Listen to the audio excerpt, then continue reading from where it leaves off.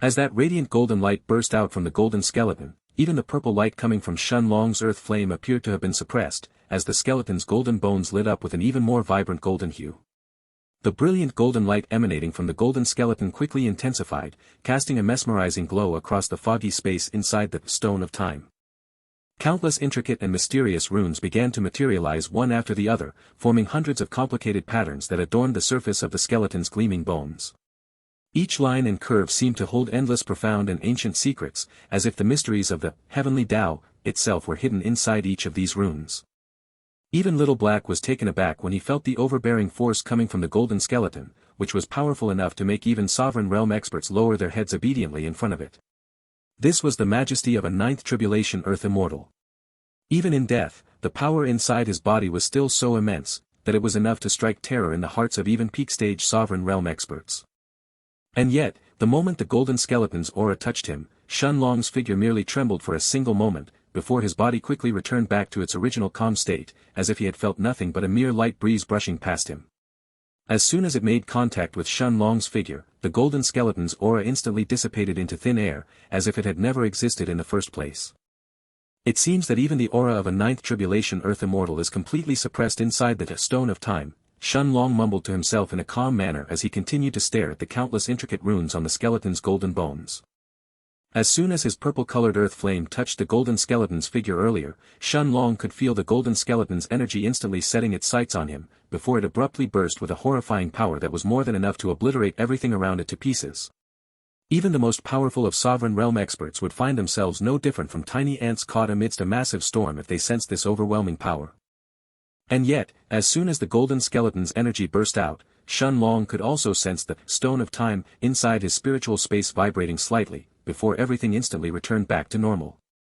It was nothing but a small inaudible hum coming from a single vibration from the Stone of Time, and yet the moment it sounded out, the golden skeleton's energy immediately dispersed, as if it didn't dare to even act up any longer. Naturally, Shun Long wasn't overly surprised when he sensed this development.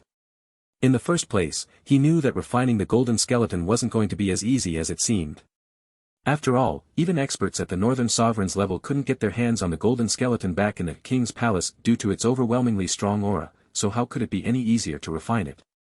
However, although the corpse of an Earth Immortal expert was indeed mighty, how could it possibly raise any significant waves while inside the Stone of Time?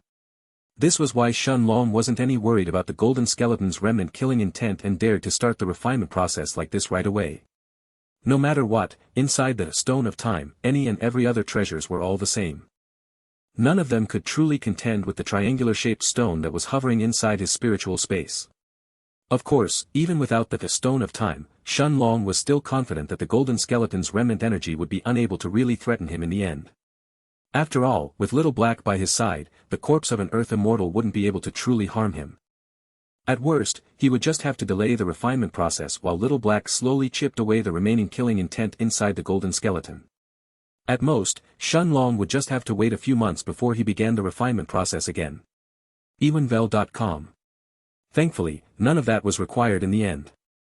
As the golden skeleton's remnant killing intent finally faded away, Little Black's bright azure eyes narrowed slightly, before the black dragon said in a clearly surprised tone. Master, this skeleton doesn't even have a wisp of its original soul remaining, and yet his killing intent was still unwilling to disappear even after so long. Most likely, even among Ninth Tribulation Earth Immortals, it seems that this person was definitely somewhat extraordinary. At the very least, he wasn't your average Ninth Tribulation Earth Immortal. After a brief moment of silence, Little Black's eyes continued to stare at the figure of the golden skeleton before he continued. Still, it's a shame. Since this person fell during his ninth tribulation of the Earth Immortal realm, even his bones were bound to return to dust in the end. Shun Long nodded his head without saying anything, while his gaze continued to linger on the golden skeleton's radiant runes that were gradually fading from existence, looking like they were being absorbed back inside the skeleton's bones. From the beginning, Shun Long had already come to the conclusion that the golden skeleton must have been an extremely impressive figure of the central continent while it was still alive.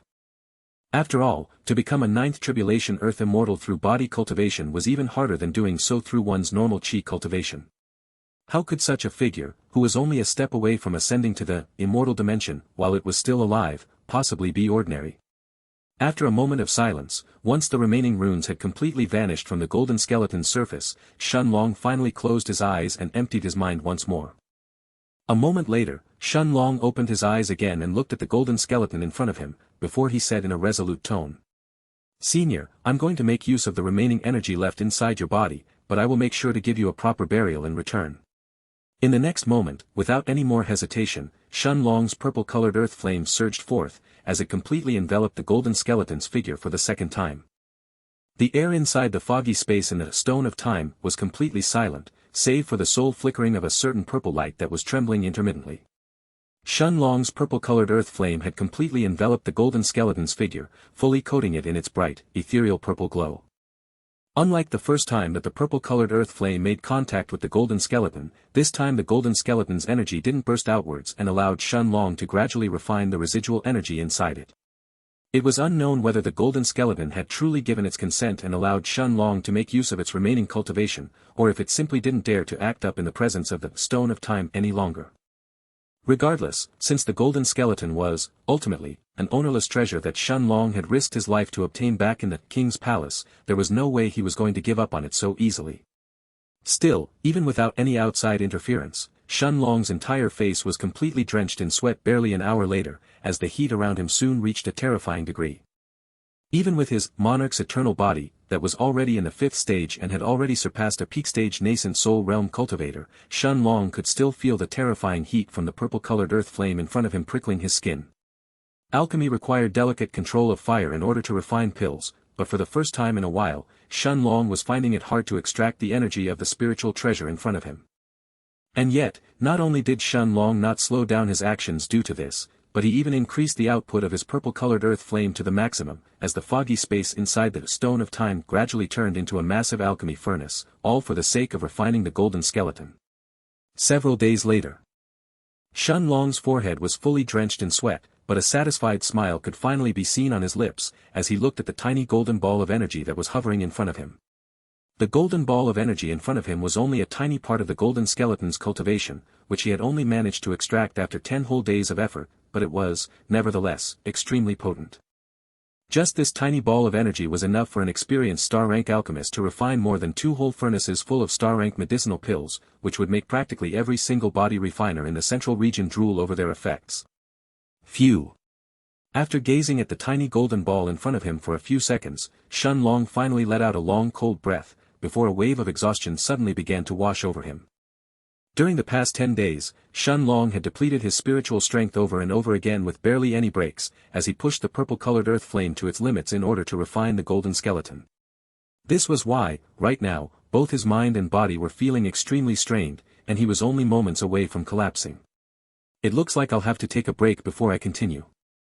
Little Black, please keep an eye out for Mayor and the others." Shen Long's exhausted voice reverberated inside the foggy space in the Stone of Time as it entered Little Black's ears.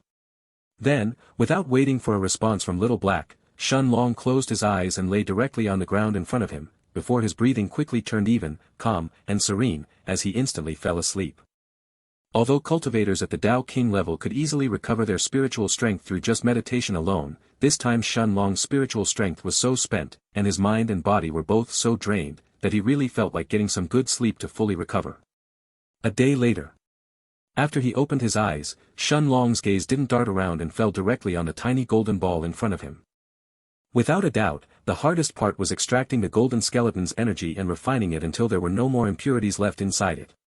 As for refining a furnace of star-rank pills using it, that was going to be no different from child's play in comparison.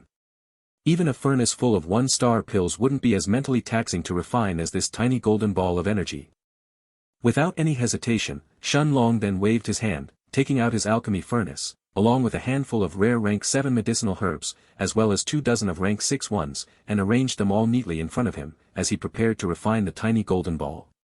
Soon, the thick scent of medicinal herbs filling the air was the only smell present inside the foggy space in the Stone of Time, as it continuously assaulted Shen Long's senses. Time continued to pass, and soon, another year had gone by inside the City of Immortals. Back in the Endless Desert, inside the 5 Elements Protective Formation, Jiang Chen and the others had already noticed Shen Long's absence a long time ago, but they all continued to cultivate nevertheless, not daring to waste even a single day in this place. No matter what, Jiang Chen and the rest all understood that being inside the five elements protective formation and having the opportunity to absorb the pure, immortal qi from the heaven-swallowing vine was a miraculous opportunity that they had all gotten thanks to Shen Long, and that it may never come again in the future. This was why they had to take this chance and temper their foundations in the Dao King realm to the extreme while they were still here. This was why, even if they didn't take so much as a single step out of the endless desert and simply continue to cultivate within the five elements protective formation, Xingyi and the others understood that they wouldn't have lost out at all, in comparison to those people who were out there exploring the city of immortals in search of fortuitous opportunities.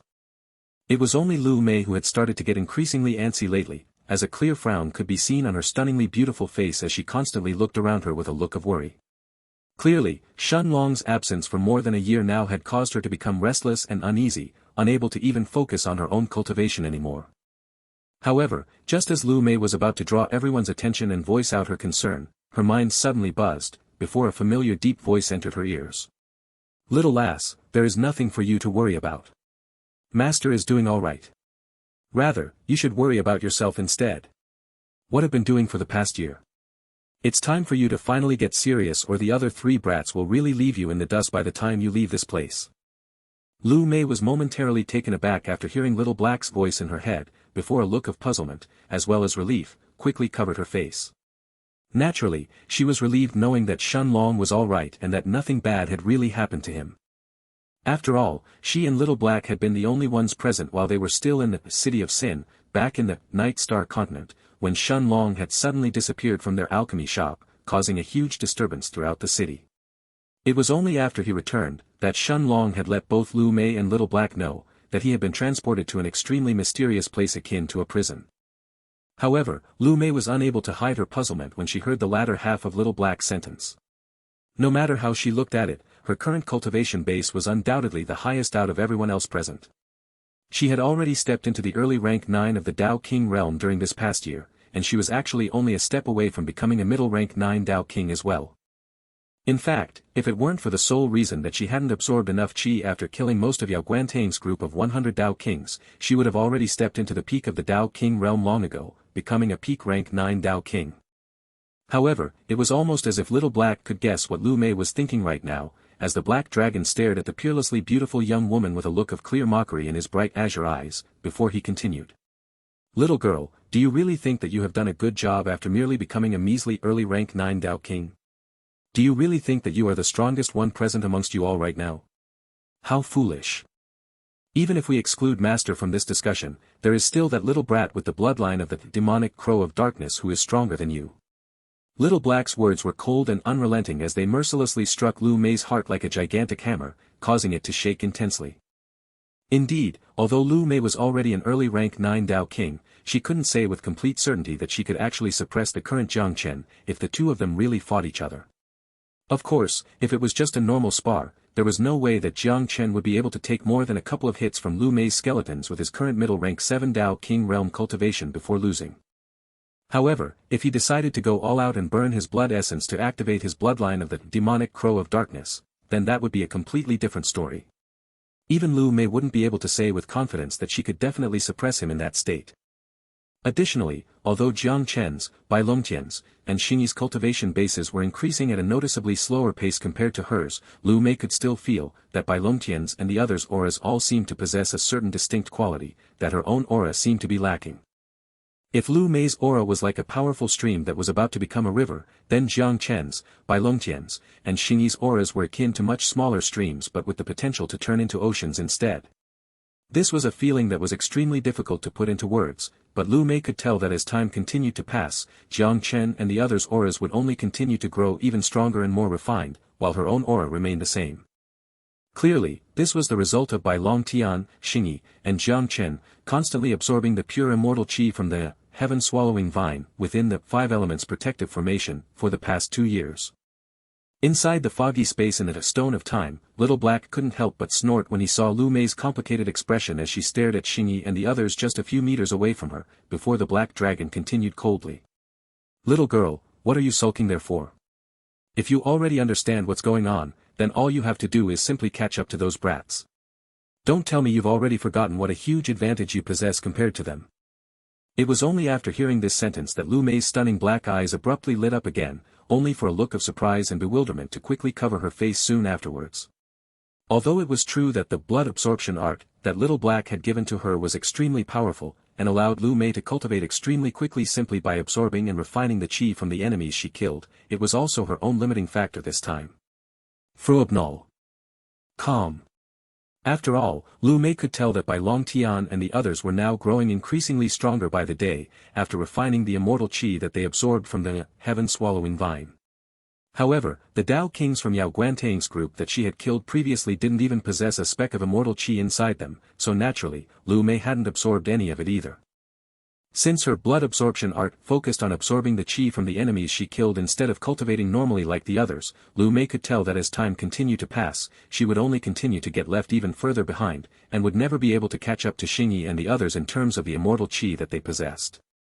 After letting out an exasperated sigh, the look in Little Black's azure eyes suddenly turned incomparably profound and deep, as if a galaxy of countless stars and constellations were being contained within the black dragon's gaze, before his voice rang out in Lu Mei's head once more. Little lass, who said that you can't absorb the immortal qi around you using the blood absorption art? Who told you that you can't cultivate normally with it? No matter what, it's still a cultivation technique of the Immortal King level, a top-grade cultivation technique even in the immortal dimension. How could it be any inferior to the average, immortal-grade cultivation techniques? Although it's true that you are somewhat lacking in talent, at least compared to those three brats that follow master alongside you, as long as you cultivate diligently from now on, you can still catch up to them in less than a year. At that moment, at the same time that Little Black's voice finished resounding in Lu Mei's head, the surrounding space within the Five Elements protective formation suddenly started to ripple, before a familiar figure abruptly appeared next to Lu Mei.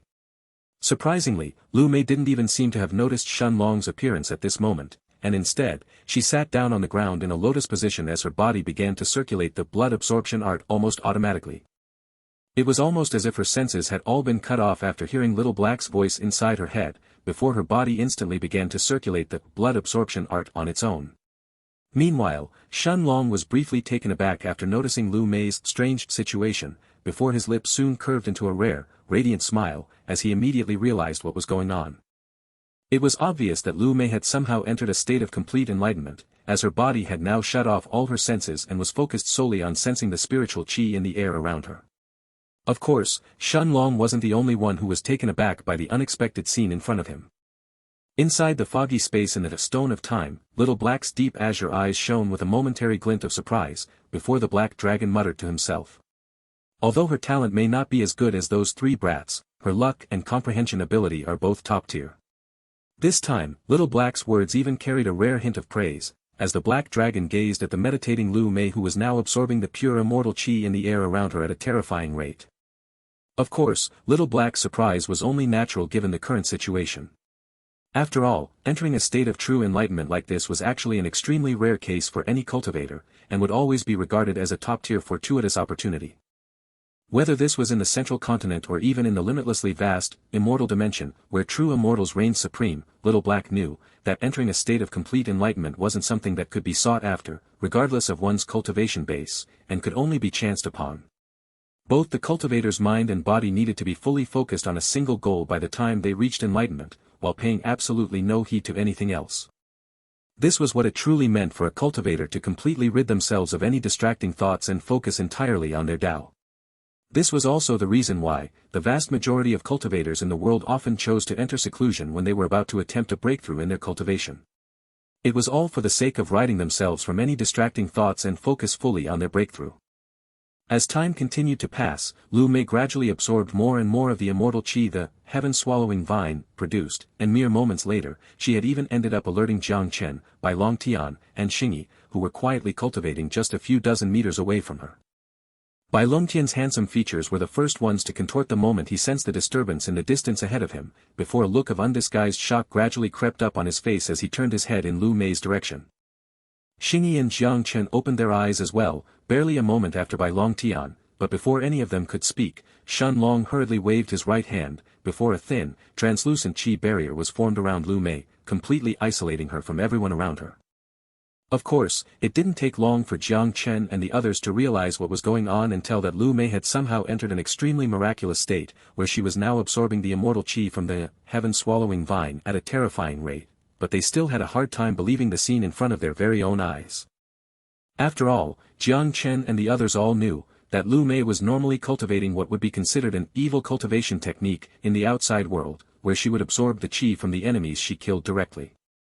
Unlike the vast majority of cultivators in the world, Lu Mei would never sit down and meditate to absorb the spiritual qi in the air around her, and would directly purify all the qi she had previously absorbed instead.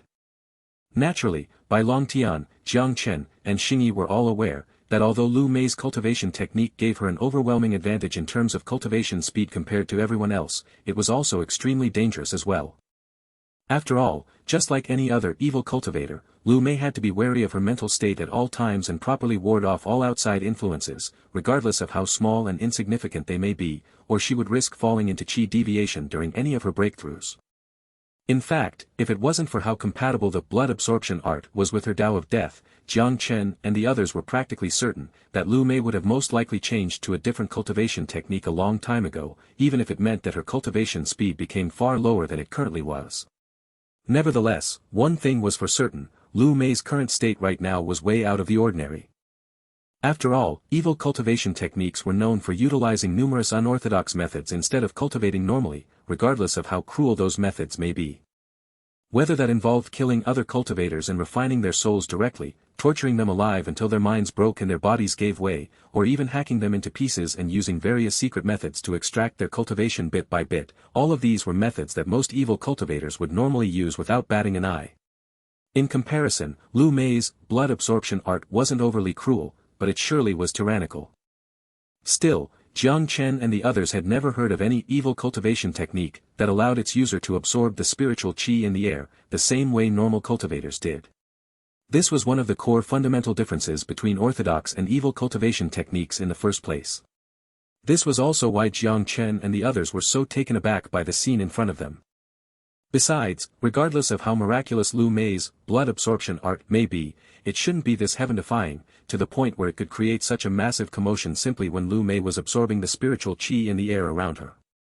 After all, Jiang Chen and the others could tell that the rate at which Lu Mei was currently absorbing pure qi right now was in no way inferior to their own when they were going all out earlier.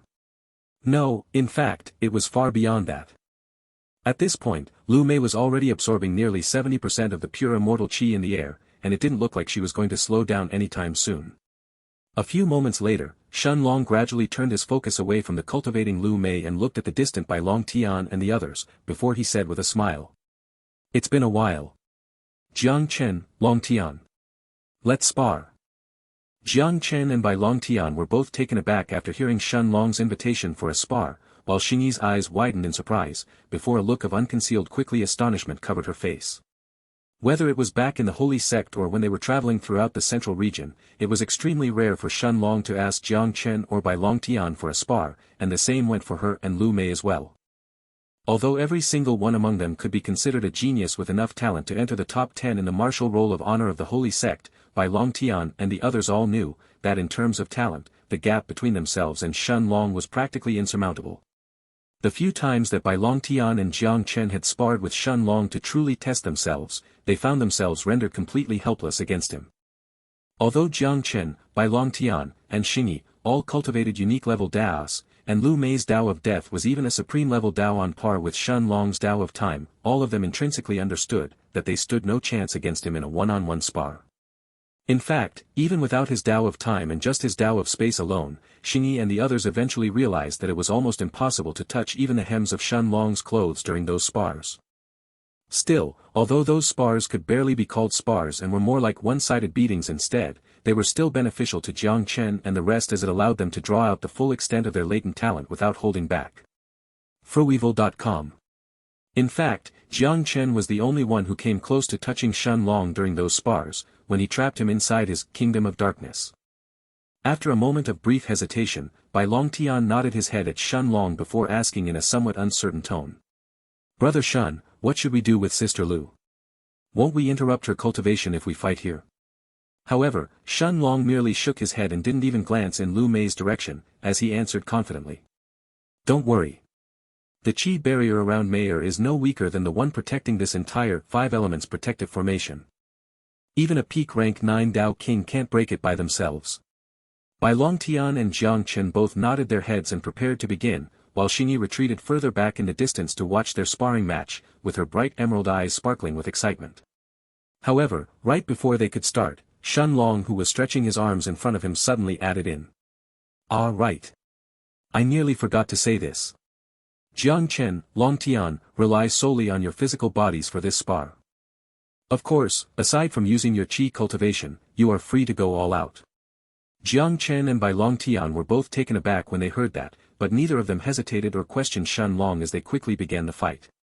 Bai Longtian was the first one to take the initiative, his body suddenly emitting a bright golden color that covered him from head to toe, before he shot towards Shen Long at full speed. Although Bai Longtian was still an early 6th-stage body refiner, both the strength and speed of his physical body could still rival quite a few middle-stage Dao Kings back in the Holy Sect. Regardless of how miraculous Shen Long's, Monarch's eternal body, may have been, it couldn't directly contend with such an attack while it was still at the peak of the 5th stage. Shen Long would either have to use his Black Dragon's bloodline, or rely on some other trump card if he wanted to take it head-on. And yet, contrary to Bai Longtian's expectations, Shen Long merely smiled lightly and simply clenched his right fist as he sent a punch forward, before asking in a playful manner. "Longtian, are you going easy on me? Didn't I tell you to go all out?" At the same time that Shen Long's words echoed in the air, his fist also met with Bai Longtian's, producing a deafening sound akin to a tiny explosion, before Bai Longtian's figure was sent flying back for more than 10 meters, 33 feet, until it came to a halt.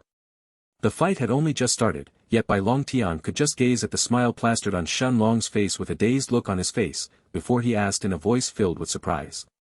"Brother Shen, you actually broke through?" It was obvious that Shen Long's mood was extremely joyful at this moment, and from the aura coming from his body, Bai Longtian, Jiang Chen, and Xingyi could all tell that he had finally stepped into the 6th stage of body refinement.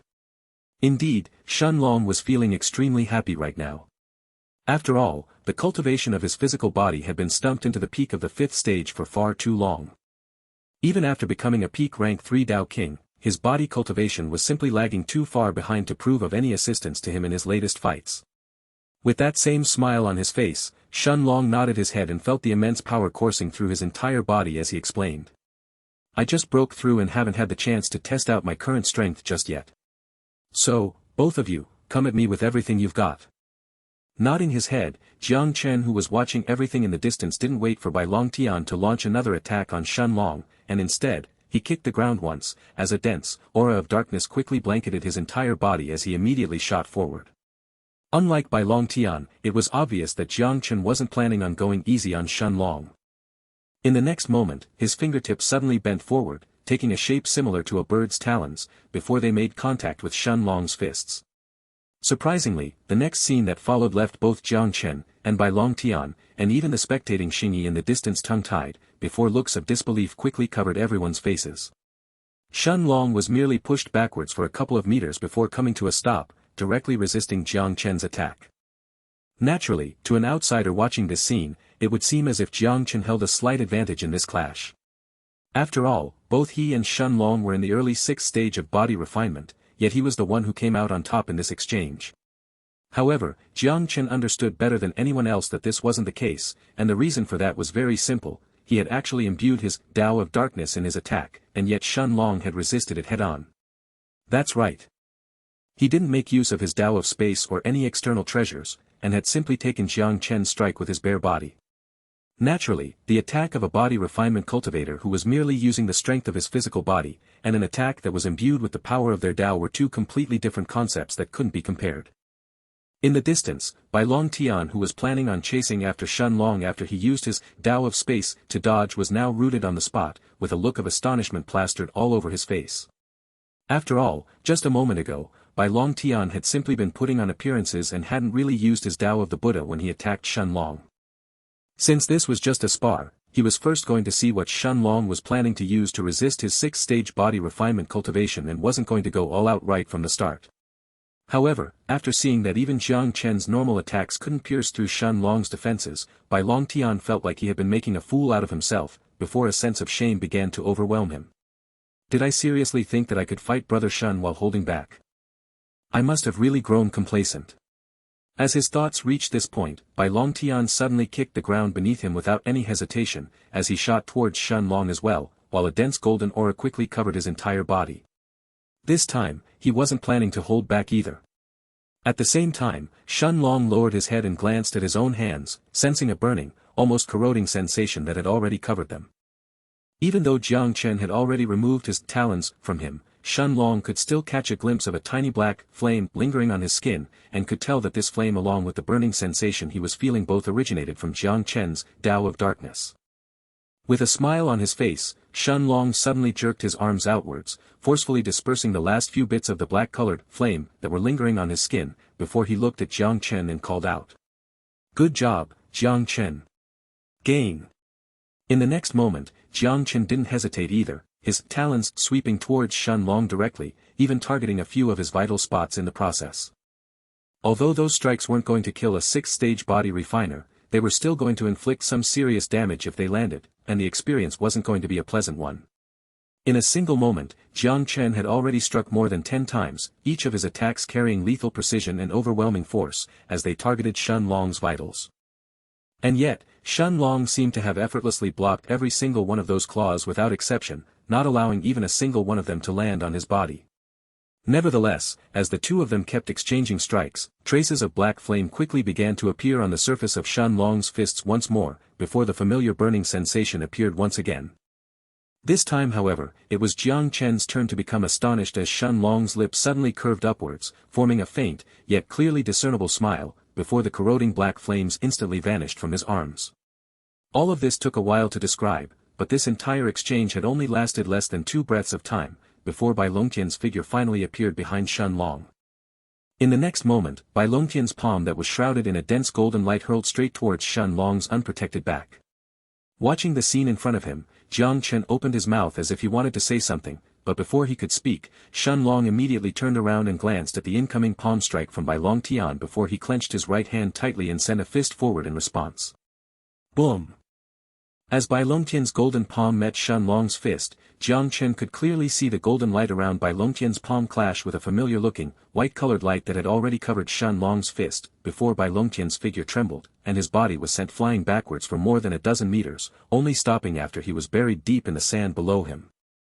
A brief moment later, Bai Longtian flew out from the ground, patting away the sand that had covered his eyes along with his face, before he quickly turned his astonished gaze towards Shen Long.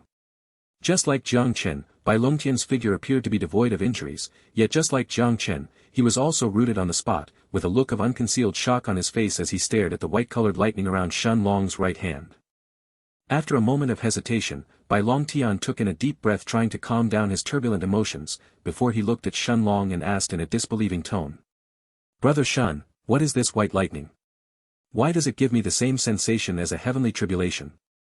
Both Jiang Chen, as well as the spectating Xingyi in the distance, now looked at the white-colored lightning around Shen Long's hand with incredulous looks on their faces, their expressions very similar to Bai Longtian's, as the same question that he had just asked lingered on their minds.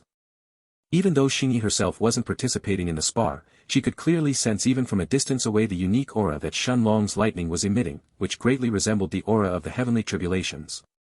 Of course, any Dao king who had already undergone their heavenly tribulation would be able to easily tell right now, that there was an extremely strong resemblance between the white lightning around Shen Long's hand and the heavenly tribulation itself. Meanwhile, a faint smile slowly formed itself on Shen Long's lips as he lowered his gaze to examine the white-colored lightning crackling around his right hand, as the faint crackling of thunder started to grow even more pronounced with every passing second, almost as if the white lightning was gradually growing stronger alongside it. A moment later, Shen Long finally turned his gaze towards Bai Longtian and the others before answering with a content smile. "I'm not sure if it already has a name, but if I had to give it one, I would probably call it the Dao of Heavenly Tribulation. I did have to sacrifice quite a bit to get it, but it really was worth it in the end." Bai Longtian and the others had already somewhat expected this answer, yet they still couldn't help but feel their minds buzz greatly the moment they took in Shen Long's words and realized the implications behind them. Although they had already guessed that Shen Long's white lightning was somehow connected to the heavenly tribulation he had faced earlier, hearing him actually confirm it was an entirely different matter altogether. After all, how terrifying was the heavenly tribulation? How many dazzling nascent soul stage cultivators had fallen to it throughout the countless years, failing to truly break through to the Tao King realm and becoming nothing more than ashes drifting throughout the endless river of time. Yet not only had Shen Long not died after facing a second heavenly tribulation at the peak of rank 3 in the Tao King realm, he had even managed to gain some insights into it and could now use the power of the heavenly tribulation for himself. Of course, Xingyi and the others didn't miss the last part of Shen Long's sentence, realizing that Shen Long must have paid quite a hefty price to acquire this Tao of the heavenly tribulation of his. Nevertheless, it was obvious from the satisfied look on his face that the advantages must have outweighed the price he had paid by quite a bit. Inside the foggy space in the stone of time, Little Black gradually turned his gaze away from Lu Mei, who was now fully immersed in her cultivation and no longer needed his assistance, and turned to look at the white-colored lightning around Shen Long's hand, before the black dragon muttered to himself. In the end, it's true that fortune and disaster go hand in hand. Master was truly close to death this time, but since he managed to survive, the benefits he reaped from this will simply be inestimable. Although Xingyi and the others weren't aware of it, Little Black understood better than anyone what type of price Shen Long had to pay to obtain this Tao of the heavenly tribulation. That final bolt of heavenly tribulation that looked like a golden rock had already dealt tremendous amount of damage in his spiritual space, and had long since evaporated all of the remaining spiritual strength inside his spiritual sea moments after it appeared. Cracks that looked like spiderwebs had already started to spread on the walls of his spiritual space, and even his soul had teetered on the verge of collapse. In that final moment, seeing as how he didn't have any other option left, Shen Long ultimately grit his teeth and chose to burn all of the remaining blood essence that was dormant in his heart, as he drew out the full potential of his black dragon's bloodline. Fi Wenf. Calm. Doing so had elevated both his qi, the power of his fleshly body, as well as the level of his soul to an astonishing degree, allowing him to survive the onslaught of the golden rock until it finally exhausted all of its power and disappeared. What he had just used back then was a type of last resort technique that was essentially common knowledge among all bloodline cultivators, yet virtually no one would ever choose to use it, unless they were truly on their last legs and had absolutely nothing else to fall back on. By completely burning one's own blood essence, cultivators who possessed unique bloodlines could temporarily increase the power of their fleshly body, their qi, and even the strength of their soul to an astonishing degree, so much that it could even allow them to transcend through cultivation levels and battle stronger foes. Of course, the increase that one would get was vastly dependent on the purity of their bloodline, as well as the rank of magic beast that it came from. Nevertheless, even if one's bloodline came simply from a rare rank magic beast, the increase in strength was nothing to scoff at. An average early-stage Tao King with the bloodline of a rare rank magic beast who completely burned his blood essence, would pose a threat to even late-stage Tao Kings and would force them to act with caution around him. As for people like Shen Long who possessed the bloodline of one of the most terrifying legendary magic beasts in the entire, immortal dimension, it was simply impossible to estimate how much stronger he would get. Still, despite its benefits, there was a reason why most bloodline cultivators would very rarely, if ever, choose to use this technique to boost their strength. After all, this technique could only be used once, before a person completely exhausted the blood essence in their heart. After using this technique, a cultivator's bloodline would immediately go dormant within their body, as if it suddenly entered hibernation, and it was unknown how long it would take to wake up again. If one was lucky, it could only take a year, but if they were unlucky, it would be impossible to estimate if and when they could use the power of their bloodline again.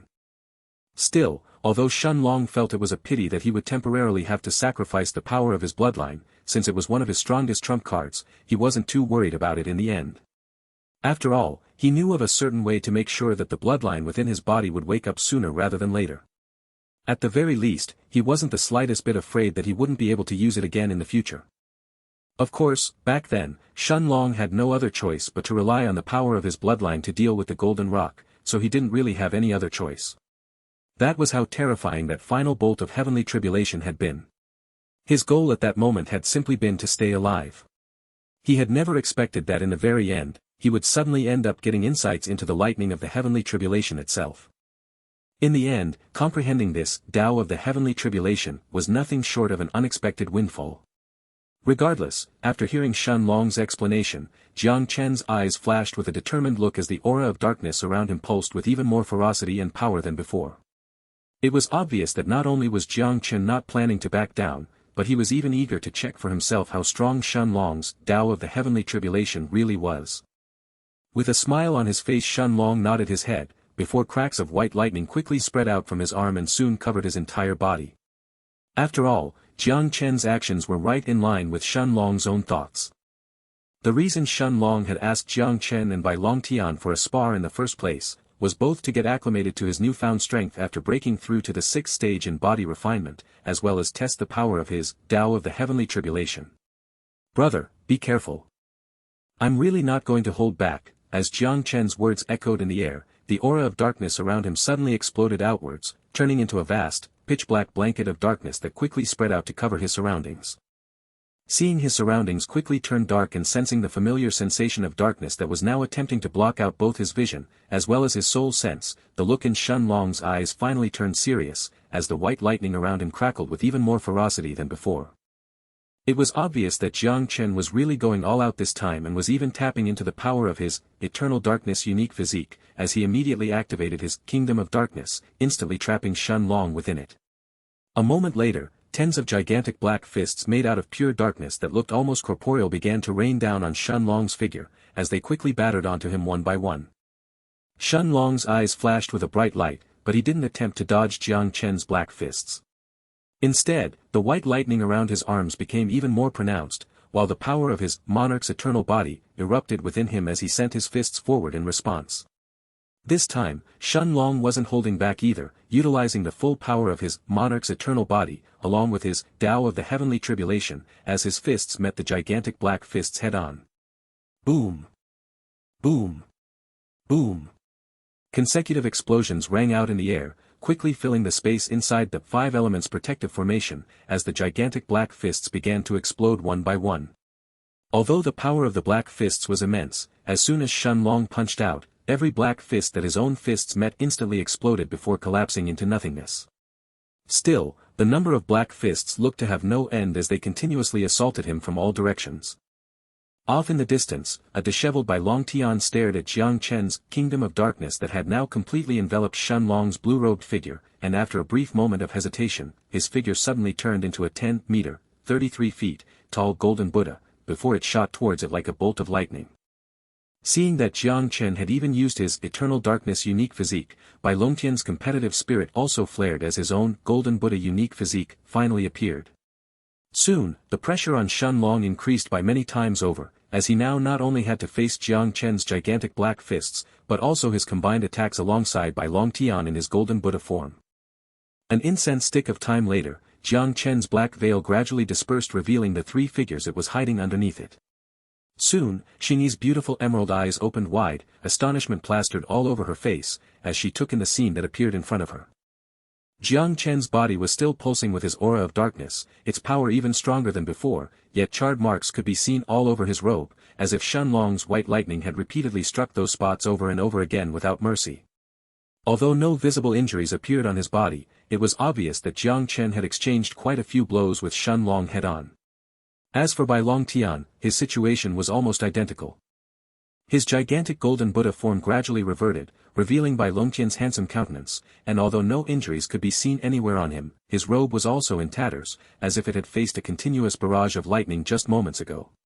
Surprisingly, Shen Long was also in a similar position as he faced Jiang Chen and Bai Longtian. Although his body was devoid of any injuries, his blue robe was now tattered, torn in multiple spots, while Jiang Chen's aura of darkness and Bai Longtian's golden Buddha energy still lingered on him. Of course, the reason why Xingyi looked so surprised was precisely due to everyone's torn clothes. Although outsiders may not realize what was going on, Xingyi was a smart girl and was clearly aware that every single one of their robes were made from rare materials and had been specially crafted by a rank 2 gold-grade formation master.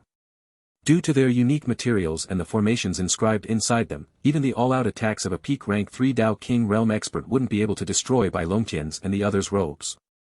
Yet not only were Bai Longtian's and Jiang Chen's robes almost destroyed, but even Shen Long's own blue robe was now in tatters.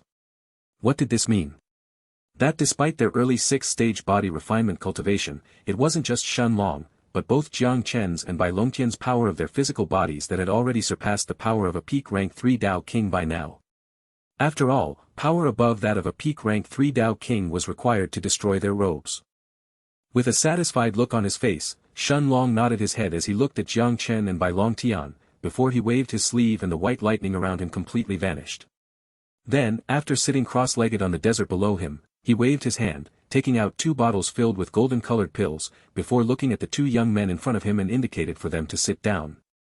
Despite their completely different dispositions, the moment they saw the two bottles of golden-colored pills in front of them, both Jiang Chen and Bai Longtian felt their hearts race, before a sensation of deep longing filled their hearts. Although they had no idea what those golden pills were, Bai Longtian and Jiang Chen could instantly tell with just a glance, even though they were still in their bottles, that the aura of those golden pills was simply enormous, and more importantly, it was something that their bodies instinctually longed for. Fruival. Calm. Waving his right hand, Shen Long sent the two bottles flying forward, each of them coming to a halt right in front of Bai Longtian and Jiang Chen, as the two bottles hovered in the air in front of them. Looking at the two young men sitting in front of him, Shen Long didn't hide anything as he explained with a smile. These pills will be very beneficial to your body refinement cultivation, and should help you reach the peak of the 6th stage before long. I refined them using the essence of a 9th tribulation earth immortal, so the energy inside them is completely pure and easy to absorb. Of course, whether you can reach the peak of the 6th stage or not before we leave this place will be entirely up to you.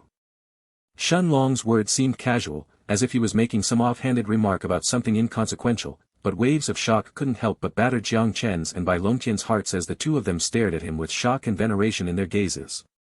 Naturally, neither Jiang Chen nor Bai Longtian were fools, so they immediately understood what was going on, yet the shock in their hearts only continued to grow as realization dawned upon them.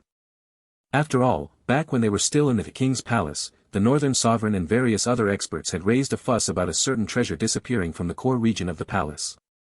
Apparently, it was an extremely rare treasure that the northern sovereign and the various experts there had been trying to get their hands on for many years. Soon, word of it began to spread, and practically every single disciple of a major power in the northern part of the continent came to know that that treasure was actually the skeleton of a 9th tribulation earth immortal which had somehow disappeared from the depths of the king's palace. Naturally, Jiang Chen and Bai Longtian understood that there was no way for all this to be a coincidence. After all, treasures like the skeleton of a peak-stage earth immortal weren't cabbage that could be found randomly lying on the streets. And yet this newfound information only served to fuel the veneration they felt for Shen Long even further. After all, not only had he somehow managed to pull the wool over a peak-stage sovereign realm expert and numerous other Dao emperors and sovereign realm experts, but he even managed to get his hands on the skeleton of a 9th tribulation earth immortal and even withstood its pressure as he refined it into pills. How many star-rank alchemists in the central region were capable of refining such a skeleton into pills? Jiang Chen and Bai Longtian weren't aware of an exact number, but they were absolutely certain that even the best star-rank alchemist of the holy sect, Xingyi's master, Elder Mao Jing, wasn't capable of that.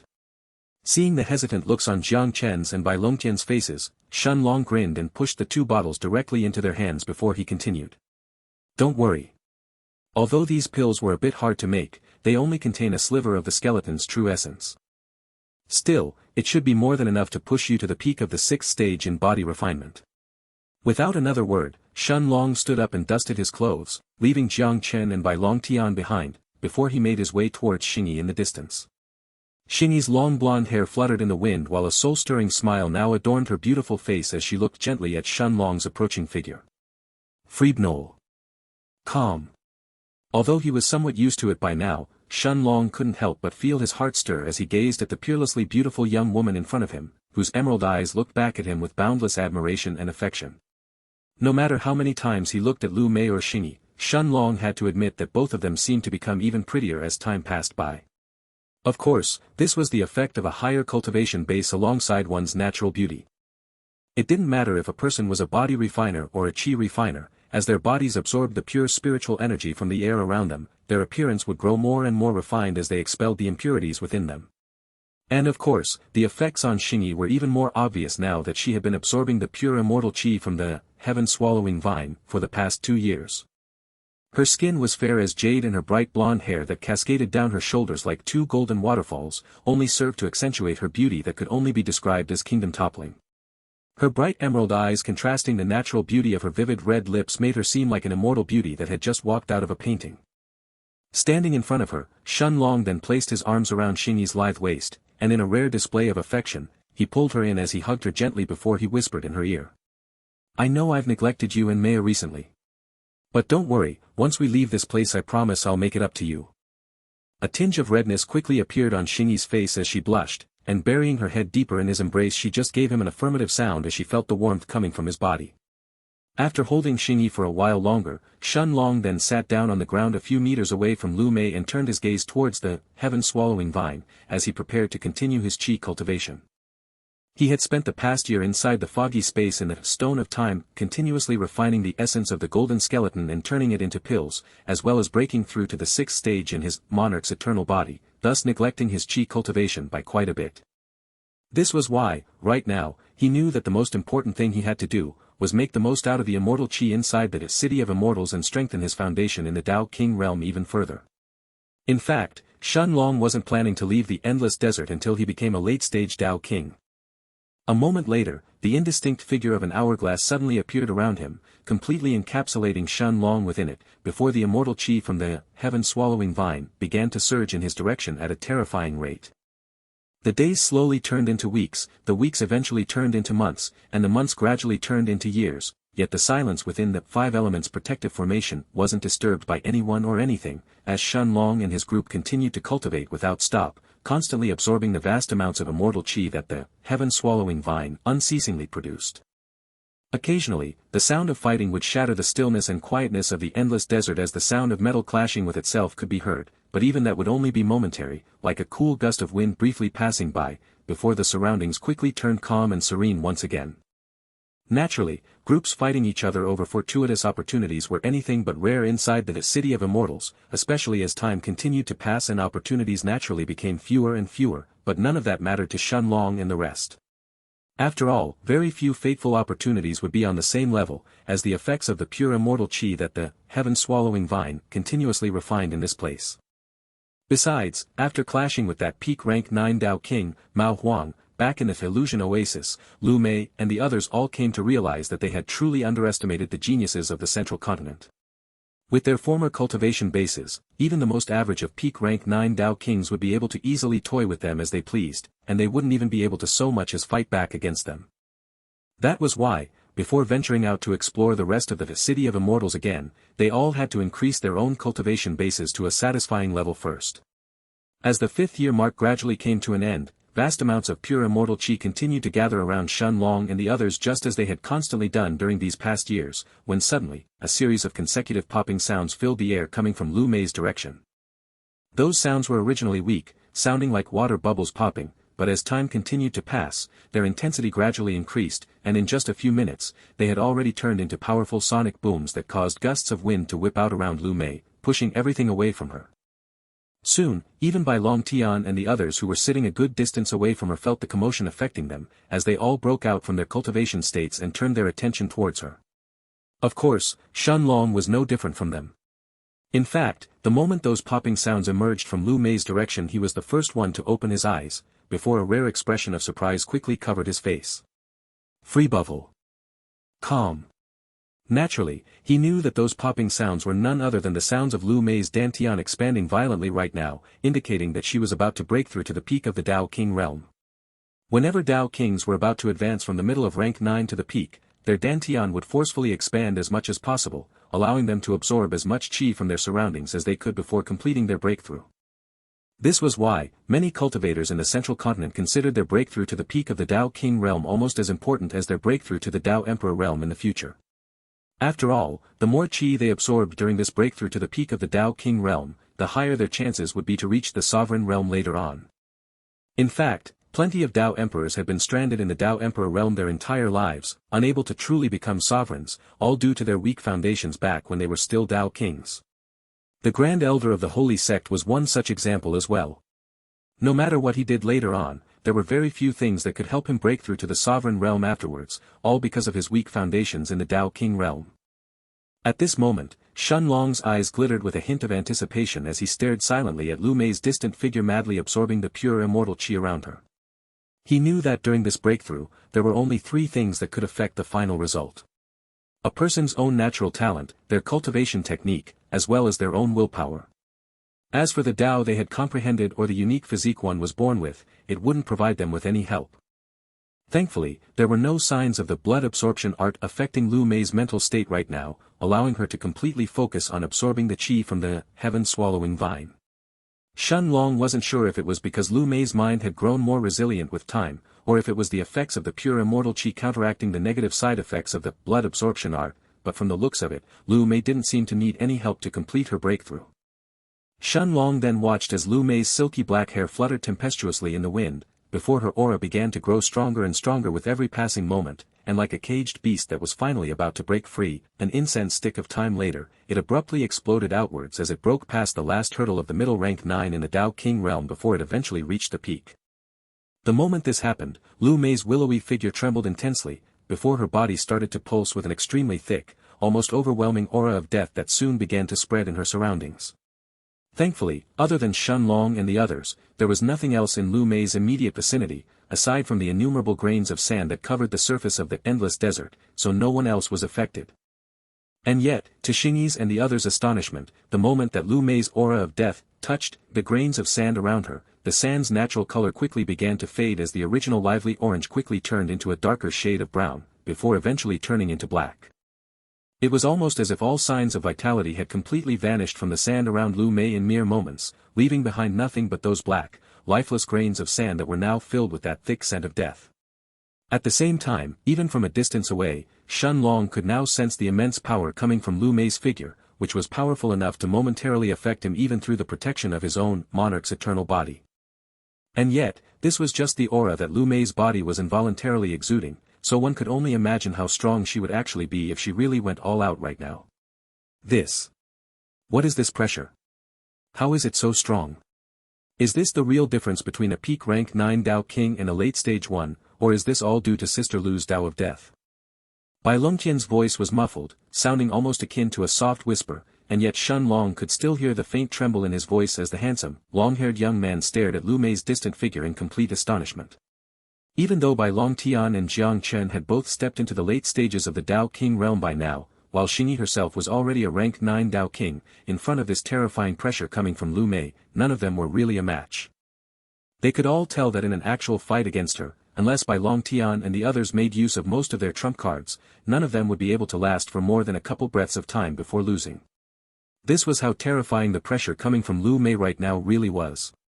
A moment later, Jiang Chen's eyes gradually turned serious before he answered coolly. This is the fundamental difference between peak stage Dao Kings and normal late stage ones. This is also why that Mao Huang could act so arrogantly back in the illusion oasis and extort others for their immortal water without fear of getting ganged up by others. Ultimately, peak rank 9 Dao Kings are no different from supreme existences in this place. The moment someone reaches the peak of the Dao King realm in both their cultivation, as well as their comprehension of their Dao, they are practically considered to be already half a step into the Dao Emperor realm. Average late-stage Dao Kings have no chance against them. Bai Longtian and Xingyi both nodded their heads after hearing Jiang Chen's explanation, while their gazes were completely glued on the distant Lu Mei whose aura had finally started to recede little by now. Although Bai Longtian and Xingyi both came from peak-level factions back in the Night Star continent, back there, even the strongest experts like Bai Longtian's father were only peak-stage Dao Kings. Thus, even though the two of them could be considered fairly knowledgeable overall, in front of Jiang Chen whose father was a true powerhouse at the rank 9 of the Dao Emperor realm, their knowledge of cultivation fell rather short. Nodding his head, Shen Long agreed with Jiang Chen's explanation, while a myriad of different thoughts began to course through his mind. A few moments later however, he shook his head as he thought to himself. Staying in the endless desert and letting Mayer and the others absorb the immortal chi from the heaven-swallowing vine was really the right choice. Staring at the distant setting sun, a faint smile silently bloomed on Shen Long's lips, as the cool breeze of the endless desert gently caressed his face, while also dispersing the faint scent of death that had already started to cover everyone's surroundings. At this point, Shen Long knew that it would be a lie if he said that he wasn't tempted to explore the rest of the City of Immortals with Lu Mei and the others.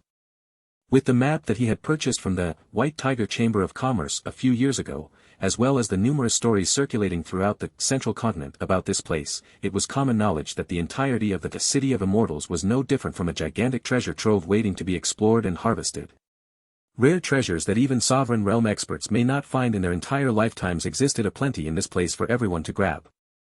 However, after their last encounter back in the illusion oasis with both Mao Huang, as well as that black-robed peak rank 9 Dao King who had tried to assassinate him, Shen Long had already decided that he wasn't going to leave the endless desert until he became a late-stage Dao King first. He wasn't certain if he would have enough time to reach the peak of the Dao King realm before the rumored 10-year time period came to an end and everyone was expelled from the City of Immortals like they had in the past, but he was at least confident in reaching the late stages before that happened. Still, it wasn't that Shen Long was afraid of the black-robed Dao King who had ambushed him back then. After all, after reaching the 5th stage of the Dao King realm, he was already confident in killing the man should the two of them clash again. However, Shen Long was already thinking of another matter. If I'm not wrong, even though that guy was hiding his identity, he should most likely be among the 100 strongest Dao Kings in the White Tiger Chamber of Commerce's list. Although his strength was nothing too extraordinary, his speed was actually quite fast. Even if they were all peak rank 9 Dao Kings, it's probably only Long Tian among Mayer and the others who can compete with him and match his speed head-on. After this thought coursed through his mind, Shen Long took a deep breath and sat cross-legged on the ground once more, as he quickly emptied his mind and began to absorb the pure qi from the heaven-swallowing vine once again. The grains of sand around him were once again filled with the overwhelming aura of the pure immortal qi that the heaven-swallowing vine unceasingly produced, as a gigantic qi vortex quickly began to form above his head, greedily sucking in all the qi that it could absorb from its surroundings. Although Shen Long wasn't afraid of the black-robed man and was even confident in killing him, he knew that he couldn't waste any more time here and could only do his best to improve his cultivation as much as possible in the few years that he had left in this place. After all, that black-robed man was not the only threat he would face in this place. If Shen Long wasn't wrong, that guy would only rank in the lower end among the 100 strongest Dao Kings inside the City of Immortals. This meant that there were at least 90 or so more peak-stage Dao Kings who were far superior to that guy in strength. And these were just the Dao Kings that the White Tiger Chamber of Commerce were aware of. Who knew if there were any other monsters similar to Shen Long and his group, keeping themselves hidden from the public eye so far? Would all those people just wait and wander around idly in the City of Immortals, or would they begin searching for fortuitous opportunities to increase their strength even further in the Dao King realm, grabbing as much as they could while they were inside this gigantic treasure trove? Shen Long didn't need an answer to that obvious question, which was why he was going to make full use of the next few years, bringing his strength as high as he could to contend with those monsters. Months continued to pass quietly but peacefully for Shen Long and his group inside the protection of the 5 Elements Protective Formation, and yet everything else seemed to remain mostly the same. Large groups of Dao Kings would often wander through the scorching sands of the endless desert as they traversed through it, some of them on the backs of powerful rank 6 magic beasts while others as parts of large groups, but none of them would ever disturb Shen Long and his own group, mainly due to the concealing effect of the protective formation that covered them. Occasionally, gusts of warm wind would often find themselves gently caressing Shen Long's face, carrying with them a faint scent of blood whenever nearby Dao Kings clashed with each other or with any wandering nearby magic beasts that blocked their way, but even those warm breezes would be quickly refined into streams of pure immortal qi by the heaven-swallowing vine soon afterwards. It was a monotonous routine where Shen Long would continuously absorb the pure unending streams of immortal qi from the heaven-swallowing vine every day, constantly using them to form new golden balls of qi inside his dantian, as his cultivation slowly inched closer towards the peak of the Dao King realm. And yet Shen Long himself didn't seem to mind any of this in the slightest, and in fact even relished in this rare moment of peace. No matter what, it was a fact that ever since entering the City of Immortals, Shen Long and his group had never really stopped fighting wherever they landed. Whether it was during the so-called preliminary trials in Demon Fanged City, where they had to hunt down those 5,000 demon-fanged mice, or even after passing the trials and entering the second stage of the City of Immortals when they met Li Tian and his group, that early rank 7 Dao King from the White Tiger Chamber of Commerce, a fight always followed wherever Shen Long found himself. Even back in the stone mural, when everyone was merely studying the profound Daos carved on the mural, or even back in the illusion oasis where all the Dao Kings present fought over the drops of immortal water, the situation remained largely the same. Although being constantly dragged into fights quickly turned somewhat annoying, in the end, Shen Long understood that this was all due to the fundamental unspoken rules of the City of Immortals. Ultimately, everything depended solely on one's own power. If a person appeared weak but stood out too much, others would usually attack them without much reservation. However, if a person was sufficiently strong, those same people would think twice before making a move. This was why Shen Long didn't mind spending some time peacefully like this inside the 5 Elements Protective Formation while increasing his own strength. Of course, absorbing the pure immortal qi wasn't the only thing that Shen Long did during the day. Whenever he felt that he had already absorbed too much immortal qi and needed time to assimilate it, he would usually take a break and spar with Jiang Chen and the rest before turning his attention towards his body cultivation. And yet, those sparring sessions that were merely an afterthought, were no different from killing 3 birds with 1 stone.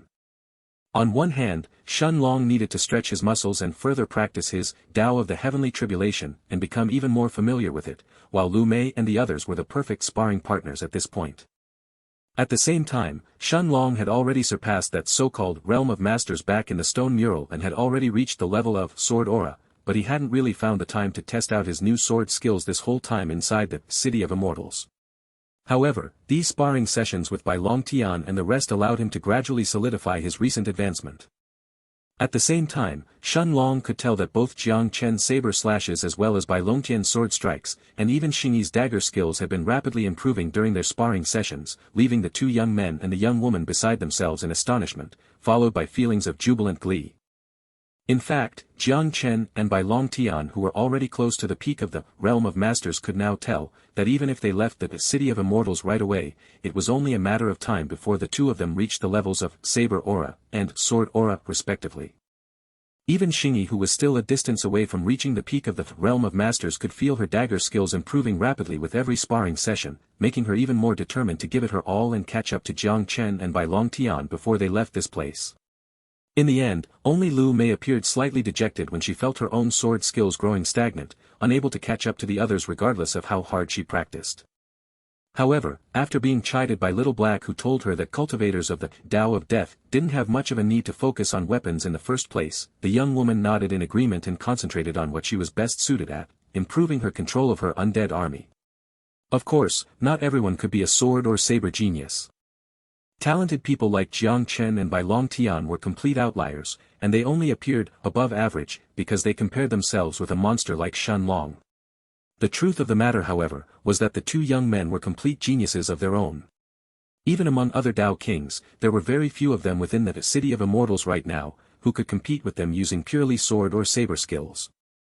Even Xingyi herself was extraordinarily talented with a dagger, which was why her own skills were advancing so rapidly with every sparring session. As for Lu Mei, when compared to the vast majority of Tao kings out there, her sword skills could only be considered average at best. But of course, this was the harsh reality of the world. Everyone had their own areas where they excelled, and the same went for Lu Mei. Although the beautiful young woman's sword skills could merely be considered average at best, Shun Long understood that Lu Mei's talents lay in soul cultivation instead. Months continued to pass, and finally, half a year later, Xingyi was the second person in the group to become a peak rank 9 Tao King right after Lu Mei. The aura of a second peak rank 9 Tao King quickly suffused the enclosed space of the Five Elements protective formation, causing everyone to snap out of their reverie and stop whatever they were doing, as they all turned their attention towards the golden-haired young woman standing at the center of it all. The moment she sensed Xingyi's breakthrough, Lu Mei's bright red lips suddenly pressed together, forming a brilliant, soul-stirring smile, before the two young women almost simultaneously turned their gazes towards the east, as if on cue. It was finally time to take back what had been stolen from them. A few moments afterwards, Lu Mei's calm voice sounded through the air, a hint of a smile suffusing her lips as she stared at the blonde-haired beauty in front of her and asked her. "How does it feel, Xingyi? Becoming a peak rank 9 Tao King really feels different, doesn't it?" After taking a moment to fully sense all the changes that were taking place inside her body, Xingyi couldn't help but fall silent for a while, before eventually nodding her head and answering in a somewhat bewildered tone. "Is this what it feels like to become a peak stage Tao King? No wonder peak rank 9 Tao Kings are revered so much for their strength." As she said this, Xingyi lowered her head and tried to suppress as much as she could the overwhelming aura that her body was now involuntarily giving out. It was just as she had just said. Becoming a peak stage Tao King was indeed vastly different compared to normal late stage Tao Kings. This difference wasn't one that could be described with just a few words either. It was only now, after reaching this stage herself, that Xingyi finally realized why peak stage Tao Kings could roam the City of Immortals unafraid of practically anyone and anything else in this place. It wasn't something as simple as merely another advancement in one's cultivation base, but more importantly, it was due to the cumulative evolution of the strength and comprehension of the Tao that these Tao Kings experienced the moment they reached this peak. After all, a peak rank 9 Tao King could only be considered to have truly reached the peak, only when the comprehension of their own Tao reached the peak of the Tao King realm alongside their cultivation base. Otherwise, if one's cultivation had already reached the peak of the Tao King stage but their comprehension of their Tao was still lacking behind it, or in some extremely rare cases where one's comprehension of the Tao had already reached the peak of the Tao King stage but their own cultivation base had yet to catch up, those people still couldn't be considered true peak stage Tao Kings just yet. One needed to have attained both to claim this title. As for Xingyi, although her cultivation had just advanced to the peak of the Dao King realm, normally, she would have needed more time for her comprehension of her Dao of Shadows to catch up to her cultivation, before she could be considered a true peak stage Dao King as well. However, it just so happened that Xingyi was the type of person whose own comprehension of her Dao outpaced her actual cultivation base. Due to her increased affinity towards the Dao of Shadows that she possessed thanks to her Vanishing Shadow's unique physique, Xingyi's comprehension of her Dao had already reached the peak of the Dao King stage a while ago, and was in fact, slowly edging closer towards the Dao Emperor realm by the day. Although she was still very far away from becoming a bona fide Dao Emperor, even if she did nothing else and merely focused on consolidating her cultivation base for the following couple of years, it was only a matter of time before she eventually broke through to the Dao Emperor realm as well. These were the benefits of being born with an extremely rare unique physique. Most cultivators had virtually no hope of catching up to someone like that, at least not without their fair share of fortuitous opportunities as well. And now that both her Qi cultivation and comprehension of her Dao of Shadows had reached the true peak of the Dao King stage, Xingyi could finally experience the qualitative evolution that all peak stage Dao Kings got to enjoy for themselves. Moments later, her luscious golden hair flowed with the wind as the stunning young woman sat on the ground and closed her eyes, focusing her senses on the myriad of shadows that were present everywhere around her. Whether it was her own shadow, Lu Mei's own, or even Shen Long's and the others' shadows, and even the shadows created from the countless grains of sand themselves, it seemed as if every single shadow in her vicinity was now being affected by Xingyi's mere presence and was madly scrambling to get closer towards her, as if the shadows themselves were trying to embrace the beautiful young woman and protect her, hiding her beneath their dark veil. Staring at this peculiar scene in front of them, Lu Mei and the others remained quiet for a few moments as they observed everything in silence, before Jiang Chen eventually nodded his head and commented in a calm tone. Back when I was a kid, when my father used to teach me the basics of cultivation, he constantly emphasized the importance of the Dao King realm and building a strong foundation before ever trying to become a Dao Emperor. He always pointed out that only those cultivators who had reached the absolute peak of rank 9 in the Dao King realm were qualified to roam through the central continent with a certain degree of safety, without actually risking their lives at every twist and turn they faced. Jiang Chen's voice then trailed off momentarily, as his deep black eyes stared intently at the hundreds of shadows that had already wrapped themselves around Xingyi's body and were slowly turning darker and darker with every passing moment, as if the shadows themselves were gradually turning even deeper and more pronounced as time passed, before the devilishly handsome young man narrowed his eyes and continued speaking. And the reason behind this all, is due to this powerful aura that all peak stage Dao Kings naturally exude when they finally reach the peak, the aura of a pseudo-Dao Emperor. Turning his head to look at the taciturn Lu Mei just a few meters away from him, Jiang Chen's expression didn't change, but his voice turned slightly more serious as he continued. Half a year ago, during your breakthrough to the peak of rank 9, I couldn't understand why your aura was so deadly that I couldn't get a good feel for it even from a distance away, but now I finally do. In the next moment however, just as Jiang Chen's voice trailed off and disappeared into the distance, Lu Mei, who was curious to hear the rest of his explanation, suddenly frowned while her gaze abruptly turned cold and unfeeling, before the ground beneath her feet suddenly started to violently shake. At the same time, Shen Long, who was just about to sit down and continue his secluded cultivation, widened his eyes, before an incredulous expression quickly found its way to his face shortly afterwards, as a single thought coursed through his mind. There is actually someone brave enough to attack my 5 elements protective formation? At the same time, just as Shen Long's thoughts trailed off, a group of 6 men and women could be seen conversing with each other at the very edge of the 5 elements protective formation, all of them staring at the thin translucent veil in front of them that had merely rippled for a single second, before quickly returning to normal once again, seamlessly blending back into its surroundings once more. This is actually surprising. This formation isn't just a concealing formation after all, it also has some defensive properties as well. This thing even took Elder Ling's punch head-on and was barely even affected. Clad in a set of luxurious black robes, an old man with a hideous scar under his left eye eventually exclaimed, his gaze a mixture of surprise and curiosity as he stared at the thin protective veil of the enormous formation in front of him.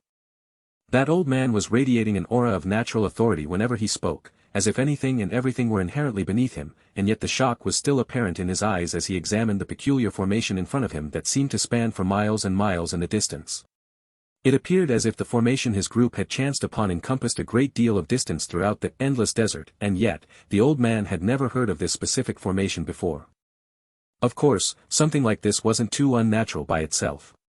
After all, that a city of immortals had only opened for a couple of times in the past, and every single one of those times had only lasted for approximately 10 years or so, so there were still far too many secrets that had yet to be unearthed. Considering how vast just the endless desert by itself was, and the fact that nobody had managed to fully explore it yet despite the overwhelming number of Dao kings that had entered this place and the years that had gone by already, it was simply impossible to estimate the true magnitude of the entire city of immortals as a whole. However, the luxuriously robed old man was mainly surprised by another reason.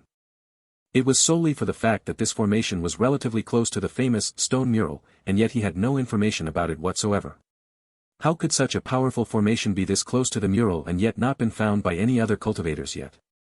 Was this a new, naturally formed formation, or did some powerful formation's grandmaster place it here? And if it was the latter, why? What was their true intent? Was there something special about this place that others had yet to figure out yet that person had already found? The old man didn't know, but he was certain he was going to find out. Even more surprising, however, was the fact that the old man couldn't accurately pinpoint the formation's core. In the beginning, it seemed as if the formation was extremely large, spanning for countless miles throughout the desert and covering an extremely vast distance, but after ordering one of his companions to attack it, the old man was left even more confused than before. The moment the formation absorbed his companion's attack, the thin translucent veil started to contract and expand intermittently, causing the entire formation to surge, before effortlessly blocking a strike from a peak-stage Dao King, as if it was nothing but a weak gust of wind that simply fell upon it. Of course, as a formation's grandmaster himself, the old man could easily tell that the five elements protective formation absorbed the immortal chi in the air to operate and block his companion's attack, causing him to come to the conclusion that this was most likely not a naturally created formation. And since that was the case, that could only mean one thing. This formation must have been placed here by another peak rank 3 gold grade formation's master. As this thought coursed through his mind, the old man's eyes narrowed dangerously before he turned towards his companions and spoke in a calm voice. If I'm not wrong, this formation was most likely created by another peak rank 3 gold grade formation's master. Although I can't pinpoint where the formation's core lies exactly, I am confident in breaking it in less than 1 month if we all join hands together. What do you all think? The luxuriously robed old man's words were like a bolt of thunder striking the hearts of his companions, causing their relaxed expressions to immediately turn somber before they all turned their attention to him in shock. Of course, the changes in the 5 people's expressions were only natural as well. It would be one thing if what they were dealing with was just a naturally created gold-grade formation, but if it was one set by another peak rank 3 gold-grade formation master, then things were entirely different. After all, high-level alchemists and formations masters were always respected and sought after by most powerful clans and organizations back in the central continent, and the city of immortals was no different in this regard. No one would thoughtlessly choose to offend a high-level formations master if they could avoid it, and the same went for their group. Although their company consisted of 6 peak rank 9 Dao kings, one of whom was even a powerful gold-grade formations master as well, offending another peak-stage Dao king proficient in formations wasn't something that could be done at one's whim. However, the old man didn't seem perturbed by the changes in his companion's expressions in the slightest, as he once again turned his attention towards the peculiar formation in front of him and continued to examine it deeply before he continued. I know what you are all nervous about, but there is no reason to be too worried about it. You are afraid that by attacking this formation, you will offend the gold-grade formations master who set it up, aren't you? After a brief moment of silence, a middle-aged woman in green robes finally stepped forward, nodding her head as she looked at the black-robed old man before answering respectfully. Elder Ming. It's not that we don't believe in your abilities, but offending another rank 3 gold-grade formations master for no reason isn't that wise either. It would be one thing if we knew that there was something special about this place, but since we don't know if there is anything of real value to us here, how about we just let it go?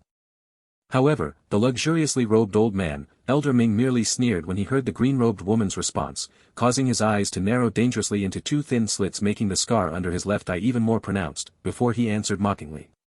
Tell me then, Wang Dongmei, do you really think that someone would set up a formation like this, here in the middle of nowhere, for no apparent reason? That a rank 3 gold-grade formations master would spend so much time and resources setting up a concealing formation, simply to hide themselves in this place? Hearing the black-robed old man rebuking her so openly, the green-robed woman lowered her head in shame, unable to come up with a retort, as she realized that the old man's words actually made sense.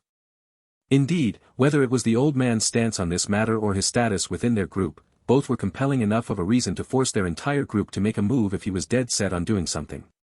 Besides, what were the chances of a powerful formations master setting up such a powerful formation in the middle of nowhere for no real reason? It was practically zero.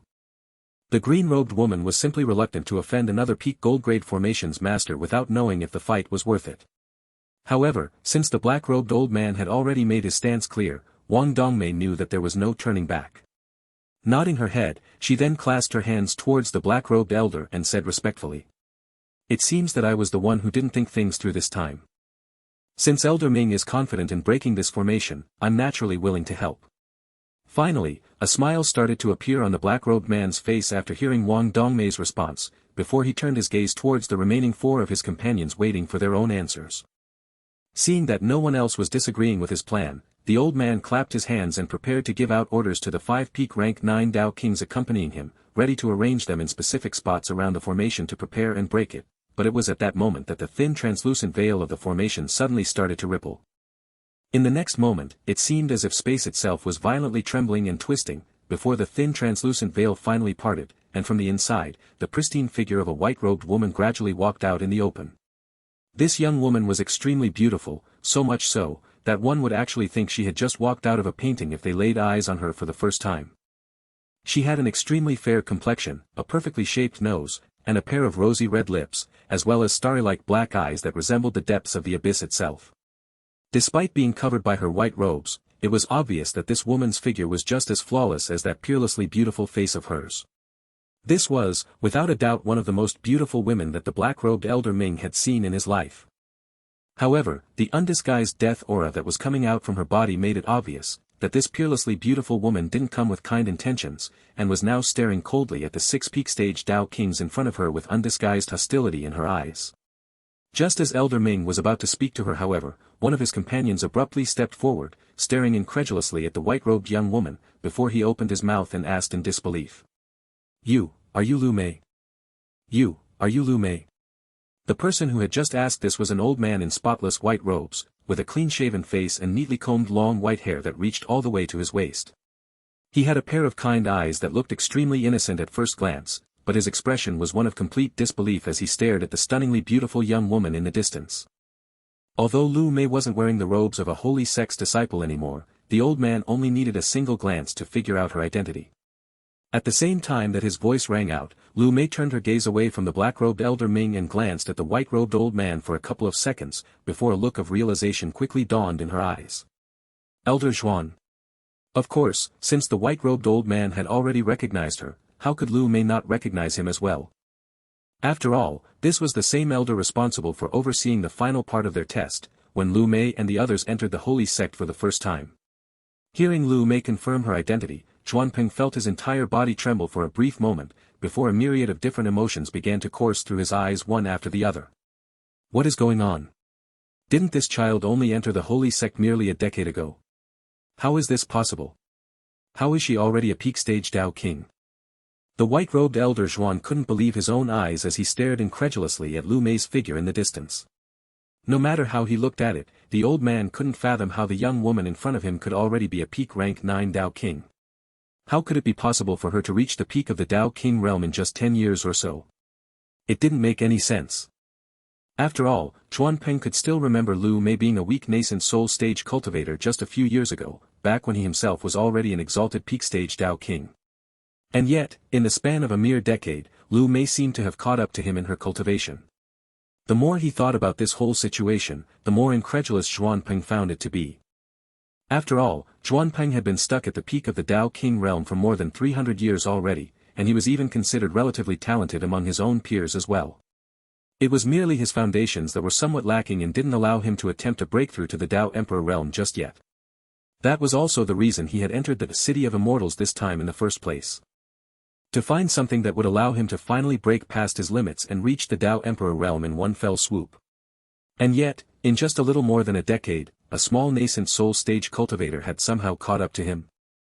Zhuanpeng wanted to sit Lu Mei down and ask her all about her experiences during the past few years and find out how all this could be possible, but it was at this moment that the black-robed Elder Ming suddenly took a step forward, appearing right next to him before the black-robed old man finally spoke.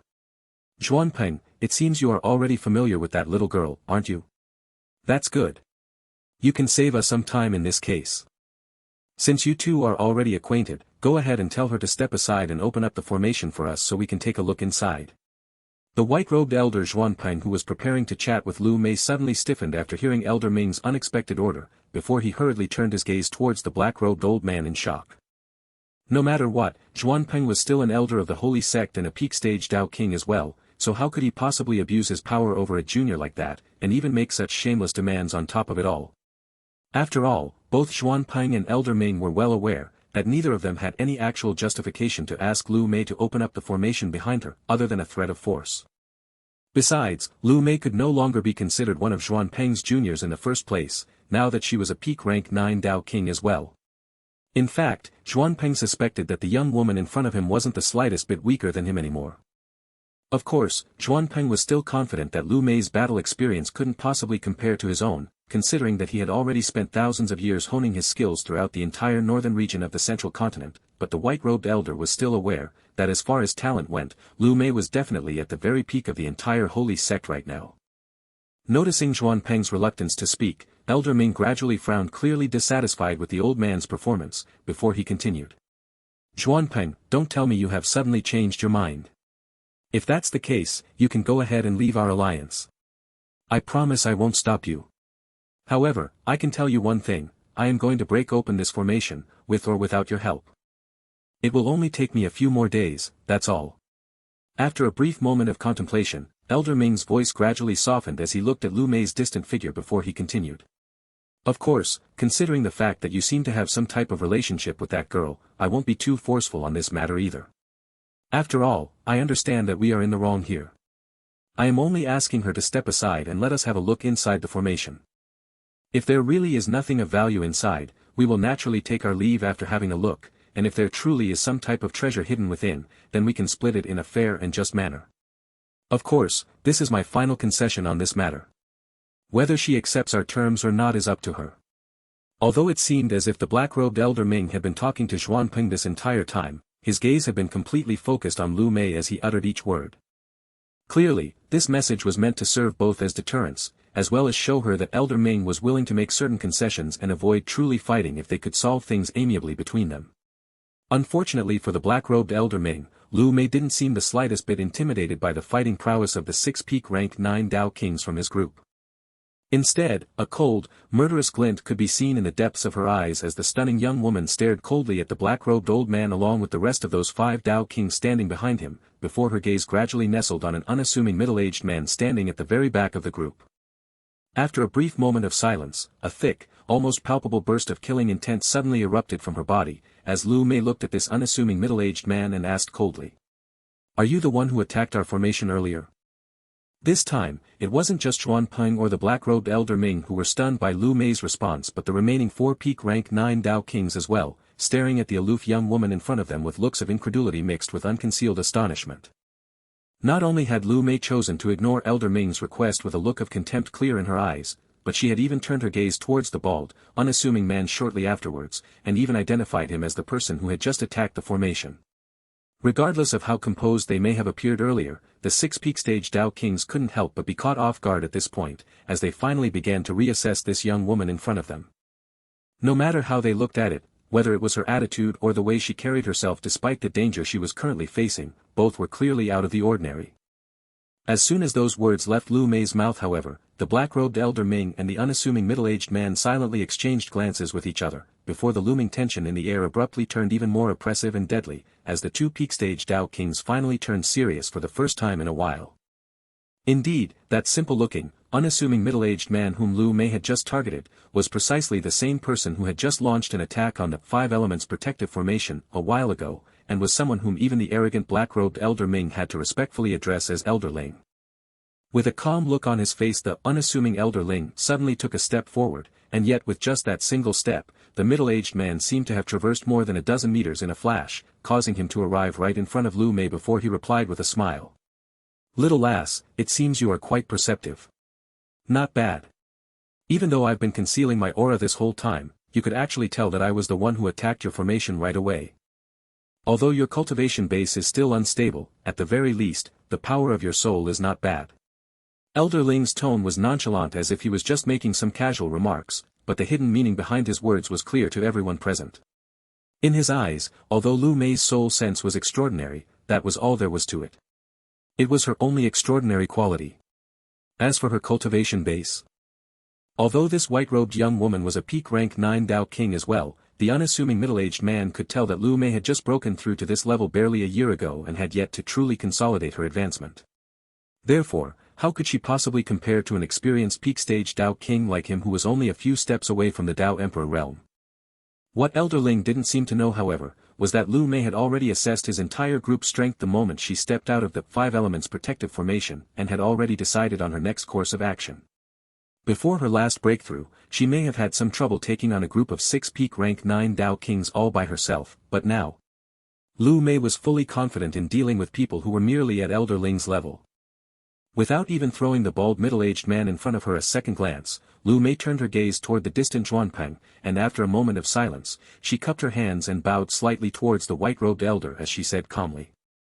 Elder Zhuan, considering our past relationship and in consideration of my master, I hope you will not involve yourself in this matter any further. I don't care about the rest of them, but the person who attacked our formation just now, as well as the black-robed man who instigated everything, will both have to pay. The white-robed Zhuanpeng was taken aback by Lu Mei's words, but the unassuming Elderling's eyes flashed with a cold light when he heard that, before he roared out in an enraged voice. How impudent! Elderling's voice seemed to contain some powerful, mystical quality, causing his surroundings to tremble as a shockwave traveled rapidly from his location straight towards Lu Mei.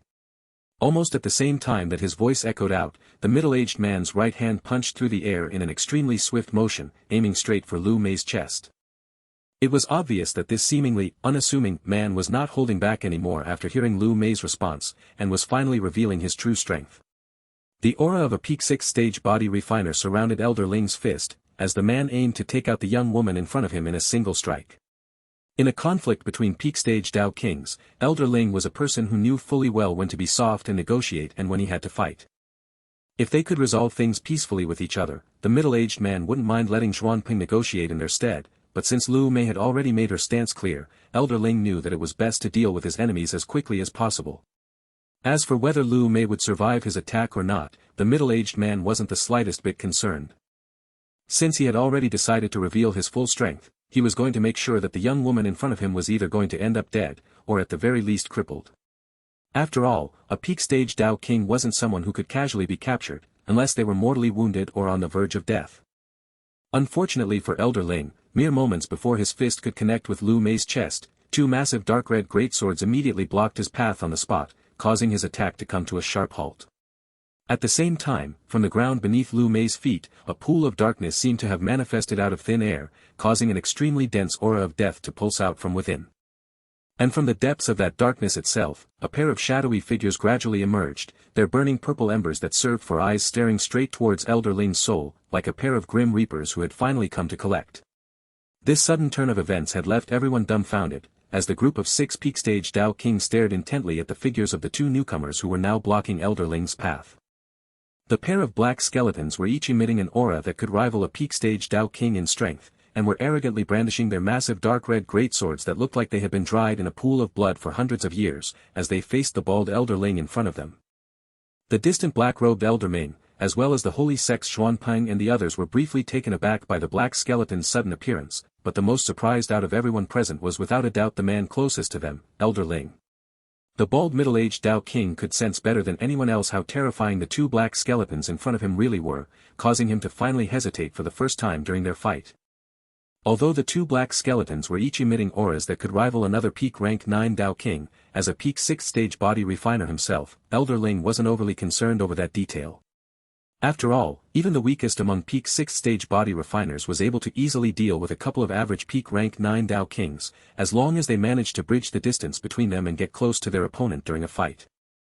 Of course, if they couldn't bridge that gap, then the fight between them would be an entirely different matter altogether, but as long as they managed to do so and close the distance quickly enough, body refiners were almost guaranteed to kill their opponent. After all, it was common knowledge that in close combat, body refinement cultivators reigned supreme and could easily destroy chi refinement cultivators of the same level, as long as their opponents didn't have any powerful defensive abilities or treasures, or if they hadn't comprehended any abnormally powerful Daos themselves. And yet, what caused Elder Ling to hesitate was the extremely dense death chi that surrounded the black skeletons along with their dark red greatswords. Although Elder Ling couldn't tell if this overwhelming death chi was a type of martial skill or some abnormally powerful Dao that Lu Mei had comprehended, the middle-aged man could instinctively tell how dangerous of an element it was, even to someone like him. Even though body refiners were famed for their regenerative abilities, Elder Ling's senses were now screaming at him to avoid getting wounded by those dark red greatswords at all costs. Unfortunately for the bald middle-aged man, that single moment of hesitation was all it took for his fate to be sealed. From the depths of the pool of darkness beneath Lu Mei's feet, 4 more black skeletons that looked almost identical to the first 2 gradually crawled out, followed by an enormous, hideous abomination that lacked any eyes on its grotesque face. The Death Eater along with the 4 skeleton kings then lunged at the bald man the moment they emerged, looking like a group of ravenous beasts that were finally unleashed from their shackles, causing a rain of blood to erupt. Whether it was the white-robed elder of the holy sect, Zhuanpeng, the green-robed woman named Wang Dongmei, or anyone else from their group, they all seemed to be at a loss as Elder Ling's miserable wails entered their ears. The powerful peak 6th stage body refiner was the strongest Dao King among their group, and yet in the face of that terrifying onslaught, he appeared completely helpless and could only defend himself as he desperately fell back. Layers upon layers of earth and armor appeared to cover his entire body as the middle-aged man tried to block off the enemy attacks, but in the face of the black skeleton's unending barrage of strikes and the Death Eater's constant pressure looming over his head, Elder Ling found himself completely suppressed as wounds quickly started to accumulate all over his body. As for the remaining 2 black skeletons who had yet to join the fight, they were simply standing protectively in front of Lu Mei this entire time and were merely observing Elder Ling, as if the fight in front of them had truly nothing to do with them. This. Meanwhile, the black-robed Elder Ming could only raise his trembling finger and point it towards the faraway fight, looking as if he wanted to say something, but other than letting out a few inaudible sounds, the old man didn't dare to lift a finger in the end. Of course, it wasn't because the man was somehow intimidated by the strength of the black skeletons or the hideous appearance of the Death Eater. After all, those creatures may have been strong, but ultimately, they were still at the level of a peak rank 9 Dao King. With 6 peak stage Dao Kings in his group, Elder Ming was fully confident in subduing those monsters if they all joined hands together. What made the black-robed old man truly shiver with trepidation however, was the constant emergence of more and more of those monsters from the ground below Lu Mei. Undead knights followed by the regular white skeletons seemed to come out in droves as they quickly filled the battlefield around Lu Mei, and for some reason, all of them seemed to have turned their sights on him. At this point, the old man understood that it was not just Elder Ling's, but even his own life that would be in jeopardy if he stayed around any longer. So, without another word, the black-robed old man decisively turned around and chose to flee at full speed. Elder Ling's echoing wails seemed to be turning weaker and weaker with every passing second, as the bald middle-aged man continuously failed to break free from the black skeletons and the Death Eater's entrapment, and yet the black-robed old man in the distance didn't slow down his fleeing speed for even a second. It didn't matter how many troops the opponent's side had, if they couldn't catch him it was all for naught. Additionally, the old man could tell that although Lu Mei's skeletons were strong and were great in numbers, enough to even swarm a peak 6th stage body refiner like Elder Ling, their speed was actually nothing special. At the very least it couldn't compare to a true peak stage Dao King like him. As long as he decided to flee, none of them could catch up to him. As he swiftly flew away, the old man didn't even pay any attention to Zhuanpeng or the other Dao Kings from his group and was only focused on getting as far away from Lu Mei as possible. As long as he could escape from that harbinger of death and that horrifying undead army of hers, nothing else mattered at this point. It was only after flying for more than 800 miles and seeing that nobody seemed to be chasing after him that the old man finally decided to slow down and catch his breath for a moment. And yet, just as Elder Ming was about to breathe out a sigh of relief thinking that he was finally far enough from Lu Mei's attack range, his entire body suddenly turned stiff while a cold feeling permeated his heart, as a sharp sensation suddenly pierced through his chest. Lowering his head, the old man could no longer conceal the horror in his eyes as he stared fearfully at the short silver dagger that had somehow found its way past his defenses and was now lodged in his heart. You. Who are you? Elder Ming's voice was clearly trembling, but he still managed to utter that single question as he looked fearfully at the blonde-haired woman who was now standing in front of him. The old man was certain that he had never met this particular peak stage Dao King before, let alone have a feud with her, so why would she choose to ambush him like that? Of course, the thought that Xingyi was related to Lu Mei didn't even cross his mind. After all, if she was really a part of Lu Mei's group, why wouldn't she step in earlier when they were attacking their formation as a group, and would only make her move now, once he had already decided to escape? To the old man's regret though, Xingyi wasn't the type to give an explanation once she had already decided to kill someone. Her right hand was still holding the dagger that was embedded in Elder Ming's chest as her left hand flashed like lightning, before another silver dagger materialized in her palm out of thin air. With a swift motion, the young woman then slashed sideways, instantly severing the old man's head in a swift strike. Just like that, a peak stage Dao King had lost his life. Inside the Five Elements protective formation, Shen Long watched the two scenes unfold almost simultaneously without saying a word. Just as Xingyi severed Elder Ming's head, Lu Mei's black skeletons and the Death Eater obliterated the bald middle-aged man they were fighting against, causing his robust body to burst into a pool of blood, before disappearing completely from the face of the endless desert. Although body refiners possessed incredibly tough bodies and were extremely difficult to be killed, it wasn't impossible to do so if someone trapped them and exhausted all their energy first. As long as they couldn't reform their bodies or if their souls were wounded during a fight, killing them wasn't an impossible task any longer. Closing his eyes, Shen Long didn't bother with the remaining 4 peak stage Dao Kings outside and emptied his mind, as he decided to continue his cultivation again. His number one priority right now was to absorb as much of the surrounding immortal qi as he could and get as close to the peak of the Dao King realm as possible before the City of Immortals closed its doors and kicked them out. Although Bai Longtian and Jiang Chen had already stepped into the early rank 9 of the Dao King realm, Shen Long could only lament over his own progress as his Monarch's hourglass could only be described as a bottomless pit at this point. Regardless of how much immortal qi he absorbed, after stepping into the late stages of the Dao King realm, Shen Long could tell that even with the heaven-swallowing vine's help, he might not make it to the peak of the Dao King realm before the 10-year mark came to an end. At the same time, after completely obliterating the bald middle-aged man, Lu Mei retracted the skeletons and undead knights under her command, leaving only the Death Eater behind, before taking a seat on the hideous monster's back. The green-robed woman named Wang Dongmei, as well as the other 2 peak-stage Dao Kings who had come alongside Elder Ming had already left this place a long time ago, leaving only the white-robed Xuanpeng behind. The elder of the holy sect was extremely curious about Lu Mei's experiences over the last few years and how she had improved her cultivation so quickly, and his curiosity was only amplified after witnessing how strong she had grown already. Xuanpeng was previously confident that he could at the very least contend with Lu Mei if not outright subdue her, even if they were both peak rank 9 Dao Kings, but after seeing that last display of strength, the old man realized how much he had underestimated the young woman in front of him. At this point, Lu Mei was without a doubt far stronger than him.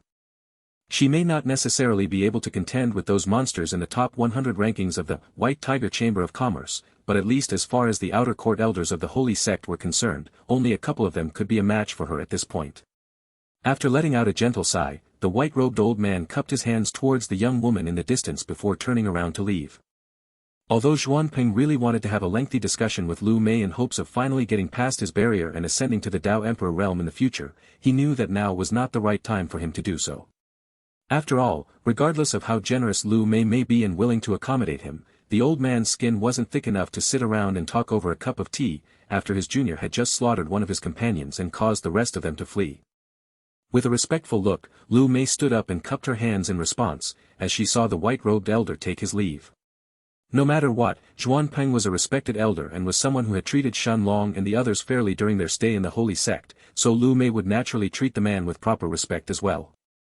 In fact, if it wasn't for the black-robed Elder Ming being hell-bent on entering the Five Elements protective formation earlier, Lu Mei would have been willing to take a step back and give Xuanpeng some face.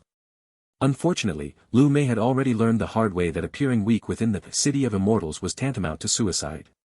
Thus the only course of action left for her was to thoroughly deal with the black-robed old man.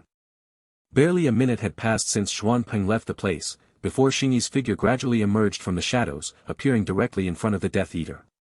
The blonde-haired beauty had a warm smile on her face as she sat atop the enormous monster's back, right next to Lu Mei, before she looked at her and said confidently, "Mei, there's no need to wait any longer.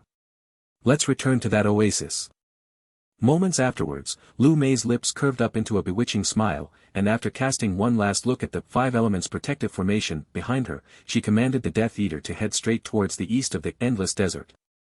Naturally, the easternmost part of the desert was where the illusion oasis was located, and was precisely Lu Mei's and Xingyi's target this time. The last time the two women were there, their group had taken a little more than a month to reach the outer edge of the oasis, and that was while they were traveling on the back of a peak rank 6, wind-attributed magic beast like Little Silver. This time, Lu Mei estimated that with the Death Eater's speed, it would take them approximately half a year to reach that place. But of course, as long as they could get revenge against Mao Huang and that black-robed young man named Guo Chen, even traveling for more than a year would be worth it. As for Jiang Chen and Bai Long Tian, although the two of them were also eager to get payback after the humiliation that Mao Huang had subjected them all to, but since they had yet to reach the peak of the Dao King realm, they both understood that they could only sit back and quietly cultivate this time. After all, putting the mysterious Guo Chen aside, Lu Mei and Xingyi were more than enough to deal with someone at Mao Huang's level. Of course, Mao Huang himself wasn't weak by any means, and could even be considered above average even by the standards of most peak rank 9 Dao Kings. Still, in front of someone like Lu Mei or Xingyi, the yellow-robed man would only last for a couple of minutes at most before he ends up losing his life. As the two young women traveled towards the east, Shen Long continued to cultivate quietly within the Five Elements protective formation, as the heaven-swallowing vine continued to provide him with unending amounts of purified immortal qi. At this point, Shen Long's cultivation had already reached the peak of rank 7 in the Dao King realm and was only a step away from advancing to the early rank 8. Still, as he attempted to form the 64th golden ball of qi and push it inside the Monarch's hourglass, an invisible type of pressure had already started to form around his body, clearly trying to prevent him from going any further. The closer one was getting towards the peak of the Dao King realm, the more difficult it would become as they reached the later stages. This was even more so for people like Jiang Chen, Bai Long Tian, and Xingyi who were cultivating high-grade immortal tier techniques. The stronger one's cultivation technique was, the more retaliation they would have to face from the heavens as they advanced further in their cultivation.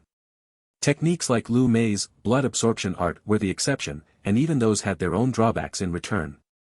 As for Shen Long and his Monarch's hourglass, even Little Black couldn't ascertain how tough it would be for someone like his master to reach the peak of the Dao King realm this time. In fact, if it wasn't for the endless amounts of immortal qi that everyone could absorb inside the City of Immortals, the Black Dragon wasn't certain if even Shen Long's massive fortune of high-grade spirit stones would have been enough to last him until he reached the peak of the Dao King realm. Like this, time continued to pass within the endless desert, and soon another year had already gone by. At this point, less than 2 years were left before the City of Immortals closed according to everyone's calculations, so those Dao Kings who had yet to make a decent harvest were finally starting to get desperate. At the same time, as the 10-year-old mark approached closer and closer, fights between cultivators became more frequent as a result, while even the peak stage Dao Kings could no longer stay on the sidelines and watch. Just like Elder Ming and his group previously, 2 more groups had ended up stumbling upon the Five Elements protective formation during the past year, but before they could create any trouble, they were quickly taken care of by Jiang Chen. Half a year after Lu Mei's and Xingyi's departure for the Illusion Oasis, Bai Long Tian became the 3rd person to reach the peak of rank 9 in the Dao King realm, and a few days after that, Jiang Chen followed suit as well. However, even after reaching the peak of rank 9, Jiang Chen and Bai Long Tian didn't let up and stop their progress. Instead, they focused on their body refinement cultivation, as they began to absorb the pills that Shen Long had refined for them using the golden skeleton. As for Shen Long, he had already reached the peak of rank 8 in the Dao King realm, and was only a step away from becoming a bona fide rank 9 Dao King. Finally, a few days later, the enormous silhouette of the Death Eater could be seen in the distance heading straight for the Five Elements protective formation, causing the ground to tremble with its every step and kicking up sand along the way. On the gigantic monster's back, Lu Mei's and Xingyi's faint figures could be seen as they conversed with each other, while a half-dead corpse could also be spotted hanging from the hideous monster's mouth.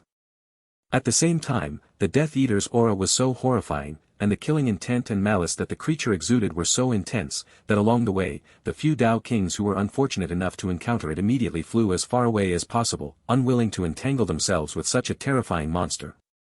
Whether it was the creature's own strength or the mutilated figure of a peak rank 9 Dao King that it was carrying, both of those factors were scary enough to act as a deterrent against most other Dao Kings in the endless desert. As soon as the Death Eater entered the Five Elements protective formation, Shen Long was the first one to open his eyes, immediately followed by Jiang Chen and Bai Long Tian, before everyone cast their gazes towards the half-dead figure that the monster was carrying almost simultaneously. Naturally, that figure belonged to the yellow-robed peak rank 9 Dao King named Mao Huang. However, unlike the first time that Jiang Chen and the others met him, this time Mao Huang lacked any of the original poise and arrogance that he carried himself with when he interacted with others.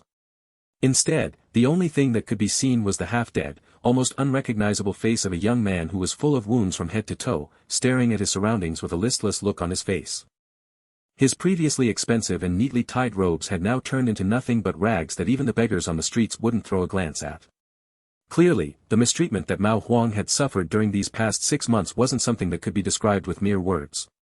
It was truly no different from someone who was living like a king, suddenly losing everything and being treated worse than a slave. And his misfortune all started half a year ago, when seemingly out of thin air, two extraordinarily beautiful women appeared inside the illusion oasis, both of them setting their sights on him at the same time.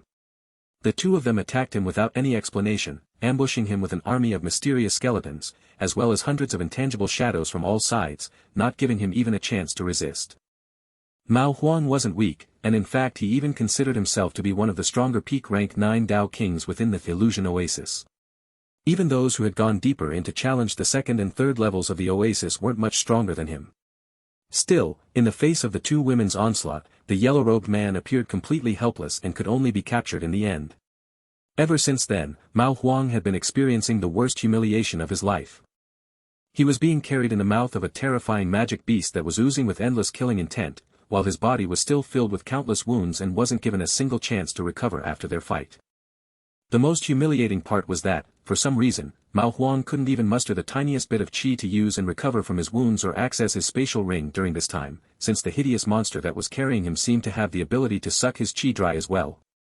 Thus, he had spent the past half a year without any water, food, or spiritual qi, in a body that was heavily wounded and could collapse at any moment. Frognoel. Ko. Although Dao kings didn't have a need for food or water and could sustain themselves with spiritual qi for more than a year without any issues, in Mao Huang's situation where he couldn't even absorb any spiritual qi either and on top of his extremely heavy injuries, he truly felt like he could succumb at any moment. The only thing that kept him going was his pure willpower, as well as his hatred against the two women who had ambushed him for no reason. After all, up until this day, Mao Huang didn't have any idea why the two of them had kidnapped him like this. Regardless of how much he asked during those past 6 months, Lu Mei and Xingyi refused to give him any explanation either. Mao Huang was, without a doubt, someone who preyed on the weak but didn't meddle with those who were too strong. His status as a disciple of the Flame Emperor Palace made sure to protect him from any retaliation by any powerful seniors as well. Therefore, he was very meticulous about the targets he chose to exploit. As long as it wasn't someone in the top 100 rankings of the White Tiger Chamber of Commerce, or someone with an extremely powerful backing, all others were fair game inside this place. And yet, despite constantly abiding by his own rules, Mao Huang couldn't guess how he had offended those two terrifying women.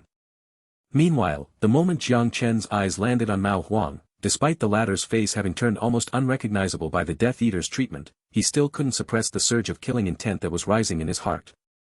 Even Bai Long Tian, who was usually taciturn and calm, now struggled to restrain himself from killing the yellow-robed man on the spot. Shen Long was the only one who didn't seem to care about him at all. After throwing a single glance at the injured yellow-robed man who was now on the verge of death, he completely ignored him before he turned his attention back to Lu Mei. Of course, although Shen Long didn't care about Mao Huang, he clearly understood why Jiang Chen and the rest hated the man to the core. After all, not only had Mao Huang abused his higher cultivation base to humiliate them and rob them blind, but he had even used an extremely sinister poison that inflicted tremendous amounts of pain on his target before it killed them. Obviously, Mao Huang's plan wasn't just to kill his opponents, but to make them suffer as much as possible before they died. Naturally, although Mao Huang didn't remember any of this, Lu Mei and the others would never forget the pain that had tormented their souls back then. After all, the poison of the soul-tormenting grass could harm even Dao emperors if they weren't careful, let alone middle or late-stage Dao kings like them. Cupping his hands, Jiang Chen faced Lu Mei and Xingyi and bowed slightly before he said in a hoarse voice, "I will not forget this favor, sisters." Just as his voice rang out, a gigantic fist of darkness appeared in the air above Jiang Chen, before it flew straight towards Mao Huang in the distance. "No. You bastards, at least tell me." Mao Huang's furious voice was quickly drowned into nothingness as his entire body was submerged in the darkness soon after. As Jiang Chen's fist passed through him, the peak-stage Dao King seemed to have completely vanished from the face of the endless desert, leaving behind nothing but a red-colored spatial ring. Although Lu Mei hadn't said anything this entire time, Jiang Chen understood that she and Xingyi had deliberately kept Mao Huang alive and brought him all the way back, merely because he had mentioned that he personally wanted to take revenge. Without another word, Jiang Chen cupped his hands a second time, before sitting on the ground and focusing his full attention on Xingyi and Lu Mei. Clearly, since the two girls had returned with just Mao Huang but Guo Chen was nowhere in sight, something unexpected must have taken place. Of course, the thought that Lu Mei and Xingyi had failed to deal with Guo Chen didn't even cross Jiang Chen's mind. After all, despite the fact that Guo Chen was ranked within the top 100 among the Dao kings who had entered the City of Immortals, Jiang Chen understood that single-handedly beating Lu Mei or escaping from Xingyi's shadow should have been close to impossible for him. In fact, Jiang Chen estimated that the number of people who could contend with Lu Mei's current army inside the City of Immortals wouldn't even exceed 30. Following Jiang Chen's actions, Bai Longtian took a seat on the ground next to Shen Long, before turning his gaze towards the two women as well. At this point, judging from Lu Mei's expression, Bai Longtian could also tell that something out of the ordinary had probably happened. Indeed, in the next moment, Lu Mei waved her hand allowing the Death Eater to disappear, before she looked at Shen Long and said somewhat hesitantly. Long Ji, about that Guo Chen, there is something you need to know. As her voice trailed off, Lu Mei cast one last glance at Mao Huang's figure, where nothing but that red-colored spatial ring was now left, before she continued. When Xingyi and I arrived back at the oasis, Guo Chen had already left and even that Mao Huang was preparing to leave. As for the magic beasts waiting outside, there weren't even 1,000 of them left anymore. Lu Mei's voice was cool and tranquil, without any hints of urgency, and yet Shen Long couldn't help but involuntarily raise his eyebrows when he heard it before a serious expression gradually covered his face. Those guys actually left. They gave up on obtaining more drops of immortal water and left just like that. At this point, Shen Long understood that something truly unexpected must have happened to cause both Mao Huang and Guo Chen to leave the illusion oasis, when they could have just kept harvesting drops of immortal water in peace. Additionally, it wasn't just those two, but the remaining Dao kings inside the oasis as well that had started to leave. Originally, when Shen Long had visited the place, just the early and middle rank 6 magic beasts standing guard outside numbered more than 7,000, but now, not even 1,000 of them were left. Immortal water by itself was so valuable that even Dao emperors would fight over a few hundred drops of it, so for mere Dao kings to give it up so readily and go elsewhere, things weren't that simple. Nodding her head, Xingyi looked at Shen Long and answered affectionately. Right. Mei and I were very curious about this as well. Apparently everyone was leaving the illusion oasis and were hurrying towards the south, but after asking around we quickly found out why. It seems like a new trial has opened and everyone is rushing to get there as fast as they can. As she finished speaking however, Xingyi suddenly lowered her head and fell silent, as if she had abruptly fallen in contemplation over something. At this point though, how could Shen Long not realize what the two women were worried about? In fact, Jiang Chen and Bai Longtian seemed to have similar expressions as well. After all, a new trial suddenly appearing, especially one that was appealing enough to draw out experts like Guo Chen, should be filled with rewards that far eclipse those from the illusion oasis. Treasures like the immortal water may not even be that much in comparison. Otherwise, why would someone like Guo Chen or Mao Huang even choose to leave in the first place? However, Shen Long had yet to break through and become a peak rank 9 Dao king. Regardless of what type of treasures the trial may contain, were they worth his time to stop cultivating and make that trip? What if he failed to break through and reach the peak of the Dao King stage within the next 2 years because of this?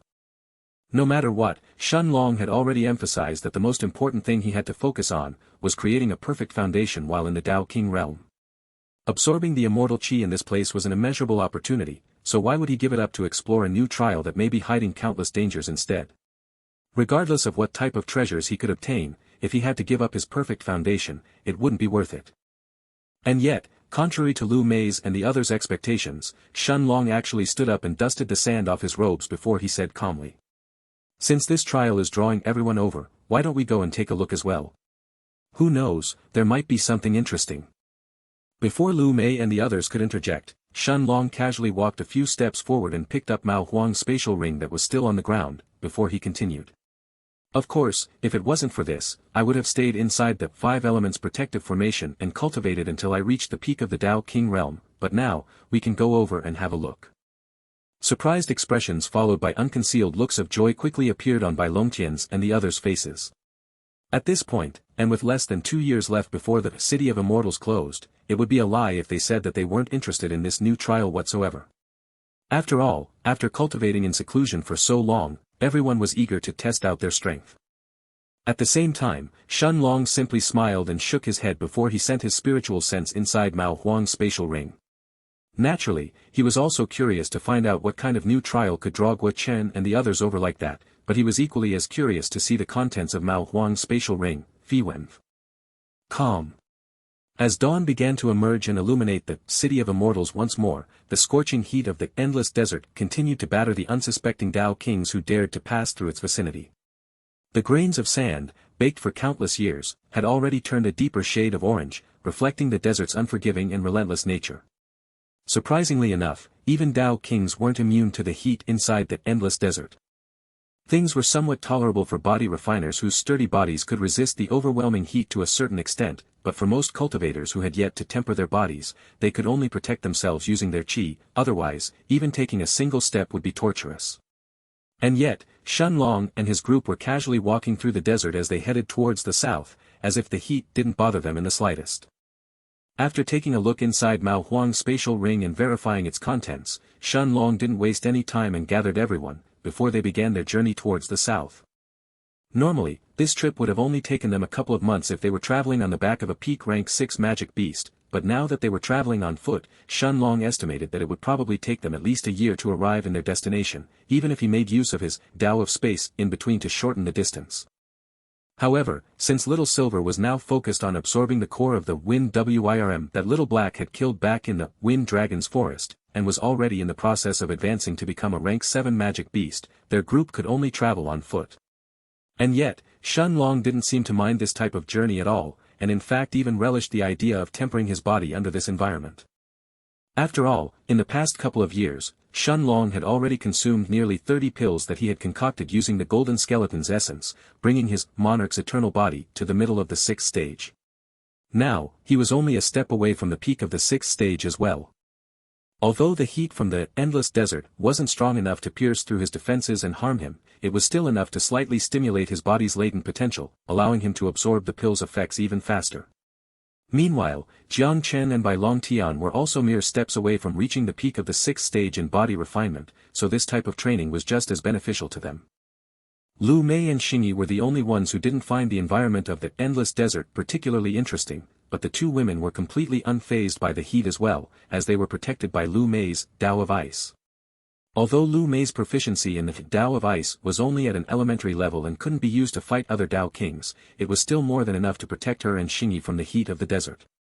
Like this, time continued to pass as Shen Long's group of 5 traveled towards the south, and in the blink of an eye, a month had already gone by. Surprisingly, other than the extreme heat, the desert didn't seem to hold any dangers that could threaten a group of peak-stage Dao kings, making their journey particularly peaceful. Occasionally, a few middle-rank 6 magic beasts would show their faces and try to attack them, but none of them could survive more than a few strikes from Lu Mei's undead knights. It was a monotonous routine with no change in scenery, but Shen Long could clearly feel his body getting stronger and stronger by the day, as his physique inched closer towards the peak of the 6th stage. Eventually, as the 2nd month came to an end, Shen Long saw his surroundings which had gradually begun to change. The dull, uninteresting desert with its countless grains of sand seemed to have finally come to an end, and in its place, vast, verdant plains began to emerge. Finally, are we finally out of that accursed desert? Bai Longtian's voice wasn't loud, but a myriad of emotions were contained within it as the young man stared at his new surroundings in excitement. Looking at the vast, grassy landscape that spanned for countless miles and feeling a cool gust of wind caressing his face, Bai Longtian couldn't help but feel refreshed for the first time in a while. Of course, Shen Long could also share Bai Longtian's feelings at this point. After all, the 5 of them had already spent more than 6 years within the endless desert, doing nothing but cultivating diligently the entire time. No matter what, spending so long in such a dull environment was bound to make someone bored and crave a change of scenery. Then, as the 3rd month came to an end, Jiang Chen was actually the first one to break through and reach the peak of the 6th stage in body refinement, followed by Bai Longtian just a few days later. At this point, both Jiang Chen and Bai Longtian could confidently claim that they had already reached their absolute limits within the Dao King realm.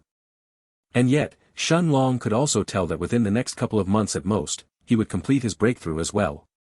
Although his Monarch's eternal body required far more resources than other body refinement cultivators of the same realm, Shen Long could clearly sense that his muscles were now brimming with energy, and he was merely half a step away from reaching the peak of the Dao King realm in body refinement as well. 2 months later, however, just as Shen Long felt that his body was almost fully saturated with energy and was about to attempt his breakthrough, the entire city of immortals faced a massive change. The sky suddenly began to darken and even the mountain that Shun Long was standing on began to violently tremble, as if it was suddenly struck by a monumental earthquake, before the voice of an old man resounded loudly within Shun Long's mind. Little brats of this mortal world, welcome to the trial grounds of my imperial mandate sect. The old man's voice wasn't overly loud, but Shun Long could still feel his spiritual sea shudder for some reason. In the beginning, he felt as if the old man's voice was being transmitted directly into his mind, but as time passed, he quickly realized that things weren't as simple as that. The owner of the voice didn't just use his soul sense to transmit it, but there was some extremely mystical quality to it that made his voice reverberate throughout the entire city of immortals. It didn't matter where someone was, what type of place they were trapped in, or what type of treasures they tried to use to defend themselves from any external influence. Once the old, ancient voice resounded through the air, every single Dao King present in the city of immortals heard its contents whether they wished to or not. In fact, the Dao King realm cultivators weren't the only ones who seemed to have heard it. In the second level of the city of immortals, a similar scene was taking place as well. The Dao emperors there abruptly halted their actions and turned to look at the now darkened sky, where an enormous blurry face had already started taking shape, before the old man's voice echoed in their minds as well. Whether you were strong enough to survive all by yourself so far, whether you used others, or if you simply hid away and avoided trouble, it's all irrelevant. The only thing that matters is that you stayed alive. Strength is a skill, cunningness is a skill, but luck, that's an even more important skill for cultivators to have. Since all of you were fortunate enough to survive until today, it means that fate has bestowed a chance upon you. Step into the heavenly tower and test yourselves. This old man will give you all a chance to shed your mortal shell and embark on the true path to immortality. A second tremor rang through the city of immortals as the old man's voice uttered that last sentence, before the gigantic face in the sky gradually vanished. The billowing dark clouds slowly receded, and the intense earthquake stopped as well, allowing the city of immortals to return back to its original atmosphere. And yet, a deafening silence permeated the place as Bai Long Tian and the others kept staring at the sky in a daze. Trial grounds. So this city of immortals is actually a sect's trial grounds. Bai Long Tian could no longer conceal the shock in his heart after realizing the implications behind the old man's words. No matter what, for a single sect to have created such an enormous place merely to test its new disciples was nothing short of unbelievable. At least as far as Bai Long Tian's imagination went, he couldn't fathom how terrifying of a power this Imperial Mandate sect must have been, to be able to create a place like this. Imperial Mandate sect. I don't think I have heard of this name before. Jiang Chen shook his head as he pondered the old man's words as well. From what he could infer at least, Jiang Chen could tell that this Imperial Mandate sect certainly wasn't a native of the central continent and most likely came from somewhere deep in the immortal dimension. Otherwise, that old man wouldn't have called them little brats of this mortal world. And yet, although Jiang Chen wasn't a native of the immortal dimension, he possessed at least some rudimentary knowledge about most of the first-rate sects who ruled a region in the immortal dimension, but he had never heard the name Imperial Mandate sect before. Unable to come to a conclusion, he eventually turned to Shun Long hoping for an answer. And yet, to Jiang Chen's and the others' surprise, Shun Long seemed to have fallen deep in his thoughts as well. After a few moments of silence, Shun Long finally closed his eyes and let his consciousness slip into the foggy space inside the stone of time, before he asked curiously. Little Black, what do you think? Little Black's bright blue eyes resembled a deep, serene lake at this moment, as the black dragon answered calmly. Master doesn't need to think about this matter too much. After all, such practices are actually commonplace in the immortal dimension. There are endless mortal worlds out there, and this mortal world that Master lives in is just one among many. Although the immortal dimension is extremely vast, it's only natural for those sects who are always looking for talented disciples to search through these mortal worlds as well. As for this Imperial Mandate sect, although I have never heard of that name before, judging from how long their trial ground has been around, they must be at least a second-rate sect in the immortal dimension. Shun Long nodded after hearing Little Black's assessment before he opened his eyes again. Indeed, most things seem to have fallen into place this way. The Demon-Fanged City, the Stone Mural, and the Illusion Oasis, every single place that Shun Long and his group had visited so far, was always a trial followed by a reward, depending on how well one performed during the trial. The more demon-fanged mice one hunted, the more rewards they could obtain from the city, and the longer one stayed in the Illusion Oasis, the more immortal water they could get their hands on in the end. As for the Stone Mural, that was a trial that purely depended on one's talent. Of course, Shun Long had no idea how many more trials the entire City of Immortals had, but there were surely many, many more. Besides, since this City of Immortals was, in reality, the trial grounds of an immortal sect, Shun Long could finally guess why it was only Dao Kings and Dao Emperors who were allowed to enter inside. With a deep breath, he then closed his eyes and sat cross-legged on the ground as he emptied his mind. First, he was planning to complete his breakthrough and reach the peak of the 6th stage in body refinement, before paying a visit to that heavenly tower. 922. As soon as the old man's voice faded, a translucent beam of light shot up from the southernmost part of the City of Immortals, extending all the way towards the sky. This beam of light was extremely thin and was barely visible from Shun Long's location, and yet without a doubt it was there. Although Shun Long wasn't certain about it, if he had to guess, then that light was most likely related to the heavenly tower that the old man had just mentioned. For now, though, Shun Long had already put that matter at the back of his mind and was instead focused on his imminent breakthrough. At this point, the energy in his body was practically overflowing after consuming dozens of the golden skeleton's pills, causing his muscles to brim with power.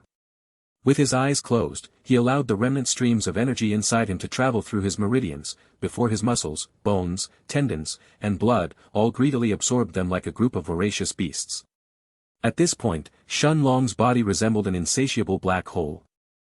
It didn't matter how much energy he absorbed, his body would devour it all without fail.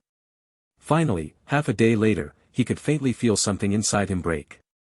It was like an invisible barrier had just been shattered, before a tremendous burst of power surged within him.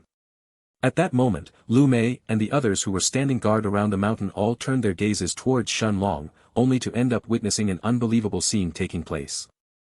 Shun Long was still sitting cross-legged with his eyes closed, and yet spatial rifts had already started to appear everywhere around him. The surrounding space had inexplicably started to shatter, thoroughly obliterating everything the spatial rifts touched. Even the tip of the mountain that Shun Long was standing on was ground to dust mere moments later, unable to handle the destructive power of those rifts. Is this really the power of a 6th-stage body refiner? Just how strong did Brother Shun get? The distant Bai Long Tian couldn't help but mutter in a low voice as he stared at Shun Long's seated figure in astonishment. Others may not fully understand the source of his shock, but as a peak 6th-stage body refiner, Bai Long Tian was well aware of what this scene in front of him truly meant. Just the residual power of Shun Long's breakthrough had caused the space around him to shatter, and had even ended up destroying a big chunk of the mountain he was standing on just now. Then, just how strong would his physical body be if Shun Long actually exerted his full power? Bai Long Tian didn't know, but he had a feeling that even a horde of peak rank 6 magic beasts may not be able to stop the current Shun Long. In the central continent, it was common knowledge that Dao King realm cultivators were able to eradicate entire cities from existence with a single powerful strike. Although that was a bit of an exaggeration, reality wasn't that far off from it either. As for 6th-stage body refiners, although their physical bodies were much more durable, and their abilities were even more suited towards close combat than Qi refiners, they couldn't quite achieve the same destructive effects in their attacks. This was the difference between body refiners and Qi refiners after all. The first possessed extremely sturdy bodies that were suited for close combat and could regenerate from almost any wounds they received, while the latter could harness the Qi around them and could learn countless mystical martial skills, including ones that were capable of razing an entire city to the ground, provided that this city wasn't protected by any powerful formations of course. 1430. This was the difference between body refiners and Qi refiners after all. The first possessed extremely sturdy bodies that were suited for close combat and could regenerate from almost any wounds they received, while the latter could harness the Qi around them and could learn countless mystical martial skills, including ones that were capable of razing an entire city to the ground, provided that this city wasn't protected by any powerful formations of course. However, Bai Long Tian had a feeling that the current Shun Long could most likely achieve similar effects and bring down an entire city on his own, using just the might of his physical body, or at least that was the feeling he got after looking at those terrifying space rifts and the scene of mass destruction they had caused. A few moments later, Shun Long finally opened his eyes and took a deep breath, before he turned his attention towards Lu Mei and the others who were still waiting for him. Almost at the same time, the half a dozen spatial rifts around him all vanished, allowing his surroundings to quickly return back to normal. Well, normal if one excluded the half-destroyed mountain range he was standing on that was now on the verge of collapse. Luckily, there were no magic beasts in the vicinity around them, or a scene of carnage may have very well followed as well. With a solemn look on his face, Jiang Chen took a step forward and approached Shun Long, before he said with a conflicted look in his eyes. Every time you break through I feel like I get left further and further behind. No matter how hard I try, I can never seem to catch up in the end. Ha, it's alright, you can just ignore my rant. For the first time since he started cultivating, even a genius like Jiang Chen actually felt inferior to someone else. On one hand, Jiang Chen truly felt happy in his heart. After all, Shen Long was the person he had decided to follow, and he treated him both as a leader and a friend, so the stronger Shen Long was getting, the happier Jiang Chen got as well. On the other hand however, Jiang Chen considered Shen Long and Bai Longtian his rivals as well. Naturally, seeing one of them become so unreasonably strong, to the point where Jiang Chen didn't even feel like he had a chance fighting against right now, was also a bit disheartening. Of course, it wasn't that Shen Long was completely unbeatable. But Jiang Chen could instinctively tell, that after his most recent breakthrough, he would only have a fighting chance if he truly went all out, barring the use of his bloodline power of course, while Shen Long relied solely on the power of his physical body to fight him and didn't use the slightest bit of his qi. Otherwise, it would just be a one-sided beatdown instead. With how powerful Shen Long's Dao of Time was, to have such an overwhelmingly strong physique on top of that made him truly a peerless monster. Jiang Chen couldn't fathom how any other Dao king in the City of Immortals could possibly fight Shen Long on equal grounds anymore. What kind of monster would that person have to be? Ultimately, comparison was truly the thief of joy. 923. A few moments later though, Jiang Chen quickly recomposed himself before another thought flashed through his mind. It's still alright. Right now we may not be of much help to him, but once we step into the sovereign realm things will be different. Especially so for that Buddhist bastard. As he sorted out his thoughts Jiang Chen threw a glance at Bai Longtian, before his eyes flashed with a sharp glint. At the same time, Shen Long didn't say anything, but seeing Jiang Chen's expression change into a determined one caused his lips to curve upward, forming a slight smile. It was clear that after witnessing his last breakthrough, both Jiang Chen and Bai Longtian were thinking the same thing. It didn't matter if they weren't the strongest ones in the group, but at the very least, they would never allow themselves to become a burden. Shortly afterwards, as if on cue, everyone turned their gazes towards the distant beam of light that was still piercing the sky. Staring at the thin, almost invisible incandescent pillar of brightness, Xingyi finally asked, a hint of excitement adorning her voice.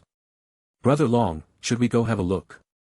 Just like Shen Long, everyone else had also guessed by now that the gigantic pillar of light was most likely related to that heavenly tower the old man had mentioned. Although they didn't have any concrete proof, considering the timing of the pillar's appearance and the fact that it was located in the far south, that was most likely the case. Nodding his head, Shen Long stood up and dusted off his clothes, before he turned to Lu Mei and the rest and said with a smile. Let's hurry up then. If this is the trial that Guo Chen and the others were heading to, we are already lagging behind. At this point, Shen Long didn't know if the heavenly tower was the same trial that Guo Chen and the other Dao kings from the immortal oasis were aiming for, but he guessed that the chances of that being true were relatively high. Of course, he didn't have any idea how Guo Chen and the others could have found out about the location of the tower beforehand, but that wasn't really that important anyway. After all, anyone among those Dao kings who could rank in the top 100 in the White Tiger Chamber of Commerce list, were elites among the elites of the central continent. Naturally, they had their own ways of procuring information as well. In the next moment, Shen Long raised his right hand and slashed the air in front of him, opening up a human-sized space tear. Now that his physical body had reached the peak of the 6th stage, he could faintly feel his affinity towards the Dao of space increasing as well. Although his comprehension of it was still far from reaching the peak of the Dao King realm, the space tiers that he created could now cover even larger distances. A month later, the faint outline of a tower finally appeared on the horizon. Although Shen Long and his group were still a good distance away from it, they could clearly see the imposing white tower and the brilliant white light it was emitting. During the past month, they had also noticed plenty of other groups of Dao Kings all traveling in the direction of the tower, but unsurprisingly, none of them were willing to try and mess with others. It was almost as if every single person inside the City of Immortals had now made reaching the tower their sole goal. Of course, part of that was also due to the survivors that were left. At this point, only the strongest, most powerful, and most insidious of Dao Kings would be left alive within the City of Immortals. By now, nearly 9 years had passed since the City of Immortals opened its gates, so everyone knew that most of the weaklings would have already been filtered out, one way or another. Whether that was due to the countless dangers that lingered in this place, or due to other Dao Kings dealing with them, ultimately, the end result could only be one. Anyone who could survive at this point must have either been a battle-hardened veteran, or someone blessed by fortune. Still, Shen Long and his group didn't pay the majestic white tower in the distance more than a couple of glances, before everyone focused on the present.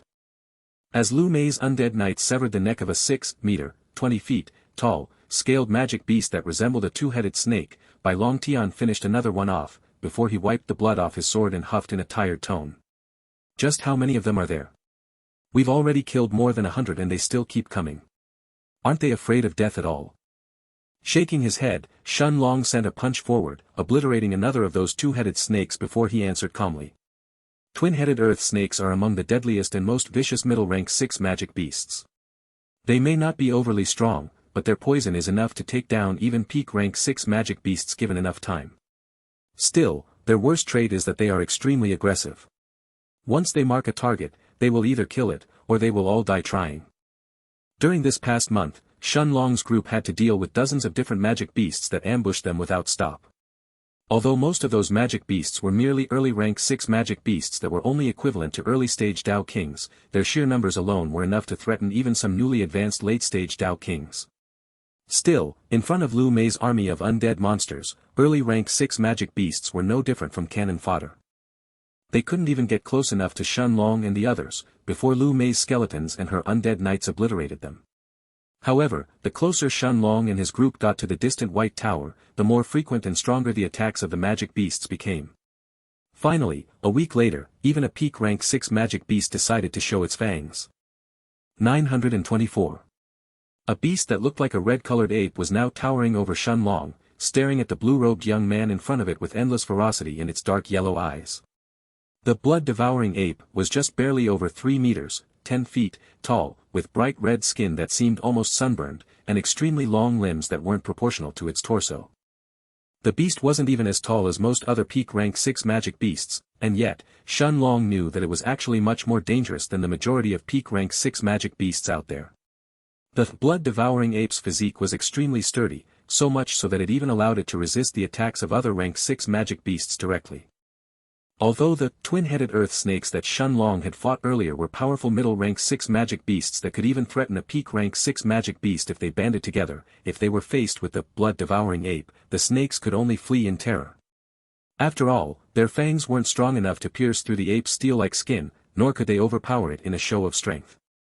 However, Shen Long simply smiled as he looked at the towering figure of the ape that was only half the size of a normal, twin-headed earth snake, before he shook his head and said flatly, "I don't mind playing with you, but you are not much stronger than my little Silver.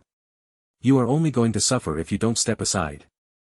The blood-devouring ape roared angrily at the provocation of the tiny, insignificant human, before its thick legs suddenly kicked the ground underneath it, propelling it forward at a terrifying speed. Although the ape couldn't understand human language, as a peak rank 6 magic beast, it was intelligent enough to understand that Shen Long was looking down on it at this moment. A weak human that was only half its size was looking at it with eyes no different than those the ape had used when it hunted its meals. How could an overlord among peak rank 6 magic beasts tolerate such disrespect? Roar. The ape's roar grew almost deafening, its wild eyes blazing with fury as it closed the distance between them like a crimson blur. As its massive body flew through the air, the beast swung its long arms, aiming to take down Shen Long in a single strike.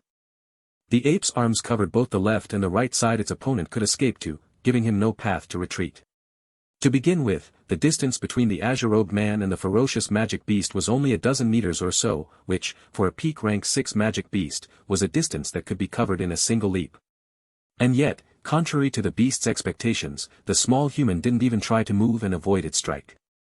Instead, he merely stretched out his own arms and tried to catch the ape's arms directly.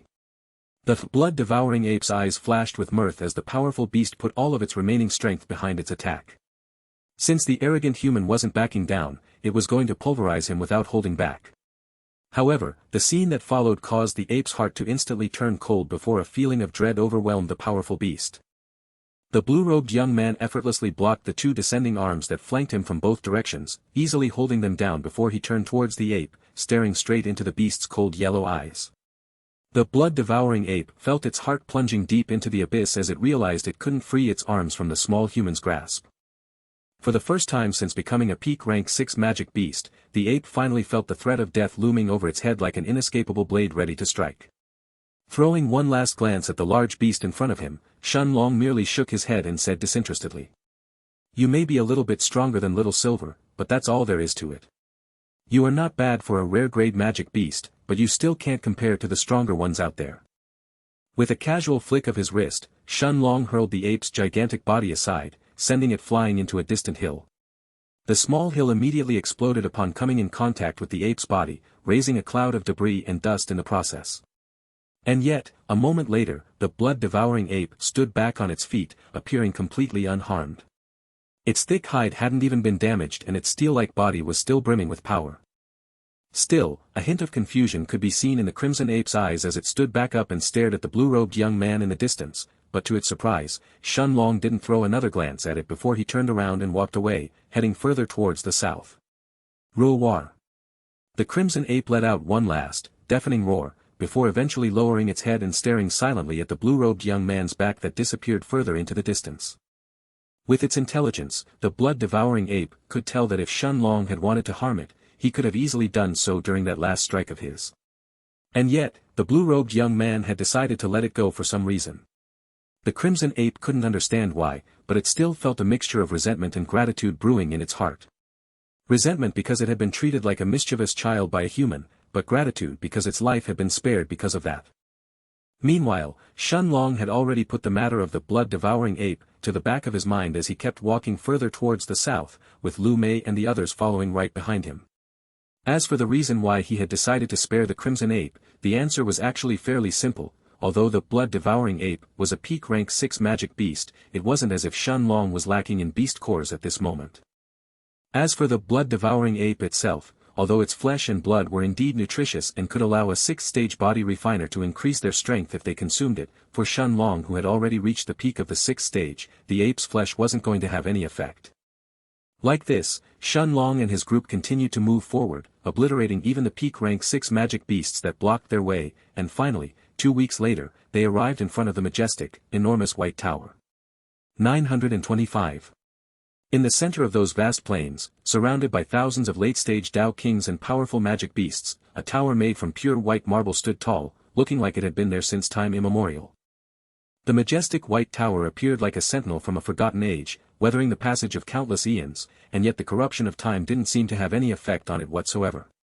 The myriad of transparent golden runes on its surface were still vibrant and vivid, forming numerous intricate formations, while from the top of the tower itself, a brilliant white light could be seen spreading outwards, drawing the eyes of anyone who laid their gaze upon it.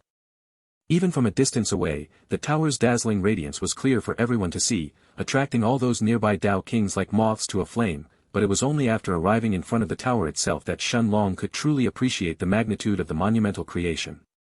As he approached closer and closer towards it, Shen Long could also see the different groups of Dao kings that had gathered around the tower's entrance. Many of those Dao kings chose to dismount from their magic beasts and ask others what was going on, while a small minority among them decided to walk straight through the tower's entrance without a second thought. The most eye-catching sight, however, was definitely the sheer number of those Dao kings present.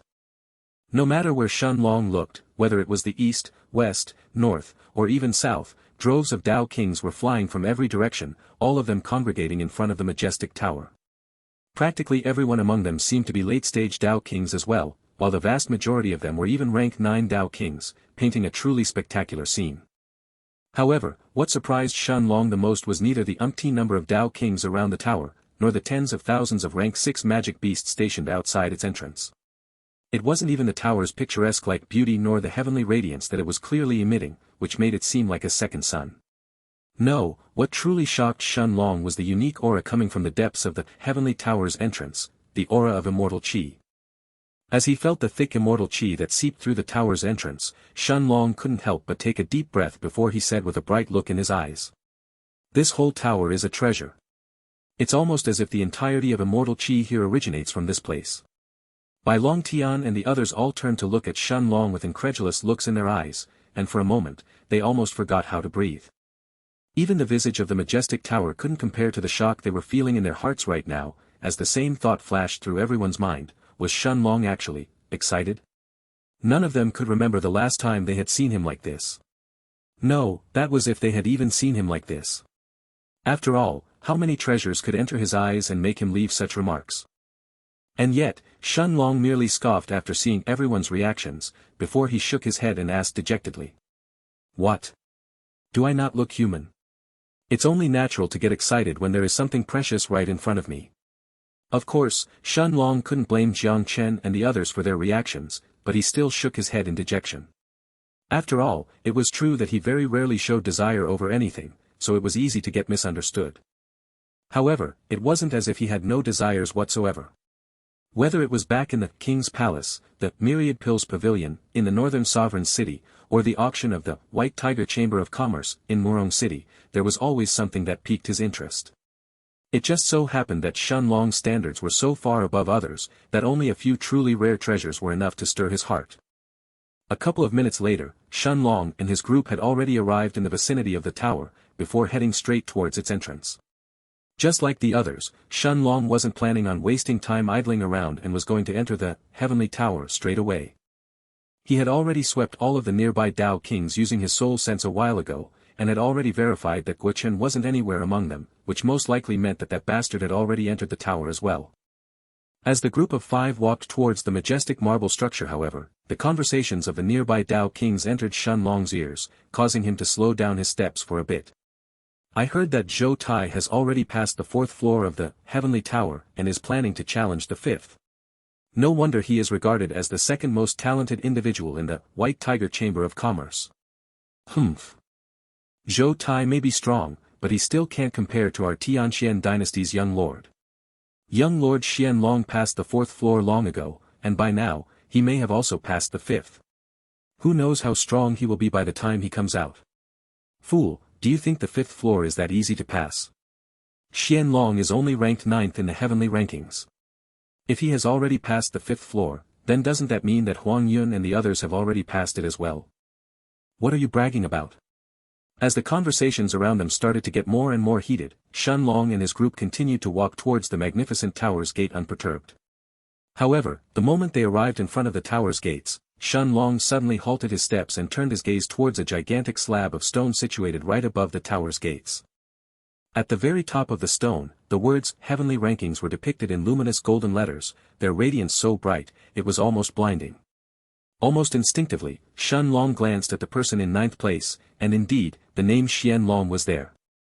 Although Shun Long had never met this young lord of the Tianxian dynasty, it was very likely that this person was one of those people the Northern Sovereign wanted to introduce him to before they entered the City of Immortals. Still, Shun Long didn't pay too much attention to him and simply continued with the rest of the list. However, as his gaze continued to travel upwards, his eyes suddenly focused on the 7th spot, where an overly familiar name was situated. Heavenly Rankings. 7th, Jiang Tianfang. Noticing Shun Long's peculiar reaction, Lu Mei and the others gradually turned their gazes towards the large slab of stone situated above the Heavenly Tower's gates, before similar expressions appeared on their faces moments afterwards. Uncle Jiang. Father. What is going on? What is my father's name doing here? Jiang Chen couldn't help but ask in a surprised tone as he stared at the familiar name on the Heavenly Rankings list. Although it was true that Jiang Tianfang had entered the City of Immortals alongside their group, Jiang Chen was well aware that his father was still a powerful rank 9 Dao Emperor, so naturally he must have been transported to the upper level of the City of Immortals. Therefore, if Jiang Tianfang had somehow entered a Heavenly Tower in the upper level, his name should have appeared there instead. After a moment of serious contemplation, Bai Long Tian was the first one to speak, as the handsome white-robed young man shook his head and assessed the situation. If I'm not wrong, this tower, or at least a similar, heavenly tower, must have appeared on the upper level as well, where all the Dao emperors like Uncle Jiang were sent to.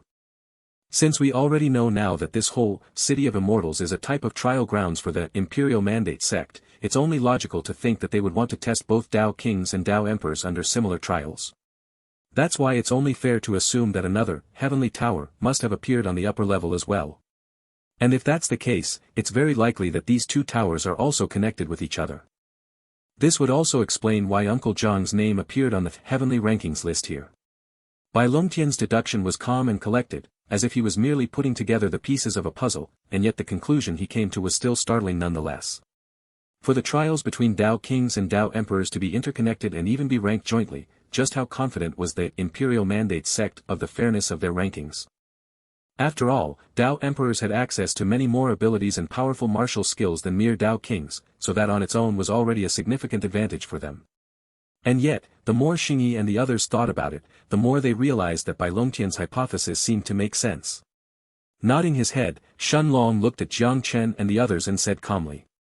Longtian's theory is most likely correct. Even if the Heavenly Tower's trials aren't identical among Dao kings and Dao emperors, they should still be similar to a certain extent. As for what they contain, we can only find out after we enter the tower. The gates of the enormous, Heavenly Tower were wide open, as if inviting the challengers to step inside and take on its mysterious trials. However, even from a distance, Shen Long could still sense the familiar feeling of spatial fluctuations insidiously enveloping the tower's entrance. Clearly, the space within the interior of the tower was distorted and was much different from its external appearance. Still, a few moments later, Shen Long and his group stepped forward, disappearing past the entrance and entering the Heavenly Tower. As he walked past the wooden gates of the majestic white tower, Shen Long completely emptied his mind and focused on perceiving his surroundings.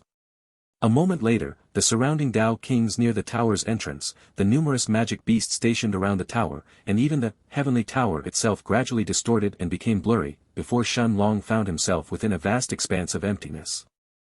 True darkness completely enveloped his surroundings, a darkness so thick that it was almost palpable and couldn't be pierced by the naked eye. Even after expanding his soul sense to sense his surroundings, Shen Long still couldn't see anything around him, making him feel as if he was truly isolated in the middle of nowhere. There were very few things capable of completely blocking a person's soul sense, to the point where they felt they were practically blind. And yet, Shen Long didn't seem worried in the slightest and merely waited calmly in the stifling silence. After all, he could still sense that his qi wasn't disrupted by the darkness, which meant that he could still use his Dao of time at will. It was only his soul sense and vision that were being impaired by it. Moments gradually turned into minutes, and finally, an incense stick of time later, a familiar old voice sounded in his mind, causing him to open his resting eyes. Aspiring disciples of my Imperial Mandate sect, welcome to the Heavenly Tower. Since you have already decided to take on my trial, this old man won't keep you waiting any further. The rules are simple: pass each floor of the Heavenly Tower and receive a corresponding reward depending on your performance. Fail and you may perish. Should any of you pass the first 3 floors of the Heavenly Tower, you will be allowed to become outer court disciples of my Imperial Mandate sect.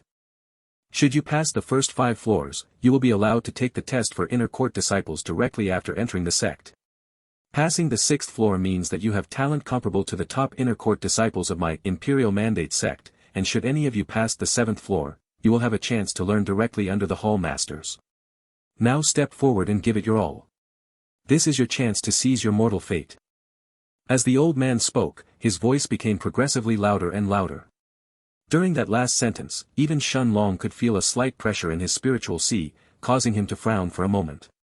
A few seconds later, however, the old man's voice disappeared, causing the pressure to vanish alongside it, before Shen Long felt his surroundings change once more. The darkness around him rapidly receded, revealing the scene it was hiding beneath its dark veil. As the darkness around him gradually receded, Shen Long found himself at the heart of a vast, yet completely empty Colosseum. The ancient Colosseum seemed to be fully made of stone and spanned for miles and miles on end, and yet aside from the sole azure-robed young man standing desolately at its very center, there didn't seem to be a single other soul in sight. Other than the thousands upon thousands of exquisitely crafted stone seats filling the spectator stands or the countless grains of sand littering the ground, there didn't seem to be anything else in this place either. No, that was wrong. After taking a quick look around him, Shen Long quickly noticed an anomaly. The ancient Colosseum may have been devoid of any living beings, but there was something peculiar that stood out, immediately attracting his attention. Just a few meters away from him, a small obsidian obelisk was erected in the center of the arena, its pointy edge facing the sky. The obsidian obelisk wasn't overly big, just a little more than a single meter in height, and yet its shiny luster painted a sharp contrast to its abandoned surroundings, quickly drawing Shen Long's attention. Is that an appraisal obelisk? Shen Long's voice was akin to a whisper, mumbling as he looked at the black obelisk just a few meters away from him. However, within the desolate Colosseum, even that single whisper sounded eerie and out of place as it echoed throughout the ancient arena. Meanwhile, inside the foggy space in the Stone of Time, Little Black opened his bright azure eyes and studied the obsidian obelisk in silence. Just like his master, the Black Dragon didn't seem taken aback by the sudden turn of events. Of course, Little Black was well aware of how those immortal sects tested their new disciples, so something like that was only natural. Using an appraisal obelisk before the trials began was commonplace for those powerful sects who wanted to evaluate their disciples' achievements. Nodding his head, the black dragon examined the surface of the obelisk for a couple of minutes before he nodded his head and answered calmly. Master is right. That's a low-grade appraisal obelisk. Although this one is only low-grade and cannot truly judge a person's talent based on their bone age, physique, cultivation stage, and cultivation technique, it's still enough to evaluate mere Dao kings and Dao emperors while they undergo their tests. Shun Long nodded his head, and after a moment of brief contemplation, he walked towards the obelisk. 8 simple words were engraved on its black onyx-like surface, looking like they were carved using a sword instead of a brush. The words were simple and didn't hide any profound meaning within them, but Shun Long could still tell that each letter was sharp and forceful, like they were left there by the sword of a true sword expert. Use your chi to engrave your name here. A moment later, Shun Long's fingers moved swiftly as he used his chi to inscribe 2 more characters on the black obelisk surface. Shun Long. The obelisk surface was slightly cold to the touch, as if the entire monolith was covered in a thin layer of ice. However, after absorbing Shun Long's chi, a glowing silver light gradually enveloped the black obelisk, before abruptly vanishing from the ancient arena. Following the obelisk's disappearance, a change began to take place in the ancient Colosseum as well. In the next moment, Shun Long could feel the chi in the air around him swirl and tremble, before it began to coalesce into the shape of a large, hideous abomination. A bony, cadaverous monster that resembled a lizard began to take shape a few meters away from Shun Long, starting from its gigantic head and its beady-like eyes that were brimming with malice before moving towards its body. The gaunt monster was extremely thin, almost emaciated, but contrary to its feeble and frail appearance, its long limbs were brimming with power. The long, sharp claws on its 4 legs resembled sharpened blades, while its rows of pointy fangs were capable of shattering even peak gold-grade weapons with a single bite. Shun Long only needed a glance to recognize this peak rank 6 magic beast in front of him. After all, it was among the strongest rare-grade magic beasts, as well as the most dangerous ones, the ravenous earth lizard. At the same time that the lizard's body was forming, a similar scene was taking place at the other end of the arena. The figure of a small, 4-winged bird surrounded by crimson lightning began to take shape on the other side, starting from its sharp beak before moving towards the rest of its body. Although the bird was extremely small for a magic beast, not much larger than an eagle, the chi it took to form its diminutive body wasn't any less than the ravenous earth lizard's. No, in fact, it was slightly more than that. Moments later, its entire body was formed, and the feeling of danger the bird radiated wasn't any lower than that of the massive lizard. Its sharp beak could easily clash with rank 3 gold-grade weapons, while its sharp talons could slash even the sturdiest of gold-grade armors with a single strike. However, Shun Long was aware that just like the ravenous earth lizard, this bird's most dangerous trait wasn't its physical body that could even clash with peak 6th stage body refiners. Instead, it was the sparks of crimson lightning that were dangerously crackling around its 4 red-colored wings and were ready to explode at any moment. That was why the bird was called the Red Lightning Sparrow.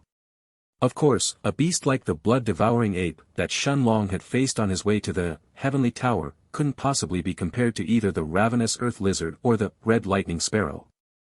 The latter were both true, bona fide rare-grade magic beasts that could take the lives of even peak-stage Dao kings.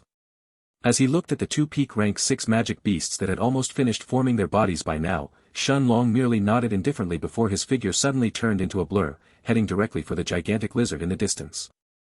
Although average peak stage Dao kings would find it extremely difficult to deal with even a single one of those powerful magic beasts, let alone with both of them at the same time, Shun Long didn't even consider it much of a challenge as he immediately set his eyes on the cadaverous beast that was closest to him.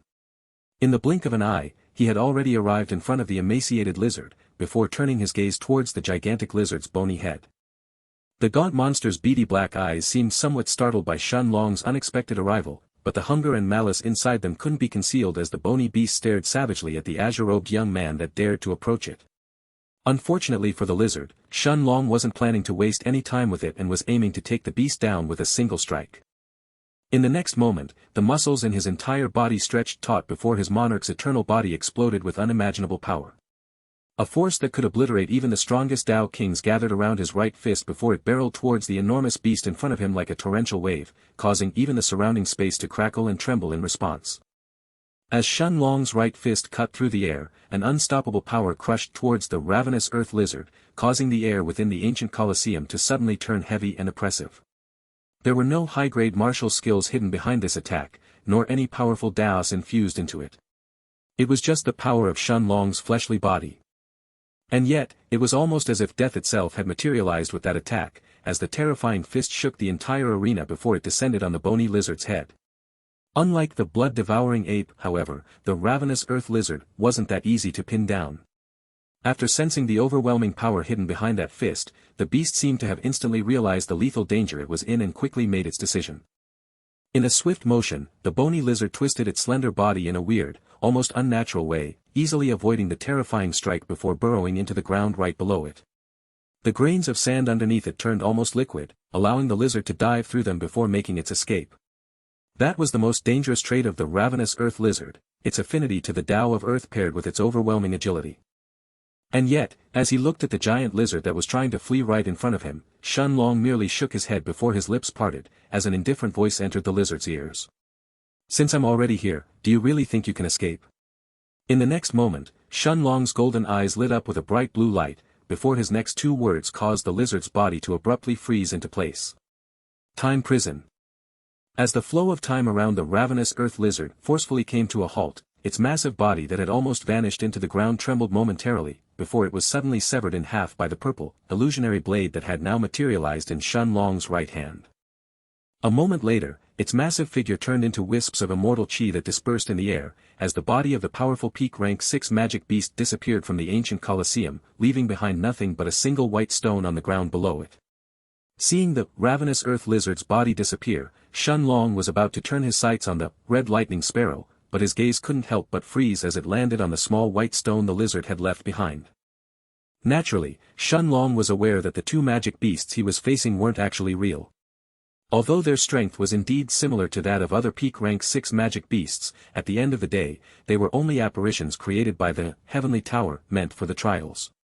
Therefore, these magic beasts shouldn't have left anything behind upon their deaths, including magic beast cores or parts of their bodies. However, as Shen Long's gaze fell on the small white stone, his eyes couldn't help but widen, before an incredulous thought flashed through his mind. Is that a top-grade spirit stone? Did the ravenous earth lizard just leave behind a top-grade spirit stone? As this thought appeared in his mind, Shen Long hurriedly bent down and touched the small white stone that was shining with a brilliant luster, before his disbelieving expression quickly turned into a look of wonder and shock. A top-grade spirit stone wasn't something that Tao Kings normally had access to, regardless of their background or power. Even in the central continent, these spirit stones were akin to treasures and were only used by either late-stage sovereign realm experts, or the supreme earth immortals who were usually in seclusion, hidden from mortal eyes. It was almost impossible for normal cultivators to get their hands on these treasures regardless of how much they looked. One needed not just status, but also extraordinary strength if they wanted to procure any top-grade spirit stones in the outside world. Of course, a single top-grade spirit stone wasn't overly valuable by itself. It was merely equivalent to 1,000 high-grade spirit stones, which was a drop in the ocean for Shen Long at this point. However, the mere notion that one could obtain a top-grade spirit stone by slaying a peak rank 6 magic beast couldn't help but stun Shen Long internally. If that was the case, then just what other rewards did the heavenly tower have in store in its upper floors? As this thought flashed through his mind, Shen Long couldn't help but turn his attention on the red lightning sparrow. However, this time in his indifferent expression, a hint of curiosity could be seen rearing its rear head. The small, four-winged bird had already taken to the skies above the time-worn Colosseum, circling above the ancient arena at a frightening speed. Sparks of crimson lightning continued to gather around its four wings with every passing second, painting the ancient sky a vivid shade of red. The red lightning sparrow didn't seem to have paid any attention to the death of the ravenous earth lizard, nor to the fact that it had left behind a top-grade spirit stone upon its death. Instead, its small beady eyes were focused on the blue-robed young man fiddling with that same spirit stone, before the crimson lightning around its wings became even more pronounced and deadly. Sensing Shen Long's gaze that had suddenly shifted towards it, the diminutive sparrow then burst with powerful killing intent, as the crimson lightning around its four wings exploded outwards. Ka-wa. As the bird let out a high-pitched cry, a dazzling crimson thunderstorm enveloped the center of the ancient arena barely a moment later, completely entrapping Shen Long in its lightning confines. Standing inside the cacophony of the lightning storm and hearing the roars of thunder grow stronger and stronger around him, Shun Long allowed the bolts of crimson lightning to batter his body again and again while his gaze was fully focused on the skies above the ancient Colosseum. Although the lightning storm was powerful and could hinder one's vision, it wasn't enough to block out Shun Long's soul sense that had already locked on the red lightning sparrow's figure. Of course, Shun Long was well aware of both the sparrow's abilities, as well as the emaciated lizard's, which was why he had chosen to go after the gigantic lizard first. The ravenous earth lizard may have seemed like an easy opponent at first glance, but in reality, it was an extremely powerful peak rank 6 magic beast, one that became increasingly hard to kill as the fight went on. Not because it was overly sturdy or had extremely strong defenses, but due to its innate ability and its affinity with the Tao of Earth. Shun Long was well aware that once a ravenous earth lizard managed to dive into the earth and disappear, it would be nearly impossible to track its movements until it came out to attack again. Even a sovereign realm expert's soul sense wouldn't be able to track it once it had hidden its traces and disappeared, which was why Shun Long had decided to go after it first.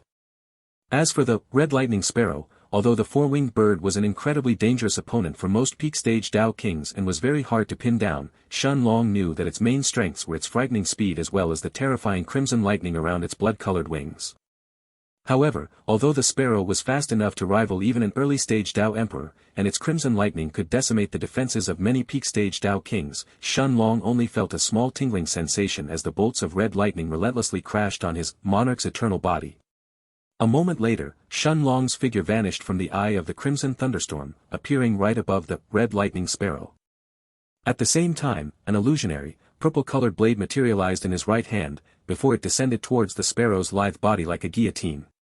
The crimson, four-winged bird was startled when it sensed the deathly presence looming above its head, and without any hesitation, it dove down towards the arena avoiding the unexpected attack. How could a magic beast that could almost rival early-stage Dao emperors get caught so easily? With a single flap of its crimson wings, the tiny sparrow disappeared from the space it was occupying, appearing on the other end of the arena before staring coldly at the blue-robed young man in the sky. And yet, Shun Long didn't seem discouraged in the slightest after seeing the sparrow dodging his attack. Instead, his figure turned into a blur as he disappeared from his spot barely a moment later, appearing just a few meters away from the four-winged magic beast. He wasn't planning on using his Tao of Time to deal with the Crimson Sparrow and was only going to rely on his Tao of Space, as well as his peak 6-stage bodily cultivation. Like this, the ancient arena soon turned into a battlefield of crimson lightning and purple-colored spatial rifts, as Shun Long chased after the tiny sparrow who continued to rain down bolts of red lightning at him.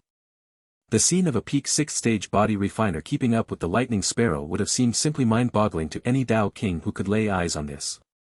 Clearly, the level between the blue-robed young man and the small sparrow had already exceeded that of mere peak-stage Dao kings and was rapidly approaching even early-stage Dao emperors. Although the man and beast were still far from being a match for genuine Dao emperors, at least in terms of speed, the blue-robed youth and the sparrow wouldn't fall that far behind. Eventually though, the four-winged beast failed to fully dodge a swing from Shun Long's purple blade and had one of its crimson wings severed in return. With 3 wings creating a sense of imbalance, its speed fell drastically as a result, and only a couple of exchanges later, the terrifying crimson bird finally perished in the ancient arena, its body turning into motes of light and wisps of immortal chi before dispersing in the air. Looking at the small, radiant white stone that was left behind after the sparrow's death, Shun Long could only shake his head before he bent down to grab it. A single top-grade spirit stone may not have been much, but it was still a treasure at the end of the day. However, just as his left hand touched the small white stone, the entire arena suddenly began to tremble before the air around Shun Long quickly began to change. The atmosphere inside the Colosseum became heavy and oppressive, making even the air around him hard to breathe. A moment later, the immortal chi in the air began to coalesce together, turning into the familiar figures of 4 magic beasts. Staring at the pairs of ravenous earth lizards and the red lightning sparrows that were being formed once more, even Shun Long couldn't help but feel startled for a moment. In the center of a vast, plain white hall, the ruins of a small-scale teleportation formation suddenly flared to life, before a familiar blue-robed figure gradually materialized at the heart of the hall. This time however, Shun Long's appearance was a stark contrast to his usual looks. His azure robes were tattered, with sharp cuts and burn marks all over them, while even Shun Long's own body underneath the azure robes appeared wounded. Although these wounds were only superficial, with some cuts barely breaking past the outer layer of his skin, it was obvious that some of the attacks had managed to pierce through his defenses and injure him slightly. And yet, Shen Long didn't pay any attention to the dozens of claw marks marring his body, nor his scorched robes that revealed the chiseled, well-built body underneath them, and simply looked around him as he took in his new surroundings. Inside the vast, unadorned white hall, more than 100 late-stage Dao Kings were already present, the majority of them sitting cross-legged on the marble, white floor. Some of them threw curious looks at Shen Long, some had looks of pity on their faces, while a few even had looks of schadenfreude as they stared at his battered robes and his haggard appearance. Ha, another victim of the first floor. How unfortunate. Unfortunate. This is what those people get for being body refiners. So pretentious. Why would you choose to suffer and engage magic beasts in close combat instead of following the path of a chi refiner? Truly foolish. That's right. Look at me. I don't mean to brag, but I died in a single strike from those ugly lizards. Why would I let them torture me again and hack my body to pieces? Sure, body refiners may be a bit more sturdy, but that's all. In terms of individual strength, chi refiners are obviously better in every other aspect. The path of chi refinement is the right path. Shut your mouth, trash. How shameless can you be? You are bragging that you died in a single strike. I'm a body refiner and I killed more than a dozen of those abominable lizards. How many did you kill? Soon, a heated discussion began to erupt in the previously silent hall, causing even those Dao Kings who hadn't reacted to Shen Long's appearance to finally open their eyes. And yet, Shen Long merely glanced at those people around him before he took in the rest of the great hall. The appearance of the hall itself was extremely plain, so plain in fact that it caused one to furrow their brows in surprise. Other than the small-scale teleportation formation at the heart of the hall and the 4 massive pillars that were located at each of its corners, looking like they were propping up the entire floor, there was nothing else that managed to draw his attention, other than a single, illusionary silver door. This silver door wasn't overly big, just a little more than 3 meters, 10 feet, in height, but it was certainly the most eye-catching item within the inconspicuous hall. Dozens of mysterious runes and patterns adorned the door's surface, forming an intricate formation, and yet, despite their complexity, even someone who wasn't a formation master could easily tell what the purpose of these runes seemed to be. After all, those runes were almost identical to the ones inscribed on the small teleportation formation at the very heart of the hall. So that's why everyone is gathered here. Shen Long finally connected the last piece of the puzzle as he assessed the situation around him, and after a brief moment of contemplation, he then took a step forward. Ignoring the growing ruckus within the great hall, he walked towards the mysterious silver door, taking a seat on the marble floor just a few meters away from it. A few others seemed to have done the same long before him, not paying any heed to those Dao Kings arguing with each other and simply choosing to meditate in front of the silver door. The moment he sat down on the cold marble floor, Shen Long immediately closed his eyes, and without any hesitation, he began to greedily absorb the immortal chi in the air at a terrifying rate. As for the surrounding Dao Kings near him, he didn't pay them any heed whatsoever. After all, the immortal chi in this hall seemed almost limitless, and Shen Long had already guessed the reason behind that and this hall's existence. It was most likely meant for those who had passed the first trial and wanted to recuperate and restore their chi before taking on the second one. Clearly, this floor was meant to offer a moment of respite to those Dao Kings who had succeeded, so the chi they could absorb to replenish their empty reserves was practically limitless. Naturally, those people around him were replenishing their chi reserves and were preparing to challenge the second floor as well. And in reality, this was what Shen Long needed the most as well. After all, he had to admit that this time, he had truly pushed his body to its absolute limits and was now utterly spent. Whether it was his vast reserves of chi that were far beyond any average Dao King's or the strength of his Monarch's eternal body, they had both been completely exhausted after completing the first trial of the Heavenly Tower. Closing his eyes, Shen Long continued to absorb the immortal chi around him at a terrifying rate, while his mind began to reassess everything he experienced in the first trial. As expected, although those ravenous earth lizards and red lightning sparrows kept increasing in numbers, they stopped producing top-grade spirit stones after a certain point. What a waste. By now, Shen Long had already lost count of how many peak rank 6 magic beasts he had killed within the 1 month he had spent within the first trial, but he was certain that the number had already exceeded tens of thousands long ago. After all, inside the foggy space in the Stone of Time, there was now a gigantic pile of radiant white stones, all of them exuding incredibly pure spiritual chi. And they were all top-grade spirit stones. After taking a look at the massive pile of top-grade spirit stones he had gathered, Shen Long's lips finally curved up into a satisfied smile, before he turned his attention back to the White Hall and focused on absorbing the immortal chi in the air around him. Although he didn't know what kind of test the second trial would contain, it was better to fully replenish his chi reserves beforehand and be thoroughly prepared. After all, just the first trial alone was already far beyond the level of what average peak rank 9 Dao Kings could handle. Even the first stage, where they had to fight a single, ravenous earth lizard paired with a red lightning sparrow, would most likely eliminate the vast majority of Dao Kings who attempted the trial, let alone the stages following after that. After all, a single rare rank magic beast was powerful enough to obliterate an average peak rank 9 Dao King all by itself. Pairing two of them together made the trial borderline impossible for most people, thus eliminating the majority of Dao Kings from the get-go. So this is the method that Imperial Mandate sect used to convey its message. As long as you can't deal with two peak 6th stage magic beasts at the same time, you are not even qualified to become an outer disciple of the sect, huh? As he came to this conclusion, Shen Long lightly shook his head, realizing it made sense. After all, the Imperial Mandate sect was almost certainly a sect from the immortal dimension. Would such a sect possibly lack disciples begging to join it? Of course not.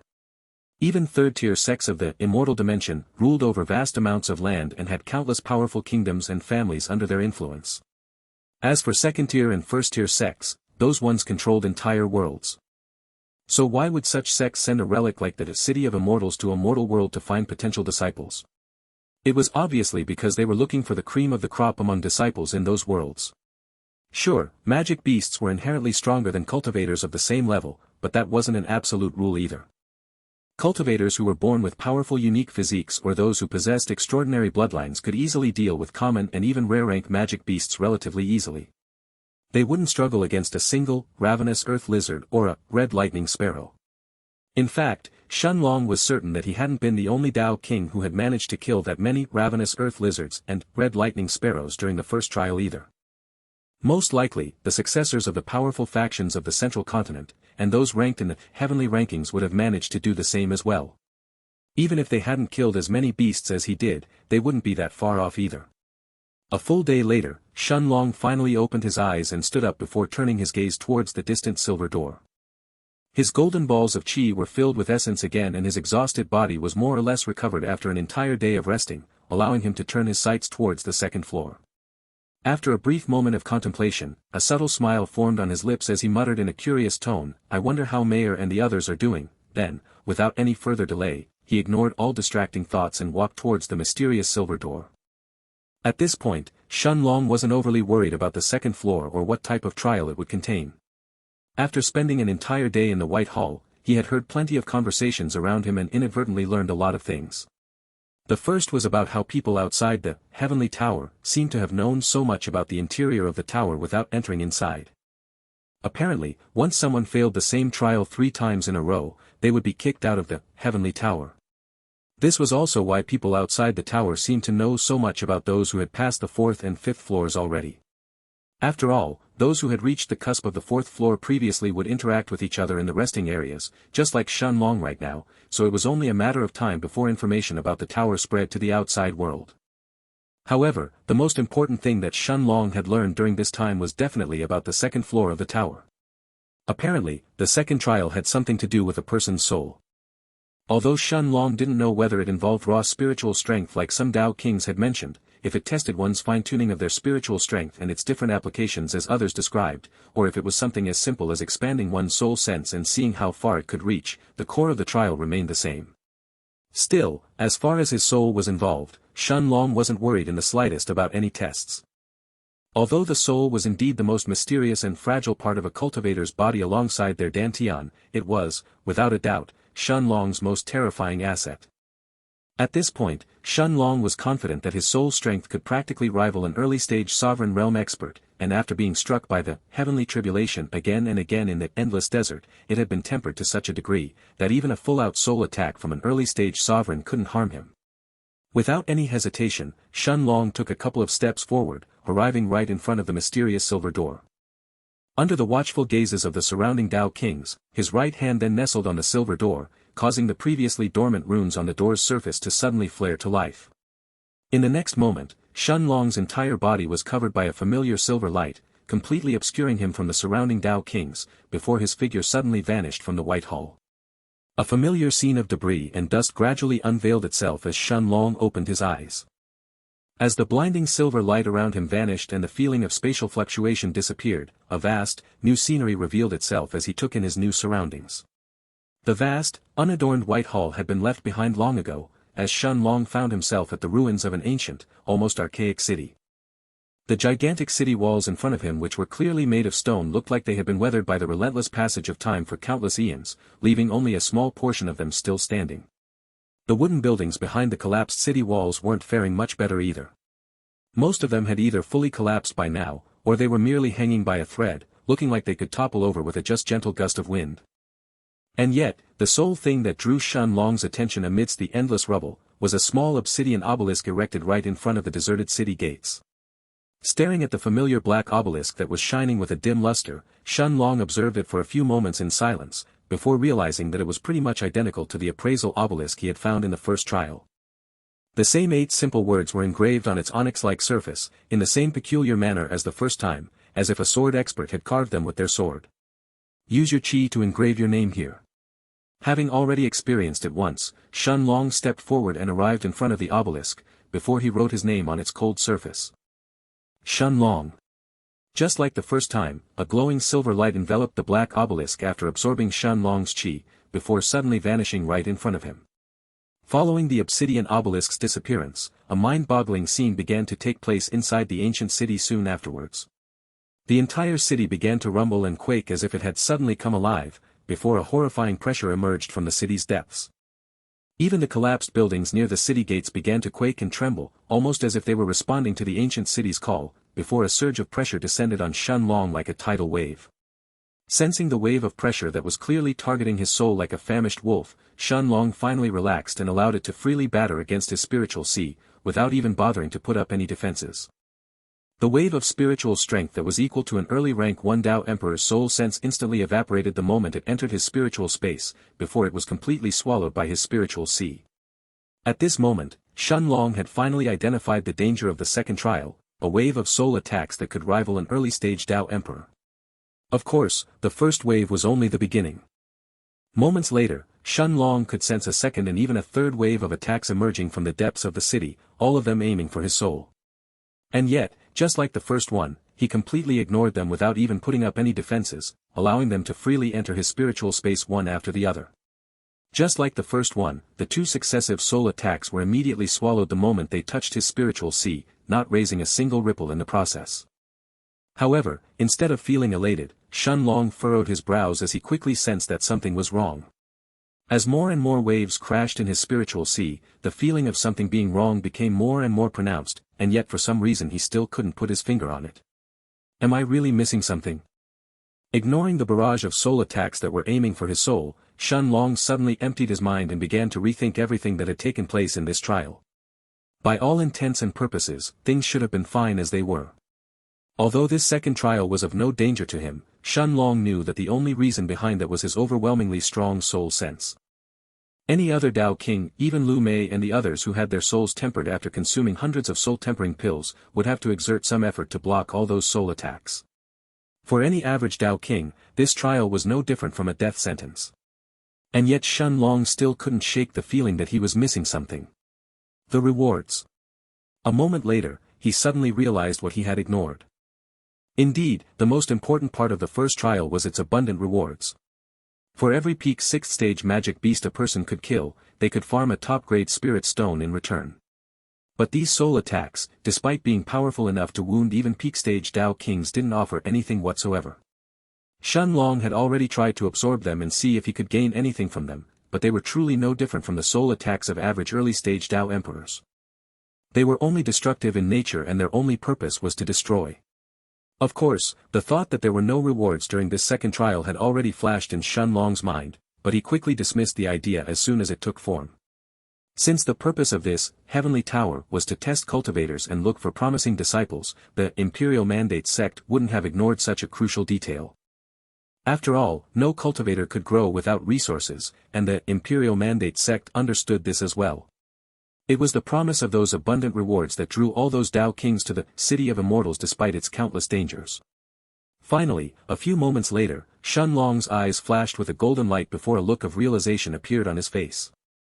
In the next moment, an overwhelmingly strong wave of soul sense burst out from his body, spreading out like a thick net and enveloping the entire ancient city. In the blink of an eye, the entire ruined city had been fully enveloped by Shen Long's soul sense, spreading outwards like an inescapable net. A moment later, Shen Long could clearly see every nook and cranny of all the buildings around him, as if these buildings were directly inside his mind. Even those collapsed houses that had long since turned to dust and debris appeared in his vision, with everything they were hiding underneath them. Surprisingly, there were no skeletons or dead bodies anywhere within the ancient city, let alone any living humans. The eerie silence and the scene of desolation that made the nearby borough look so forlorn was precisely due to the absence of any humans. With no one to take care of the buildings and prevent them from eroding any further or no soldiers to man the city walls, it was only a matter of time for any city, regardless of how magnificent it may have been, to fall. However, what drew Shen Long's attention wasn't the lack of any signs of life within the ruined city nor the absence of dead bodies. Instead, it was what was hidden under all the rubble. Without any hesitation, his figure turned into a blur, his azure robes fluttering in the wind, as he quickly appeared on top of a collapsed house just a few hundred meters away from the city gates. With a light sweep of his hand, he used his chi to drag away the debris of the collapsed house, revealing the treasure that was hidden underneath it. A small piece of iron, no more than a handful in size, was buried under all the rubble, completely covered by dirt and dust. And yet, even all that dirt couldn't fully conceal the iron's brilliance. With just a glance, anyone could tell that the small iron was a rare piece of treasure, and most likely a very high-grade one at that. And indeed, as Shen Long's gaze landed on the small, fist-sized iron, his eyes lit up before he bent down to grab it with both hands. Sensing how heavy this small piece of iron was, Shen Long nodded in satisfaction before he muttered to himself. Indeed, this is really a piece of heavenly iron. After examining the small piece in his hands for a few moments, Shen Long nodded contentedly and stored it inside the foggy space in the stone of time, before his figure disappeared from the ruins of the old house, moving towards another collapsed building of the ancient city. This small piece of heavenly iron that he had found may not have been extraordinary all by itself, but Shen Long knew that in the eyes of any formation master of the central continent, it was an absolute treasure. After all, heavenly iron was the main material used to craft 3-star weapons and armor. How could such a piece of treasure not be coveted by all star-rank formation masters? Even in the core regions of the central continent, such a treasure could only be chanced upon by luck and couldn't be purchased with spirit stones. Moments later, Shen Long's figure continued to bolt through the ancient city, appearing from one place to another while uncovering more and more treasures in the process. Naturally, not every ruined building contained treasures, but there were still more than a handful of them spread out throughout the ancient city.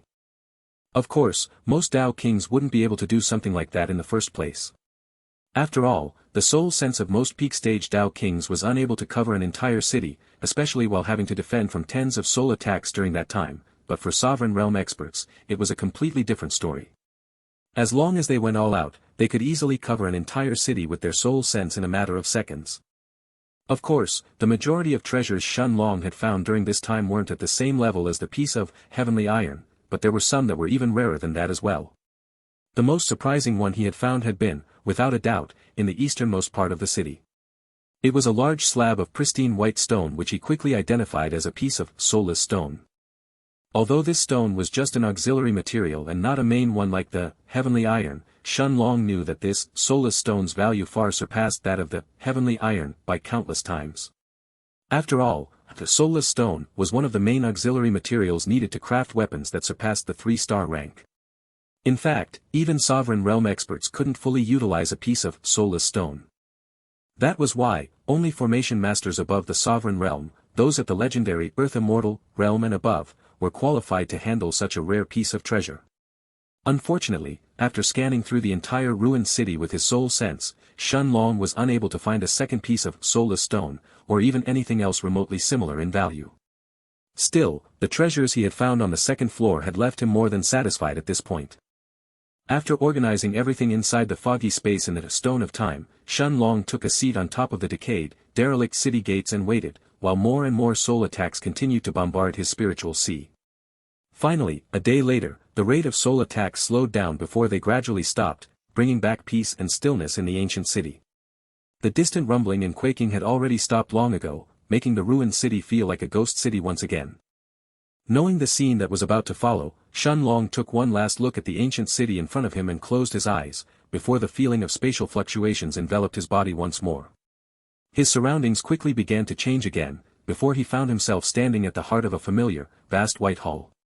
However, this time Shen Long quickly noticed a difference inside the white hall, causing his relaxed expression to soon turn into a frown. Within the vast, unadorned white hall, two groups of Dao kings were facing off against each other, causing the atmosphere inside the hall to quickly grow tense and oppressive. The surrounding Dao kings didn't even seem to have noticed Shen Long's appearance, seemingly fully invested in the altercation between the two groups.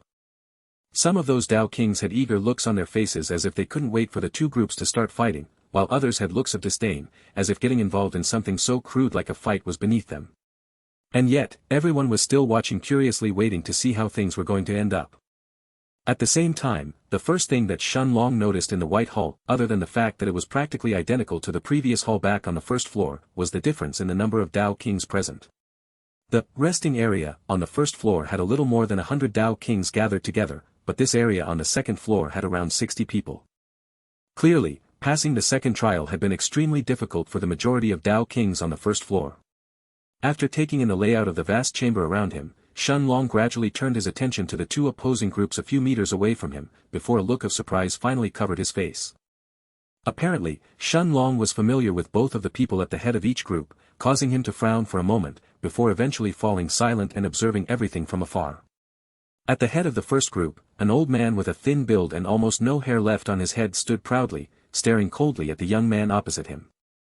The old man was clad in snow-white robes and had an air of authority around him, but even his composed appearance couldn't fully conceal his anger as he looked at the brown-haired young man in front of him and roared furiously. "Yang Hui, you ungrateful brat! How many years did my holy sect nurture you for? How many resources did we invest in you? Whether it was alchemy pills, spirit stones, and even star-rank weapons and armor, we provided you with everything you asked for. And yet, even after entering the city of immortals you decide to follow the Bai family? You selfish brat!" Shen Long only needed a glance to recognize the thin old man as Elder Ji Xiaoying from the holy sect.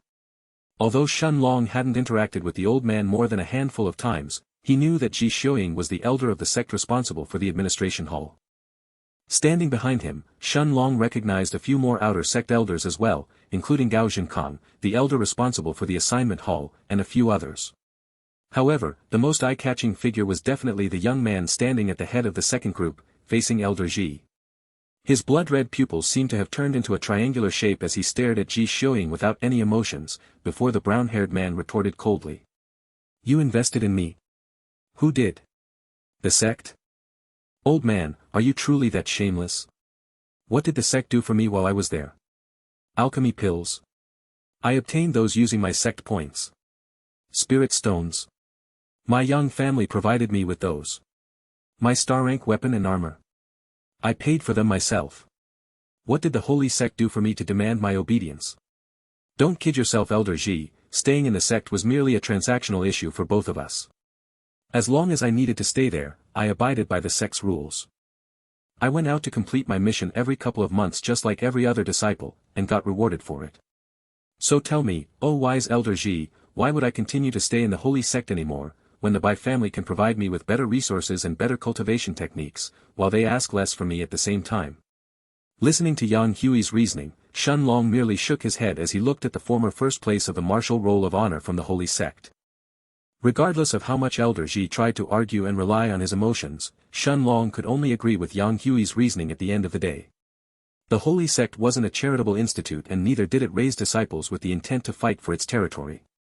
If disciples wanted to remain within the sect, they had to leave every few months and complete their mandatory sect missions, otherwise, they would be expelled and would have their sect status revoked. Additionally, everything in the sect was purchased using sect points instead of spirit stones, so there was no real way of avoiding completing the missions either. If one wanted to continue staying in the sect, if they wanted to obtain cultivation techniques, martial skills, or even spirit stones, they had to either exchange sect points for them, risking their lives in most missions, or they had to find some other way. Of course, that wasn't to say that being a member of the sect didn't have any benefits whatsoever. For example, the higher one ranked in the martial roll of honor, the more rewards they could obtain from the sect, so both Yang Hui's and Elder Ji's words held some merit in the end. However, Shen Long also understood that things weren't as simple as Ji Xiaoying and Yang Hui made them out to be either. He had already learned from the Grand Elder that the inner politics of the sect were much more complicated than they appeared on the outside. Yang Hui's Yang family was a subsidiary power of the Holy Sect, and yet their young master had suddenly sworn allegiance to a powerful family that could even suppress the Holy Sect. How could things not turn complicated at this point? Additionally, after joining the Bai family and staying with them for a few years, Yang Hui had already advanced to become a peak rank 9 Dao King, rivaling even these outer court elders in front of him. How could the Holy Sect not feel alarmed by this? A moment later, however, a purple-robed young man behind Yang Hui took a step forward, appearing right next to him, before he stared at the elders of the Holy Sect and said coolly, "I wasn't planning to intervene and was going to let Yang Hui deal with you, but since you don't want to listen, you can just die." As his voice faded, the temperature of the entire hall dropped sharply, before a cold gust of wind whistled under the young man's feet. A moment later, a vicious tornado of wind and ice enveloped the entire hall, shrouding every single Dao King in its cold embrace. The emergence of the unexpected tornado seemed to have caught everyone in the hall off guard, causing the surrounding Dao Kings to flinch and quickly take a few steps back. Clearly, no one had expected the purple-robed young man to be so unreasonable, to the point where he would attack the elders of the Holy Sect directly. Still, Ji Xiuying and the rest of the elders weren't the kind to be bullied so easily either. Taking out their weapons, the 4 of them stood their ground and prepared to meet the ice tornado head-on. A moment later, a cacophony of wind and ice raged inside the ancient hall, as the powerful ice storm quickly shrouded everyone in its cold embrace. Even though he was standing relatively far from the heart of the storm, Shen Long could still see the scene that was taking place in its very center. The white-robed Ji Xiuying had already taken out a bronze shield that was almost half his size and was holding it tightly with both hands as he resisted the ice tornado head-on. As for the rest of the elders behind him, they had already taken out their own weapons and were now defending against the ice storm with everything they had. Unfortunately for them, the purple-robed man's tornado wasn't that easy to deal with. Most tornadoes would have naturally dissipated in front of a peak-stage Dao King like Ji Xiuying, but the purple-robed man's ice storm was clearly anything but simple. A few of the surrounding Dao Kings quickly recognized it for what it was, a famous saint-grade martial skill of the Bai family, and an extraordinary one at that. Sharp ice lances were hidden inside the tornado, occasionally ambushing Ji Xiuying and the 3 elders from all sides, forcing them to be on their toes. However, what surprised everyone wasn't the destructive power of the tornado or its deadly hidden attacks, but rather the purple-robed young man's control of it. Despite the fact that the ice storm had enveloped the entire hall, it seemed that only Ji Xiuying and the 3 elders behind him were affected by it. As for the rest of the Dao Kings in the hall, other than a slight drop in temperature, they didn't feel anything else amiss. Of course, Shen Long was no different from them either. Glancing at the walls of the ancient hall that were gradually covered in a thin layer of frost and feeling the air around him getting heavier and heavier with every passing moment, he had to admit that this purple-robed young man of the Bai family wasn't weak. Even if Shen Long wasn't the target of that storm, he could still tell that it was more than enough to threaten the lives of average peak-stage Dao Kings. Nevertheless, Shen Long wasn't worried about a martial skill of this level. Additionally, although Ji Xiuying's and the 3 elders' situation appeared grim, Shen Long could tell that the thin old man hadn't been brought to his limits just yet. He still had strength to spare as he helped the 3 elders behind him defend themselves from the dreadful tornado. A few minutes later, the cold storm finally dispersed, allowing the White Hall to return back to its original, tranquil appearance. As the heavy mist in the air began to scatter, Elder Ji's figure appeared once again, this time staring hatefully at the purple-robed youth from the Bai family. The bald Ji Xiuying had a look of unconcealed, raging killing intent, and for a moment he even ignored Yang Hui who had been his original target, as he glared at the purple-robed young man and roared furiously. "Bai Yuhan, you little bastard! How dare you interfere in the matters of my holy sect? Who do you think you are? Even if Yang Hui has decided to join your Bai family, he is still a member of my holy sect. How dare you meddle in our matters so openly?" A frosty glint flashed in Bai Yuhan's eyes after hearing Ji Xiuying's tone of address, but surprisingly, the purple-robed youth merely shrugged before he answered coldly. "A member of your holy sect? Yang Hui has already made his stance clear and everyone here has already heard it as well. Who are you to force him to follow you? Besides, as far as I'm concerned, Yang Hui is merely a subordinate of my sister, nothing more than that. Your holy sect? I couldn't give 2 shits about your trash sect. Old fart, scram while I'm still feeling benevolent." With a sweep of his hand, Bai Yuhan raised a strong gust of wind, pushing Ji Xiuying tens of meters backwards, before he unceremoniously turned around and made his way towards the silver door at the depths of the hall. Clearly, the purple-robed youth was planning to challenge the third floor of the heavenly tower right away. After a brief moment of hesitation, Yang Hui and the rest of the Bai family followed behind him, heading towards the silver door as well. As for Ji Xiuying, the old man clenched his fists tightly, his nails seeping deep into his wrinkled palms and drawing blood, as he hatefully glared at Yang Hui's and Bai Yuhan's backs. And yet, the old elder of the holy sect didn't dare to do anything but watch, as the two men walked further and further away. Of course, the surrounding Dao kings could all tell the reason behind Ji Xiuying's passiveness. Although the old man himself hadn't been injured, the other three elders of the holy sect were in a horrible position after having to face Bai Yuhan's ice storm. Clearly, if Ji Xiuying pushed his hand any further, the ones to suffer first would have been them. Besides, although Ji Xiuying wasn't wrong to say that Yang Hui's matter was a matter of the holy sect, it was also a matter of the Bai family at this point. Although Bai Yuhan wasn't the successor of the Bai family, his standing in the family was still high enough to deal with a few elders of the holy sect who were provoking him in broad daylight. At the end of the day, the Bai family was a behemoth and the holy sect was merely an ant in comparison. The two of them couldn't be compared. As Bai Yuhan's figure disappeared from the White Hall, Yang Hui and the rest of the Bai family members followed suit soon after, stepping into the silver door as well.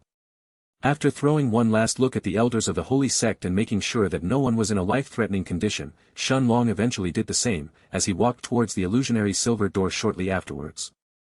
Even though it had only been a couple of minutes since he'd arrived in the resting area of the second floor, the conflict between Bai Yuhan, Yang Hui, and the elders of the holy sect had made things feel a lot longer.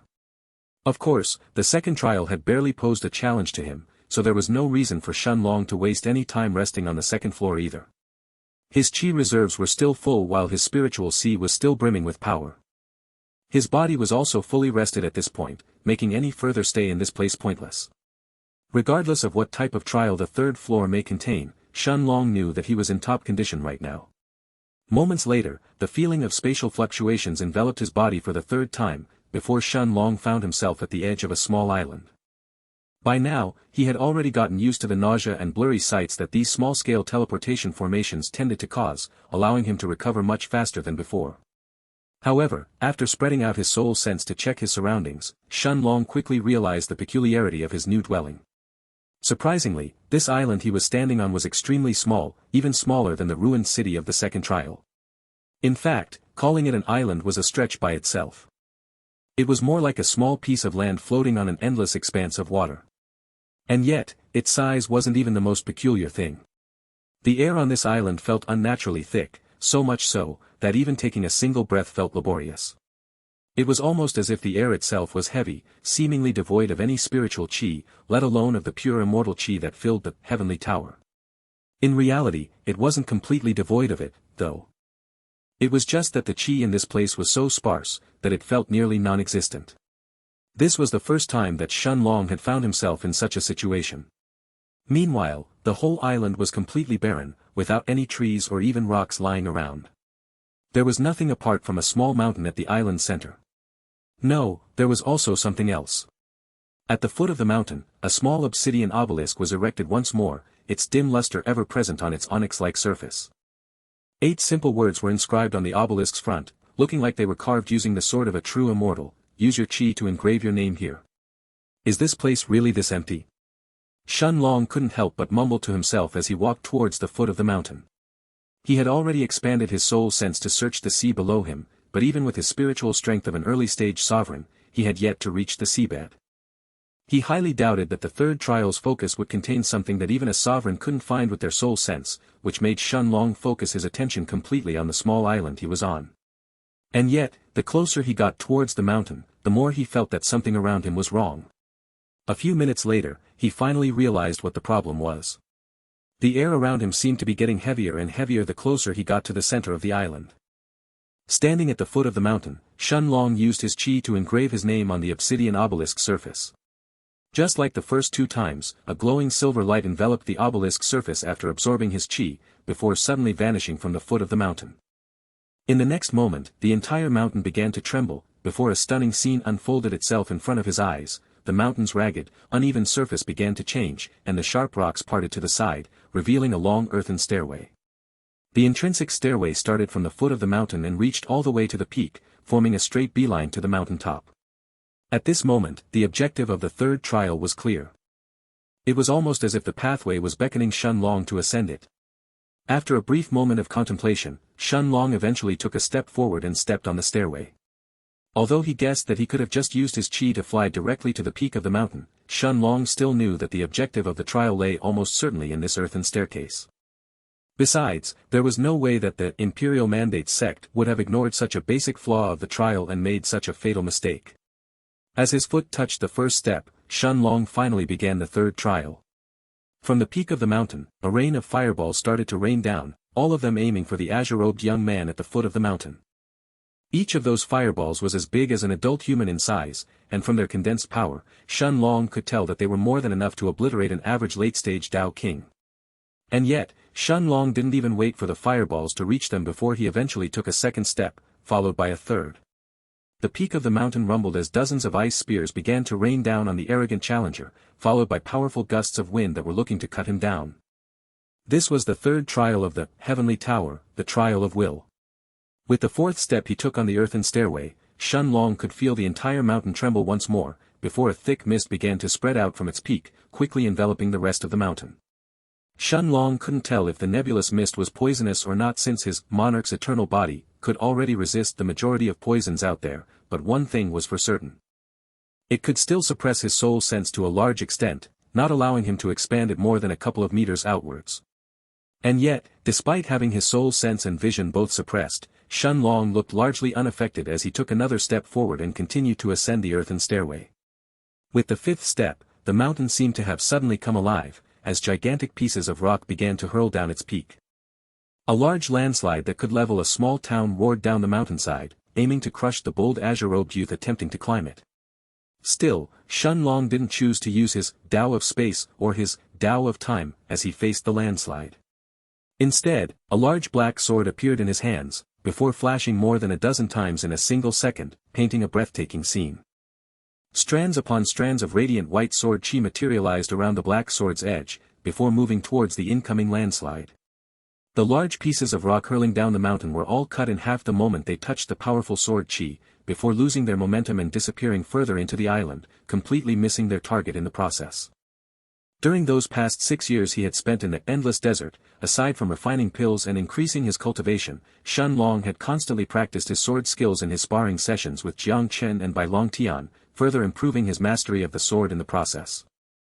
Although he had already reached the realm of sword aura, after comprehending the insights left behind in the stone mural, Shen Long didn't have the chance to truly test how far along his sword skills had come at this point.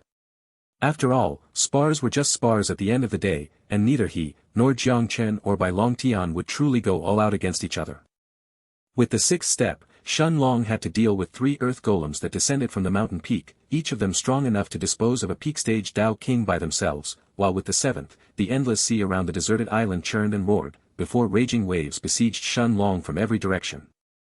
With the 8th step, hundreds of lightning bolts bombarded the foot of the mountain, obliterating everything in their path, while with the 9th, illusionary golden swords began to materialize in the sky, before they turned their sharp tips towards the azure-robed challenger climbing the mountain.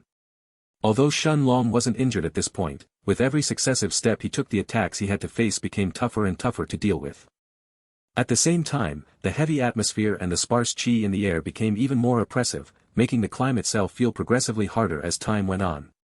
More and more attacks continued to bombard Shen Long on his way to the top, until finally, the peak of the mountain appeared in his sights. Although the nebulous mist had yet to disperse, Shen Long could still tell that he was only a couple of steps away from reaching the peak at this point.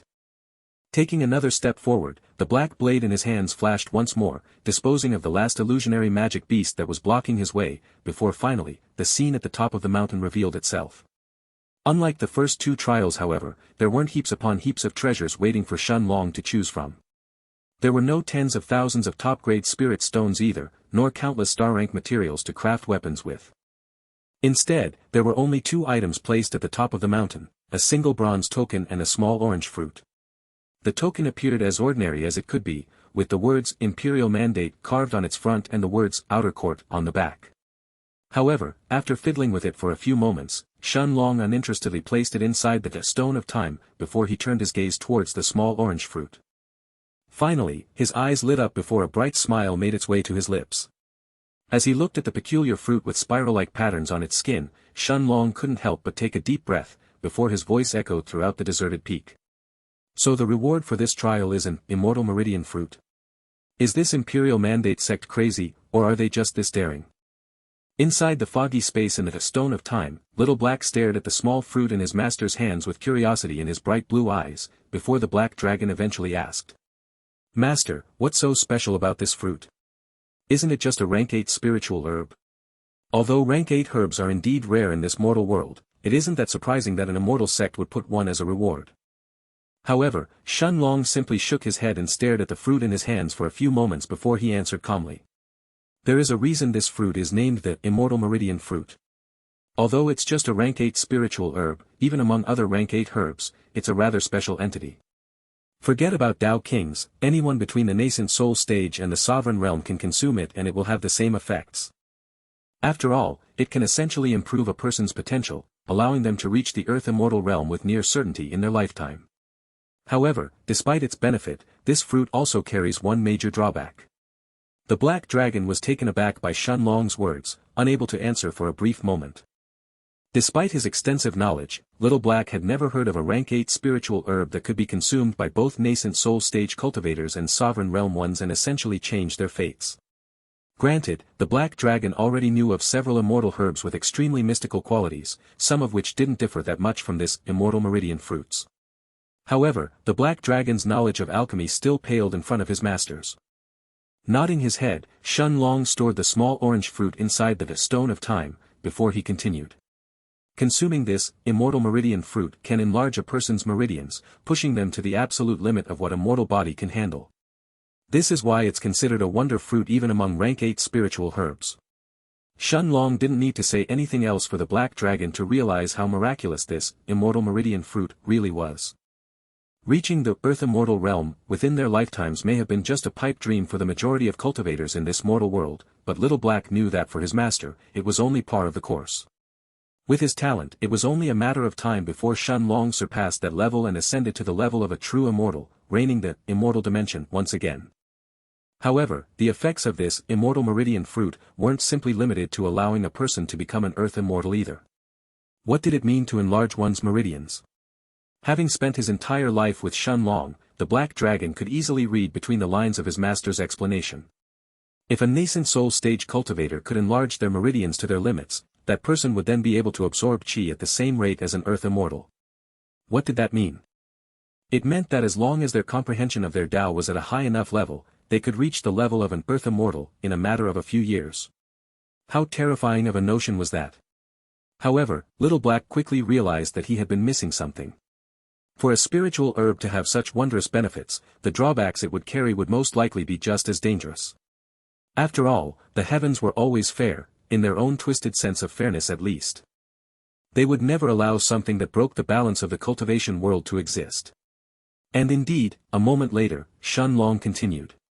Naturally, for something so miraculous to exist, the risk it carries is equally as dreadful. If your meridians can't handle the power of the fruit, they will most likely burst, destroying your dantian as well. Whether one is at the nascent soul stage or the sovereign realm, the burden on their meridians remains the same.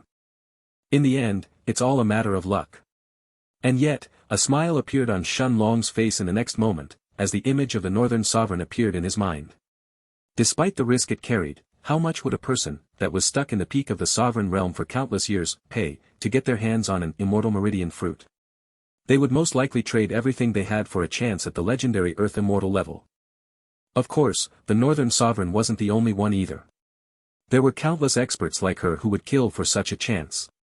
All of this took a while to describe, but in reality, only a few moments had passed since Shenlong reached the peak of the mountain and stored the bronze token and the orange fruit inside the Stone of Time.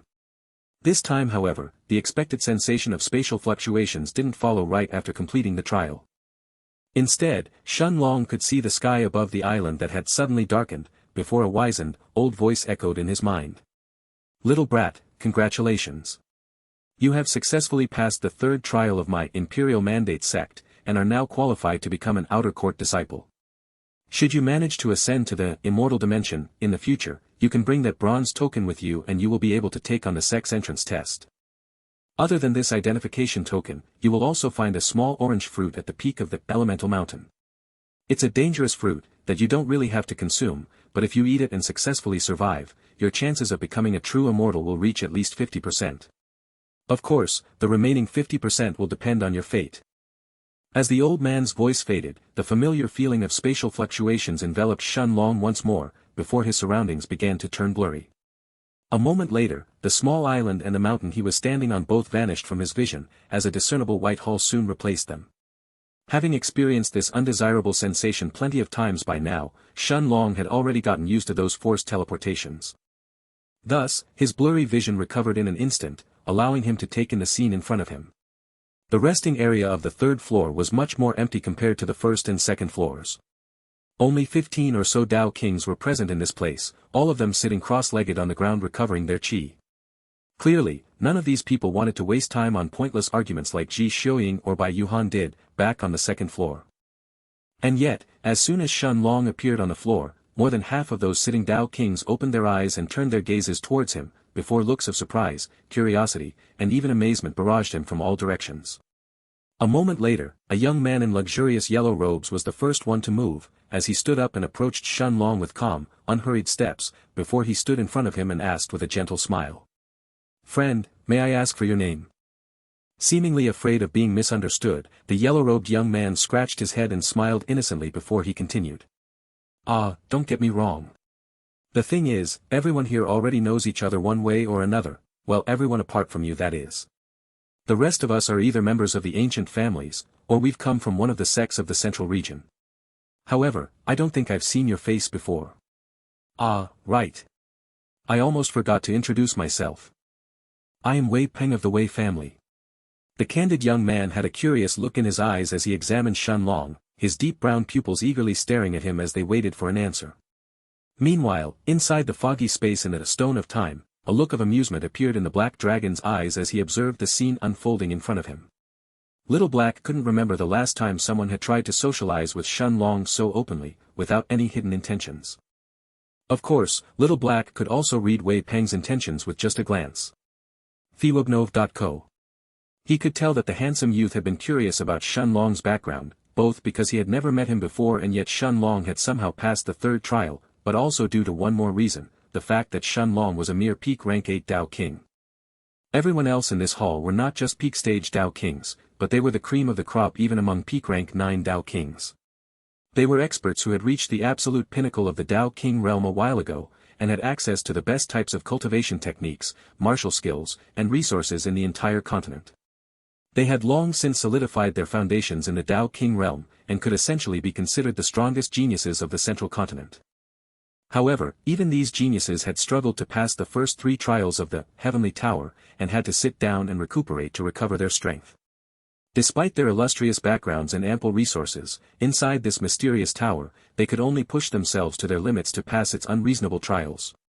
And yet, somehow, a mere rank 8 Dao King had managed to achieve the same feat as them. How could these proud geniuses not be curious? Glancing at the smiling yellow-robed young man in front of him, Xianxia merely shook his head and answered honestly. Wei Peng. I see. I am Xianxia and I've come from the northern region of the continent. As for which power I'm from, let's just say that I'm not acquainted with any sects and families out there. You can consider me a rogue cultivator instead. Xianxia's response was like a hammer that struck the grinning Wei Peng, causing the bright smile on his lips to freeze momentarily, while even the surrounding Dao Kings doubted their own ears, exchanging disbelieving glances with each other. He wasn't acquainted with any sects and families. A rogue cultivator? As if anyone would ever believe that crap. Regardless of how much of a genius someone was, without powerful cultivation techniques, martial skills, and enough treasures and resources to fuel their growth, they could never hope to reach this 4th trial of the Heavenly Tower. No, they wouldn't even manage to get past the first trial. It wasn't a matter of talent anymore, but merely a matter of feasibility. Otherwise, if it was that easy to get past the 3rd trial, there wouldn't only be these few people in the White Hall right now. However, a moment later, a completely different thought flashed through Wei Peng's mind, causing the young man's eyes to light up once more, this time with even more intensity than before. If he is not acquainted with any powers of the central region, and clearly isn't a rogue cultivator like he claims, then doesn't that mean that he is most likely the secret disciple of some powerful expert? Wait, don't tell me he is like young Lady Nyo. The more he followed this train of thought, however, the more Wei Ping felt that he was on the right path. Indeed, since Shen Long wasn't an inheritor of one of the peak powers of the central region, this was the only way that Wei Ping could think of to explain his abnormal prowess. Otherwise, how could a mere rank 8 Dao King ever reach the doorstep of the fourth trial? Of course, Shen Long was completely oblivious to the spiral of different thoughts he had sent Wei Ping into, but even if he knew, he wouldn't have cleared the misunderstanding either. Shen Long knew that he could have said he was an outer court disciple of the holy sect, but he didn't see the need to. At this point, he had already understood that the holy sect was incapable of protecting its own disciples when faced with the peak powers of the continent, so doing so wouldn't provide him with any benefits. Yang Hui's case was the most obvious example of the problem.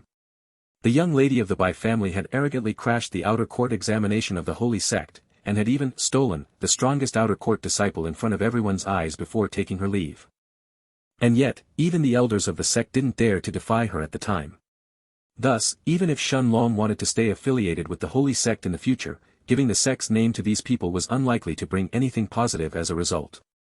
Having already reached his own conclusion, Wei Peng's gaze now held a trace of admiration as he looked at Shen Long. How many people were qualified to become disciples of those hidden experts out there? Bending slightly forward, the grinning young man placed his left arm around Shen Long's shoulders and said excitedly. Ah, so Brother Shen is a rogue cultivator. Don't worry, I understand everything. In that case, allow me to introduce everyone here to Brother Shen. The Dao Kings in the vicinity appeared taken aback by Wei Peng's proactiveness to befriend the newcomer, some even throwing him inquisitive looks in the process.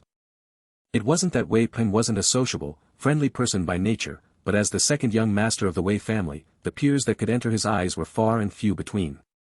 Why would he lower himself by making friends with someone of unknown background?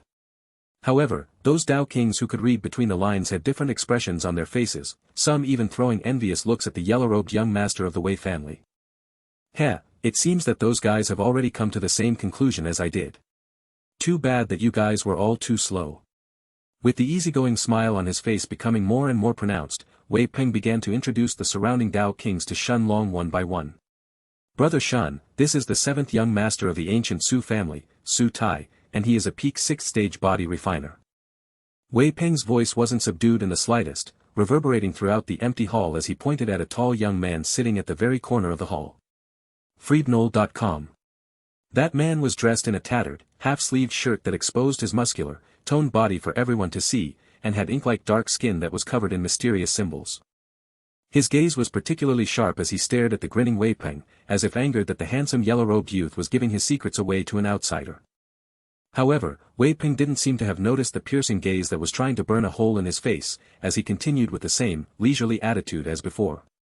Brother Shen, the Su family is known for their body refinement cultivation techniques, and this guy is considered somewhat extraordinary even among their main family members. Aside from his second brother, he is said to have the most potential in their entire family. Becoming a peak 8th stage body refiner in the future is practically guaranteed, and he even has a decent chance to reach the 9th stage. Su Tai puffed out his chest after hearing Wei Peng's unexpected compliment before he turned around to look at the rest of the Dao Kings in the hall, as if waiting to see their reactions. However, everyone here was already familiar with Su Tai's background, and pretty much knew all of his strengths and weaknesses. Although Wei Peng wasn't wrong in what he said, which one among these Dao Kings were any worse? They were all the pride of their families and sects. Following Su Tai's introduction, Wei Peng pointed at a beautiful young woman in a red dress, with the pattern of a sun embroidered on its back, and continued. Brother Shen, that girl is the fourth young lady of the Ming family, Minghua. Although her looks may just be ordinary, don't let that fool you, she is actually extremely skilled in soul attacks. In fact, I'd say she is the most dangerous person in this entire hall. Her sun-burning imprint can even control Dash. Wei Peng. Are you really going to give all my secrets away to an outsider? You should learn when to draw the line and when to keep going. And whose looks did you just call ordinary, you ugly bastard? The young woman in the red dress stood up and pointed at Wei Peng with a trembling finger, clearly furious by that last part of his description. However, Wei Peng merely waved his hand dismissively before he continued. Minghua, stop being so stingy. Other than Brother Shen, who else in this hall doesn't know about your Ming family's sun-burning imprint? I know that you don't even consider that your trump card, so quit with your acting. The young woman in the red dress seemed like she wanted to say something, but in the end, she merely chose to stay silent. Her gaze however was just as cold as she stared at the cheerful Wei Peng who walked further away, clearly ready to introduce another person to Shen Long. Shen Long didn't decline Wei Peng's friendly gestures and allowed the smiling young man to drag him around the hall, introducing one Dao King after the other to him. Of course, Shen Long already knew about most of these people even though he hadn't met them before, all thanks to the jades he had purchased from the White Tiger Chamber of Commerce. After all, every single one of these geniuses around him were among the 100 strongest Dao Kings of the Central Region, some even ranking as high as the top 20. Despite that, Wei Peng's introduction was even more detailed than what was contained within those jades. It also allowed Shen Long to get a better idea of the hierarchy of power in the core parts of the Central Region. Apparently, the three most influential factions were the White Tiger Chamber of Commerce, the Tianxian dynasty, and the 8 ancient families. However, although the 8 families were lauded for being equal in power, Wei Peng revealed that things weren't as simple behind the scenes. The Huang family was apparently the strongest, followed by the Wei family, the Su, and the Bai. Then came the ancient Chen family, the Ming family, the He, and finally the Xing. Of course, the difference between the power of these ancient families wasn't significant, but Wei Peng still explained those matters in great detail. As for the Tianxian dynasty and the White Tiger Chamber of Commerce, the young master of the Wei family didn't go into that much detail about them and just mentioned a few things about their strongest geniuses. A few moments later, Wei Peng had already finished introducing everyone in the hall to Shen Long, before suddenly taking a seat on the cold marble floor and pointing at the large silver door in the depths of the hall. "Brother Shen, do you know what the 4th trial of this tower is about?" Without waiting for a response, Wei Peng continued somberly. "Actually, my Wei family has already entered this heavenly tower in the past, that's why I'm somewhat familiar with its trials." "Well, to be precise, every single one of the 8 ancient families has done so, so we are all familiar with the trials up to the 4th floor. As for the 5th one and above, I'm afraid that even I don't know that much. After all, the number of experts in each family who have reached that level can be counted on the fingers of a single hand." The surrounding Dao Kings didn't have any reactions to Wei Peng's revelation, and silently continued to absorb the pure qi within the hall as they saturated their dantians. Even in the Central Region, the fact that the 8 ancient families had existed for hundreds of thousands of years was practically an open secret, so there was naturally no reason to hide it. As for the White Tiger Chamber of Commerce and the Tianxian dynasty, it was rumored that their histories were even longer. With a solemn look on his face, Wei Peng stole another glance at the illusionary silver door before he continued. "Brother Shen may not even need this small piece of information I'm about to give you, but since each of us only have 3 chances of failure before we get expelled from the tower, it may prove a bit helpful in the end. If so, I'll be glad to be of assistance. Actually, this 4th trial is rather simple, at least when compared to the previous 3. This time you don't have to kill as many magic beasts as you can before you run out of essence, nor do you have to endure dozens of soul attacks from early-stage Dao Emperors. All you need to do is defeat 3 peak-stage Dao Kings. Simple, right? Defeat 3 peak-stage Dao Kings." Even Shen Long was momentarily taken aback after hearing Wei Peng's explanation, wondering if this mischievous young master of the Wei family was trying to crack a joke again. However, judging from his expression, it was clear this trial wasn't going to be as simple as that. Wei Peng had a self-mocking look as he stared at the mirage of the silver door, before he continued. "Unfortunately, this trial is far from easy.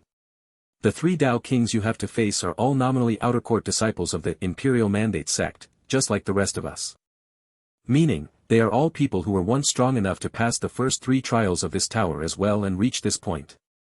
How confident can you be in fighting 3 people who have also reached this level before?" A handful of geniuses within the empty hall, alongside the muscular Su Tai firmly clenched their fists, their gazes burning with determination as they looked at the door of the 4th trial, while others like the red-dressed Manhwa had dejected expressions, as if they had already attempted this trial and failed miserably. It was at this moment though, that a young man in blue robes suddenly stood up and faced Wei Peng, before he shrugged and said in a nonchalant voice. "Well, it's not like it's impossible or anything, so stop making such a fuss, Wei Peng. More than a handful of people have already passed the 4th trial this time, and there are at least a dozen others still undertaking it as we speak. Surely, a couple of them will manage to succeed as well. However, you do have a point. Unless you are absolutely certain of passing, I'd suggest you stay in this hall and consolidate your strength as much as you can before stepping forward." As he said that last sentence, the blue-robed young man seemed to be looking at Shen Long as he cupped his hands and nodded his head in greeting. A moment later, under the surprised gazes of the surrounding Dao kings, he suddenly took a few steps forward and stepped towards the illusionary silver door, before placing his hand on the door's ethereal surface. In the next moment, the blue-robed youth's figure directly vanished from the white hall, plunging the empty hall into a deafening silence, before the nearby Dao kings immediately exploded in uproar. Freebnol.com. What? Did he just leave? That arrogant bastard, Chen Yanting, is really bold, huh? Isn't this his last chance? Where did he find the courage to step forward, when Su Tai is still here? That's right. He already failed 2 times during the second trial. If he doesn't succeed this time, he is going to be kicked out of the tower. Of course, Shen Long already knew of this blue-robed man's name thanks to Wei Peng's introduction earlier. His name was Chen Yiting and he was the 3rd young master of the ancient Chen family, a family deeply tied to the northern region of the central continent. In fact, among the 8 ancient families, although they all had their roots in the central part of the continent, it was only the Bai and the Chen families that exerted any influence in the continent's northern part where the holy sect was located. However, Shen Long's inner thoughts didn't seem to mirror most of the Dao kings around him. Only a select few like Wei Peng, Su Tai, and a couple of others seemed to have stayed silent as they watched Chen Yiting's disappearing figure. Naturally, those people seemed to be thinking the same thing. For peak-stage Dao kings like them, there was no point in staying in this place and consolidating your power any longer. After all, most of them had already reached the peak of the Dao King realm long ago and had no more room for any improvements. The only thing they needed at this point, was to recuperate their wounds from their last challenge and step forward to challenge the tower. Wasting more time inside the hall wouldn't provide them with any benefits whatsoever. Of course, some also disagreed with this notion, choosing to stay behind even though they weren't wounded. After all, regardless of how good of a state your body may have been in, if your mental state wasn't in equally good condition as well, your chances of conquering the 4th trial were practically null, and most of these people already knew that. However, it was almost as if the blue-robed Chen Yiting's movements had started a chain reaction within the hall. A moment later, one after the other, the surrounding Dao kings all stood up and turned their sights towards the 4th trial.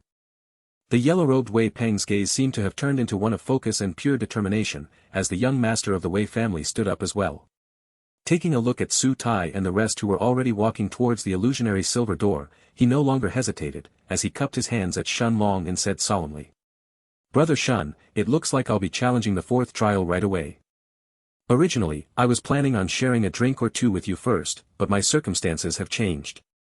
It seems I can no longer idle in this place. I hope Brother Shen can understand. Waving his hand dismissively, Shen Long nodded as he looked at the restless yellow-robed young man before he answered with a light smile. Don't worry, I understand. If it's fated, let's have a drink on the next floor then. Wei Peng's eyes flashed with a deep look as he stared at the mysterious azure-robed young man in front of him, before eventually nodding his head. A moment later, he followed Su Tai and the others as he headed towards the silver door as well. Naturally, Wei Peng didn't miss the subtle insinuation behind Shen Long's words. Clearly, despite having heard about the immense difficulty of the 4th trial, Shen Long still felt certain of passing it and advancing to the next floor. A few moments later, Shen Long was now the only person left inside the vast white hall. Even those people like Minghua who were hesitant in the beginning, eventually stepped forward and challenged the 4th trial. Despite her original dejected look, the young princess of the Ming family seemed to have found newfound vigor that allowed her to step forward this time. Of course, Shen Long could also understand the reason behind her decision. It was for that same reason that Wei Peng, Su Tai, and the others all decided to challenge the 4th trial, after the blue-robed Chen Yiting had made the first move. The 8 ancient families were all equal in hindsight, their power creating a certain equilibrium between them. However, this also meant that if anyone from those families decided to step forward and take on the next trial, the others would have no option but to follow suit. After all, the honor and future of their families were on the line. How could they allow another family to outshine them? This was the burden those successors of the ancient families carried. Sitting cross-legged on the cold marble floor, Shen Long put all those unnecessary thoughts at the back of his mind and focused on absorbing the pure immortal qi in the air around him. Although the 3rd trial hadn't really injured him, it had managed to drain the majority of his qi, causing Shen Long to feel somewhat spent at the end of it. Although he hadn't actually used his Dao of Time or his Dao of Space during the trial, and neither had he made use of his Dao of Heavenly Tribulation, the level of sword aura was still enough to greatly sap his qi after using it for so long. It took Shen Long more than half a day to fully replenish his depleted qi balls. Surprisingly, during this time, neither Wei Ping nor anyone else among those who had left for the fourth trial had appeared back on the floor. Even the more hesitant Minghua and those like her hadn't returned yet. Of course, Shen Long couldn't know whether they had succeeded or not, whether they had failed and gotten kicked out of the tower, or if they were still fighting inside the trial. However, at this point, he was more curious about Lu Mei and the rest instead. Had they already passed the fourth floor or were they still challenging the lower floors? Shen Long had no idea since he hadn't seen any of them during this time, but he had a feeling that they shouldn't be that far from the fourth floor either. Standing up, he stretched his body for a bit, and after searching through the stone of time for something to eat, he walked towards the illusionary door as well. Thankfully, on the way from the endless desert to the heavenly tower, Shen Long and his group had been attacked by plenty of rank 6 magic beasts, most of whom had large amounts of meat on them, so he had plenty of food stored inside the stone of time.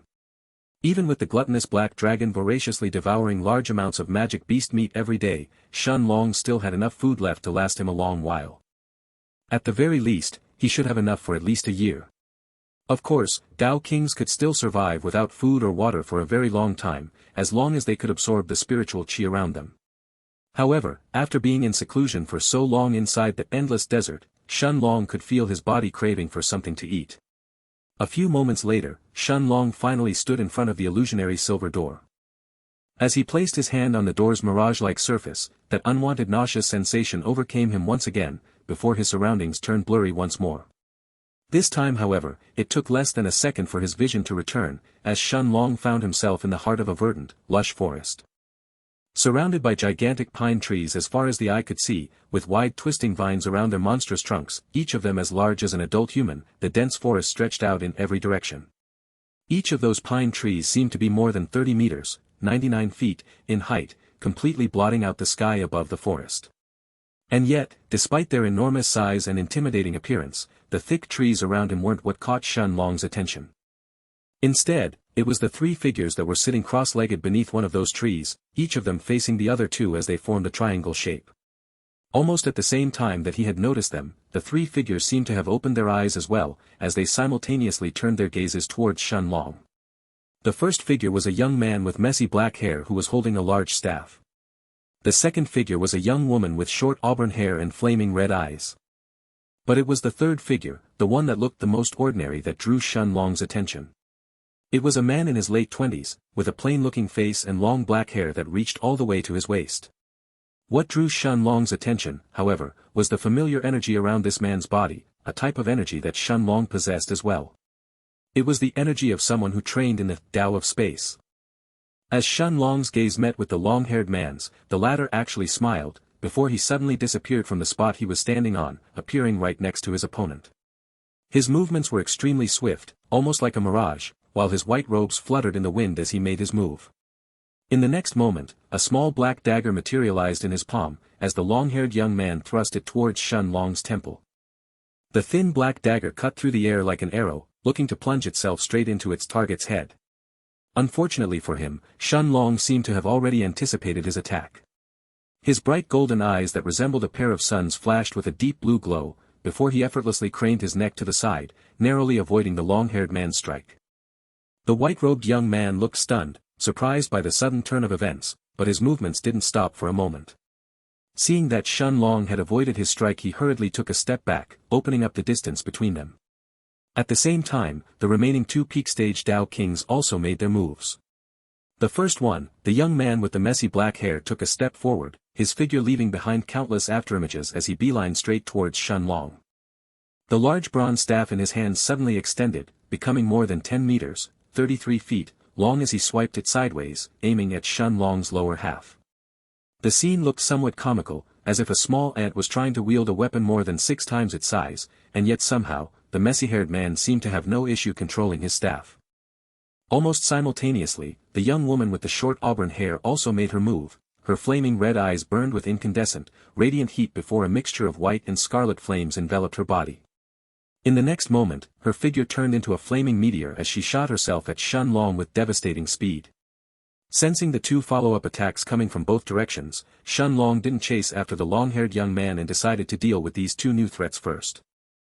A pitch-black sword materialized in his right hand before he swiped it downwards, looking to intercept the gigantic bronze staff first. The bronze staff swiped through the air with terrifying momentum, creating deafening sonic booms as it whistled through the air. Then, a terrifying explosion echoed through the forest, its forceful clash even uprooting some of the gigantic pine trees in the surroundings, before the sound of metal clashing against metal filled the battlefield. Surprisingly, the momentum of the bronze staff had been so powerful, that Xianlong felt his right hand turning somewhat numb after the impact, causing him to look at the messy-haired man with a surprised look.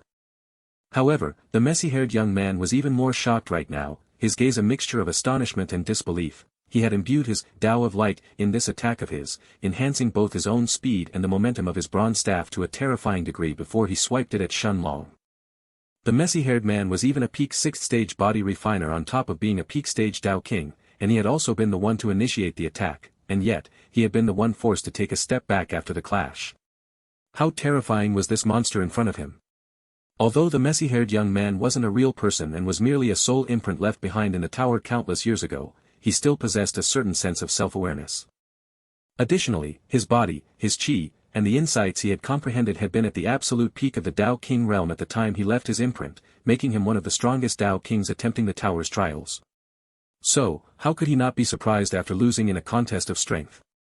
Especially when his opponent didn't seem to have imbued his Dao in his last attack. Luckily, this battle was still 3 against 1. Almost at the same time the messy-haired man was pushed back, the young woman with the auburn hair had already arrived in front of Xianlong, her lithe, delicate palm aiming for his chest with deadly force.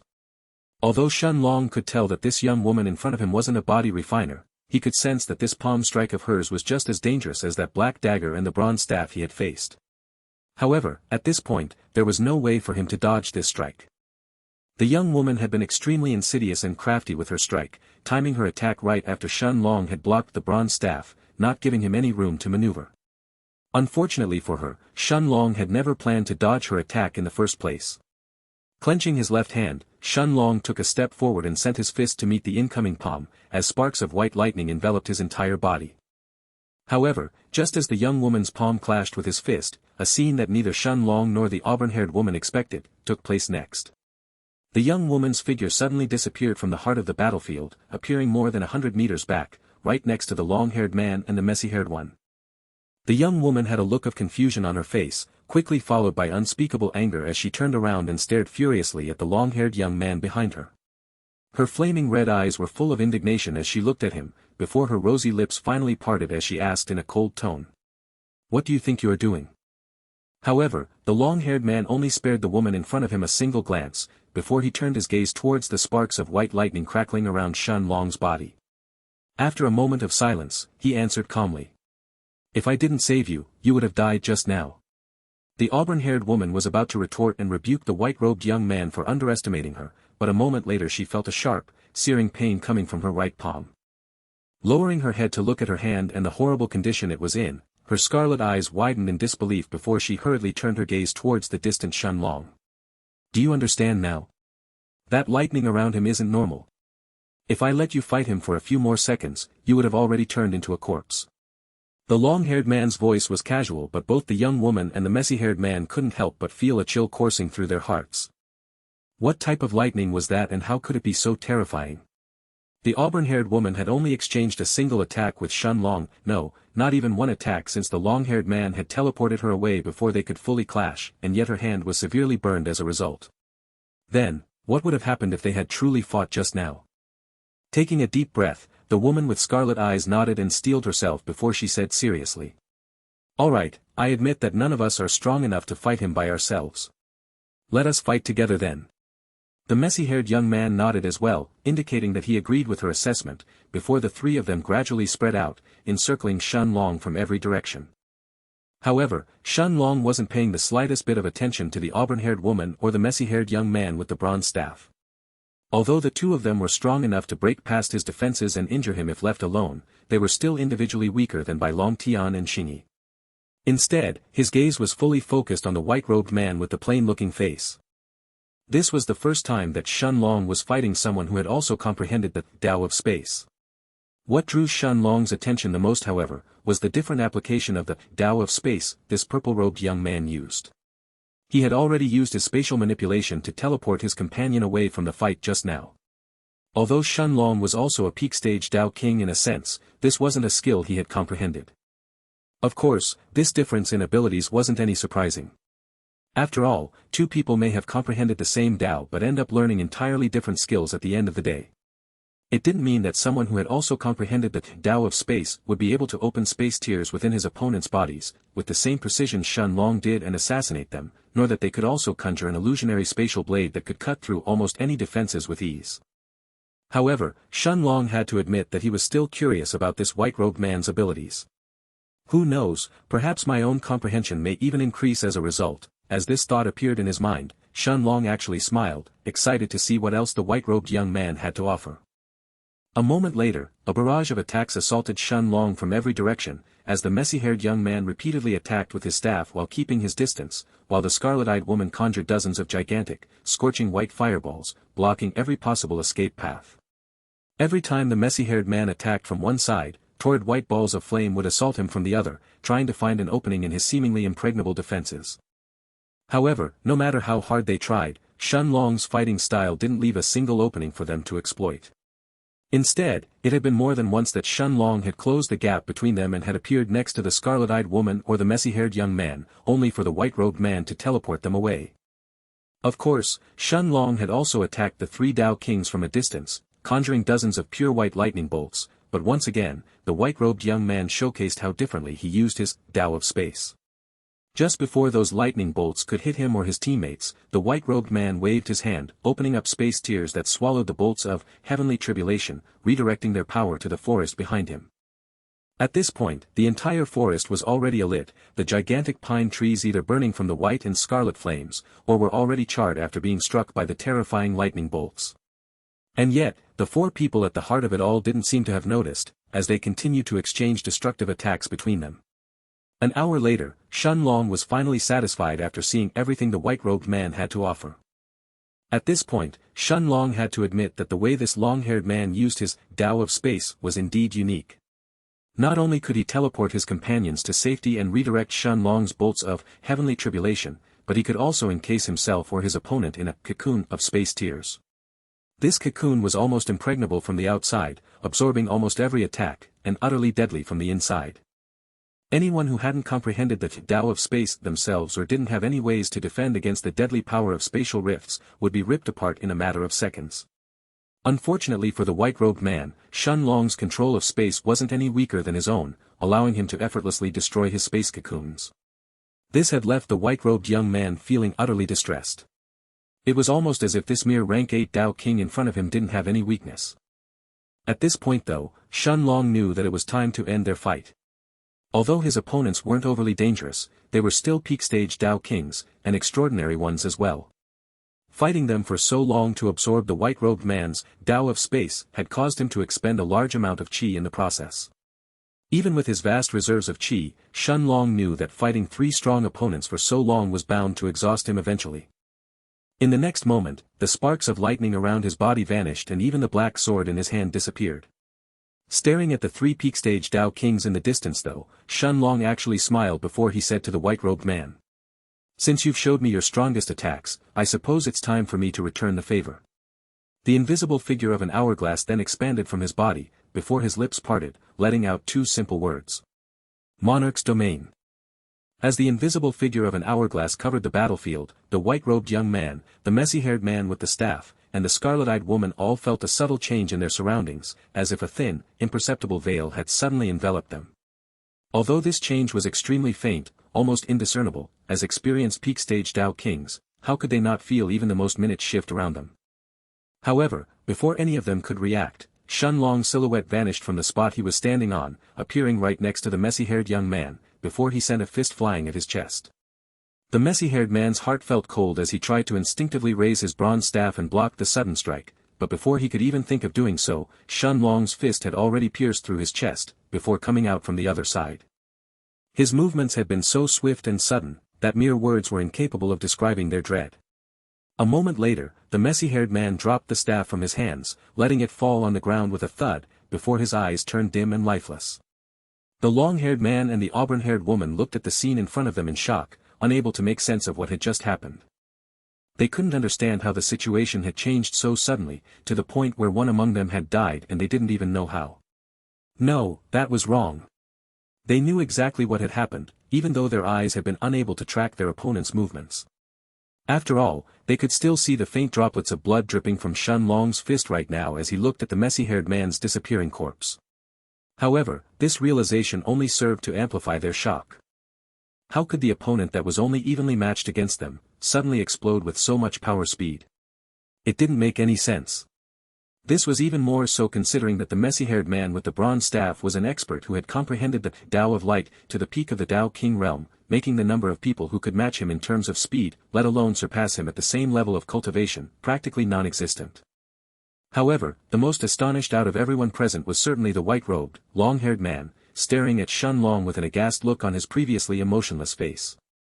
After all, it was one thing for the messy-haired man to have been unable to react to the unexpected attack, but for Shen Long's movements to have been so swift that even he had been unable to save his companion was an entirely different matter. And yet, the messy-haired man's death was only the beginning.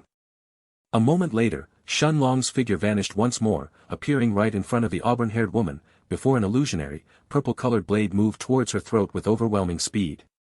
The young woman had already been prepared and tried to meet the purple blade head-on, but before she could even raise her arm, the deathly blade had already slashed through her neck, reaping her life in a single strike. Just like the messy-haired man, her scarlet eyes flashed with a look of horror, before turning dull and lifeless moments afterwards. Now, among the three of them, the white-robed man was the only one left. However, contrary to Shen Long's expectations, the white-robed man didn't wait for Shen Long to attack him. Instead, he stretched out his left hand, placing the cold blade of his Stygian dagger across his chest before he looked at Shen Long and said calmly, "No need to bother killing me. I can tell that I'm no match for you one-on-one anyway. However, since you also cultivate in the Dao of space, I've got a piece of advice for you. I don't know what type of power you just used in our fight, but you should focus on comprehending a single supreme Dao in your life, otherwise, you will never break past the sovereign realm. Cultivating 2 supreme Daos is already madness, but 3. You will have no hope of breaking past the Dao Emperor realm in the future. Of course, whether you want to heed my words or not is up to you. You are free to consider them useless rambling if you don't want to." As the white-robed man finished speaking, he plunged the obsidian dagger deep in his chest, piercing his heart in a single strike. In the next moment, a fountain of blood spurted from his chest before his motionless body toppled on the ground, any signs of life fading from his eyes before his body turned completely still. In the next moment, his corpse began to dissolve into motes of immortal chi that dispersed in the air, as a thick, purple-colored booklet began to materialize in its place, a pale silver light coming from its weathered cover. And yet, Shen Long didn't pay the slightest bit of attention to the purple-colored book, his mind focused on the white-robed man's final words. Indeed, Shen Long knew that breaking through to become a sovereign realm expert would be extremely hard for him, mostly because he wasn't planning to abandon either his Dao of space, or his Dao of heavenly tribulation. However, regardless of how hard it was going to be, he wasn't planning on giving up unless it was truly impossible. Of course, it was also a fact that Shen Long had never heard of anyone before breaking through to become a sovereign realm expert with 3 supreme Daos, even throughout the vastness of the immortal dimension. But geniuses who had done so with 2 supreme Daos, albeit extremely rare, still existed. A moment later, Shen Long put that matter to the back of his mind and focused on the purple-colored booklet the long-haired man had left behind after his death. On its hoary, time-worn cover, a pair of lusterless words were written with washed-out black ink, that had almost fully faded by now. However, despite its condition, Shen Long could still read the words on the ancient tome's surface.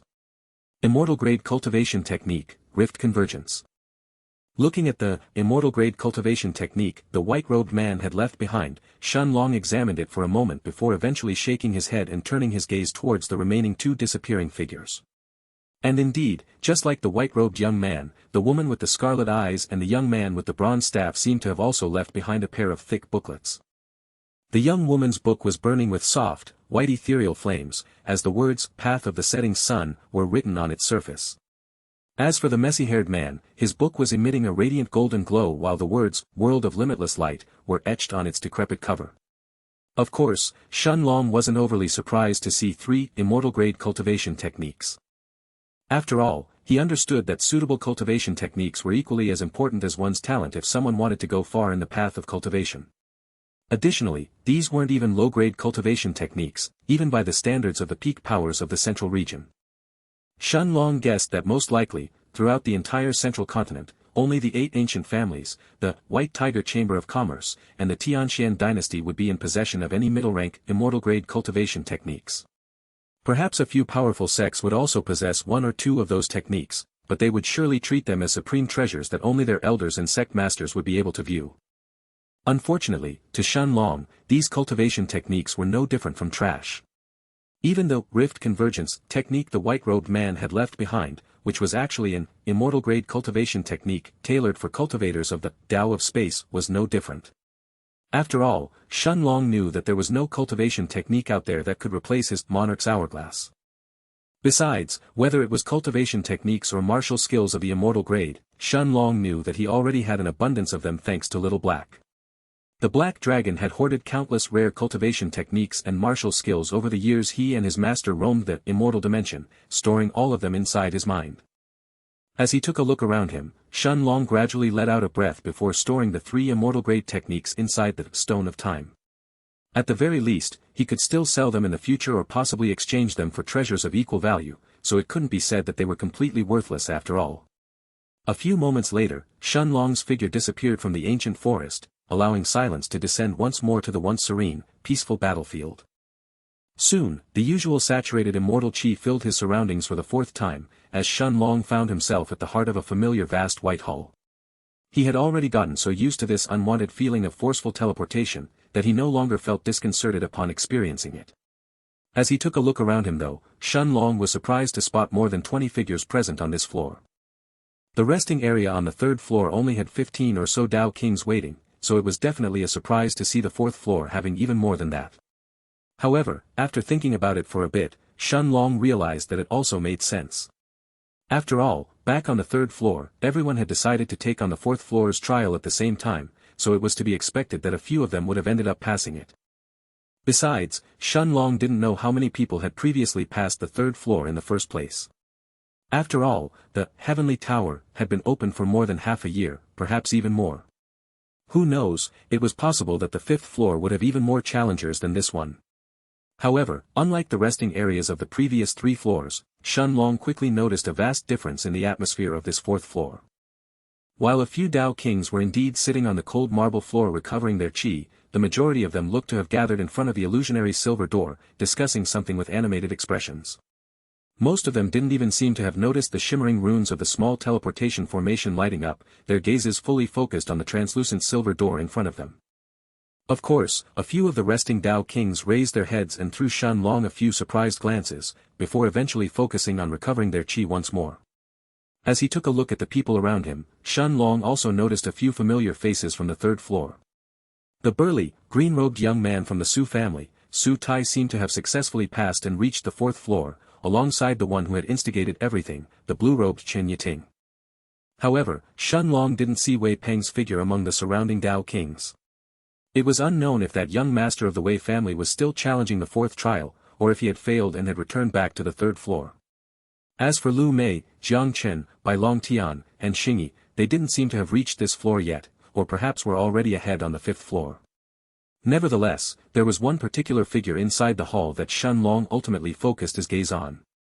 It was a certain young man in black robes, with spiky black hair and sharp facial features, sitting quietly and listening to the discussion around him in front of the silver door. As he stared at the black-robed man, Shen Long's lips tugged into a rare, extremely cold smile. In the next moment, he no longer suppressed his killing intent, as a horrifying, monstrous aura burst out from his body and filled the entire hall. Every single Dao King inside the White Hall seemed to have been alerted by the sudden change, as they all turned their gazes towards the azure-robed youth at the center of the hall. However, Shen Long didn't pay attention to any of them and calmly took a step forward, heading towards the black-robed man in front of the silver door. Of course, this person had been the same one who had sneak attacked him in the Illusion Oasis and ended up almost killing him, as well as someone ranked in the top 100 Dao Kings in the White Tiger Chamber of Commerce's rankings, the black-robed Guo Chen. Shen Long. The burly Su Tai was the first one to recognize the owner of the terrifying, malevolent aura, his voice tinged with hints of incredulity as the 7th young master of the Su family stared at him in shock. However, Shen Long didn't pay any attention to Su Tai this time, his gaze fully focused on the black-robed Guochen instead. His calm steps echoed throughout the silent hall as his killing intent gradually increased with every subsequent step. Of course, Shen Long wasn't going to forget what had happened back in the illusion oasis between the two of them. He had already promised to make Guochen pay even after leaving the City of Immortals. Su Tai, you actually know that kid? One of the surrounding Dao kings, a tall man with long silver hair eventually asked, his cold gaze turning into a frown as he looked at the approaching blue-robed youth. Although Shen Long hadn't said a word yet and his killing intent was clearly directed at Guochen instead of him, the silver-haired man still felt irritated looking at the arrogant blue-robed young man. It was clear that Shen Long was dead set on fighting Guochen within the White Hall, completely ignoring everyone else inside the hall. The green-robed Su Tai nodded as he looked at the silver-haired man by his side, before he answered calmly. That's right, Brother Xing. His name is Shen Long and we met back on the 3rd floor. He claimed to have come from the northern region of the continent and that he is a mere rogue cultivator, having no connection to any of the major powers of the continent. However, I'm sure that Brother Xing is smart enough to read between the lines as well. A rogue cultivator? The long-haired man whom Su Tai had just called Brother Xing narrowed his eyes when he heard that, his gaze turning sharp as a blade as he examined the approaching blue-robed youth. How could a rogue cultivator possibly reach the 4th floor and be on the cusp of the 5th trial? It was simply impossible. Just like Su Tai and the rest, the silver-haired Brother Xing quickly came to the same conclusion they had come. Most likely, this Shen Long must be the disciple of some powerful solitary figure. There was no other explanation to justify him stepping forward in this floor. Of course, the thought that Shen Long could have stumbled upon the inheritance of some powerful expert also flashed through the silver-haired youth's mind, but he quickly dispersed the thought as soon as it took form. After all, one needed more than just cultivation techniques and resources to reach this place. Every single member of the 8 ancient families had received guidance from their seniors throughout their entire lives, and had trained under them as if their lives depended on it, all while having access to the best resources and treasures the central continent had to offer. Could someone who had merely stumbled upon a random inheritance possibly reach the same level as them? The long-haired man was certain about the answer to his own question. With a deep look in his eyes, one that was unable to truly conceal his astonishment, Su Tai then continued. Actually, I didn't expect him to reach this 4th floor either. I already thought that passing the 3rd trial had been his limit. I don't understand how a mere rank 8 Dao King can pass that 4th trial, but I am certain of one thing, he is definitely much stronger than Guochen. As he said the last sentence, Su Tai fell silent, his gaze calmly examining the approaching blue-robed young man. At this point, Su Tai had to admit that he was indeed somewhat wary of Shen Long in his heart. After all, even after passing the 4th trial, not only was this guy completely unharmed, but he seemed to have enough power to go after Guochen as well. Meanwhile, the silver-haired man widened his eyes, only now realizing that Shen Long was actually a peak rank 8 Dao King. He hadn't noticed that detail earlier since his murderous aura had already overshadowed everything else within the Great Hall. Finally, after a moment of hesitation, the silver-haired man took a step back and said calmly. All right. This isn't bad either. We can use Guochen to test him out first. We will decide what to do afterwards. At the same time that Brother Xing made his decision, the blue-robed Chen Yiting suddenly took a step forward and appeared in front of Shen Long, a cool breeze swirling around the body of the handsome young master from the Chen family, as he asked with a serious look. Brother Shen, is everything all right? Could it be that Guochen has offended you somehow? Perhaps I can mediate between you. However, contrary to Chen Yiting's expectations, Shen Long didn't pause his steps to explain his reasons and merely shook his head, as his voice echoed throughout the silent White Hall. Mediating? There is no need. Let's just say that I've got an unfinished debt I need to pay back to him. Hearing Shen Long's words, the surrounding Dao kings all turned their gazes towards the black-robed Guochen, including Su Tai and the silver-haired Brother Xing. However, to their surprise, Guochen looked just as stunned as they were, his gaze a mix of bewilderment and shock as he looked at Shen Long. He was certain that he had never met Shen Long before. Taking a deep breath to suppress his fury, the black-robed Guochen stared at Shen Long for a while, before eventually asking with narrowed eyes. Friend, are you sure it's me you have unfinished business with? I'm sure we've never met before, so think again. As his words rang out, the horrifying aura of a peak-stage Dao King burst out from Guochen's body, filling the entire hall. Although Guochen wasn't someone who let his emotions govern him and was normally a very shrewd and calculating individual, he wasn't someone who backed out when he was provoked to such a degree, especially when this was done in front of so many people. That was even more so considering his opponent was a mere peak rank 8 Dao King whom he had never met before, but who for some reason was singling him out of everyone else in the hall. Unfortunately for Guo Chen, the scene that followed next seemed to have plunged his heart into the coldest depths of the abyss as a sense of lethal danger enveloped his whole body. A mere moment later, Shen Long had already appeared in front of him, his clenched right fist shattering the fabric of space around it as it headed straight for Guo Chen's head. It was only at this moment that Guo Chen finally realized that the monster in front of him wasn't just a peak rank 8 Dao King. He was also a peak 6th stage body refiner. Guo Chen wanted to take a step back and escape the horrifying fist that was threatening his life, but he could instinctively tell that there was nowhere for him to run to. The White Hall was only so vast and the dozen of surrounding Dao Kings had already limited his movement by a great degree. However, the most important reason was the fact that Shen Long was already in front of him. Even if Guo Chen tried to dodge right now, he knew that he would certainly end up getting hit. Without any other way out, the black-robed man suddenly took out a familiar black dagger from his spatial ring and held it tightly in a reverse grip, as he plunged it straight into Shen Long's neck. Damn, is this fool crazy? Is he really trying to die?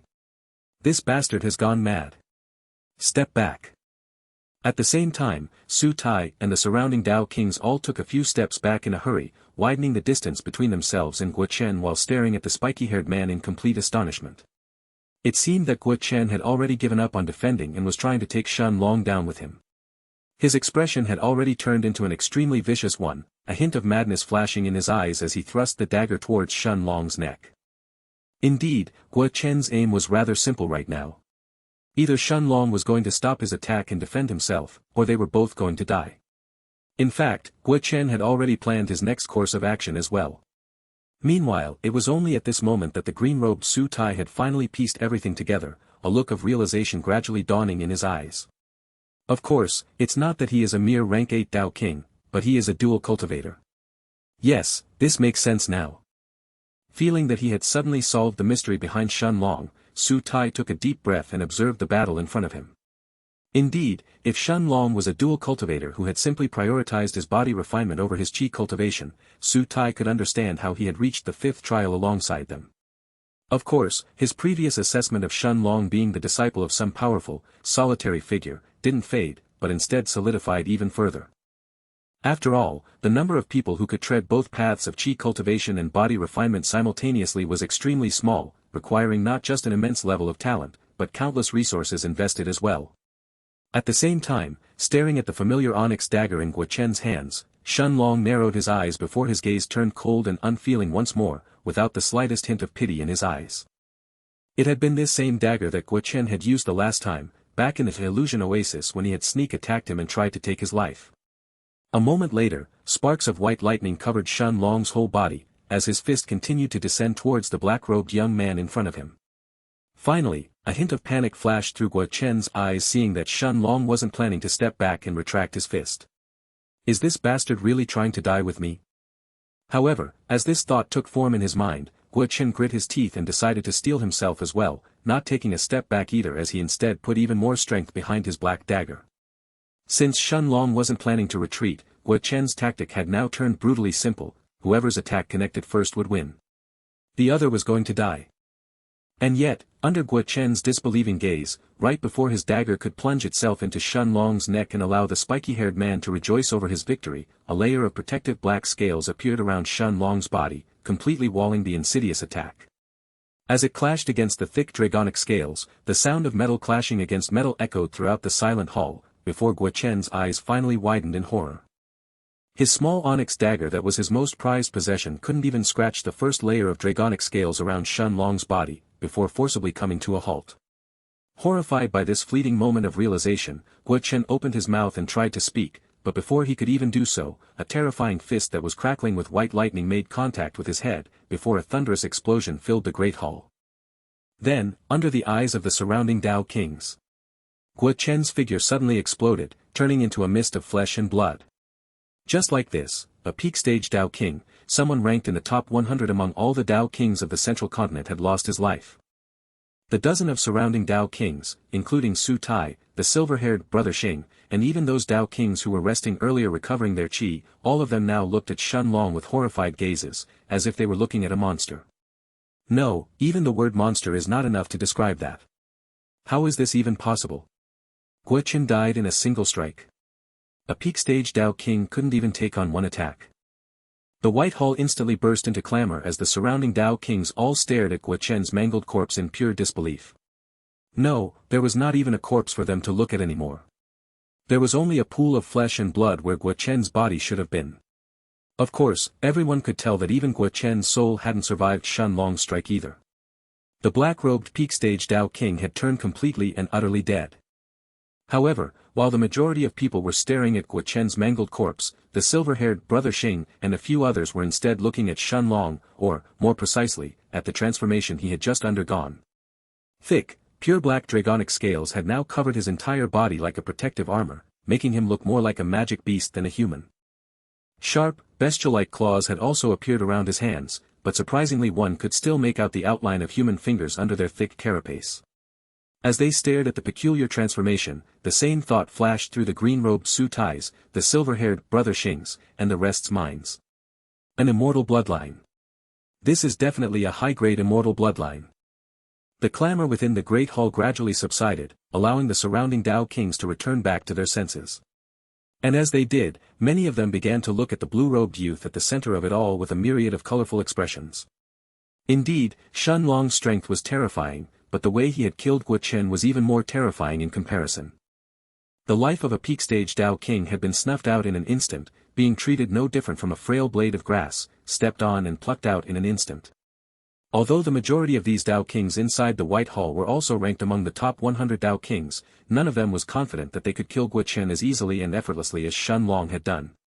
At the very least, none of them thought that they could take him down in a single strike.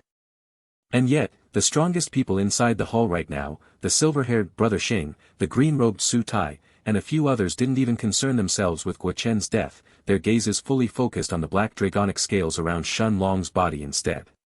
Although immortal-grade bloodlines weren't that common throughout the central continent, they weren't overly rare either. In reality, even among the first-rate powers of the continent, a handful of the most talented disciples would normally possess an immortal-grade bloodline. Of course, those bloodlines would normally be just common or rare-grade ones, coming from common or rare-grade immortal beasts. However, the dragonic scales around Shen Long's body right now and the pressure he was emitting were clearly different.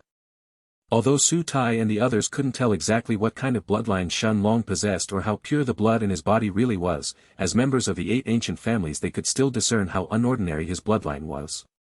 A few moments later, the luster of the black scales gradually dimmed and the bestial-like claws in his hands dispersed as well, revealing Shen Long's original appearance once more. And yet, neither the silver-haired man nor anyone else in the hall spoke, as everyone silently stared at the blue-robed youth who was now standing next to the illusionary, silver door. A moment later, Su Tai took a deep breath and stepped forward, seeming like he wanted to say something, but after looking at Guo Chen's mutilated corpse and then Shen Long a few meters away from it, the green-robed young master decided to stay silent. Instead, it was the silver-haired brother Xing who actually spoke in the next moment, his voice reverberating throughout the great hall as he looked coldly at Su Tai next to him. There is no need to concern yourself with this matter. It has nothing to do with you in the first place. The death of a worm like Guo Chen is insignificant to us. Let's get back to what we were discussing earlier. As he said that, the silver-haired man then glanced at Shen Long and nodded his head as he continued. Before you arrived, we were discussing potential strategies regarding the 5th trial. I know that you've just arrived in the hall, but you are free to join this conversation if you wish. As he finished speaking, Brother Xing took a seat on the cold marble floor underneath him and looked at the surrounding Dao Kings in the hall. One by one, they suppressed the shock in their hearts and sat around him as well, returning back to their previous topic. Indeed, although Guo Chen's death had been shocking to the majority of these people, at the end of the day, it was nothing more than a surprising, yet slightly entertaining event. Since Guo Chen wasn't a member of any of the ancient families, his death didn't have anything to do with any of them. It was only the power standing behind him that would be concerned. Nodding his head at the silver-haired youth, Shen Long retrieved Guo Chen's spatial ring, before taking a seat on the cold marble floor just a few meters away from Su Tai and his group. Although Shen Long wasn't participating in their conversation and was only planning to restore his qi, he didn't reject Brother Xing's amicable intentions either, settling just a few meters away from them. Noticing this, the edges of the silver-haired man's lips curved into a smile, before a heated conversation filled the great hall. A day later, Shen Long had completely recovered the qi he had expended in the 4th trial. The 72 golden-colored chi balls inside the Monarch's hourglass were brimming with power once again, and even the few insignificant wounds he had received in the trial had already disappeared. During this past day, Shen Long had also gained plenty of valuable information from Brother Xing, whose real name was Xing Fei. This third young master of the Xing family, who was ranked in 16th place from the White Tiger Chamber of Commerce, seemed to have already failed this 5th floor once, as he explained the process to everyone with a grave look on his face. The more Shen Long heard about the 5th trial, the more surprised he felt inwardly. Apparently, the goal of this trial wasn't to kill a large number of magic beasts, nor was it to defeat 3 peak stage Dao kings who were working together. Instead, it was merely to stay alive for 1 hour. As for the opponent they had to face, Xing Fei had already explained that it was actually the chief outer court disciple of the Imperial Mandate sect. Wei Peng had already explained to Shen Long that the opponents of the 4th trial were ordinary outer court disciples of the sect, but this time they were facing the chief among those disciples. And yet, seeing how confident the silver-haired youth was about this information, showed how extensive the knowledge network of the 8 ancient families really was. However, it was the last part of Xing Fei's explanation that piqued Shen Long's interest the most. Although the cultivation base of this chief of outer disciples had already been lowered to match the level of the Heavenly Tower, Xing Fei had revealed that not only was he an early-stage Dao Emperor, but a Dao Emperor who had comprehended an extremely powerful Supreme Dao. Isn't this trial practically impossible? How are we supposed to win against an early-stage Dao Emperor? I mean, if he was a normal Dao Emperor I'd still be somewhat confident in giving it a shot, but the chief outer court disciple? What kind of insane trial is this? Don't forget that you don't have to win. All you need to do is simply stay alive for an hour and you can pass the trial. Simply stay alive. Ah, of course, why did I not think of that?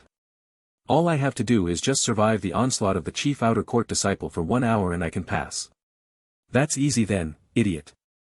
A few of the surrounding Dao kings were still hopeful of passing the 5th trial, despite hearing of how difficult it was from Xing Fei. After all, most of those Dao kings ranked in the top 100 were ranked there due to their monstrous talent. Even among the hundreds of thousands, or perhaps millions of Dao kings that had entered the City of Immortals this time, they were still the cream of the crop. They were geniuses who could contend against even early-stage Dao emperors in the outside world, despite the difference in their cultivation base. In fact, the 2 monsters at the very top of the rankings were even rumored to have killed a Dao Emperor realm expert each back in the central continent. However, those who possessed more foresight knew how impossible of a task this 5th trial was actually going to be. It was one thing to have to fight against a weak, newly advanced Dao Emperor with weak foundations, and another thing entirely to fight against a powerful expert with immense talent. After all, this chief of outer court disciples was a supreme genius who had mastered an abnormally powerful, supreme-level Dao. Although most people in the top 20 rankings had also comprehended supreme Daos as well, could they really compare themselves to this chief outer court disciple in terms of talent? And even if they could they also compare when that person was now a powerful Dao Emperor realm cultivator? Even if this person was merely an early rank 1 Dao Emperor, the difference between a peak stage Dao King and a fully fledged Dao Emperor wasn't one that could be measured with the difference of a simple minor realm. Normally, even 10 peak stage Dao Kings wouldn't be able to fight an early stage Dao Emperor, let alone a genius like the chief disciple of the outer court. The more they thought about this, the more the surrounding Dao Kings realized how big of a wall this 5th trial was going to be. No, I refuse to believe that this trial is impossible. I've already made it this far, how can I just give up? Passing this means that we have a chance to become inner court disciples in the future. That's right.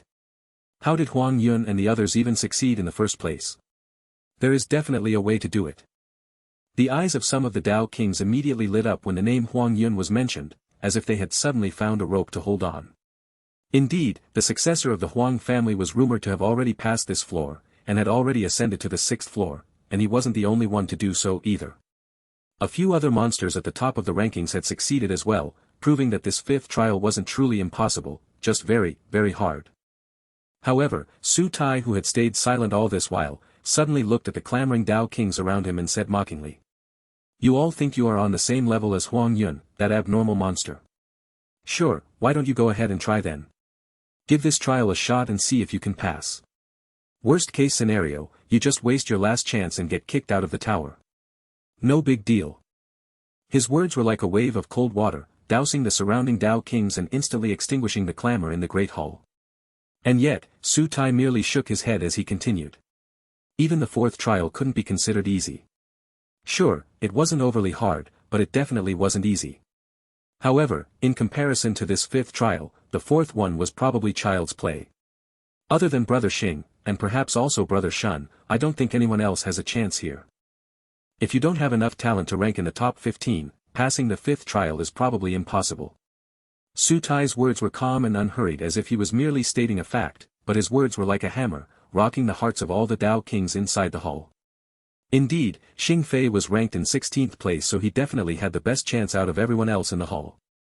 And yet, even he had failed the first time he challenged this trial.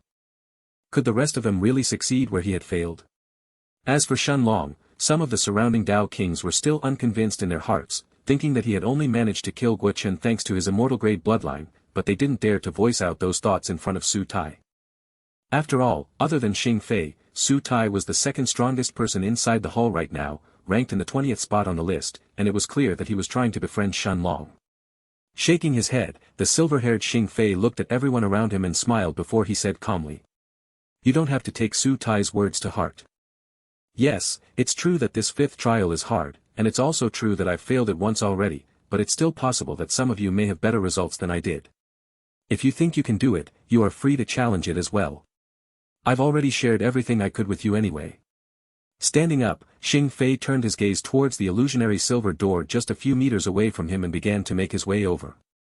However, before placing his hand on the door, he turned around and threw a look at Shun Long, before the handsome silver-haired man asked with a smile. Brother Shun, I'm planning to challenge the fifth trial once more. How about it? Want to give it a shot? However, Su Tai, who had stayed silent all this while, suddenly looked at the clamoring Dao kings around him and said mockingly. You all think you are on the same level as Huang Yun, that abnormal monster. Sure, why don't you go ahead and try then? Give this trial a shot and see if you can pass. Worst case scenario, you just waste your last chance and get kicked out of the tower. No big deal. His words were like a wave of cold water, dousing the surrounding Dao kings and instantly extinguishing the clamor in the great hall. And yet, Su Tai merely shook his head as he continued. Even the fourth trial couldn't be considered easy. Sure, it wasn't overly hard, but it definitely wasn't easy. However, in comparison to this fifth trial, the fourth one was probably child's play. Other than Brother Xing, and perhaps also Brother Shun, I don't think anyone else has a chance here. If you don't have enough talent to rank in the top 15, passing the fifth trial is probably impossible. Su Tai's words were calm and unhurried as if he was merely stating a fact, but his words were like a hammer, rocking the hearts of all the Dao kings inside the hall. Indeed, Xing Fei was ranked in 16th place, so he definitely had the best chance out of everyone else in the hall. And yet, even he had failed the first time he challenged this trial. Could the rest of them really succeed where he had failed? As for Shun Long, some of the surrounding Dao kings were still unconvinced in their hearts, thinking that he had only managed to kill Guo Chen thanks to his immortal grade bloodline, but they didn't dare to voice out those thoughts in front of Su Tai. After all, other than Xing Fei, Su Tai was the second strongest person inside the hall right now, ranked in the 20th spot on the list, and it was clear that he was trying to befriend Shun Long. Shaking his head, the silver-haired Xing Fei looked at everyone around him and smiled before he said calmly. You don't have to take Su Tai's words to heart. Yes, it's true that this fifth trial is hard, and it's also true that I've failed it once already, but it's still possible that some of you may have better results than I did. If you think you can do it, you are free to challenge it as well. I've already shared everything I could with you anyway. Standing up, Xing Fei turned his gaze towards the illusionary silver door just a few meters away from him and began to make his way over. However, before placing his hand on the door, he turned around and threw a look at Shun Long, before the handsome silver-haired man asked with a smile. Brother Shun, I'm planning to challenge the fifth trial once more. How about it? Want to give it a shot? The surrounding Dao kings, including Su Tai, all turned to look at Shun Long as they waited for his answer. The atmosphere within the great hall was silent. So silent that one could hear the breathing of the person next to them, as everyone eagerly gazed at the sitting, blue-robed youth a few meters away from the silver door. Was he really going to attempt the fifth trial? Normally, these Dao kings wouldn't have been so interested in something as trivial as an unknown person like Shun Long attempting the fifth floor. After all, every one of these Dao kings was also a genius in the outside world, well-known figures with powerful backgrounds that were renowned throughout the entire central continent. However, if Shun Long could also pass this trial like Su Tai predicted, wouldn't he then join the ranks of Huang Yun and the others? Such a person was bound to become famous throughout the central continent whether he wanted to or not. An early rank 1 Dao Emperor, huh? Standing up, a small smile found its way on Shun Long's lips as he looked at Xing Fei and nodded his head, and under the astonished gazes of the Dao kings around him, he made his way towards the illusionary silver door. Great!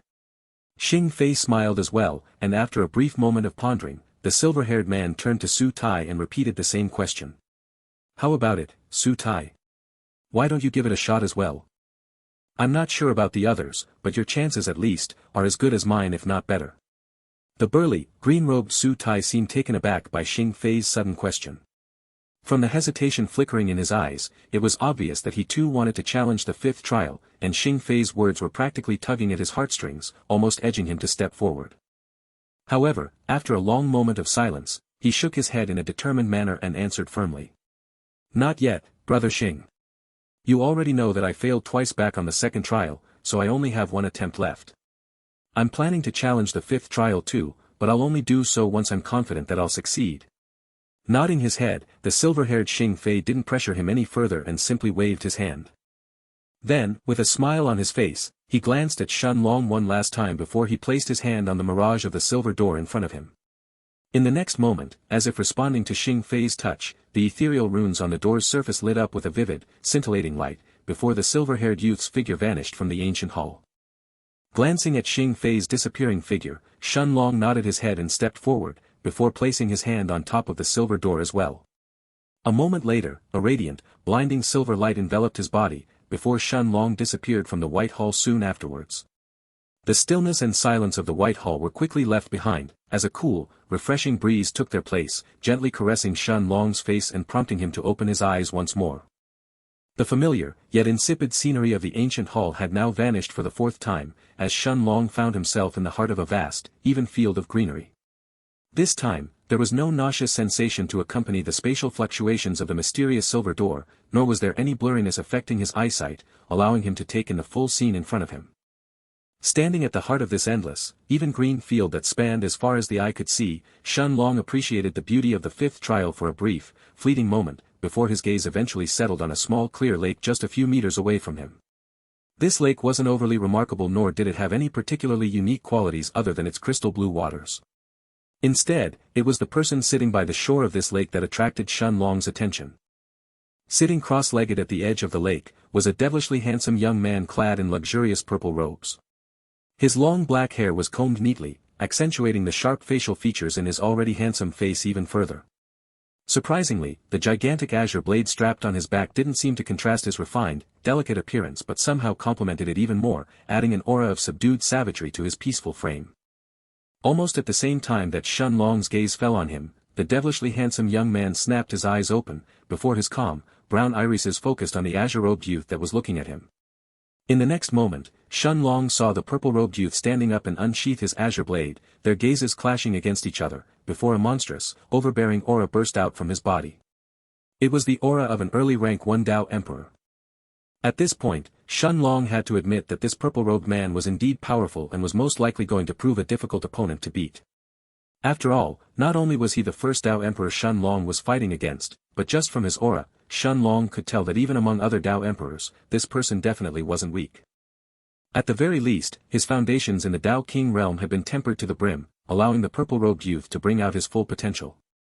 Even among the millions of Dao Kings who had entered the City of Immortals, this person would be considered a peak existence. And yet, almost as if mirroring the devilish youth's movements, a pitch-black sword materialized in Shun Long's hands as he suddenly took a step forward.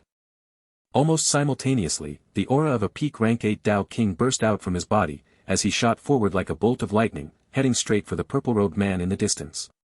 Indeed, unlike Xing Fei and the rest of the Dao Kings on the fourth floor, Shun Long's goal wasn't to hide and avoid the purple-robed youth until the 1-hour period ran out. Instead, he was planning to fight against one of the most talented Dao Emperors from the Imperial Mandate sect, head-on. Or at least, his sole imprint. Shun Long covered the gap between them and rushed towards the shore of the lake, but the devilishly handsome young man didn't stay idle either. His feet kicked the ground as his figure turned into a purple blur, flying towards his azure-robed opponent with devastating speed. There were no words exchanged between them, but the thick scent of their imminent battle filled the air with anticipation. In just a few moments, both Shun Long and the purple-robed young man stood opposite each other before they brought down their blades at full force. A moment later, a horrifying clash shook the entirety of the vast field, as Shun Long's black sword met the azure greatsword directly. Boom! The silence and tranquility of the empty green field were quickly replaced by a deafening sonic boom, as the brief yet terrifying clash of the swords shook the air, pushing the two men away from each other. However, just this first clash alone was enough to indicate how the rest of this battle was going to unfold. Shun Long felt the black sword slipping out of his hands as the purple-robed man's strike pushed him backward for more than 10 meters until he regained his balance.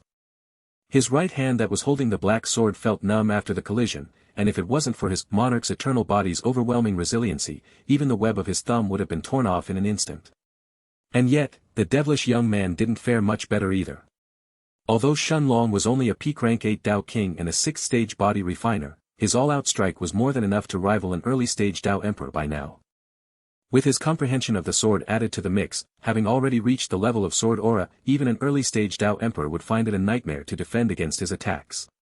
At the very least, that last strike was no weaker than the all-out attack of an early stage Dao Emperor. After taking it on, the purple-robed young man's feet slid backwards for nearly a dozen meters until they finally came to a halt. His arm that was holding the gigantic azure blade trembled after the impact, prompting him to use his second hand to support himself as well, before his emotionless gaze turned to look at his opponent with a hint of astonishment. Then, the two of them clashed once more. Soon, the entire field of greenery had turned into the two men's battlefield, as Shun Long and the purple-robed youth clashed more than 100 times in the span of a few seconds. Staring at his opponent who seemed to be no weaker than he was, Shun Long could no longer suppress the growing feeling of excitement brewing in his heart with every swing of his sword. This had been the first time in a while that Shun Long had been forced to go all out in a fight. Of course, the peak rank 6 magic beasts back on the first trial had put him in a somewhat similar situation, but that couldn't be considered a test of skill. It was more like an endless slaughter that tested one's reserves of chi and the ability to protect themselves when faced with multiple opponents. However, this fifth trial was completely different.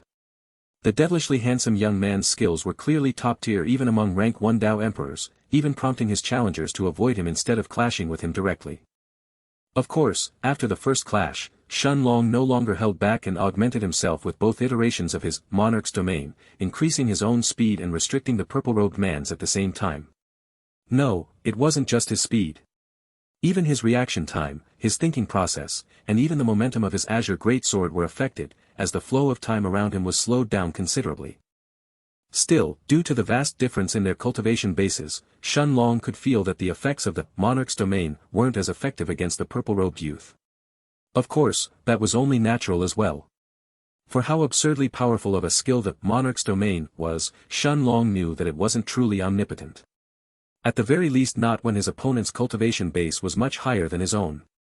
After all, even the 3 peak stage Dao Kings in the fourth trial weren't completely suppressed and had managed to resist its effects to a certain degree.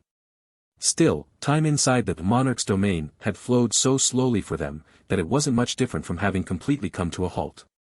The 3 of them had been slaughtered in an instant, unable to put up the slightest bit of resistance. But of course, this chief of the outer court disciples of the Imperial Mandate sect couldn't be compared to any of those regular disciples. Feeling that something around him was wrong, the purple-robed youth finally revealed his true strength. A moment later, thick, giant green vines sprouted from the ground under his feet, all of them moving towards Shun Long with deadly momentum. Even under the suppressive effects of the Monarch's domain, the enormous vines were still faster than regular arrows as they moved towards their target. Shun Long could only imagine how strong these vines would be at full force. Without any delay, Shun Long blinked a moment later, appearing a few hundred meters away as he effortlessly dodged the fatal attacks. And yet, as if they had a mind of their own, more and more vines sprouted from the ground around him, all of them blocking his path, their thorny edges looking to skewer his body from every direction. As he continuously dodged the thorny attacks one after the other, constantly blinking throughout the grassy battlefield, Shun Long would occasionally find an opening in the purple-robed youth's defenses and would make full use of it, bombarding it with bolts of white lightning using his Dao of Heavenly Tribulation. Normally, the chief of outer court disciples would never show such openings in a fight, but perhaps due to the effects of the Monarch's domain, he ended up exposing himself a couple of times. And yet, most of Shun Long's white bolts of lightning were quickly blocked, either by that azure greatsword still resting in his hands, or the emerging vines from the ground, unable to truly find their mark. However, at some point, as if through a miracle or due to the purple-robed man's negligence, a single bolt of lightning somehow passed through his defenses and landed squarely on his chest, piercing a hole straight through his heart. But it was at this moment that the purple-robed Dao Emperor finally revealed the supreme Dao he had comprehended. In the next moment, a vibrant green light enveloped the devilishly handsome youth, before the wound on his chest started to heal at a speed visible to the naked eye, one that would make even the most accomplished alchemist stare in envy and disbelief. In just 5 breaths of time, the injury that would have proved fatal to almost every early-stage Dao Emperor had already disappeared, as the purple-robed youth's skin closed and mended by itself. Not even a hint of a scar was left behind, as if the purple-robed man had never been injured in the first place. And yet, the hole in his robes was still there, revealing that a powerful attack had indeed struck his chest just a few moments ago. Staring at the scene in front of him, Xianxia remained still and pondered for a moment, before he muttered in a curious tone. So the supreme Dao he has comprehended is the Dao of life. Although he voiced it like a question, Xianxia was practically certain about his guess as he looked at the purple-robed youth in the distance. And indeed, Little Black's voice sounded in his mind a moment later, confirming his guess. Master is right. The Dao this kid just used is almost certainly the Dao of life. There are only so many Daos that can restore one's flesh and blood so quickly, but to do so after being struck by the lightning of the heavenly tribulation. I can only think of the Dao of light and that disgusting, abominable Dao, those chickens in the divine fire world use. Xianxia nodded in agreement and fell silent for a short while, his gaze still studying the purple-robed youth. As for the chickens Little Black was referring to, he didn't even pay any attention to that part. At this point, there was almost no doubt in his mind that the purple-robed youth's Dao was the Dao of life. However, this only complicated things even further. After all, even in the immortal dimension, cultivators of the Dao of life were one of the most difficult to kill thanks to their ability to heal their wounds. It's not that Xianxia wasn't confident in beating the purple-robed man after exchanging more than 100 strikes with him, but killing a Dao Emperor who could regenerate their wounds infinitely as long as they had enough qi, was nearly impossible. Well, it's not like there is no way to do it, but it's not worth it either. With a faint smile on his face, Xianxia threw out all distracting thoughts and shot forward once more, ready to clash with the purple-robed man again. Indeed, although killing an early-stage Dao Emperor with the Dao of light was extremely difficult, Xianxia had a few ways to do it if he really wanted to. Firstly, he could use his time siphon and slowly but surely absorb all of the purple-robed youth's remaining time, until he turned to withered bones and disappeared into dust. Of course, the handsome young man could potentially resist the effects of the time siphon to a certain degree thanks to his Dao of life, which would make their battle a battle of attrition in the end. The one with the deepest reserves of qi would then win. Of course, with how pure the qi inside his qi balls was, Xianxia was confident that he could definitely outlast almost every early rank 1 Dao Emperor in such a situation. Unfortunately, according to Xing Fei, this trial would only last for 1 hour, so Xianxia didn't have enough time to test this out. And he wasn't planning to win in such a way either. The second way he could go about it was to directly obliterate the devilish young man's soul. Although the purple-robed youth was a talented Dao Emperor, Xianxia's soul was comparable to an early-stage sovereign's right now. Even without any soul-attacking martial skills, he could easily snuff out the soul of an early-stage Dao Emperor using his soul sense, as long as he was ready to sacrifice a part of his spiritual strength that was. However, Xianxia wasn't planning to do that either. After all, soul imprint or not, this purple-robed youth was the first person that was strong enough to allow Xianxia to fight while going all out. Why would he destroy such a perfect sparring partner? A moment later, the two figures flashed across the battlefield once more, as the sound of metal clashing against metal filled the air of the green field. Soon, half an hour had already passed, and yet neither of the two men seemed exhausted. In fact, they fought with even more intensity than before. Xianxia's sword skills were already far beyond the level of any Dao King, and his comprehension of the sword was gradually approaching the peak of the sword aura realm as well, and yet, the purple-robed youth wasn't being pushed back at all. He was matching Xianxia's attacks blow for blow. Although it was clear that his comprehension of the sword hadn't reached the level of sword aura just yet and was still at the peak of the sword chi realm, his superior cultivation allowed him to somewhat bridge the gap between their skills, without forcing him to be on the back foot during their fight. Finally, time passed, and in the blink of an eye, another half an hour had gone by. As soon as the 1 hour period came to an end, the purple-robed youth finally lowered his sword and looked at his opponent silently. For a moment, Xianxia thought he saw a gleam of reluctance flashing in the eyes of the devilishly handsome youth. However, that gleam only lasted for the briefest of moments before his gaze returned back to its original, emotionless look. Then, the purple-robed youth actually smiled and cupped his hands, before his body suddenly dispersed, turning into motes of spiritual chi that disappeared into the air. Eventually, in the spot where the handsome young man stood, two items seemed to have taken its place. A somewhat familiar, yet at the same time alien bronze token, and a gigantic crimson rock. The fifth trial had come to an end, but the rewards were far more than Shun Long had expected. Shun Long examined the two items in front of him, his gaze barely scratching the familiar bronze token before focusing on the gigantic maroon rock. The bronze token appeared almost identical to the one he had found on the third trial, albeit with a few noticeable differences. The words, Imperial Mandate, were carved on its front just like the first one, while the words, Inner Court, were carved on its back. Shun Long remembered that the token he had obtained from the third trial had the words, Outer Court, instead, but this one was clearly meant for Inner Court disciples. Or at least, for people with the qualifications to take the test for Inner Court disciples. And yet, Shun Long's gaze didn't linger on the small token for too long before turning towards the enormous crimson boulder. A sun-blessed spiritual rock. As his hand touched the enormous red rock, Shun Long struggled to believe how generous the reward of this fifth trial actually was. Even if he ignored the tens of thousands of top-grade spirit stones he had obtained in the first trial or the hundreds of spiritual materials used by formation masters from the second trial, the rewards from the third and fourth trials were already astonishing enough, even by the perspective of most sovereign realm experts, let alone those Dao kings who had entered the tower. The immortal meridian fruit was already an extremely rare treasure that forcefully enlarged a person's meridians and essentially increased their talent, while each of the three immortal-grade cultivation techniques from the fourth trial was more than enough to guarantee these talented Dao kings reaching the earth-immortal realm within their lifetimes. And yet, this sun-blessed spiritual rock exceeded even those previous treasures by a large margin.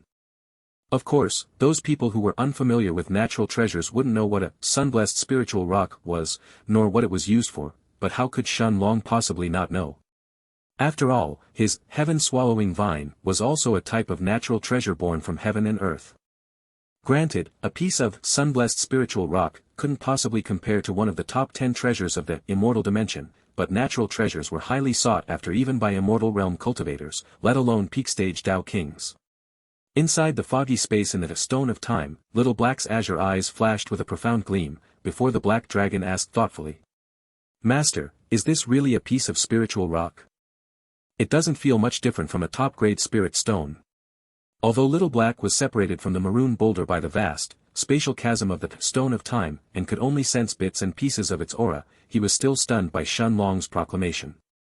Even with his vast knowledge of immortal treasures, Little Black couldn't tell that this was really a piece of spiritual rock. Shaking his head, Shun Long traced his finger on the surface of the red rock for a little longer before he answered. That's only natural. There are hundreds of different types and grades of spiritual rocks, so it's no wonder you can't recognize it so easily. This one is a sun-blessed spiritual rock that's absorbed spiritual chi for more than 100,000 years before turning into a natural treasure. After a brief moment of pondering he continued. In a way, you are right. It is not much different from a top-grade spirit stone. After all, it functions in the same way. As long as one absorbs the chi inside it, they can fill their dantian and increase their cultivation base. However, there are also two major differences between spirit stones and spiritual rocks.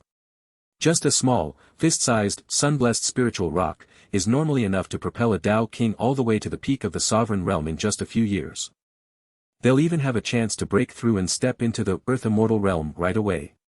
However, that's not even the most important benefit it provides. Inside the Stone of Time, Little Black remained silent for a while as he took in Shun Long's explanation. The black dragon was already aware of the benefits a spiritual rock provided in one's cultivation base, so he wasn't overly surprised to hear that last part. After all, many years ago, while they were still in the immortal dimension, one of the commanders of the Heaven-Trampling Legion had gotten his hands on an extremely rare piece of heavenly wind spiritual rock that increased his cultivation by nearly a full major realm, causing a massive uproar throughout the Heaven-Trampling city. However, Little Black had never heard of spiritual rocks having a secondary effect. Nodding his head, Shun Long then continued. To most Dao kings, this is indeed a rare treasure that can increase their cultivation base in a short amount of time, but for anyone who has comprehended the Dao of Fire or any similar Dao, it's a priceless treasure that can also increase their Dao comprehension as well. Shun Long's words were calm and unhurried, but Little Black's eyes widened in disbelief as he understood the implications behind that last part. Indeed, if people knew of the effects of this sun-blessed spiritual rock, how many cultivators with high affinity to fire would trade everything they had to obtain a piece? However, Shen Long was completely unconcerned about those people. He wasn't planning on trading this piece of spiritual rock, nor was he worried that anyone would try and steal it from him. Such people would only end up regretting their actions in the end. Instead, he was curious about something else. How could the Imperial Mandate sect give out such a huge piece of sun-blessed spiritual rock? Regardless of how rich the sect was, they couldn't possibly hand such large pieces of spiritual rocks to everyone who passed the 5th trial, right? Even for an immortal sect, it didn't make any sense. This matter became even more bizarre considering that just a fist-sized of this rock was enough to propel someone to the peak of the sovereign realm. Wouldn't larger pieces be a waste then? Unless the Imperial Mandate sect was planning to nurture a bunch of immortals in a short amount of time. A few moments later, Shen Long eventually put those thoughts to the back of his mind and stored both the bronze token and the sun-blessed spiritual rock inside the stone of time. Since he couldn't come to a conclusion, it was pointless to keep thinking about the Imperial Mandate sect intentions any further. He was going to find out after ascending the Heavenly Tower anyway. After storing the bronze token and the sun-blessed spiritual rock inside the stone of time, Shen Long sat cross-legged on the ground and waited for the 5th trial to come to an end. And indeed, a few moments later, his figure turned blurry and translucent as a dim silver light enveloped his body, before finally vanishing from the vast green field, leaving the devastated battlefield behind. The familiar sensation of blurriness blinded his eyesight for a brief moment, but this time it disappeared as quickly as it arrived, allowing Shen Long to have a look at his new surroundings. For the first time after successfully passing a trial, he didn't find himself at the heart of that plodding ancient hall. Almost at the same time that Shen Long's figure disappeared from the green field, a massive, thunderous commotion began to take place outside the Heavenly Tower, as an unbelievable sight occurred. The gigantic slab of stone that was placed right above the tower's gates began to shimmer with an ethereal, blinding light, before the runes on its surface began to shift and twist as if they were suddenly undergoing a tremendous change. Then, the luminous golden names on the heavenly ranking started to get pushed down one after the other, as a new name began to rise with overwhelming momentum. In the blink of an eye, it had already passed the person ranked 10th and had even pushed down Xian Long from the Tianxian dynasty from 9th to 10th place. The same trend continued and mere moments afterwards, even Jiang Tianfang was pushed down to 8th place as the rising newcomer continued to ascend without showing any signs of stopping. Then, under the disbelieving gazes of the surrounding Dao kings, he passed the person in 6th place, Niu Rong, and even Hua Jingyi and Xianxia, ranked 5th and 4th respectively. The surrounding Dao kings wanted to speak, but for some reason, everyone held their breaths and remained silent, as if they were waiting to see how much more the newcomer was going to ascend. It was only after reaching 4th place that the new name's momentum began to slow down, but slowing down didn't mean stopping. After a brief moment of respite, it had already pushed down Wei Guiyang from 3rd place to 4th and was slowly encroaching upon the person ranked 2nd, the number 1 genius and successor of the Huang family, Huang Yun. Finally, Huang Yun's name was enveloped by a radiant golden light, before it was gradually pushed down to 3rd place, as the rising newcomer's ascension eventually came to a halt. The crowd of Dao kings outside the tower's gates now stared at the name in 2nd place of the heavenly rankings with gazes filled with incredulity and doubt, before an uproar gradually erupted. Who the hell is this Shen Long and how can he climb all the way to 2nd place in one go? Is this for real? What the hell is going on with the heavenly rankings? This guy didn't just pass young lady Niu, he even passed Huang Yun and Wei Luoyang. Are you telling me that this guy is even more talented than the number 1 genius of the ancient families and the successor of the White Tiger Chamber of Commerce? The surrounding Dao kings couldn't believe their own eyes, or to be more precise, the Heavenly Tower's judgment as they stared at the name in 2nd place carved in luminous golden letters. Shen Long. It was one thing for some unknown person to have somehow passed Hua Jingyi, the publicly acclaimed number 2 genius of the White Tiger Chamber of Commerce, and Xianxia, the young master from the Qin family, but even Wei Luoyang and Huang Yun. Then, was this unknown person supposed to be the 2nd most talented individual among all Dao kings and Dao emperors in the entire central continent? Although the Heavenly Tower was known to be impartial and extremely mysterious, how could these Dao kings accept this so easily? In the 2nd layer of the City of Immortals, the proud Dao emperor stationed at the tower's gates seemed to have similar reactions as well, unable to fathom how someone they had never heard of had managed to dethrone everyone else and was comfortably sitting in the 2nd place of the heavenly rankings. And yet, Shun Long was completely oblivious to the commotion his passing of the fifth trial had caused, as he curiously examined his new surroundings at this moment. This time, he didn't find himself at the heart of that unchanging ancient hall, but at the peak of a tall, unfamiliar mountain that soared way past the clouds. The peak of the mountain pierced through the dome of heaven like a heavenly sword, while its body seemed to span for countless miles downwards, giving off an aura of immortality and grandeur.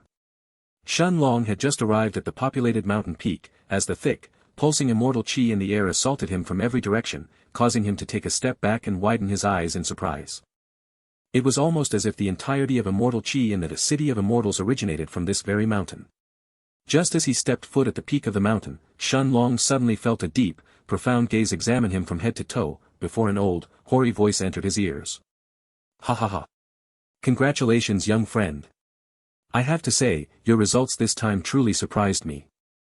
Who could expect that you would not only choose to fight against Luoyang, but you would even push him back a few times? How interesting. Shun Long turned at the origin of the voice coming from the top of the mountain, as the figure of a plump, purple-robed old man appeared in his eyes.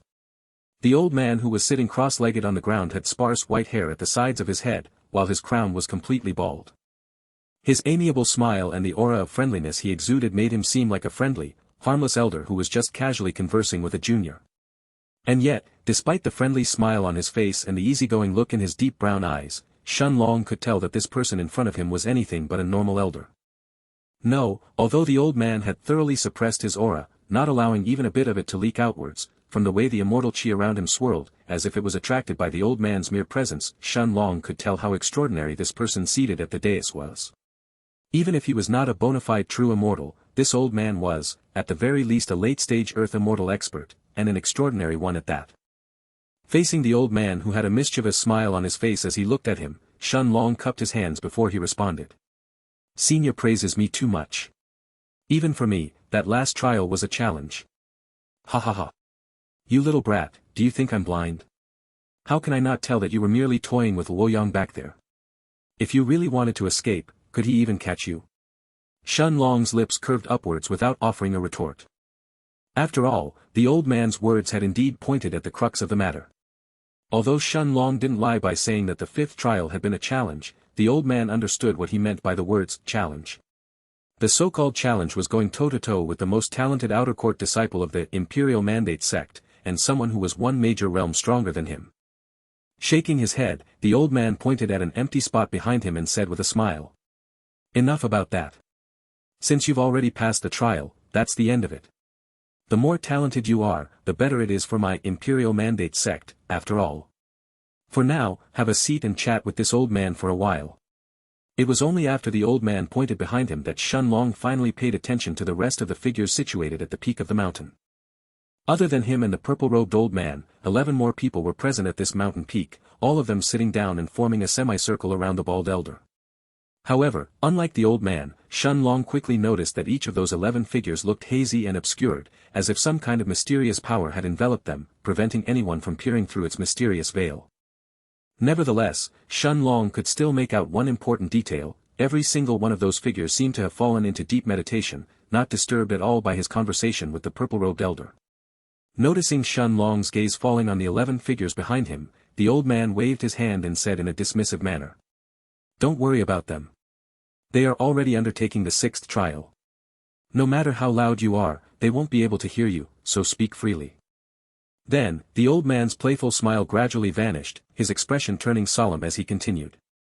Since you've already passed the 5th trial, you can nominally be considered an inner court disciple of my Imperial Mandate sect, so it's time for you to learn a few things.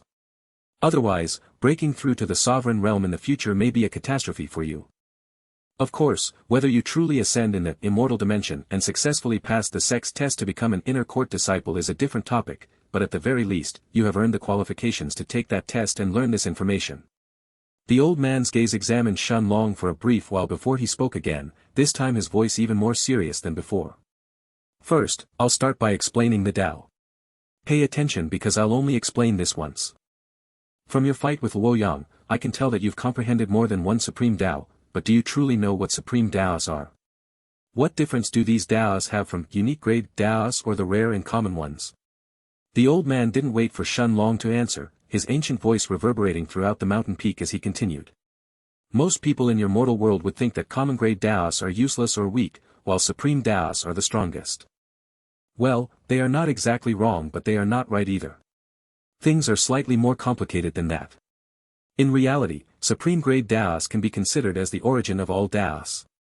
They are the oldest, most ancient Daos in existence and the ones that form the laws of this world. As for unique grade Daos, they are simpler, less refined versions of them to be exact. As for rare grade Daos like the Dao of Ice or the Dao of Lightning for example, those are both evolved versions of common Daos like the Dao of Water and the Dao of Wind. Shun Long nodded his head at the old man's explanation without saying a word. Naturally, he already knew these secrets regarding the origin of the Daos and the purpose they served, but the old man's explanation was slightly different from what he knew from his memories. Indeed, common-grade Daos were generally considered weak by powerful cultivators due to their lack of complexity and possible usage, whereas unique and even supreme-level Daos possessed many more advantages in comparison. However, the heavens were always fair, and for every overwhelming advantage, there was always one major disadvantage to accompany it. Unaware of what Shun Long was thinking, the old man continued. Of course, thinking that supreme-grade Daos are stronger than common Daos is wrong by itself. They are more complex and can be used in many more different ways, but they are not necessarily stronger. Besides, supreme Daos have their own disadvantages as well. Ultimately, it's not impossible for someone who has comprehended a common Dao to kill a cultivator who possesses a supreme Dao. Shun Long nodded in agreement with the old man's words, and for some reason, Yang Hui's figure appeared in his mind at that moment. The previous number one genius of the holy sect was someone who had comprehended just a common Dao, the Dao of Fire, but he was, without a doubt, the undisputed number one outer court disciple of the sect. All of that stemmed from his high affinity to the Dao of Fire, all thanks to his eyes of the Fire Qilin. In the end, it wouldn't be impossible for someone like Yang Hui to defeat cultivators with unique grade Daos using his Dao of Fire. Seeing that Shun Long appeared to have grasped the point he was making, the old man nodded in satisfaction and continued once more, his hoary voice even more solemn than before. Naturally, there is an important reason why I'm explaining these things to you. But first, tell me. Do you know why my Imperial Mandate sect only accepts Dao Kings and Dao Emperor Realm disciples from your mortal world? Why don't we allow Sovereign Realm cultivators and Earth Immortals to take this test? As the old man finished his question, he waved his right hand, before a thick, wooden gourd appeared in his palm.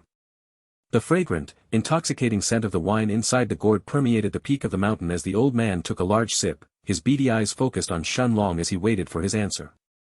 After a brief moment of pondering, Shun Long finally nodded his head and answered the old man's question. It's because Sovereign Realm cultivators have already formed their Dao seed. The old man's eyes flashed with a glimmer of surprise before he nodded his head and answered. That's right. It's because they've already formed their Dao seeds that they cannot improve their foundations any further. Creating a weak Dao seed is no different from permanently closing off your path to immortality. Without a sufficiently strong Dao seed and powerful foundations in the Dao Emperor realm, you can never even hope to become an Earth Immortal, let alone a true immortal. The old man then fiddled with the gourd in his hands for a while, before he continued. This makes things easier. Since you already know about Dao seeds, there is no need for me to continue this conversation any further. In the end, the path you follow is yours, and yours alone. I've already explained what needed to be said. I just hope you will make the correct decision in the future. Shun Long looked at the purple-robed elder and cupped his hands once more as he answered. Thank you for your guidance, senior. Since the old man was clearly looking out for him, Shun Long treated him earnestly and nodded in understanding, indicating that he had already given this matter some thought a while ago. Not dwelling on the topic any further, the old man shook his head and unexpectedly smiled, his expression suddenly turning amiable and easygoing once more as he asked. Well, since you are here, how about you take on the 6th trial right away? I know you haven't recovered your chi yet, but you won't need it for this trial anyway. What do you think? Looking at the mischievous smile on the purple-robed elder's face, Shun Long felt somewhat surprised hearing that he wouldn't need to use his chi during the 6th trial. Was this trial similar to the second one where one had to endure dozens of soul attacks from early-stage Dao Emperors? Still, after a brief moment of pondering, Shun Long glanced at the bald elder and nodded once more as he answered. All right. Please lead the way, senior. Shaking his head, the smile on the old man's face became more and more pronounced as he responded. No need. Just sit where you are and have fun. For some reason, the words, "have fun," sounded overly ominous as they left the old man's withered lips. However, Shen Long didn't have any time to ponder their meaning as his vision suddenly darkened, before vanishing from the peak of the mountain.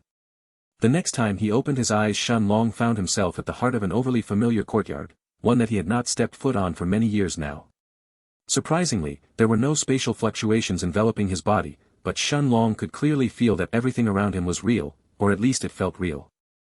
The familiar courtyard, the trees around him, the refreshing aroma of flowers, and even the sounds of the guards grunting as they trained a few meters away from him. And yet, Shen Long knew that what he saw right now certainly wasn't real. Otherwise, there was no explanation for how he had appeared in the heart of the Shun estate back in Blue Forest City. After all, the entire Sky Fortune Kingdom had been razed to the ground many years ago. And yet, mere moments later, a young maidservant ran towards him as she called out gleefully. "Young Mayarawaster." Staring at the running young maid that was coming his way, Shen Long couldn't help but feel a wave of melancholy rise in his heart. Indeed, he had to admit that he somewhat missed those peaceful days back in the Sky Fortune Kingdom. Ever since arriving in the Central Continent, he had been fighting battle after battle, taking on mission after mission in the Holy Sect, without ever having a real chance to rest, his life always at a knife's edge. Taking a deep breath, Shen Long suddenly muttered to himself. "No matter what, I'm going to settle down once we leave this tower. I won't keep roaming around the continent like a fool." A few moments later, the youthful maidservant stood in front of him, her face just as cute Shen Long remembered it. Her cheeks still had a bit of baby fat on them, showing hints of immaturity, and yet her gleamy eyes that were full of life looked at Shen Long expectantly as she continued Fruobnal.com. "Young Maya Stistier. Huff. Huff. The master has ordered me to fetch you and go to the main hall together. Please come with me." The panting young maid grabbed Shen Long by the hem of his robes and pulled him towards the main hall with long strides, not stopping to rest for even a moment. Shen Long didn't resist either and let her drag him away, as he took in the scene of the familiar estate in silence. Moments later, the two of them had already arrived in front of the gates of the main hall, the 3-meter, 9 feet, tall doors already wide open as if they were waiting for him. As the young maid pulled him inside, Shen Long finally saw a handsome man in his early 40s and a beautiful woman in her late 30s seated at the long table in the heart of the hall, their doting expressions looking at him full of affection. "Longer." Shen Fong stood up and pulled his son in a tight bear hug before he berated him playfully. "You little brat. Your father has already returned from the imperial capital and yet you don't even come to say hello. Haze, how heartless my son has become." "Father," Shen Long knew that the person in front of him wasn't really Shen Fong, but everything in the hall still felt so real, from the atmosphere around him to his father's familiar hug, that he couldn't help but utter those words in the end. "What's wrong? Go ahead and have a seat. Your father has plenty of stories to tell you from the capital this time." Soon, the opulent hall of the Shun estate was filled to the brim with trays of delicious food, their fragrant scent permeating the hall, causing Shen Long to let out an inaudible sigh. Although he knew that the scene in front of him was only a figment of illusions, most likely created by the sixth trial, he couldn't deny how real it actually felt. And yet, a moment later, Shen Long surprisingly shook his head and stood up, pulling his father and mother in a tight embrace before he said quietly. "Father, Mother, I'll come visit you soon." Shen Fong's and Shen En's expressions both crumbled, and a moment later, it was actually Shen En who stepped forward and whispered in his ears. "Son, you haven't been back for so long and you don't even want to stay with your parents for a while longer? Even if you know this isn't real, shouldn't you value this moment a little more? Do we really mean nothing to you?" Her voice wasn't loud, but her words were like daggers stabbing into Shen Long's heart and causing him to stiffen momentarily. Indeed, the thing that Shen Long regretted the most in his heart, was not going back to the desolate east to visit his parents during the last few years. He had been so constrained by constantly having to complete mandatory missions for the Holy Sect, that he couldn't really take a trip that would last for more than a year, unless he was ready to leave the Holy Sect for good. Without establishing a foothold in the Central Continent first, such a decision was no different from suicide, not even a life-and-death gamble. After all, was the Central Continent a place that a mere nascent soul stage cultivator could freely traverse on their own? Even with Little Black by his side, Shen Long was well aware of the hidden perils the depths of the continent contained. Closing his eyes, he didn't throw another glance at the visage of his parents, and with a heavy heart, he turned around and walked out of the main hall. In the next moment, the large bronze doors of the hall began to turn blurry as if they were suddenly tethering between the verge of reality and illusions, and soon, the entire Shun estate had vanished from existence, leaving Shun Long standing alone in a vast expanse of emptiness. The opulent hall behind him, along with Shun Fong and Shunan had suddenly disappeared, the rushing maidservants and their hurried footsteps fading into nothingness. The fragrant scent of food and their clanking of trays evaporating into thin air, and even the guards practicing their swordsmanship just a few meters away in the distance petering out as well. Darkness had fully permeated his surroundings only a few moments later, completely cutting off his six senses and plunging Shun Long into the depths of a bottomless abyss. And yet, even that endless darkness was only short-lived. Soon, Shun Long could hear once more as Shun En's resentful voice entered his ears. "Son, how could you leave us again? You left us once for that floating cloud sect, but at least back then you would still visit us every so often. Then, you abandoned us again to go traverse that Night Star continent, and your father and I both became crippled. Tell me, do you feel no remorse? Sure, it wasn't your fault, but could you not have prevented it if you were here? And even after becoming crippled, you left us again for that holy sect, abandoning your wounded parents once more. What kind of filial son would do that? Do you even consider us your parents anymore? No, do you even think of us anymore?" Closing his eyes, Shun Long didn't say anything and allowed Shun En's voice to stab at his heart again and again, her words cutting into it like a poisonous dagger.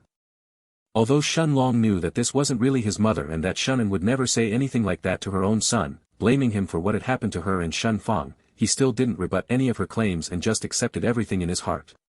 Because, all those emotions were not feelings that the real Shunan felt, but were things that Shun Long had buried deep in his heart and blamed himself for, even if he didn't want to admit them in the end. He still felt guilty that he couldn't visit his parents as often as he used to back in the Floating Cloud sect, and he also felt guilty that he wasn't there to protect them when that war broke out in the Sky Fortune Kingdom. Granted, if Shun Long hadn't left the imperial capital to become a cultivator and had simply remained as a mortal, he would have been powerless in the aftermath of the kingdom's war and wouldn't even have been able to save his parents as quickly as he did. Most likely by that point, all three of them would have perished at their captors' hands, if an even worse fate didn't await for them. And yet, deep in his heart, Shun Long still felt guilt for leaving them behind once more after they had been crippled. Of course, he hadn't truly left them alone and unprotected this time around.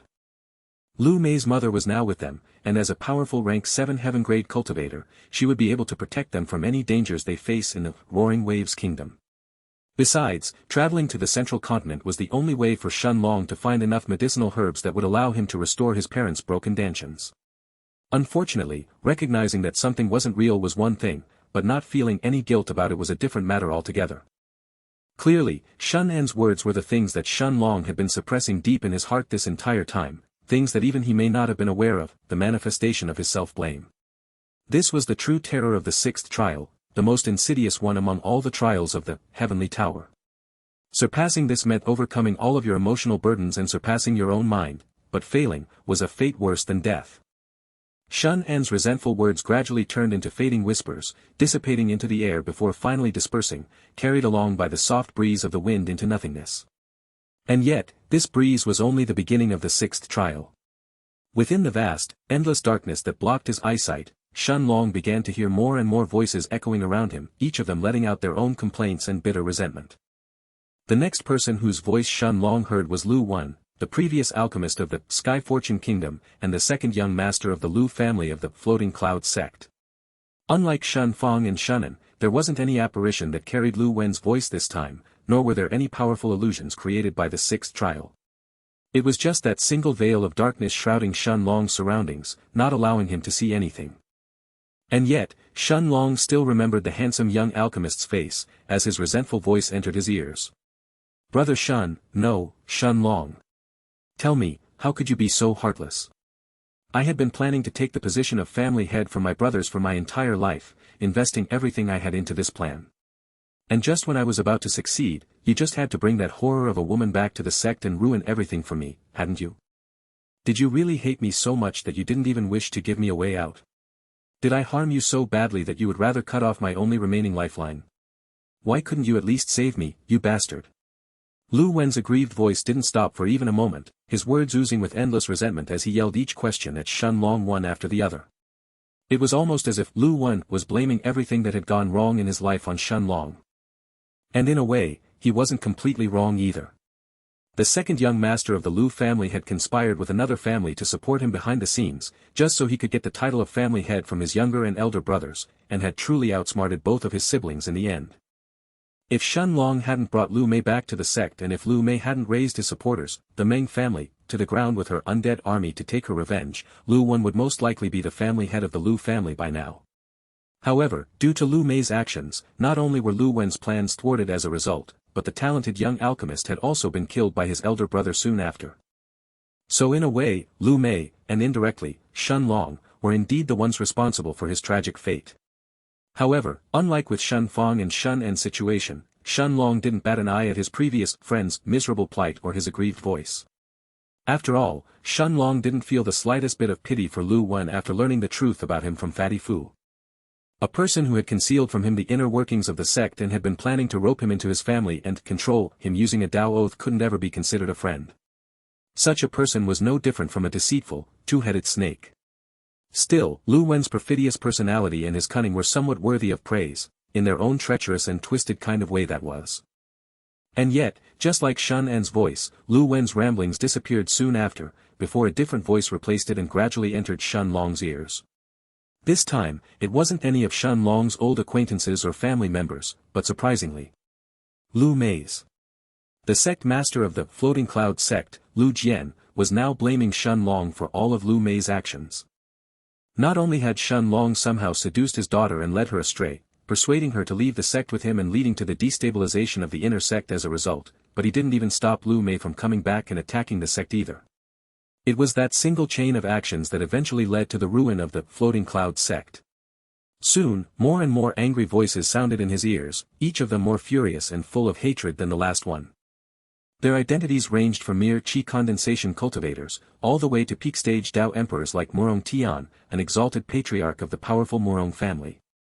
And yet, it was only after hearing Lu Wen's dismayed chagrin that Shen Long's eyes suddenly widened, his expression turning more and more colorful with every voice that followed after that. After all, it had been Lu Wen's ramblings that allowed him to finally grasp the true, ominous nature of this sixth trial. In the beginning, after hearing Shen and blaming him, Shen Long had thought that perhaps he would have to face all of the guilt buried in his heart and overcome it. That this was the true purpose of this trial. But after hearing Lu Wen's and even Lu Jian's voices coming from the darkness around him, he quickly realized that he had been sorely mistaken with his initial assumption. After all, he didn't feel any guilt whatsoever towards the two of them, let alone towards people like Murong Tian who clearly deserved death. No, what this sixth trial wanted to do wasn't make its challengers overcome their own guilt. It was to push their minds to their limits and either break them, or make them even stronger. No, this sixth trial didn't aim to make its challengers overcome their own guilt. It was designed to push their minds to their limits and either break them, or make them even stronger. This was the true terror of the sixth trial of the Heavenly Tower, the trial of the mind.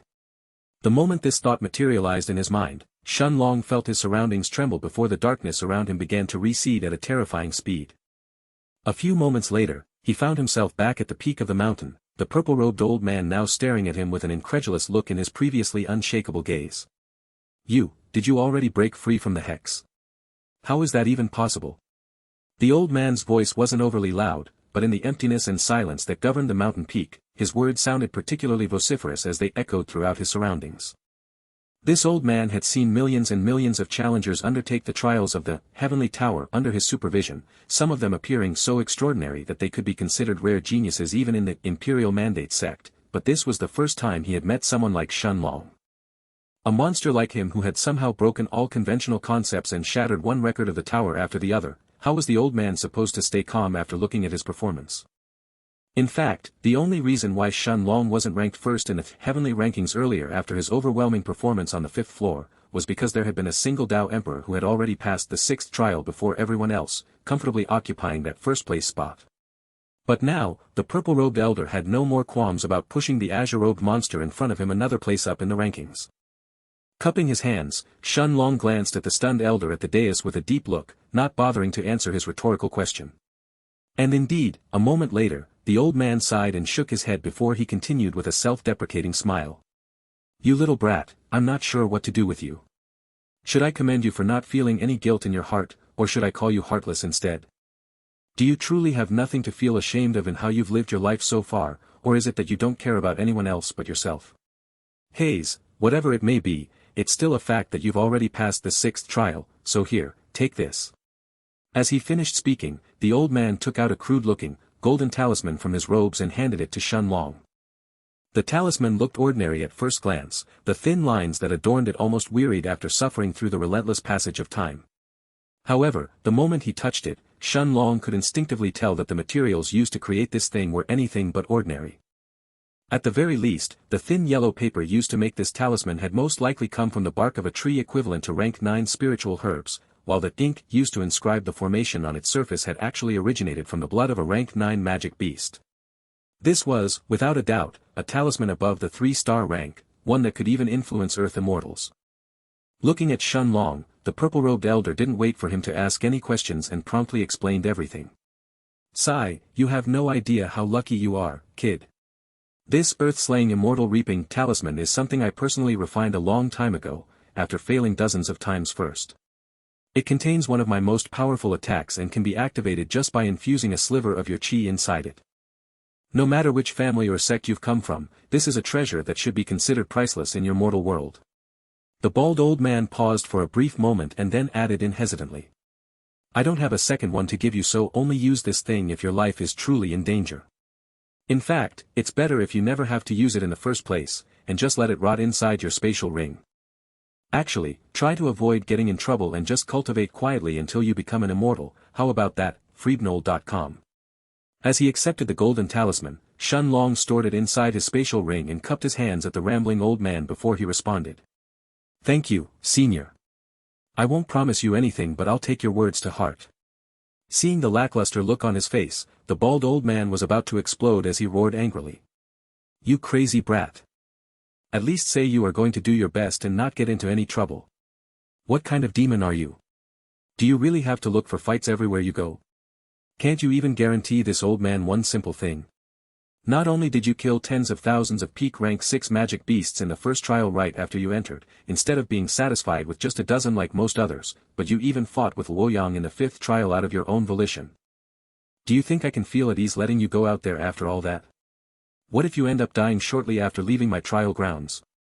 The old man's voice became progressively louder and louder with each sentence, his old eyes burning with fury. At the end of it, it was almost as if he couldn't wait to tie Shen Long up and force him to stay inside the city of immortals and cultivate. At the very least, he wouldn't die this way. However, Shen Long merely shook his head as he looked at the old man before he calmly.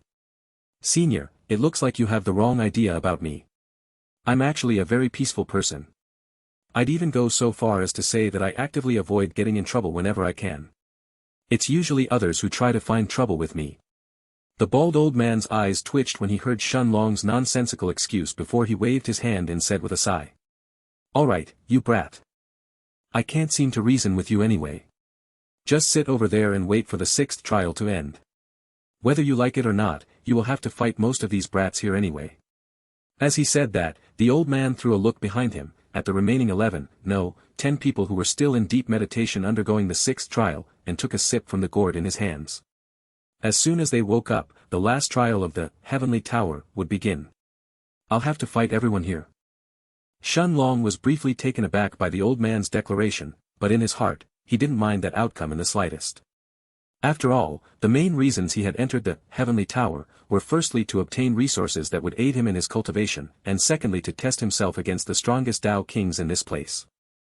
As he climbed up the floors of the tower, he ended up meeting plenty of geniuses ranked in the top 100 of the White Tiger Chamber of Commerce list, including the yellow-robed Wei Peng, the green-robed Su Tai, and many geniuses from the 8 ancient families.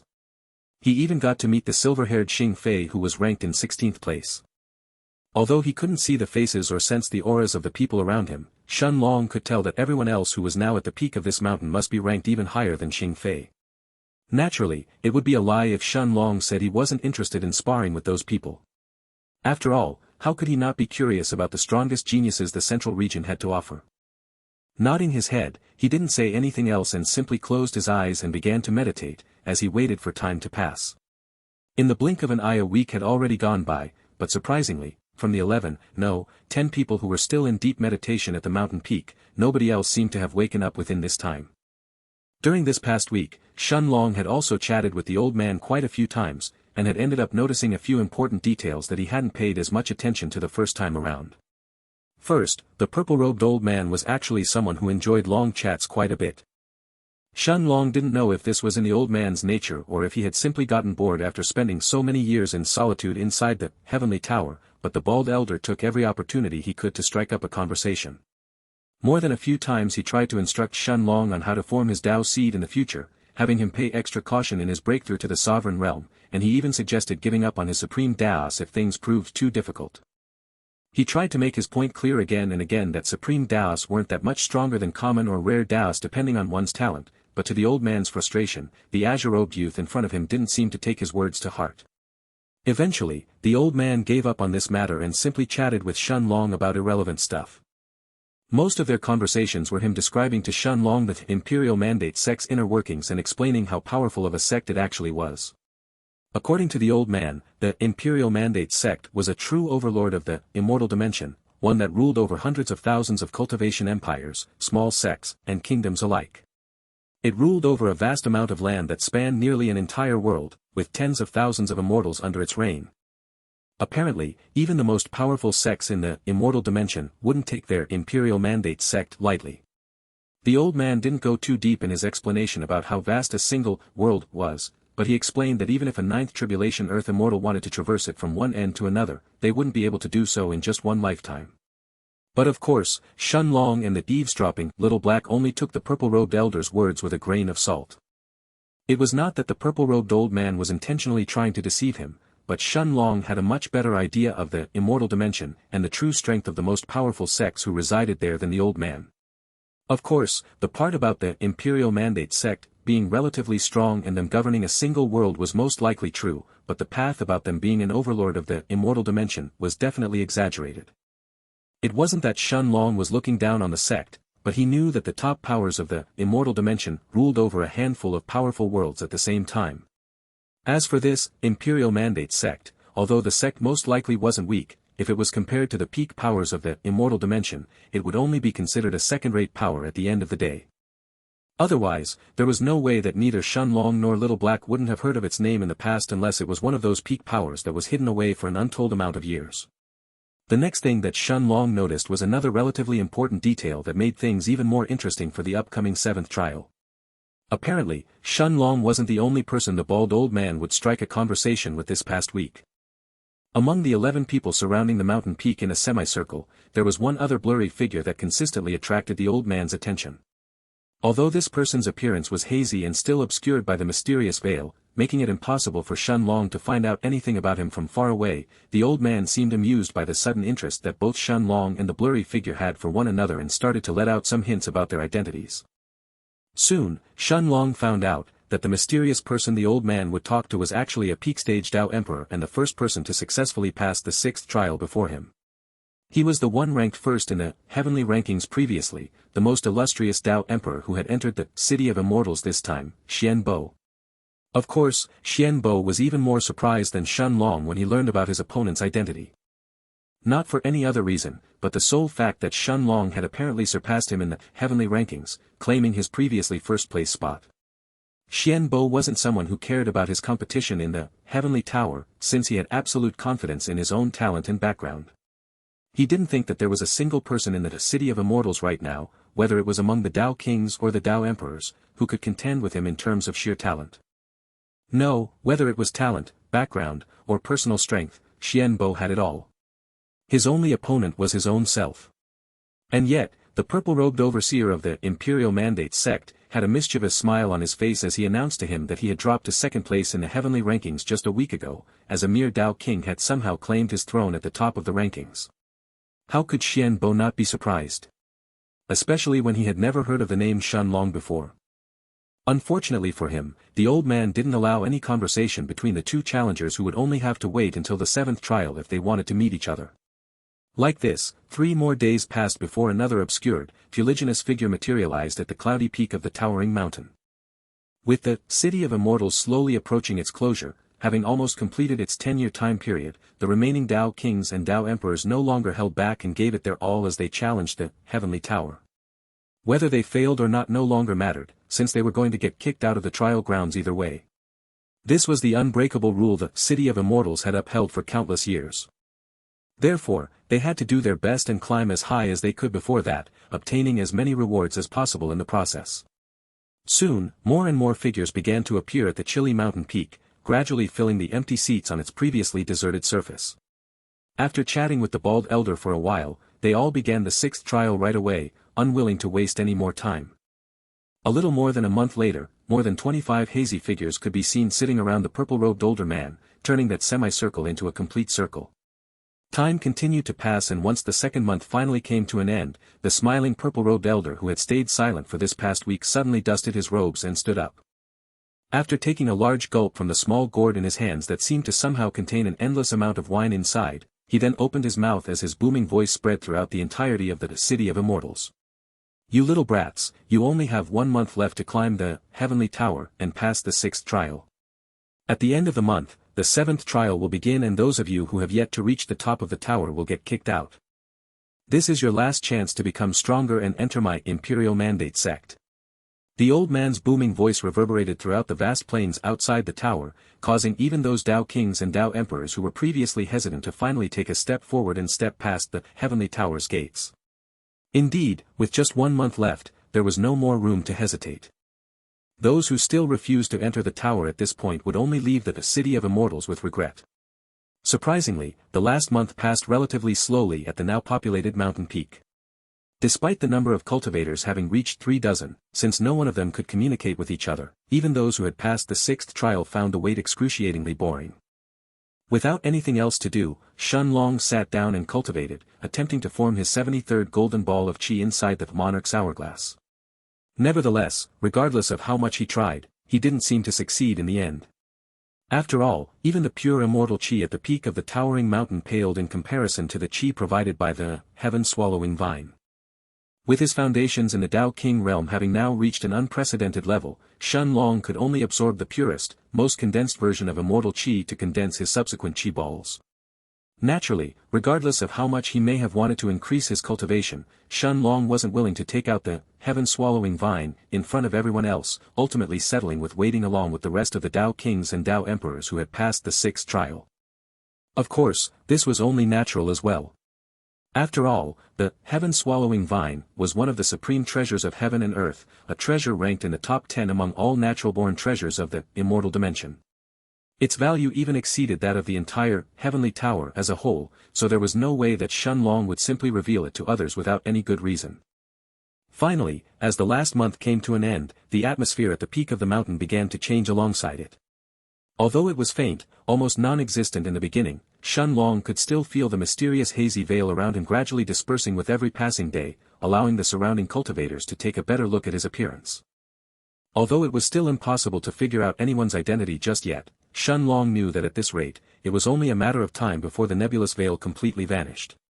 Of course, this wasn't just happening to Xianxia, but to every single cultivator at the peak of the mountain, regardless of whether they were Dao Kings or Dao Emperor realm experts. And indeed, a few days later, the hazy veil covering the mountain peak had completely vanished, revealing everyone's true appearance, before the old man's voice reverberated throughout the vast mountain for the last time. "You little brats, the time has come. Let the 7th trial begin." The old man's voice roared like booming thunder, reverberating throughout the populated mountain peak and waking up those disciples who were still in meditation. Those who had already passed the 6th trial were now wide awake, looking at their surroundings with curiosity and surprise, while those who were still undertaking the 6th trial seemed to be in a daze after being forcefully woken up by the loud voice. Surprisingly, among those dazed faces, Xianxia quickly noticed an overly familiar figure, one that he didn't expect to see still undertaking the 6th trial, by Long Tian. Long Tian actually failed the 6th trial. This time, Xianxia was genuinely taken aback as he looked at the handsome, long-haired young man in white robes who had a frustrated look on his face. Indeed, Bai Long Tian had failed to pass the 6th trial in time and was about to get kicked out of the Heavenly Tower by the purple-robed old man. Of course, it wasn't that surprising that someone among Xianxia's group of 5 would fail the 6th trial. After all, Xianxia was well aware of how insidious this trial truly was. The only reason he had found it so easy, comparatively, was because his heart was crystal clear and didn't have that many regrets anymore. What truly surprised him, however, was that it was Bai Long Tian the one who had failed here. Among Xingyi and the others, Shen Long believed that Long Tian was the one with the strongest mental fortitude, as well as the one who would find it the least troublesome to pass this sixth trial. After all, Lu Mei was certainly burdened by thoughts of her mother being alone back in the Roaring Waves Kingdom, even if she didn't talk about it, and she was also bound to feel some guilt towards her father and her brother deep in her heart. Although she was the type of person who very rarely expressed her true feelings, Lu Mei had spent so many years by Shen Long's side, that he was well aware of what worried her and what didn't. As for Xingyi and Jiang Shen Long knew that they were in relatively similar situations, so he could guess the type of nightmares they would face in the sixth trial as well. Xingyi had left her father and mother back in the Night Star continent to participate in the Holy Sect's test and hadn't visited them in a very long time. Considering the overall situation their Silver Mountain was facing in the past, how could she not feel worried? At the very least, it was bound to torment her in the nightmares she faced. Jiang Chen's situation was even more troublesome than the two young women. Shen Long was almost certain that throughout the sixth trial, Jiang Chen was going to face the most difficult challenges out of everyone else. With the guilt he carried in his heart about his mother being a prisoner somewhere in the immortal dimension, and his father being crippled for so many years all because they had him as their son, was something that was bound to make him suffer during the sixth trial. In fact, Shen Long believed that if anyone among them was to fail the sixth trial, that person was almost certainly going to be Jiang Chen. And yet, despite huffing and puffing on the ground trying to gasp for air, Shen Long could see Jiang Chen having a look of triumphant glee in his eyes as he stared at the purple-robed old man. It was obvious that he had already conquered the sixth trial in time, albeit a bit too close for comfort. It was actually by Long Tian the one who had ultimately failed. Come to think of it, Long Tian is the only one who is still a mystery to me.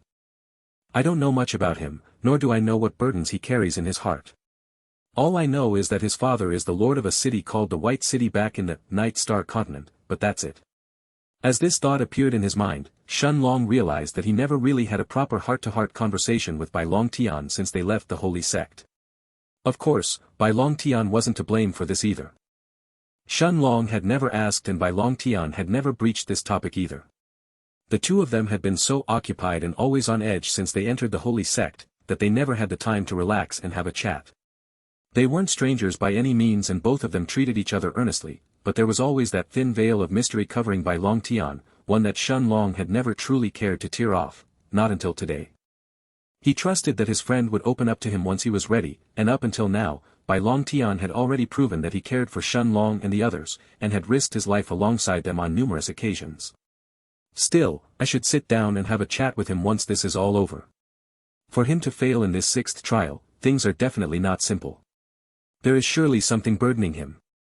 As he came to this conclusion, Shen Long's gaze turned even more serious as he looked at his friend's disappearing figure.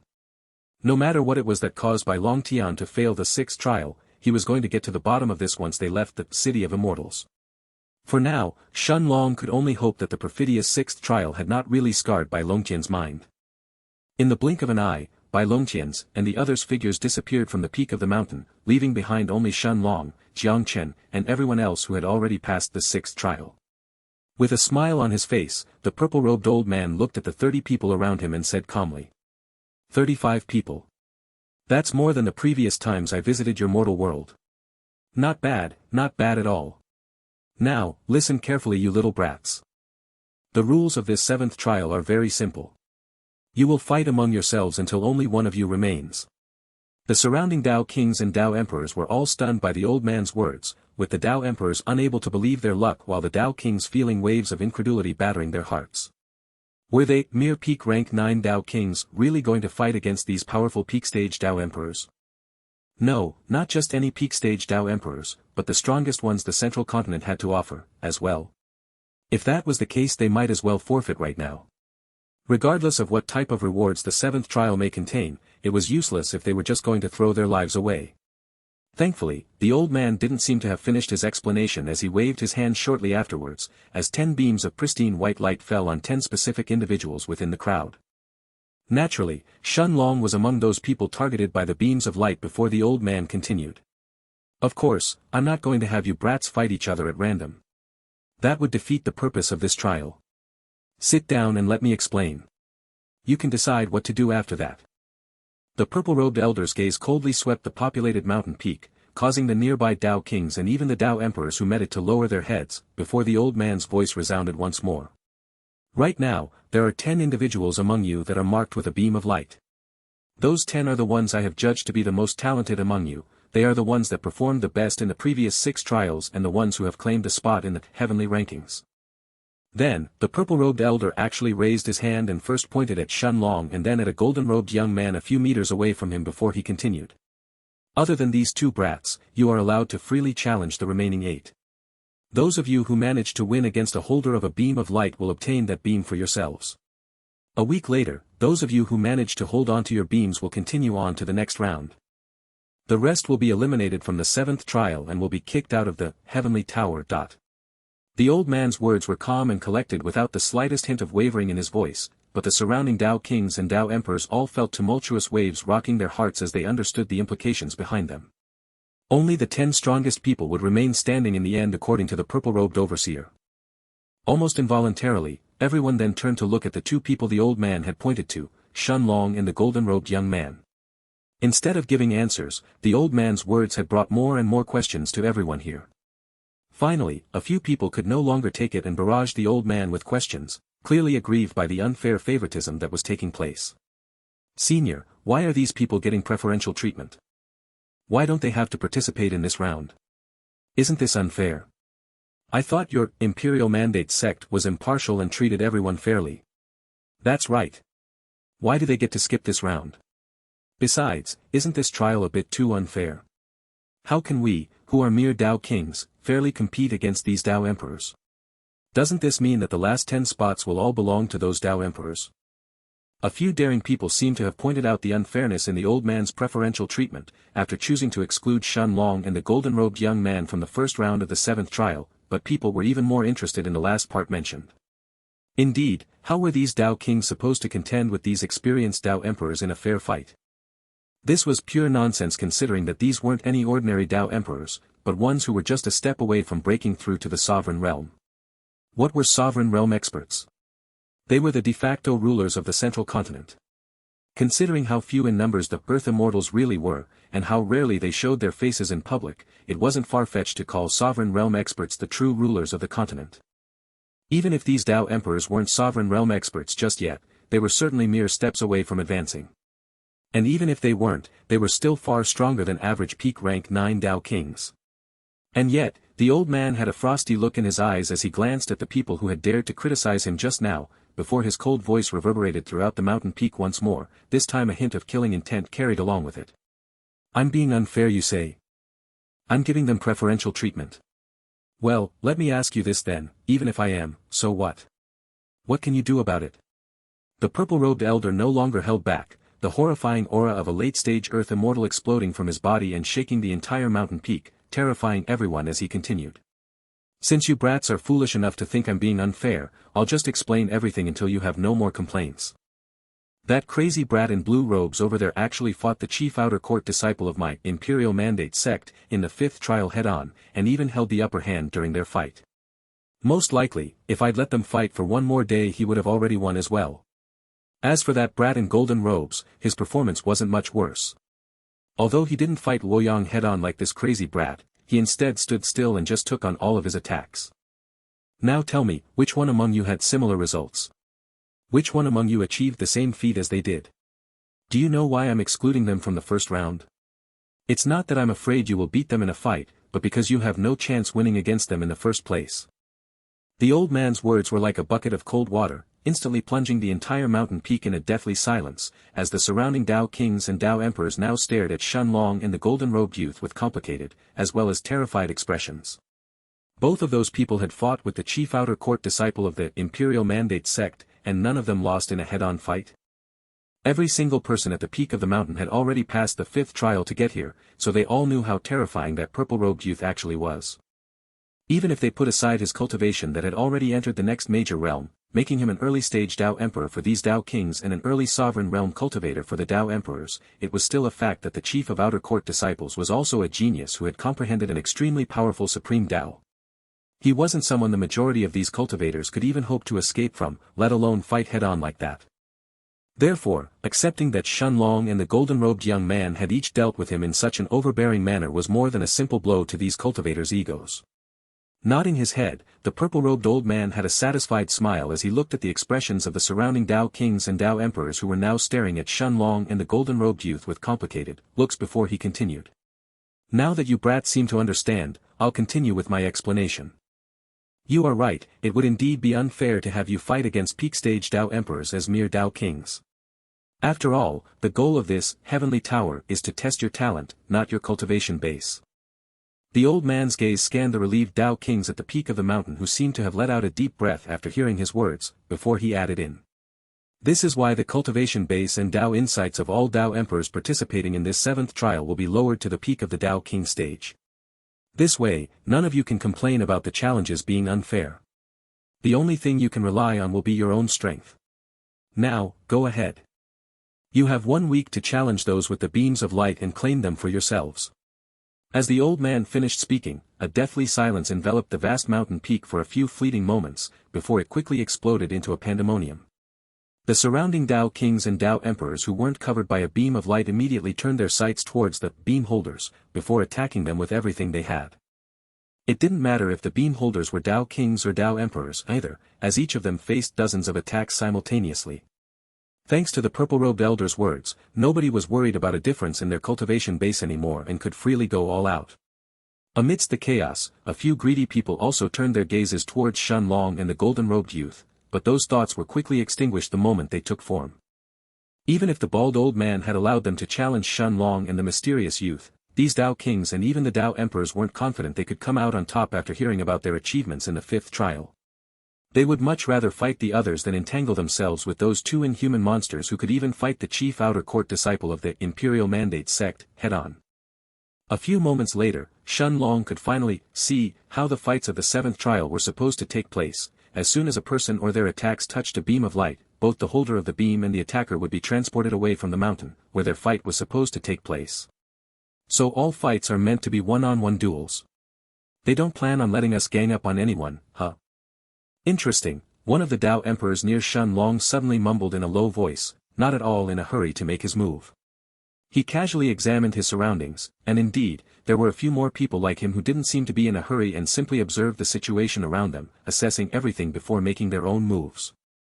Of course, these people were the ones who had already mused over the old man's words and had already come to their own conclusions. Why would they make their moves so early on when this trial was meant to last for an entire week? The old man had already stated that whoever possessed a beam of light at the end of the trial would be the one to advance to the next round, not whoever kept it for the longest. As long as they could obtain a beam of light a few hours before the trial ended, they would naturally get to advance to the next round. And yet, Shen Long merely shook his head as he looked at these Dao kings and Dao emperors around him who chose to stay on the sidelines. Indeed, this was one strategy to get past the 7th trial, but would the purple-robed elder really not have thought of it? Would he allow such an obvious loophole to exist in the 7th trial? Just one look at the mischievous smile on his face and Shen Long could tell that this wasn't the case. Of course, Shen Long had already spotted Lu Mei, Xingyi, and Jiang Chen making their moves as soon as the trial began, each of them choosing their own targets. It was only Long Tian who had failed in the 6th trial and had been forced out of the Heavenly Tower. After seeing everyone's targets, Shen Long was about to sit down and close his eyes while waiting for Lu Mei and the others to end their fights, but it was at this moment that something completely unexpected happened. The golden-robed youth who had stayed silent this entire time suddenly turned his gaze towards Shen Long, and under the astounded gazes of the nearby cultivators, he began to make his way towards him. Although Xian Bo wasn't exuding any killing intent and appeared calm and carefree at first glance, each of his steps somehow caused even the rowdy mountain peak to fall silent, as everyone turned their gazes towards this previous first-place holder of the heavenly rankings who walked forward. Most people would naturally aim to earn a beam of light and advance to the 2nd stage of the 7th trial, but Xian Bo only had one target. Shen Long. A few moments later, the golden-robed Xian Bo stood in front of Shen Long, towering over him like a giant staring down at an ant, as he asked curiously. "You are Shen Long, aren't you? I've already heard about you from the old man. How about you and I have a chat?" Although Xian Bo wasn't overly tall, just over 180 centimeters, 5 feet 11, his presence was so overwhelming that it caused the surrounding Dao kings and Dao emperors to involuntarily take a few steps back as he approached them. Even among other peak-stage Dao emperors, Xian Bo was an apex existence and wasn't someone any of these people could casually strike up a conversation with. He was the true, undisputed number one Dao Emperor inside the City of Immortals. That was why, seeing him take the initiative to talk to someone else was a surprising event on its own. Opening his eyes, Shun Long glanced at the handsome golden-robed youth who stood in front of him, before he waved his hand and said calmly. If you want to talk, have a seat. We still have a week before the second round starts anyway. Although Shun Long didn't mention it, he too had heard about this golden-robed youth from the purple-robed overseer. During the past month, the old man constantly mentioned how that person was the only one in the City of Immortals who was talented enough to match Shun Long head-on. At this point, it would be a lie to say that Shun Long wasn't the slightest bit curious about this peak Dao Emperor in front of him. Regardless of what kind of Dao he had comprehended, it was still a fact that Xian Bo was a peak genius of the central continent, one that could not be compared to ordinary Dao Emperors. Nodding his head, Xian Bo casually took a seat on the ground next to Shun Long, not paying the slightest bit of attention to the surrounding Dao Kings and Dao Emperors who were staring at him, and continued. I'm sure you know who I am, but I am going to introduce myself anyway. My name is Xian Bo and I am the Crown Prince of the Tianxian dynasty. Xian Bo's introduction was short and concise without any unnecessary details, but the weight and prestige his words carried were more than enough to stun anyone who heard them for the first time. The Crown Prince of the Tianxian dynasty. Who in the entire central continent didn't know of his name? Who wouldn't be wary of his title? After all, this was the future ruler of one of the strongest powers in the central continent. And yet, Shun Long didn't seem surprised at all, almost as if he was already aware of the golden-robed youth's status. Of course, he had already learned of Xian Bo's name a long time ago, after scanning through the information he had obtained from the White Tiger Chamber of Commerce, which was why he wasn't surprised right now. Although those jade slips he had purchased only contained information about the 100 strongest Dao Kings and not the Dao Emperors, Shun Long still remembered the description of the person ranked third in those jade slips, Xian Long. 3 RD Place, Xian Long, the second most powerful genius of the Tianxian dynasty and the third son of the Tianxian Emperor. He is a peak rank 9 Dao King and a peak 6 stage body refiner, rumored to have already defeated an early stage Dao Emperor right before entering the City of Immortals. Although the Dao he has comprehended is still unknown, there are rumors that he was also born with an extremely rare unique physique that increases his physical strength and the resiliency of his skin many times over, making it harder than tempered steel. Among the entirety of the Tianxian dynasty's younger generation, his talent is only second to his elder brother, the Crown Prince, Xian Bo. Naturally, Shun Long still remembered the mention of Xian Bo's name, since this person was widely considered to be the most talented member of the Tianxian dynasty's younger generation.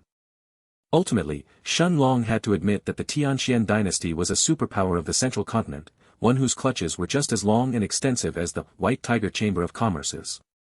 As long as one lived in the central continent, they would still be inside their sphere of influence, one way or another. Well, most of the time at least. With a profound look in his eyes, the sitting Xian Bo glanced at Shun Long and continued.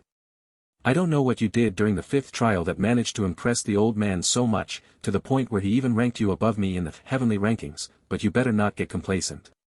I don't mind telling you that I barely showed a third of my strength during that trial, after all. The reason I'm telling you this is quite simple. If you used everything you had during the 5th trial, then you better forfeit your fight against me before it even begins, if you don't want to die, that is. But if you have more to show, then I truly hope you can keep me entertained for a while. As he finished speaking, Xian Bo's eyes flashed with a hint of ruthlessness as he stared at the azure-robed youth in front of him, not even bothering to conceal his eagerness to fight. Then, without waiting for a response, he simply stood up and turned around as he began to walk away. In 1 week, he was definitely going to find out how strong this person who had surpassed him in the heavenly rankings really was. However, just as his calm, threatening words resounded throughout the mountain peak, Shun Long actually opened his eyes and glanced at Xian Bo's disappearing back, before he said calmly. Keep you entertained. Even if you go all out and activate your immortal-grade bloodline, you are still not my match. Xian Bo's steps froze for a moment, before they continued again soon afterwards. Everyone in the central continent had already heard the rumors of him possessing an immortal-grade bloodline, so it wasn't really surprising that Shun Long would know about it either. However, Shun Long's last sentence had indeed managed to rouse Xian Bo's competitive spirit. I'm not your match even if I activate my bloodline. I hope you can back up those words when we fight. It will be a shame if you die too quickly. Xian Bo left behind that last sentence as he walked away, before sitting down a few hundred meters away from Shun Long and closing his eyes. At this point, there was no reason for him to try and provoke Shen Long any further. After all, they were bound to find out which one was stronger between them in just 1 week. In fact, Xianbo hadn't approached Shen Long with the intention of provoking him either. He was just a bit curious about this person who had managed to surpass him in the heavenly rankings and dethrone him from first place. Granted, he hadn't shown everything he had during those 6 trials, but Xianbo was already confident that the level of talent he had exhibited was more than enough for him to comfortably occupy that top spot. As for the surrounding Dao kings and Dao emperors, none of them meddled in Shen Long's and Xianbo's argument and wisely chose to watch it from the side. After all, the people left on the mountain peak right now were the ones who hadn't earned a beam of light and were now waiting for the first batch of battles to end before they challenged a beam holder. How could they afford to spare any of their attention to those 2 who were already guaranteed to pass to the second round? They had more important matters to focus on. At the same time, Shen Long didn't throw another glance at the distant Xianbo, and instead focused on the opponents Lu Mei and the rest had chosen. Surprisingly, Jiang Chen's target had been the young prince of the Tianxian dynasty, the one ranked 10th in the heavenly rankings, Xian Long. Although Xianbo's younger brother had been eclipsed by his brother's monstrous talent, at the end of the day he was also a genius ranked in the heavenly rankings and the 3rd most talented Dao king according to the White Tiger Chamber of Commerce. As for Xingyi, she had chosen to go after a woman called Mingxia who was ranked 9th in the heavenly rankings. From the familiar red dress she was wearing and the pattern of the sun engraved on its back, Shen Long could tell that this woman was most likely related to Minghua whom he had met on the 3rd floor, and was also a member of the ancient Ming family. Most likely, her strength was not inferior to Xian Long's. However, the most astonishing choice was without a doubt, Lu Mei's. The person she had chosen as her opponent was someone whom Shen Long had met a long time ago, before even entering the City of Immortals. It was a beautiful white-robed young woman with luscious black hair that cascaded down her shoulders like a waterfall. Although Shen Long had only met this woman once, while he was still in the king's palace, the impression she had left on him was so vivid, that he recognized her with just a glance. After all, this woman was someone who dared to order even the northern sovereign around and was the disciple of one of the secluded old monsters of the central continent, young Lady Niu. Back then, just like Shen Long, young Lady Niu had also been a peak rank 9 nascent soul stage cultivator who had entered the king's palace to break through to the Dao King realm. And yet, in just that short amount of time, she had somehow broken through to become a peak rank 9 Dao King as well, and was now even ranked 6th in the heavenly rankings. Of course, with the person standing behind her, Shen Long knew that such a feat wasn't too difficult in the end. Ewenvel. Calm. A powerful, renowned Earth Immortal, like young Lady Niu's master could easily gather a bunch of treasures that would allow his disciple to break through from the peak of the nascent soul stage, all the way to the peak of the Dao King realm in a few short years. Although relying on external treasures such as alchemy pills or natural treasures was generally frowned upon since it wasn't as good as absorbing the pure spiritual qi in the air and could even harm a person's foundations, young Lady Niu didn't seem to have suffered any side effects at this point, and had even managed to make a name for herself in the City of Immortals. Master, there is no need to worry. Although that little girl's cultivation isn't unstable, it's obvious that she has merely consumed a few natural treasures similar to that sun-blessed rock to increase her strength. Instead of absorbing the pure immortal qi in this place to temper her foundations, it seems that she spent most of her time searching for opportunities. In the end, she doesn't have a chance against Master's wife in a direct fight. Inside the foggy space in the Stone of Time, Little Black said in a calm voice as he observed young Lady Niu's and Lu Mei's disappearing figures. Indeed, Little Black had already seen through young Lady Niu's way of cultivating, causing the black dragon to shake his head in clear disappointment. Although the beautiful white-robed woman had caught up to Shen Long and the rest in her cultivation, it was obvious that she had pushed herself too far before entering the City of Immortals, and had neglected tempering her foundations in favor of short-term gains. Although the result wasn't apparent just yet, how could Little Black possibly miss that detail? After all, the best way to cultivate was through absorbing the immortal qi in the City of Immortals to temper one's foundations. If someone did the opposite and instead just looked around the place searching for fortuitous opportunities, they were essentially butchering their own future. At the very least, the current young Lady Niu couldn't possibly compare to Lu Mei and the rest who had spent years absorbing the purified immortal qi back in the endless desert. Nodding his head, Shen Long had also come to the same conclusion as Little Black. Although young Lady Niu was talented, the spiritual qi inside her dantian couldn't possibly rival the thick immortal qi that Lu Mei and the others had absorbed in the past couple of years. And indeed, half an hour later, the two young women's familiar figures were the first ones to appear back on the mountain peak, drawing the gazes of all the surrounding Dao kings and Dao emperors in the vicinity. However, the result of their fight was vastly different from what those people had expected. As the two stunning young women materialized out of thin air, a stifling silence enveloped the vast mountain peak, as everyone stared at them with gazes filled with astonishment, confusion, and finally, disbelief. Lu Mei was now enveloped in a large white beam of light, while young Lady Niu knelt on the ground gasping for breath, her pristine white robes full of sharp cuts exposing her flawless body for everyone to see.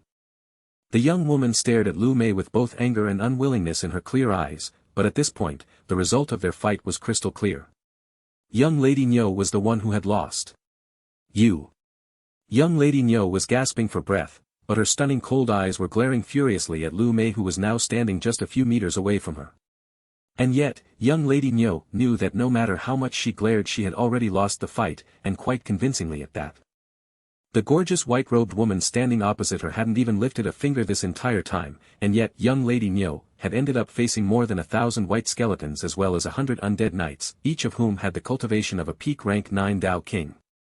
No matter how hard she fought, she was completely helpless against those odds and had ended up with numerous wounds all over her body.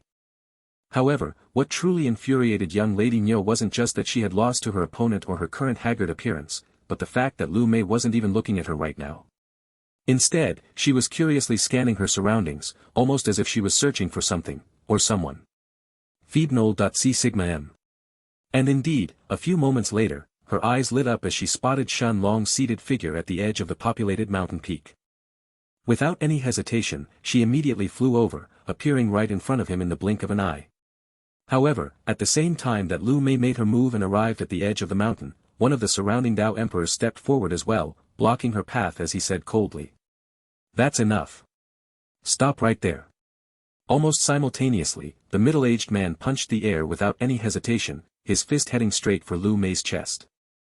Clearly, he was trying to take advantage of the fact that Lu Mei had just finished her fight with young Lady Niu, and was going to challenge her before she had enough time to recover her spiritual qi. However, the scene that followed was completely outside the middle-aged man's expectations. For some reason, his fist that could even shatter mountains and split seas apart didn't even manage to make contact with Lu Mei's robes, before it crashed on the white beam of light around her body and was forcefully pushed back. What? As that scene unfolded, the surrounding Dao kings and Dao emperors who were about to make their moves all froze as well, the expressions on their faces almost identical to the middle-aged man's. Just like the Dao emperor who had attacked Lu Mei, many others had also been waiting in secret and had been prepared to sneak attack anyone who won their fight, looking to take advantage of their moment of weakness to snatch their beam of light away. Unfortunately, the scene they witnessed had immediately ruined all of their plans. With frustration visible in his eyes, one of the surrounding Dao kings turned to face the purple-robed old man at the peak of the mountain and shouted in dismay. "Senior, what is going on? Why is this beam of light protecting that girl?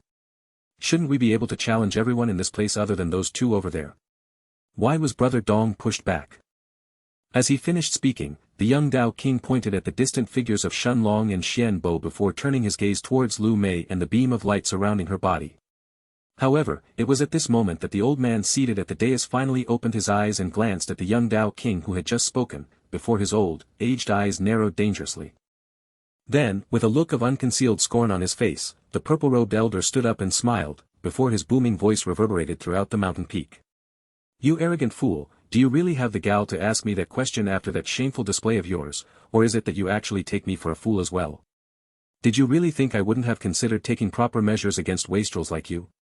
The purple-robed elder's voice shook the entire mountain as the terrifying aura of an Earth Immortal burst out of his body at the same time, causing the surrounding Dao kings and Dao emperors to tremble. Indeed, the purple-robed old man had already seen through these people's intentions long ago and had made sure to prevent any such tactics from taking place under his watch. After all, how could he possibly allow young Lady Niu to deplete Lu Mei's strength, only for someone weaker than them to swoop in and steal that beam of light right after?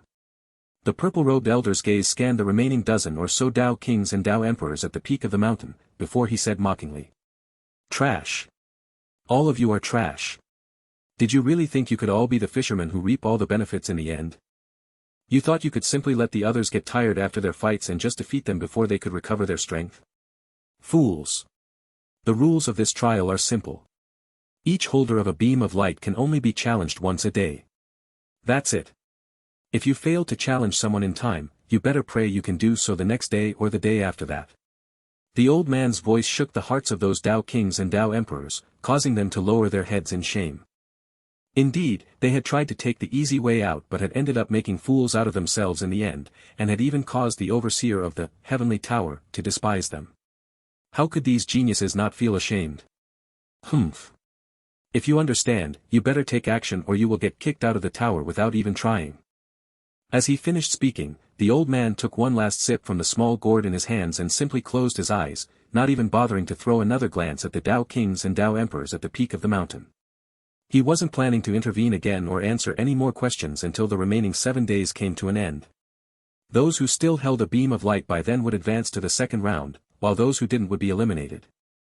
And like this, 6 days had already passed in the blink of an eye, before the day to decide the top 10 finally arrived. Long Ge. Lu Mei had a bewitching smile on her beautiful face as she called out, her abyss-like black eyes staring affectionately at Shen Long who was still sitting at the edge of the mountain. Lu Mei had just finished her 6th battle and had once again defended the white beam of light around her body, its blinding radiance just as brilliant as it had been 6 days ago. In the past week, young Lady Niu had challenged Lu Mei 2 more times after her first loss, but neither of those times did she manage to gain the upper hand. Every time she had been miserably defeated by Lu Mei's undead army, her wounds getting worse and worse with every fight. After their 3rd clash, young Lady Niu finally gave up on beating the fearsome death goddess and turned her sights towards another holder of a beam of light. Of course, Shen Long wasn't surprised by this development. After all, this was the result of Lu Mei cultivating in seclusion inside the endless desert for the past 5 years, constantly absorbing the pure immortal qi from the heaven-swallowing vine and strengthening her foundations in the Dao King realm even further. With her terrifying undead army, very few people in the same realm of cultivation could be her opponents any longer.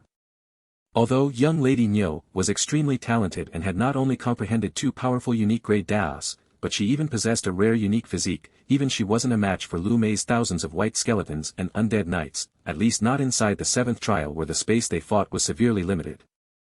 Opening his eyes, Shen Long glanced at the approaching Lu Mei and smiled lightly before turning his gaze towards Xingyi who was still recuperating by his side, sitting cross-legged with her eyes closed. Although Xingyi's body was devoid of any injuries, the spiritual qi in her dantian had been completely depleted at this point, causing the beautiful young woman to focus fully on recuperating in the past 2 days. Even though Xingyi had won her first fight against the red-dressed woman called Mingxia, she actually lost 3 days later after being challenged by an effeminate young man in plain grey robes. The grey-robed youth had been smiling and acting extremely polite before they began their fight, but Xingyi quickly relayed to Shen Long how misleading that outer appearance really was.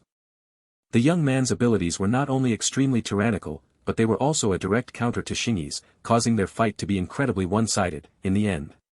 The grey-robed youth was born with a devastatingly powerful unique physique called the Blazing Sun unique physique, which allowed his body to turn as bright and hot as the sun, incinerating anything that approached him. For Xingyi, who relied mostly on her ability to traverse the shadows and manipulate the shadows around her to attack her opponent, such a foe was the worst kind of enemy she could get. The grey-robed youth's unique physique instinctively suppressed the vast majority of shadows on the battlefield, causing Xingyi to always be on the defensive during their fight. In the end, his onslaught proved to be almost unstoppable as he attacked Xingyi again and again, eventually depleting all of her qi and winning the fight.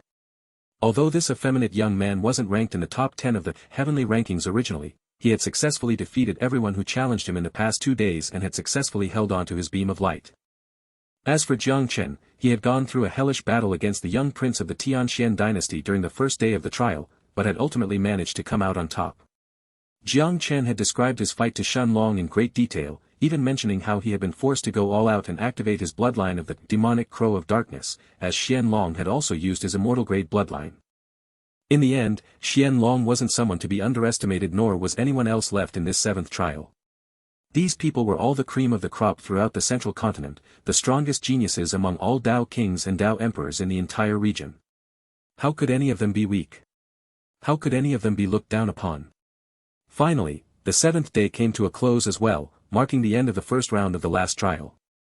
The populated mountain peak was quickly filled with roars of rage, frustration, reluctance, and unwillingness, as well as satisfaction and jubilant laughter, as the remaining Dao kings and Dao emperors could no longer suppress their bottled-up emotions. Those who had managed to hold on to their beams of light were naturally excited to go to the next round and finally decide who among them was the strongest in the continent, while those who had failed refused to accept the results as they fell to their knees. With a smile on his face, Shen Long stood up and pulled Xingyi into a tight embrace as he whispered in her ear. "There is no reason for you to feel sad. It's all right. You did very well. Emicham." After a brief moment of hesitation, Xingyi closed her eyes and rested her head against the handsome azure-robed youth in front of her, her emotions a complicated mixture of unwillingness and relief. Naturally, she was unwilling to fail in the 7th trial after coming so close, but in her heart, she also felt a sensation of relief as she relished the warm feeling of Shen Long's embrace. Thinking about the people who were left in the top 10, Xingyi wasn't that reluctant to accept the results anymore. A few moments later, the purple-robed old man gradually opened his eyes and glanced at the Dao Kings and Dao Emperors below him, before he nodded his head and said in a satisfied voice. "Not bad. For a group of brats from a mortal world, I must admit you are quite talented. Some of you were even stronger than I anticipated." As he said this, the purple-robed old man glanced at Jiang Chen, Lu Mei, and the effeminate grey-robed youth with the blazing sun unique physique.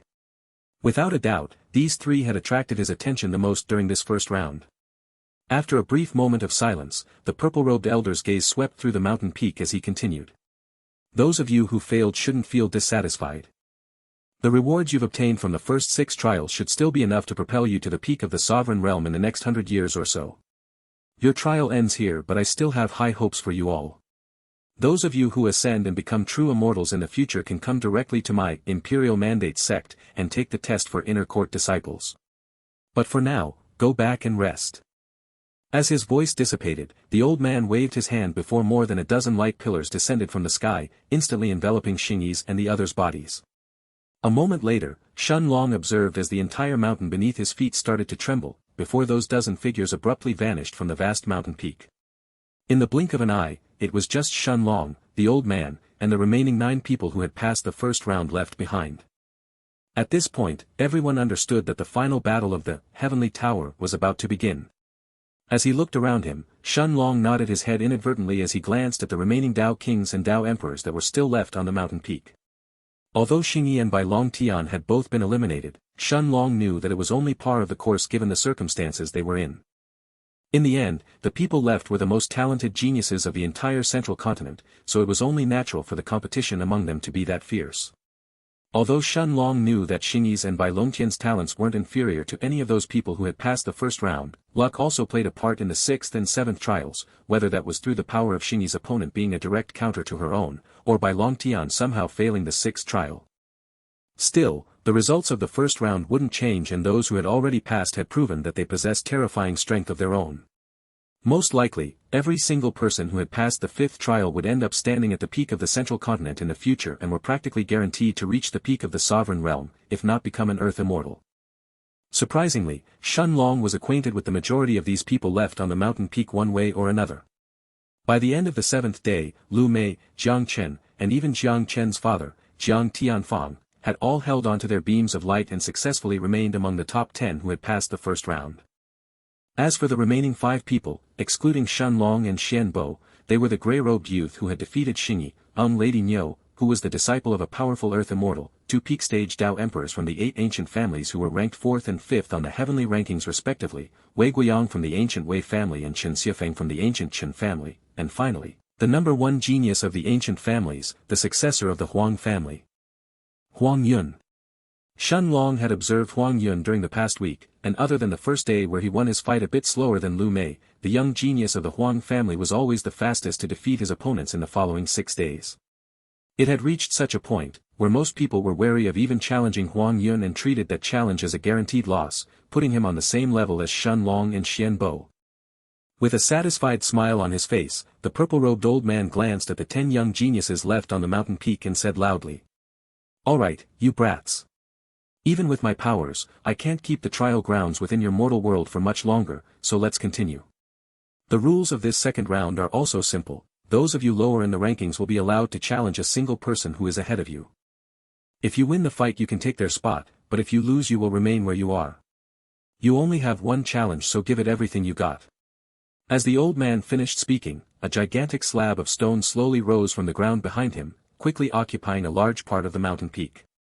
The surrounding Dao kings and Dao emperors looked at this scene with solemn expressions on their faces, as a deathly silence quickly enveloped the previously boisterous, unworldly peak. Naturally, every single Dao king and Dao emperor here had already encountered this gigantic piece of stone in the past, right before entering the heavenly tower's gates. Just like that first time, at the very top of the stone, the words Heavenly Rankings were carved in radiant golden letters, followed by a list of overly familiar names. As the geniuses at the peak of the mountain spotted the name in first place, everyone turned to look at Shen Long almost simultaneously, curious expressions adorning all of their faces. Clearly, all of them had already seen this young man who was rumored to be standing toe-to-toe with Xian Bo according to the overseer's judgment, but most of these people didn't even know his name or where he came from. No, in reality, other than Jiang Chen, Lu Mei, Jiang Tianfang, and Xian Bo, there was also one more person who recognized Shen Long's appearance. It was young Lady Niu. The beautiful young woman still remembered the incident of that famous golden skeleton disappearing from the king's palace, as well as the fuss that had been caused during that time. After all, she had personally witnessed the whole thing, including Shen Long's terrifying tribulation as he broke through to become a Dao king. However, even after recognizing him, the white-robed beauty didn't bother throwing more than a couple of glances at Shen Long before focusing on the trial at hand. No matter how curious she was about that outer court disciple of the holy sect, young Lady Niu knew she had to focus on passing the seventh trial first. And yet, Shen Long didn't pay any heed to the reactions of these people around him and simply read the names that were carved on the gigantic pillar behind the old man. Heavenly Rankings. First place, Shen Long. Second place, Xian Bo. Third place, Huang Yun. Fourth place, Wei Guiyang. Fifth place, Chen Xiafeng. Sixth place, Lu Mei. Seventh place, Jiang Tianfang. Eighth place, Niu Rong. Ninth place, Fan De. 10th place, Jiang Chen. After a few moments of silence, the purple-robed elder stepped forward once more, this time his gaze falling on Jiang Chen as his loud voice entered everyone's ears. Go ahead, you little brat. Since you are ranked 10th, you are allowed to challenge anyone from 1st to 9th place. However, remember this, no matter what happens, you only have one chance. The higher you rank at the end of this trial, the better the rewards you'll obtain. Nodding his head, Jiang Chen cupped his hands at the purple-robed elder indicating he understood, before scanning the Dao kings and Dao emperors at the peak of the mountain, searching for his opponent. In the end, under the astounded gazes of everyone around him, his eyes landed on Xian Bo as his cold voice reverberated throughout the mountain peak. Let's see how strong you are. 971. Xian Bo's eyes narrowed as he stared at Jiang Chen, struggling to believe what he had just heard. Kid, you want to challenge me? Are you sure? A split second later, a strong burst of killing intent exploded from his body as the powerful peak stage Dao Emperor took a step forward, coming face to face with the devilish youth in black robes. Xian Bo couldn't believe that among all the people who could have been challenged first in the second round, there was someone who would pick him out of everyone else here. Fi Wenf. Calm. Him, the number one Dao Emperor in the City of Immortals and one of the most renowned geniuses in the entire central continent, as well as the crown prince of the Tianxian dynasty. No matter how Xian Bo looked at this situation, he couldn't help but get angry inwardly. If Jiang Chen was that confident about his strength and wanted to get as high as he could in this seventh trial, shouldn't he just challenge the person ranked first? In fact, although Shen Long had been ranked first in the heavenly rankings, in the grand scheme of the entire central continent, he was just an unknown Dao king, nothing more than that. Although he had emerged out of nowhere and taken first place in the heavenly rankings, Xian Bo's reputation should still overshadow that fleeting moment of brilliance from a single, unknown Dao king. And yet, Jiang Chen merely nodded his head as he faced Xian Bo, before suddenly taking a step forward as well. His next gesture was more than enough to answer Xian Bo's question. As Jiang Chen's right fist flew through the air, a thick demonic aura enveloped his body before his right hand made contact with the white beam around Xian Bo. Then, under the gazes of the surrounding Dao kings and Dao emperors, the two young men disappeared on the spot, vanishing from the vast mountain peak. This guy actually challenged Xian Bo. Does he have some sort of death wish or is he just that crazy? Whatever it is, I doubt he'll be back in one piece. Although you couldn't die in the first 6 trials, the wounds you accumulate on this 7th trial are different. Everyone should have noticed this by now after fighting in the first round. Even if that kid doesn't die, he'll most likely lose an arm or a leg at the very least. There's no way Xian Bo will let him go. The two peak rank 9 Dao emperors from the ancient families, Wei Guiyang and Xianxia eventually exclaimed once Jiang Chen and Xian Bo had begun their fight. Although the two of them couldn't see their fight taking place since the fighters would always be teleported away from the mountain peak, both of them were already familiar with Xian Bo and how terrifying his strength was, which was why they were so certain of his victory.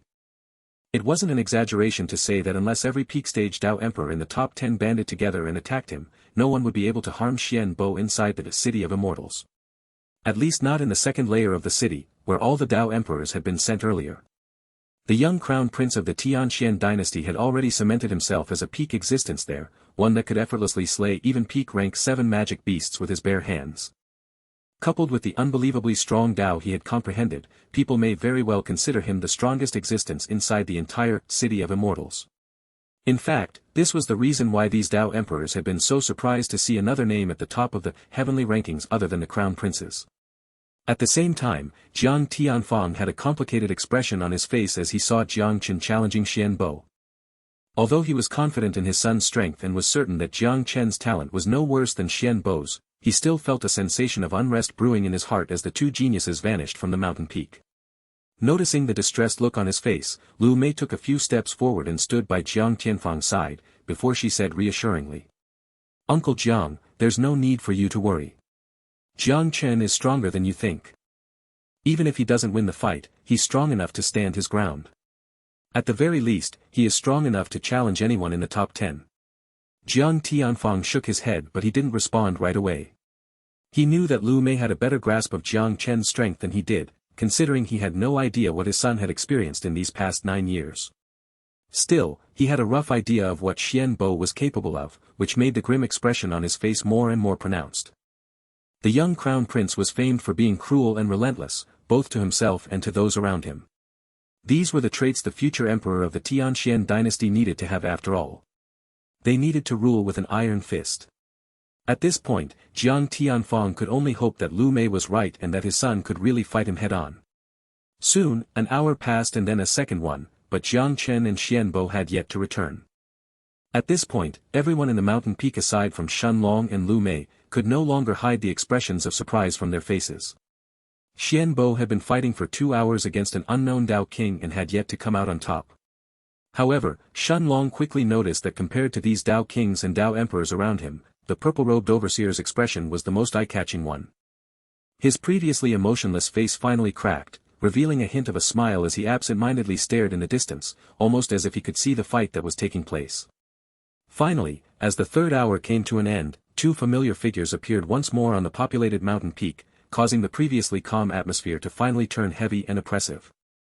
Almost simultaneously, the surrounding Dao Kings and Dao Emperors all turned their gazes toward Xian Bo, only to see a drop of blood dripping down his nose and staining his previously flawless visage. The handsome crown prince's face was now contorted with both fury and shock as he stared at Jiang Chen, disregarding everyone else on the mountain peak around him. And yet, Jiang Chen completely ignored Xian Bo as he turned around and walked towards Shen Long, not paying another glance at the furious crown prince. "You bastard! Come back here!" Xian Bo's furious voice reverberated throughout the mountain peak as he roared at the black-robed youth walking away. Although Xian Bo didn't have any visible injuries on his body other than that single drop of blood dripping down his nose, his luxurious robes were now tattered, barely hanging on by a thread.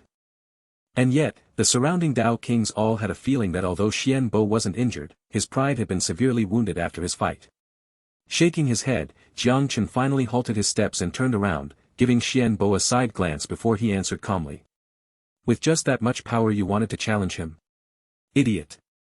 Then, he turned around and began to walk towards Shen Long once more, completely ignoring the furious crown prince of the Tianxian dynasty. As soon as he heard those words, thick, snake-like veins bulged out of Xian Bo's temple as he glared at Jiang Chen's disappearing back. And yet, under the surprised gazes of the nearby Dao Kings and Dao Emperors, he actually didn't retort and simply turned around and walked away.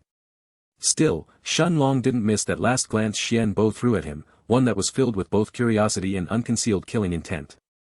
A moment later, almost as if on cue, the surrounding Dao Kings and Dao Emperors all turned to look at the gigantic slab of stone at the peak of the mountain, their eyes quickly drawn to that name in 10th place. 10th place, Jiang Chen. Seeing that the heavenly ranking still hadn't changed, collective sighs of relief quickly filled the vast mountain peak as everyone turned to look at Jiang Chen. They didn't know how to react if some unknown Dao King dethroned Xianbo from the top 3 as well. Shen Long taking his first place was already a blow they had yet to recover from. However, instead of getting answers, these geniuses were now even more confused than before. If Xianbo had won their fight, why did he look so furious and despondent? Why was Jiang Chen so arrogant when he talked back to him, and why was Xianbo unable to retort? Everyone wanted to know the answer to those questions, but nobody had the courage to go up and ask Jiang Chen right now. Not in front of a furious Xianbo. Standing in front of Shen Long, Jiang Chen lowered his head and pondered for a brief moment before he said seriously. I lost this time, but that guy is not stronger than me. He just used his bloodline to win the fight. If we fought without using our bloodlines, I may not lose to him. Jiang Chen's sentence was short and concise, but the meaning behind his words sent shivers to everyone who heard it, including even Jiang Tianfang. The number 1 Dao Emperor in the City of Immortals couldn't win against him and had been forced to use his bloodline.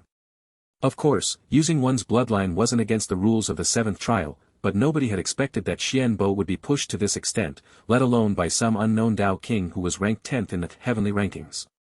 Normally, one would only use their bloodline power when they had already exhausted all of their options and couldn't defeat their opponent.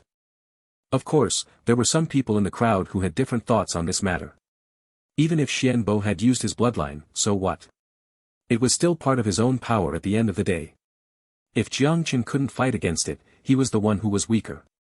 However, Shen Long knew that this wasn't the case. After all, Jiang Chen had already used his bloodline power when fighting with Xian Long a week ago, and had yet to recover his spent blood essence. It wasn't that he didn't have a powerful bloodline to rely on, but he simply couldn't use it just yet. So, when Jiang Chen claimed that he wasn't weaker than Xianbo despite having lost the fight, he wasn't really wrong either. It was unknown who among them would be weaker or stronger if they both fought without their bloodlines. Nodding his head, Shen Long stood up and patted Jiang Chen on the shoulder before he said seriously. I know. We will chat after you've recovered. Sit down and tend to your wounds first. As he finished speaking, Shen Long waved his hand, taking out a bottle of top-grade, clear jade evergreen pills from his spatial ring and handing them to Jiang Chen. Although Jiang Chen was a body cultivator and could recover most of his wounds without consuming any pills, Shen Long could tell with just a glance that Jiang Chen had already consumed all of the energy in his body and would need a while to recover it. By then, the wounds that Xianbo had inflicted on him would become far worse. Although his condition didn't look too serious, the wounds Jiang Chen had accumulated on his body were still numerous and couldn't be ignored. Eventually, Jiang Chen didn't decline, and a few moments later, he was already sitting cross-legged on the ground consuming one of the sparkling, bright emerald pills in his hands. Seeing this scene, the purple-robed overseer smiled ever so slightly, before suddenly clapping his hands, quickly attracting everyone's attention. Then, his sonorous voice reverberated throughout the mountain peak as he said. All right, you brats. Since the 10th place fight is over, let's continue with the next one. Then, the old man turned to look at the grey-robed youth called Fanda and continued. If you want to challenge that brat called Xianbo, you'll have to wait at least a day for him to recover his strength. But if you want to challenge anyone else, you can start right away. What do you think? The purple-robed old man had a mischievous smile as he looked at the grey-robed youth in front of him, waiting for his answer. After all, just like Jiang Chen, this Fanda was also a dark horse in the 7th trial and could very likely upset anyone in the heavenly rankings. Nodding his head, the grey-robed Fanda smiled and cupped his hands at the purple-robed elder, before his gaze scanned the remaining Dao Kings and Dao Emperors at the peak of the mountain. His eyes lingered on Shen Long, Xianbo, and Huang Yun for a few seconds longer, as if he was struggling internally. After all, these three were the most interesting targets right now for anyone in the 7th trial, especially that unknown Dao King sitting in first place. Eventually, however, Fanda's gaze landed on a short, red-robed Dao Emperor with deep purple eyes sitting just a few meters away from Huang Yun. Stepping forward, Fanda bowed slightly and said in a deep voice. Elder Brother Wei, my name is Fanda and I'm the disciple of Venerable Yin. I have long since heard of Elder Brother's name and have been meaning to ask you for some pointers. I hope Elder Brother won't mind me asking for a spar. Fanda's voice and actions were both respectful, but the way he looked at the red-robed youth was the exact opposite. Right now, the grey-robed Fanda looked more like a hungry beast that was ready to devour the red-robed Dao Emperor in front of him. The disciple of Venerable Yin. The seated Wei Guiyang suddenly opened his eyes and stared at the bowing Fanda with a clear look of surprise on his face. Are you talking about Grandmaster Yin, the one who set up the protective formations around the Xianxia dynasty's palace and the headquarters of the White Tiger Chamber of Commerce. The remaining Dao kings and Dao emperors on the mountain peak all turned to look at Fanda when they heard that, looks of astonishment apparent on their faces. Grandmaster Yin. This was a name that every powerful faction of the central continent had heard of and one that couldn't be taken lightly. It belonged to the most renowned formation master in the entire central continent, and one who had connections with every peak power out there. Whether it was the Tianxian dynasty, the White Tiger Chamber of Commerce, or the 8 ancient families, every one of them had to give Grandmaster Yin face just by hearing his name. After all, this old monster had been the one who had set up the protective formations around the headquarters of most major powers in the central continent. If this Fanda was really the disciple of such a person, then his status was indeed no different from Xian Bo's, Huang Yun's, or young lady Niu's. At this point, even Shun Long was somewhat interested in this grey-robed youth born with the blazing sun unique physique. Someone blessed with an extraordinary affinity to fire like this Fanda wouldn't even need an earth flame if he decided to become a renowned alchemist or formation master in the future. Nodding his head, the grey-robed youth cupped his hands at Wei Guiyang and answered with a smile. It seems that Brother Wei has already heard of my master's name. That's good.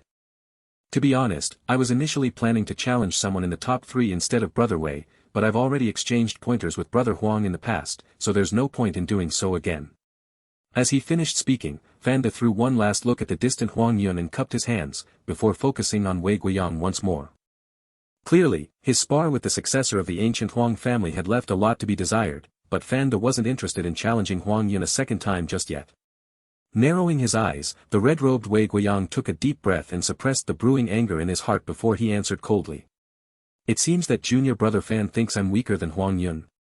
Alright then. If you really want to spar, I don't mind playing with you for a bit. However, keep this in mind, whether you are the disciple of Grandmaster Yin or not, I'm not responsible for what happens during our fight. You better not blame me if you get hurt. The grey-robed Fanda smiled and bowed once more before he answered calmly. Naturally. I hope Brother Wei won't blame me either. Humph. Wei Guiyang harumphed and stepped forward unwilling to exchange any more words. No matter what, it was clear that Fanda was looking down on him, making Wei Guiyang boil with fury inwardly. After all, from the start of the 7th trial, Wei Guiyang had considered himself as someone on the same level as Huang Yun, and just slightly weaker than Xian Bo naturally. He had been planning on challenging Huang Yun or even Shun Long when his turn came, and was going to enter the top 3 of the heavenly rankings. So how could he allow an unknown Dao King to look down on him so blatantly? Even if that person was the disciple of a renowned Earth Immortal, Wei Guiyang didn't consider this Fanda or even young lady Niu to be his opponents. And yet, although Fanda hadn't said it out loud, it was obvious that he had drawn a distinction between Huang Yun's and Wei Guiyang's strengths, clearly considering the latter weaker than those in the top 3. Clenching his fist, Fanda took one more step forward, this time appearing right in front of Wei Guiyang as he called out. Then, Brother Wei. Excuse me. As Fanda's fist made contact with Wei Guiyang, the grey-robed youth and the red-robed Dao Emperor both vanished from the mountain peak, leaving behind a scene of silence and stillness. The surrounding Dao Kings and Dao Emperors simply sat down and waited for the fight to come to an end, not exchanging any words between them. Although this fight wasn't one to decide the top 3, Wei Guiyang was still a genius ranked in 4th place in the heavenly rankings. Could he really lose to someone like Fanda? The answer to this question arrived merely half an hour later. However, the scene that followed was one that nobody had expected to see.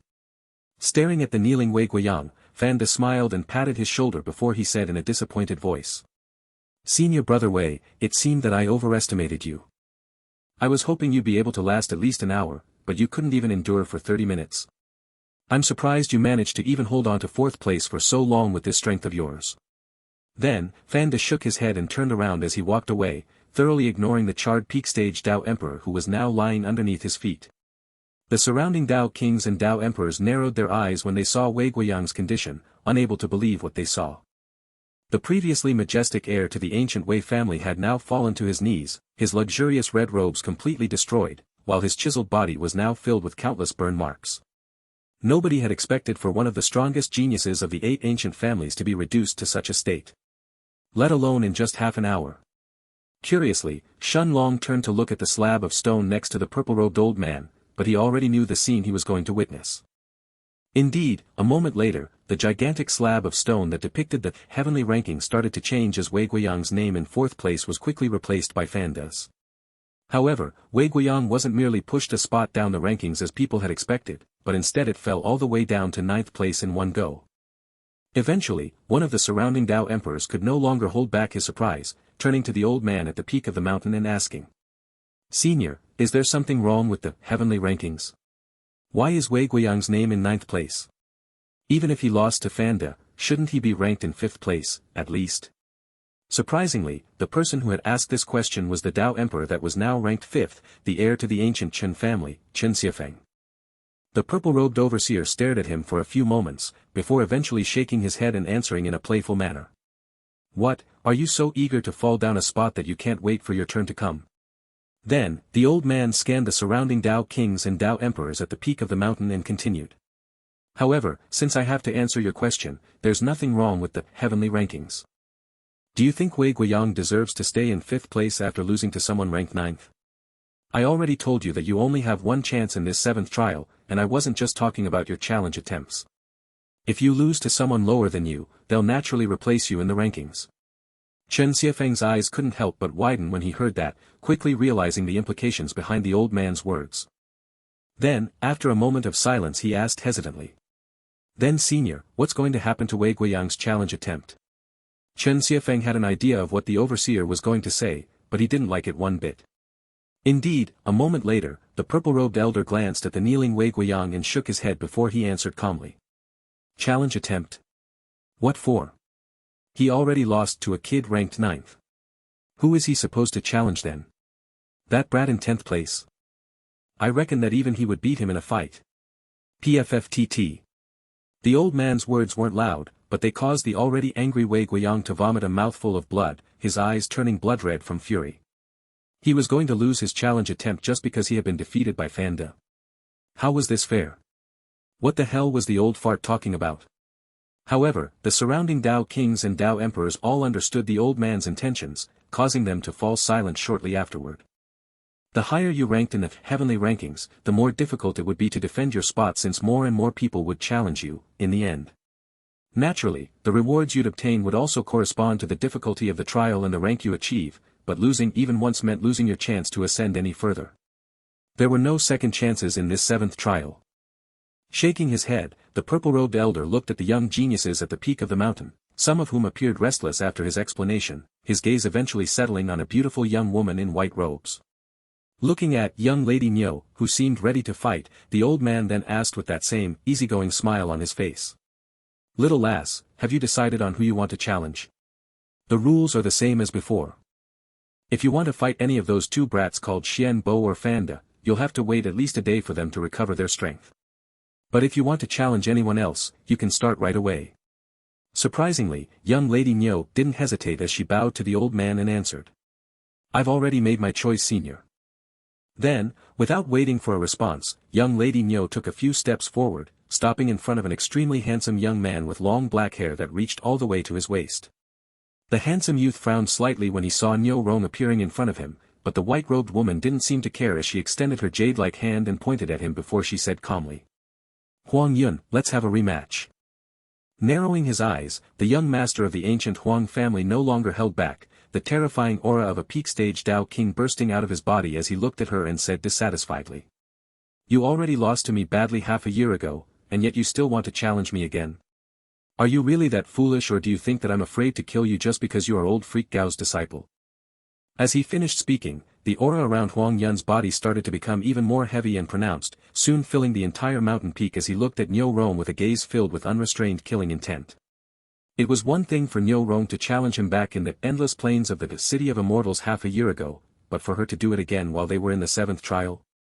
Huang Yun was no longer going to hold back. His targets were Shen Long and Xian Bo, the ones ranked 1st and 2nd in the heavenly rankings. How could he bother with a weakling like Niu Rong whom he had already trampled under his feet just 6 months ago?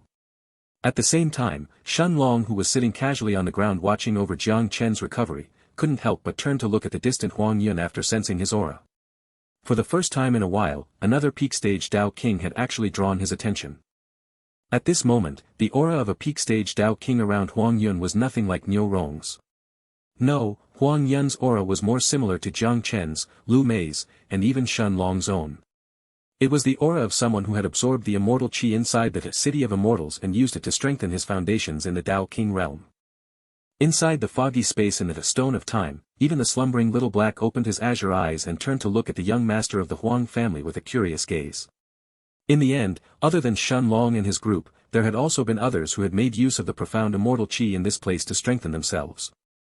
Although Huang Yun was only ranked third in the heavenly rankings, just with this aura of his, he was qualified to be called one of the strongest Tao kings in the entire central continent. At least in terms of foundations, there were very few people who could be his match anymore. As for the crown prince of the Tianxian dynasty, Xian Bo, although Little Black had sensed traces of immortal qi around him after his fight with Jiang Chen, it was obvious that Xian Bo hadn't fortified his foundations in the Tao King realm as thoroughly as Jiang Chen or Huang Yun had done. Of course, this was only natural as well. As a Tao emperor, a mere 10 years inside the city of immortals wasn't enough for him to do so.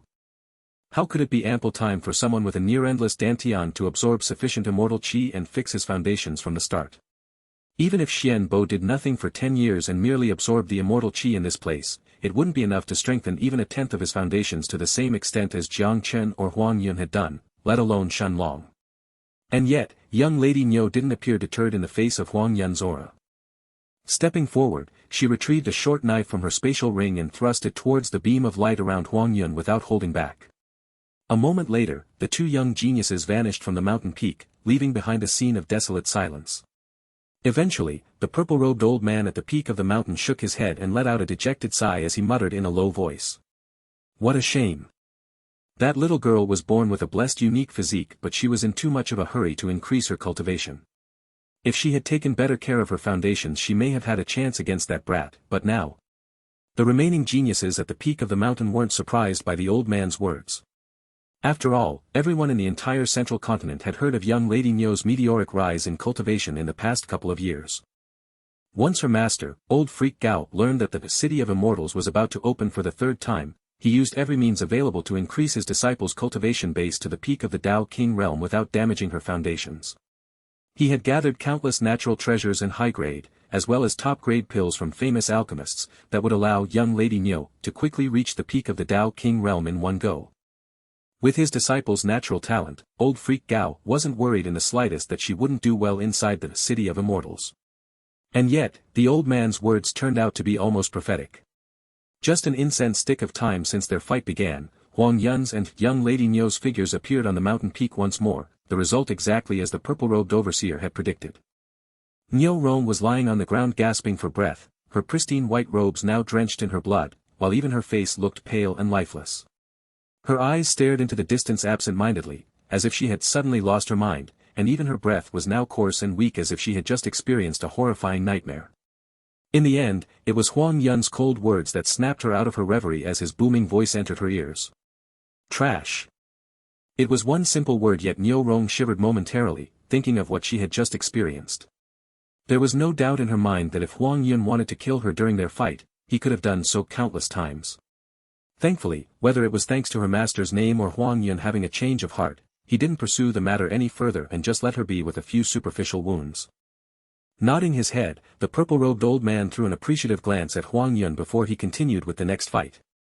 Jiang Tianfang didn't hesitate in choosing his opponent either, picking the young master from the ancient Qin family, Xianxia. Although Xianxia was only ranked 5th in the heavenly rankings, his talent and overwhelming strength were no less than Wei Guiyang's, who was previously ranked 4th. In the end, after a long, gruesome battle that lasted more than half a day, Jiang Tianfang finally defeated Xianxia, replacing him and claiming the 5th spot in the heavenly rankings.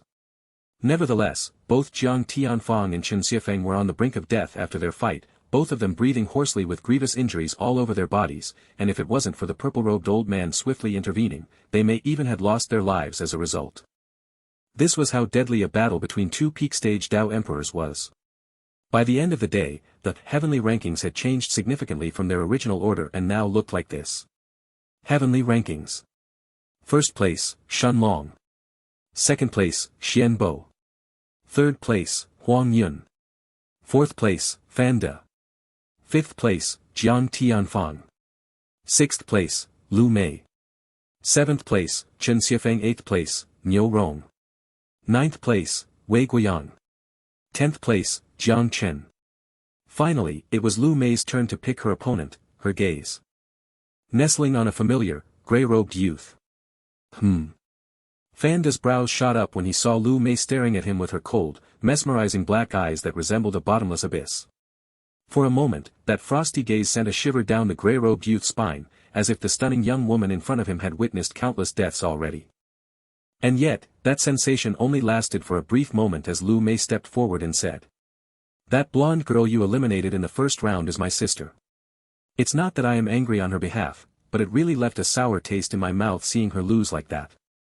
As she finished speaking, Lu Mei didn't wait for a response as she lightly tapped the beam of light around Fanda with her finger, before the effeminate young man and the stunning young woman both vanished from the mountain peak.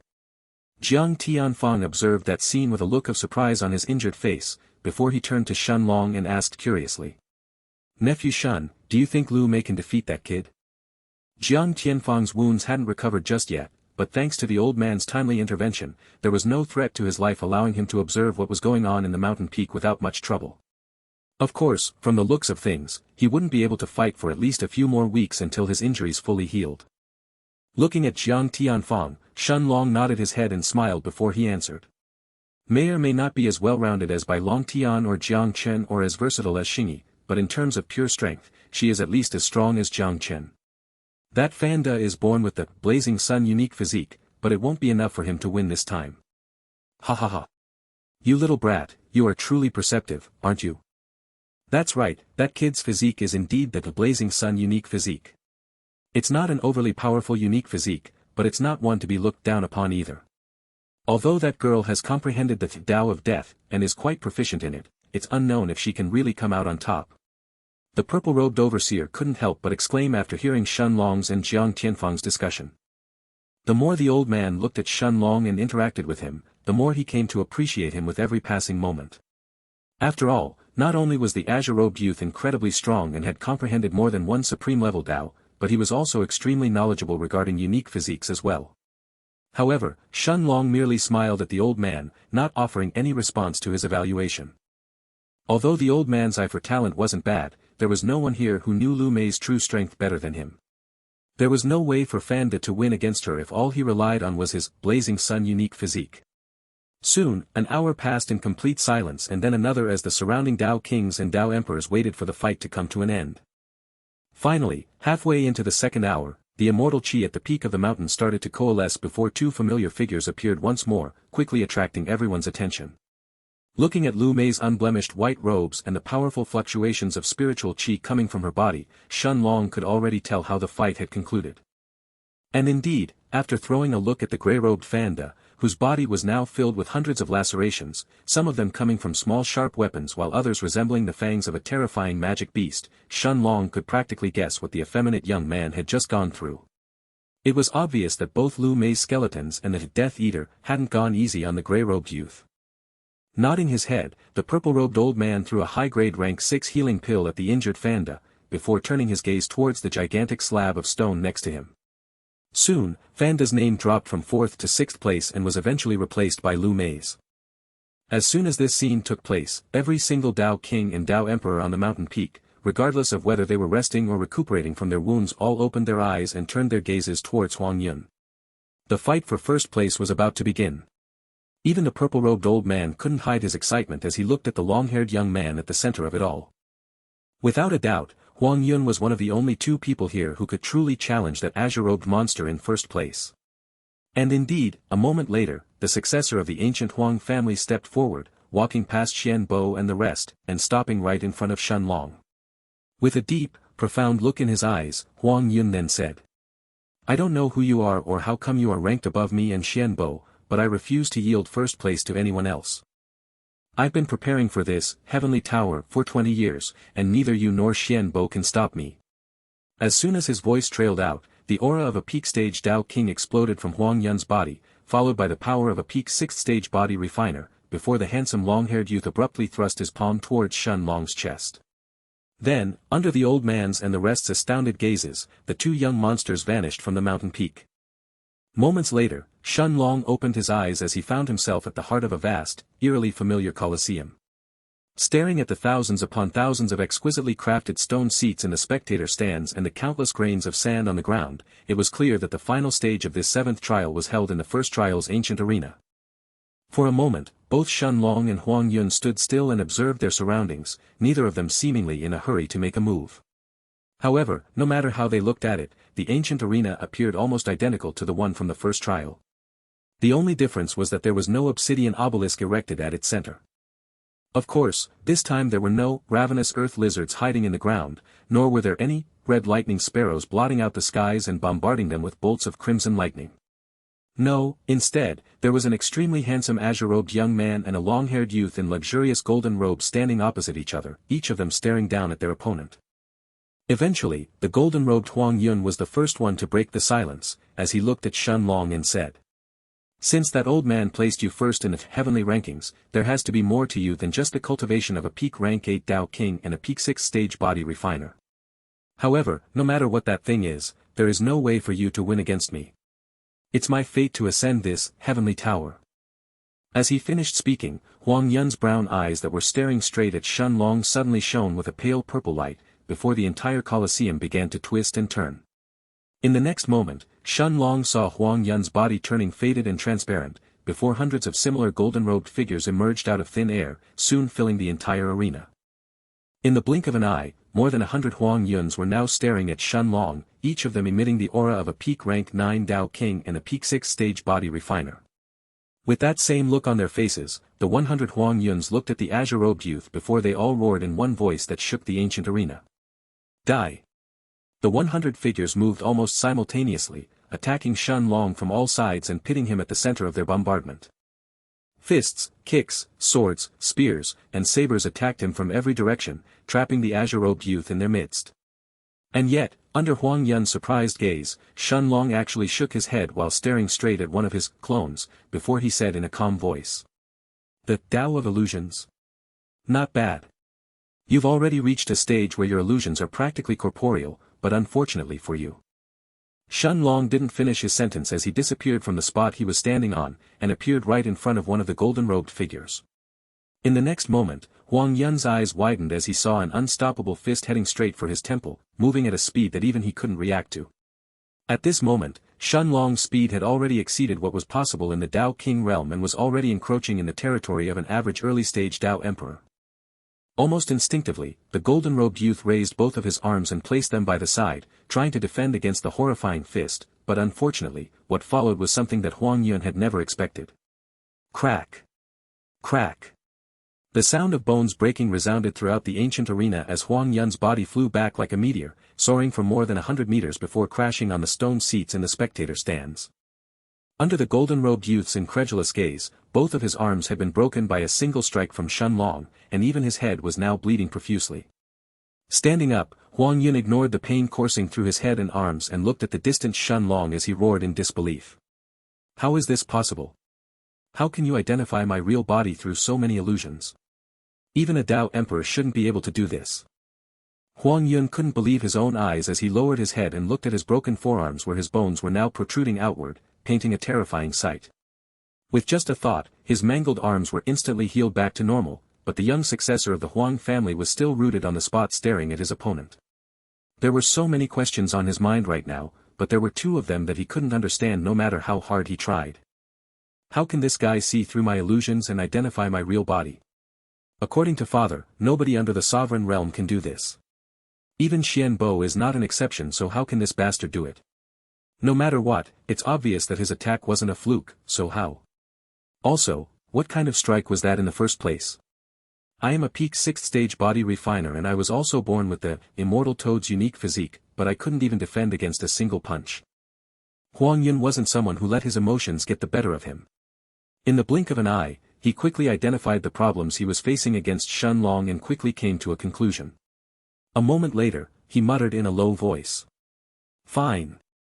If I use this here, I won't be able to use it against Xian Bo, but it doesn't matter.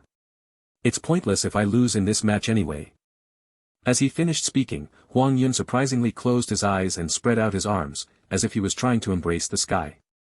Then, a peculiar power emerged from the depths of his body, quickly enveloping the entire arena in the blink of an eye. Opening his eyes, Huang Yun nodded his head and said calmly. I don't know what kind of power you used just now, but I admit that I can't beat you with just my Dao of illusions. I was planning to save this until I fought Xian Bo, but you are qualified to have a look at it as well. This is my supreme Dao. A moment later, thousands upon thousands of translucent strings materialized around Huang Yun, quickly spreading outwards and covering the entire arena. These strings were extremely thin and almost invisible to the naked eye, and yet, Shen Long could still see them as they all coalesced together, gathering around the golden-robed youth. With a solemn look in his eyes, Huang Yun stepped forward, before a frigid, soul-shaking voice left his lips. Other than that bastard in the fifth trial, you are the only person in this heavenly tower to witness my Dao of fate. Be proud for having pushed me to this extent. I didn't expect anyone other than Xian Bo to do so. As his voice trailed off, Huang Yun's clones in the arena all turned around and flew towards Shen Long once more, quickly burying him in their avalanche of attacks for a second time. Once again, swords, spears, and sabers, as well as fists and kicks assaulted him from every direction, pushing him back for a brief moment. And yet, Shen Long effortlessly dodged or blocked most of these attacks, his gaze fully focused on the distant Huang Yun who was watching everything from afar. Huang Yun could tell that his clones' attacks had no effects on Shen Long, regardless of how much strength or speed they put behind them. Those sabers and swords never hit their mark, while their fists and kicks were completely ineffective. Even if Shen Long ignored them, they couldn't even break through the defenses of his Monarch's eternal body. And yet, their job was only to stall for time, which was precisely what Huang Yun was aiming for right now. A moment later, one of his outstretched hands touched the invisible, translucent strings around him, before Huang Yun's loud voice resounded throughout the arena once again. Stop! It's your fate to get hit by this attack. As soon as he finished speaking, one of the thin, invisible strings in his hand suddenly snapped before the entire arena began to tremble. Then, Shen Long felt a peculiar power envelop his body as his movements suddenly froze. It felt almost as if some kind of invisible hand was restraining his actions, not allowing him to take even a step forward or back. Normally, something like this wouldn't have been a problem and could be resolved just by putting a bit more strength behind his actions, but in the midst of a battle where he was being attacked by 100 peak stage Dao Kings, such interference was actually lethal. And indeed, a moment later, one of the incoming sabers finally slashed at his abdomen, firmly making contact with its target instead of being dodged this time. Huang Yun's clone had put everything he had behind this attack, as the peak 2-star saber pierced through the defenses of his Monarch's eternal body and finally struck Shen Long's waist. For the first time in a while, Shen Long's azure robes were painted with drops of his own blood, as Huang Yun's clone attack was successful. However, Huang Yun wasn't satisfied with the result. He could see that although his clone's attack had landed successfully, the damage it had caused was only superficial and hadn't truly injured the azure-robed monster in the center of the arena. Without any hesitation, he then pulled 2 more strings, as his cold voice resounded throughout the ancient Colosseum once more. It's your fate to have your chest pierced. It's your fate to have your leg impaled. Inside Huang Yun's hand, 2 more strings snapped almost simultaneously, as Shen Long actions were restrained once again. In the next moment, a short black spear pierced through his chest, missing his heart by a few centimeters before coming to a halt. At the same time, a large crimson saber struck his right leg, causing a fountain of blood to spurt. Inside the foggy space and at a stone of time, Little Black watched this scene that was taking place in the arena while his body violently trembled, emanating an unbelievable amount of killing intent. Right now, forget about any Dao emperors, even if a sovereign realm expert was present, they could only lower their heads and avoid the black dragon's gaze, terrified of his fury.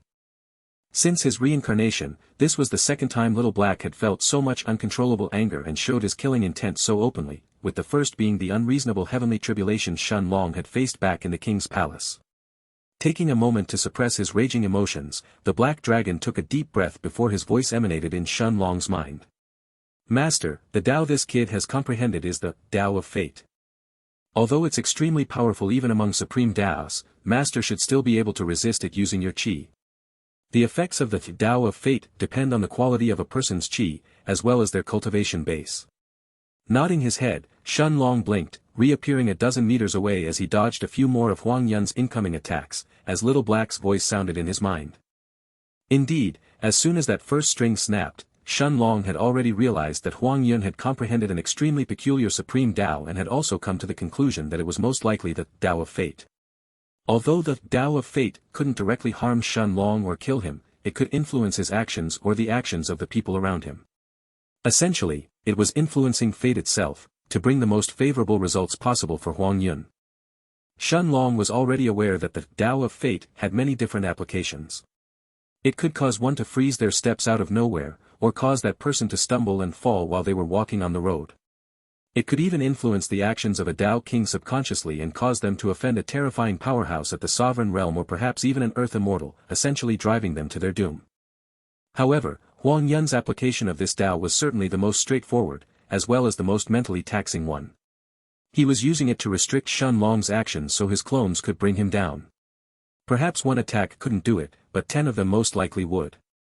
And even if 10 attacks somehow weren't enough, 100 of them would do the trick. No matter how sturdy Shen Long's body was, Huang Yun was confident that he would eventually bring him down given enough time. This was the true terror of the Tao of Fate. Narrowing his eyes, Shen Long dodged more and more attacks from the illusionary clones, as he approached closely to the real Huang Yun. And yet, every time he got close to him, Huang Yun seemed to have already been prepared, easily dodging the incoming attacks by snapping one of the invisible strings of fate, or having one of his clones nearby, ready to take the brunt of it while he opened up the distance between them. At this point, the young master of the ancient Huang family had already accepted that he was not a match for the azure-robed youth in terms of physical strength. Whether he liked it or not, Huang Yun had to admit that Shen Long was the strongest monster he had encountered in the Tao King realm, able to take countless attacks from his clones with his bare body and not even get seriously injured. In fact, Huang Yun was almost certain by now, that if he let Shen Long fight against his clones without interfering, it was only a matter of time before they all got eradicated. Destroying 100 peak-stage Tao Kings all by himself. What kind of notion was that? And yet, Huang Yun knew that there was no reason for him to fight Shen Long head-on. If he couldn't defeat his opponent with pure strength, he was going to overwhelm him with numbers. And even if the numbers were insufficient, his Tao of Fate was more than enough to bring down even an early-stage Tao Emperor, let alone a mere peak rank 8 Tao King. An incense stick of time later, Huang Yun finally shook his head and said, "Give up. No matter what you do, you can't win this fight. No matter what attack you throw at me, I'll keep nullifying it. You are not strong enough to kill my clones either. I'll just keep creating more of them while you waste your strength. It's only a matter of time before you accumulate enough injuries and die. It is my fate to win here today." When he heard this, Shen Long finally stopped avoiding Huang Yun's clones and gradually came to a halt, his bright golden eyes staring directly at the distant golden-robed youth who was looking back at him. Taking a deep breath, he then said in a calm voice that reverberated throughout the ancient arena. "It's your fate. All right then. Let's see what's stronger, your Tao of Fate. Or my Tao of Time." Huang Yun's clones had also stopped in their tracks, surrounding Shen Long but not continuing their assault. Although he seemed confident in his victory, it was obvious that Huang Yun was also getting somewhat tired after using his Tao of Fate continuously for so long. Still, the accumulated wounds on Shen Long's body made the golden-robed young master feel that it was only a matter of time before he won the fight. And yet, Shen Long's last sentence caused his eyes to go wide as a dangerous feeling sprouted in his heart. "Your Tao of Time." Huang Yun muttered in a low voice as he stared at the azure-robed young man in the heart of the arena. Although Shen Long had already showcased 2 extremely powerful Daos during their fight, one of them being the Tao of Space, while the other being some variant type of white lightning that obliterated his illusionary clones in a single strike, Huang Yun wasn't deterred in the least by their destructive power. He knew that although his opponent was strong, he didn't have enough to break through his defenses and truly harm him. As long as Huang Yun could keep creating more illusionary clones and continue to use the ethereal strings of fate in his hands, it was only a matter of time before his opponent fell. However, it was at this point that an incredulous thought took form in Huang Yun's mind. Could it be that this kid has another trump card? No. That's not possible. As soon as this thought materialized, Huang Yun instantly extinguished it, before ordering his illusionary clones to attack Shen Long once more. A moment later, the 100 Huang Yuns flew towards him, as their swords and sabers continued their assault for the 3rd time. "Master, are you sure about this?" Inside the foggy space in the Stone of Time, Little Black asked in an uncertain tone as his voice echoed in Shen Long's mind through their mental link. At this point, Little Black wasn't the slightest bit worried about Huang Yun's clones that were assaulting Shen Long from every direction. After all, the wounds those clones had caused to Shen Long were only superficial, and could be healed in the blink of an eye as long as Shen Long used his body refinement cultivation. Instead, Little Black was worried about Shun Long revealing his Tao of Time so openly. So far, there were only a handful of high-ranking members of the holy sect who were aware of it, and even that was mostly speculation on their part, but if the young master of one of the ancient families learned about it as well, then things would be very different. And yet, Shun Long merely shook his head as he answered seriously. It's all right. At this point, both the purple-robed old man and the high-ranking elders of the holy sect already know about it, so there's no point in trying to hide it. Besides, it's not like I was planning on keeping it a secret in the first place. As he finished speaking, Shun Long turned to look at the approaching 100 Huang Yuns before he muttered in a low voice. Monarch's domain. A moment later, the invisible figure of an hourglass expanded from his body, quickly spreading outwards and covering 1/3 of the arena.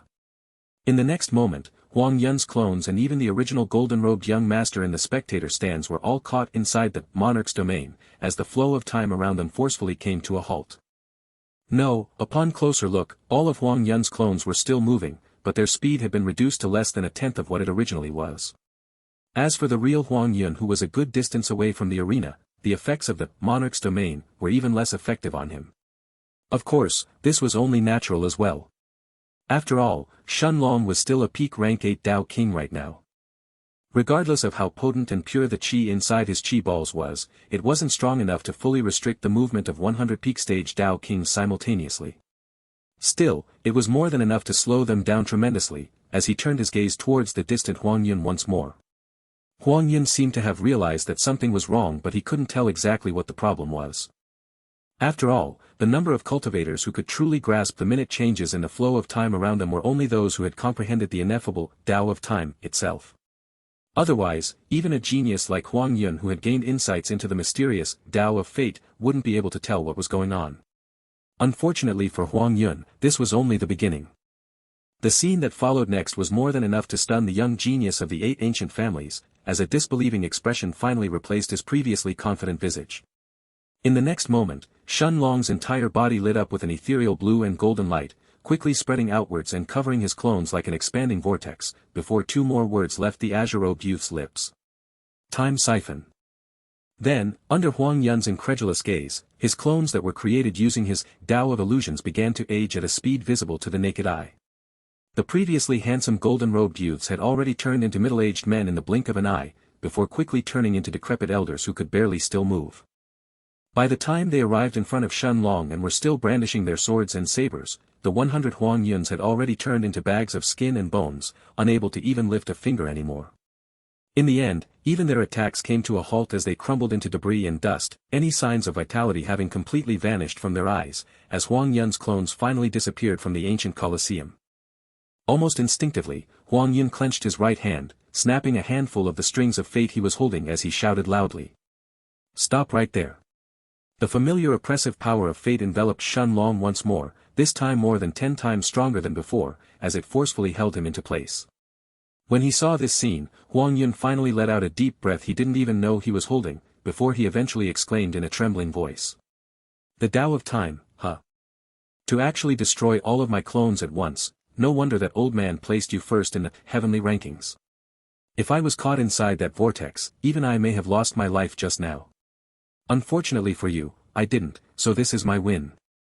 As his voice trailed off, Huang Yun suddenly stepped forward, retrieving a small bronze saber from his spatial ring and holding it tightly with both hands as he flew towards Shun Long. The young master of the ancient Huang family had finally been pushed to his limit and knew that this was his best chance to take down Shun Long. Most likely, that time siphon Shun Long had used to destroy his clones must have required an immense amount of chi, so it would take a while before he recovered from it. At the same time, Huang Yun had just used everything he had, snapping more than a handful of strings of fate simultaneously and using his full power to restrict Shun Long. So this was truly his best chance to take him down. However, just as he arrived in front of Shun Long, Huang Yun suddenly shivered as he saw Shun Long's lips part open once more, before the azure-robed youth in front of him said. I told you, let's see if your Tao of fate is truly stronger than my Tao of time. Time prison. A moment later, the successor of the Huang family fell, his head rolling from his shoulders as the light was extinguished from his eyes. Huang Yun, the number 1 genius of the 8 ancient families, had fallen. A few moments later, a deathly silence filled the mountain peak as Shun Long's and Huang Yun's figures appeared once more, causing the atmosphere to turn heavy and oppressive. It had already been more than an hour since Shen Long and Huang Yun started their fight, and everyone was deeply curious about the result. After all, this fight was going to decide the strongest Dao King realm cultivator of the entire central continent. Then, under the astonished gazes of the nearby Dao Kings and Dao Emperors, Huang Yun suddenly fell to his knees, a terrified expression painted on his face. His eyes had already turned wide and even his body was trembling as he let out short but laborious breaths, as if he had experienced the most terrifying sensation imaginable. Almost involuntarily, the handsome golden-robed youth raised his trembling left hand and touched his neck, as if to feel his own head still being connected to his body, before turning his attention towards the purple-robed overseer. Shaking his head, the old man's gaze swept over both Shen Long and Huang Yun before he said in a flat, emotionless voice. Both of you are bound to become core disciples of my Imperial Mandate sect in the future, so naturally I won't let any of you get seriously injured during the fight. As he finished his sentence, the old man threw a glance at Shen Long before he continued, this time the corner of his lips curving upwards into a faint, almost indiscernible smile. Well done, you little brat. Get some rest and recover your strength. Tomorrow, you'll have to fight that kid for the first spot. Facing the old man, Shen Long cupped his hands and nodded his head in understanding, before he walked towards Lu Mei and the rest and sat down on the ground to recover his strength. At the same time, the injuries he had received from Huang Yun and his clones began to heal at a speed visible to the naked eye, and mere moments later, all of the sword lacerations, saber slashes, and even spear thrusts began to close before his body was back in peak condition.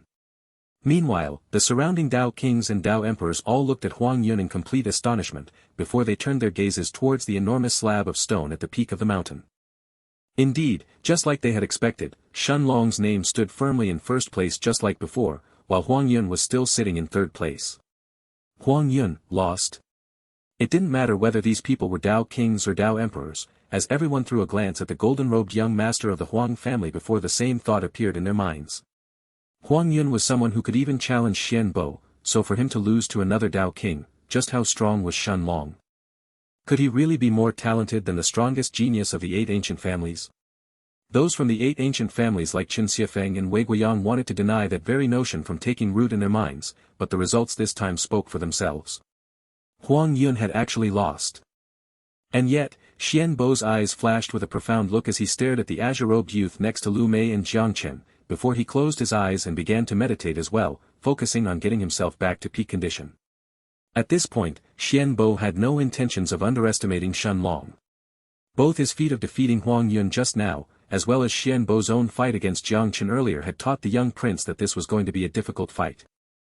Like this, hours quickly passed in silence on top of the heavenly mountain peak, and yet neither the surrounding cultivators nor the old man at the dais made a sound. It was almost as if everyone had tacitly agreed to remain quiet and let Shen Long and Xian Bo recover their strength without interruptions. Naturally, Shen Long used this time to replenish the qi inside his qi balls after his fight with Huang Yun. Although his injuries after the fight were only superficial, considering that Huang Yun's illusionary clones weren't as strong as his real body, nor could they emulate the true power of his immortal toad unique physique, Shen Long knew that he had expended a large amount of qi during the battle this time.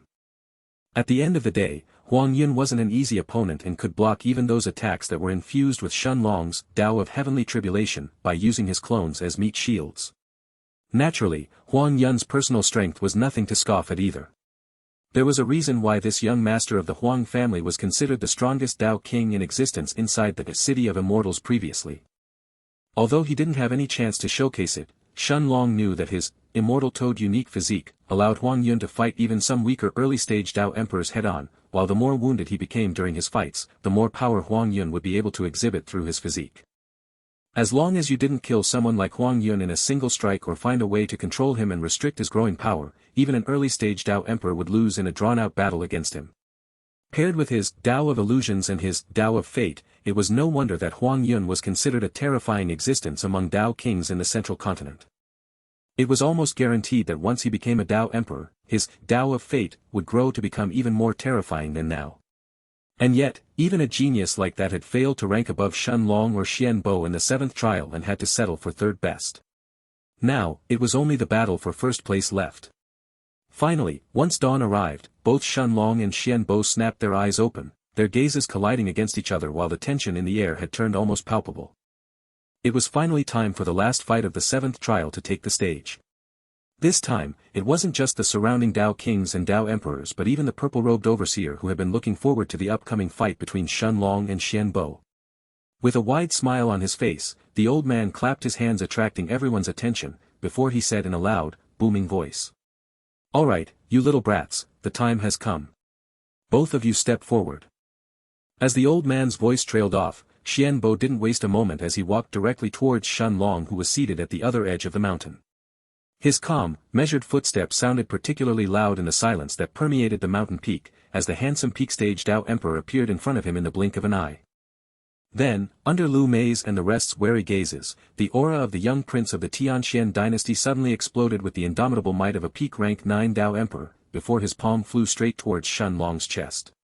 Xian Bo didn't waste any words nor did he try to lower his opponent's mental state through cheap tricks or meaningless discussions. There was no reason to do that in the first place.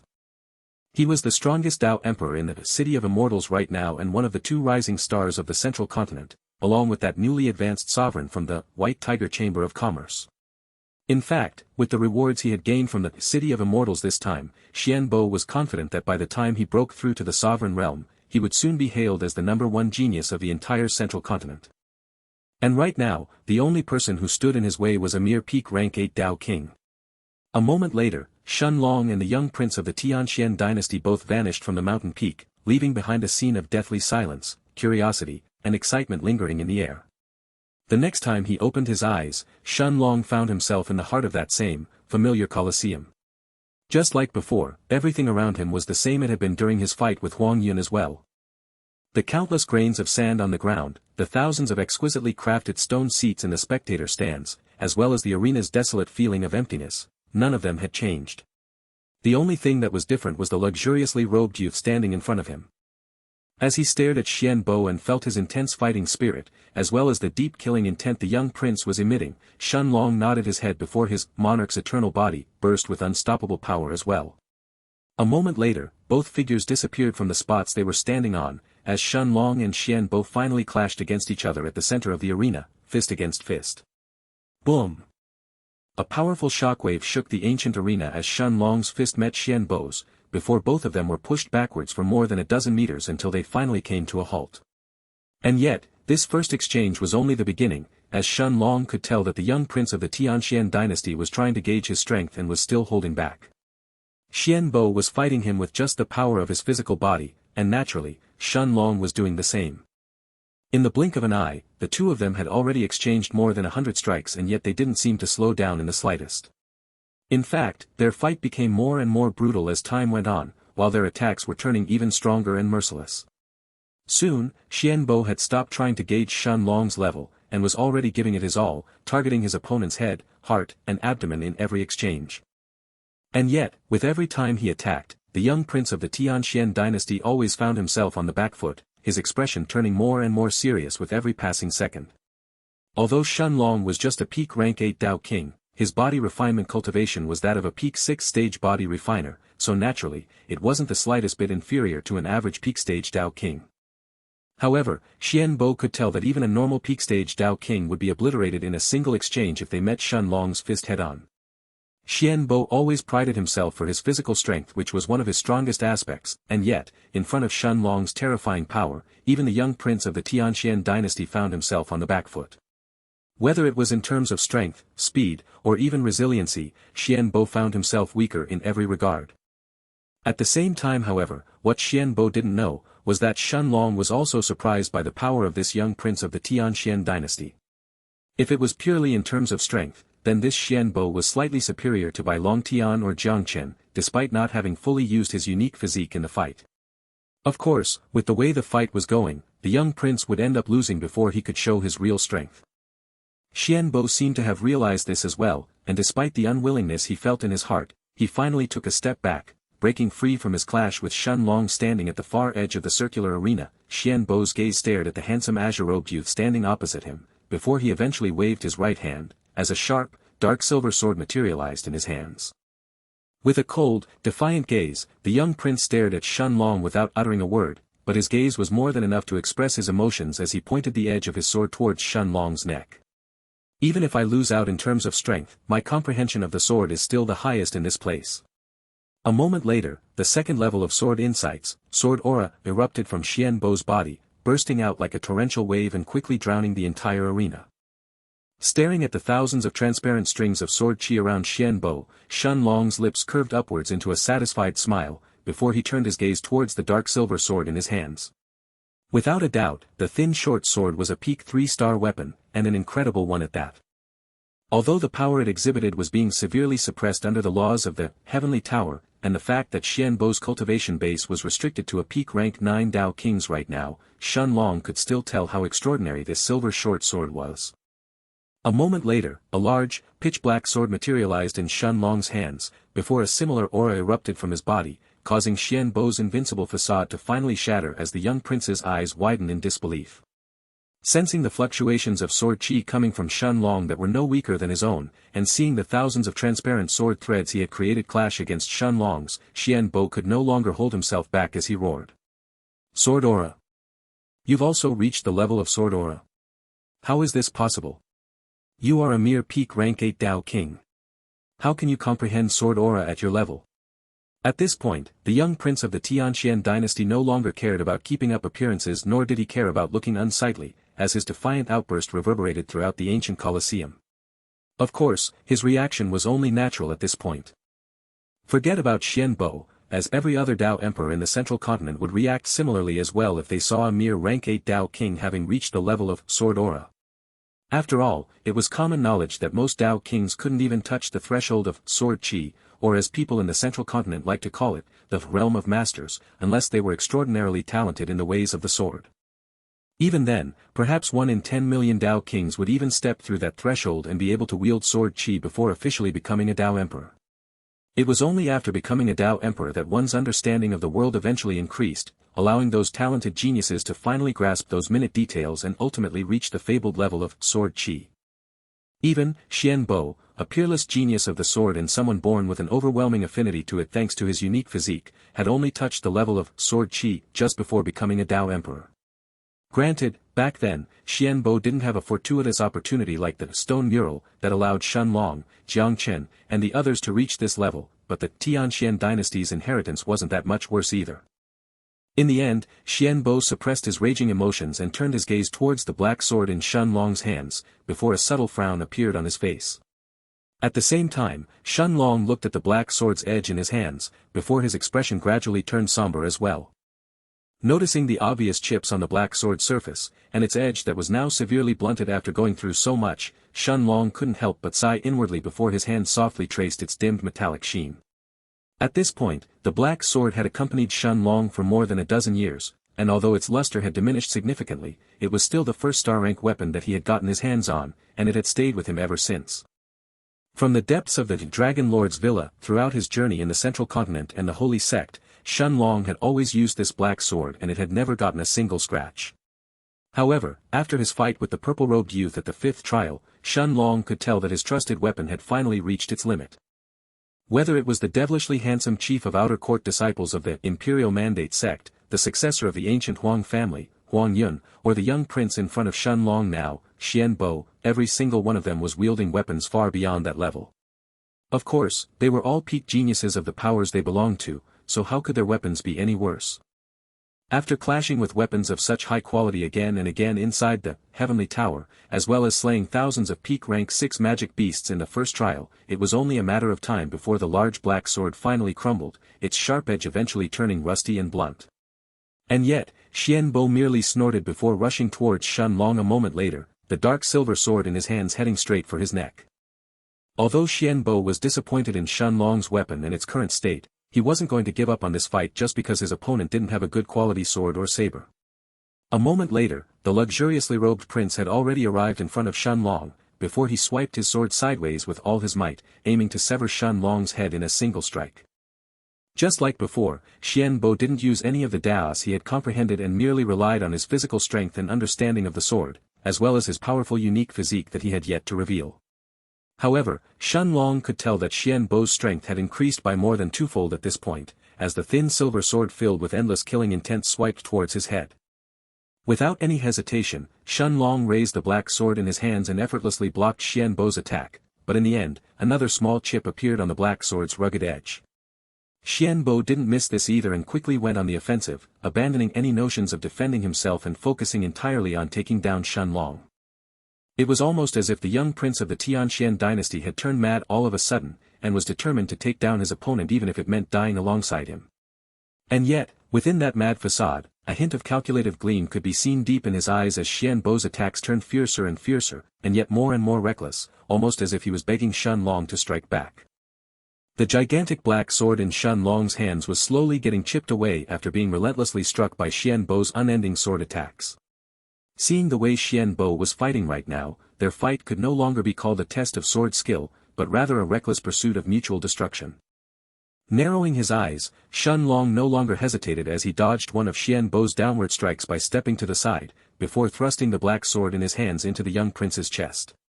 A moment later, a fountain of blood spurted from Xianbo's thorax as his heart was pierced by the gigantic black sword before his vivid eyes turned dim and lightless.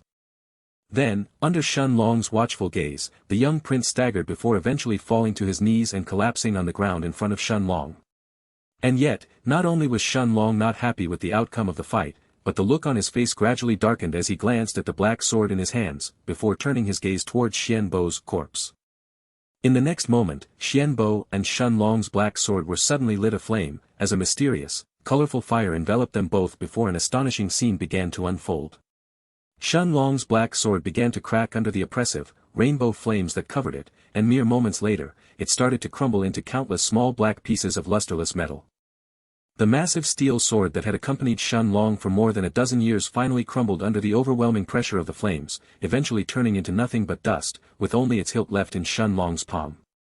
As for Xianbo, the young prince of the Tianxian dynasty appeared invigorated after being bathed in the colorful flames, his lifeless body slowly getting back to its feet.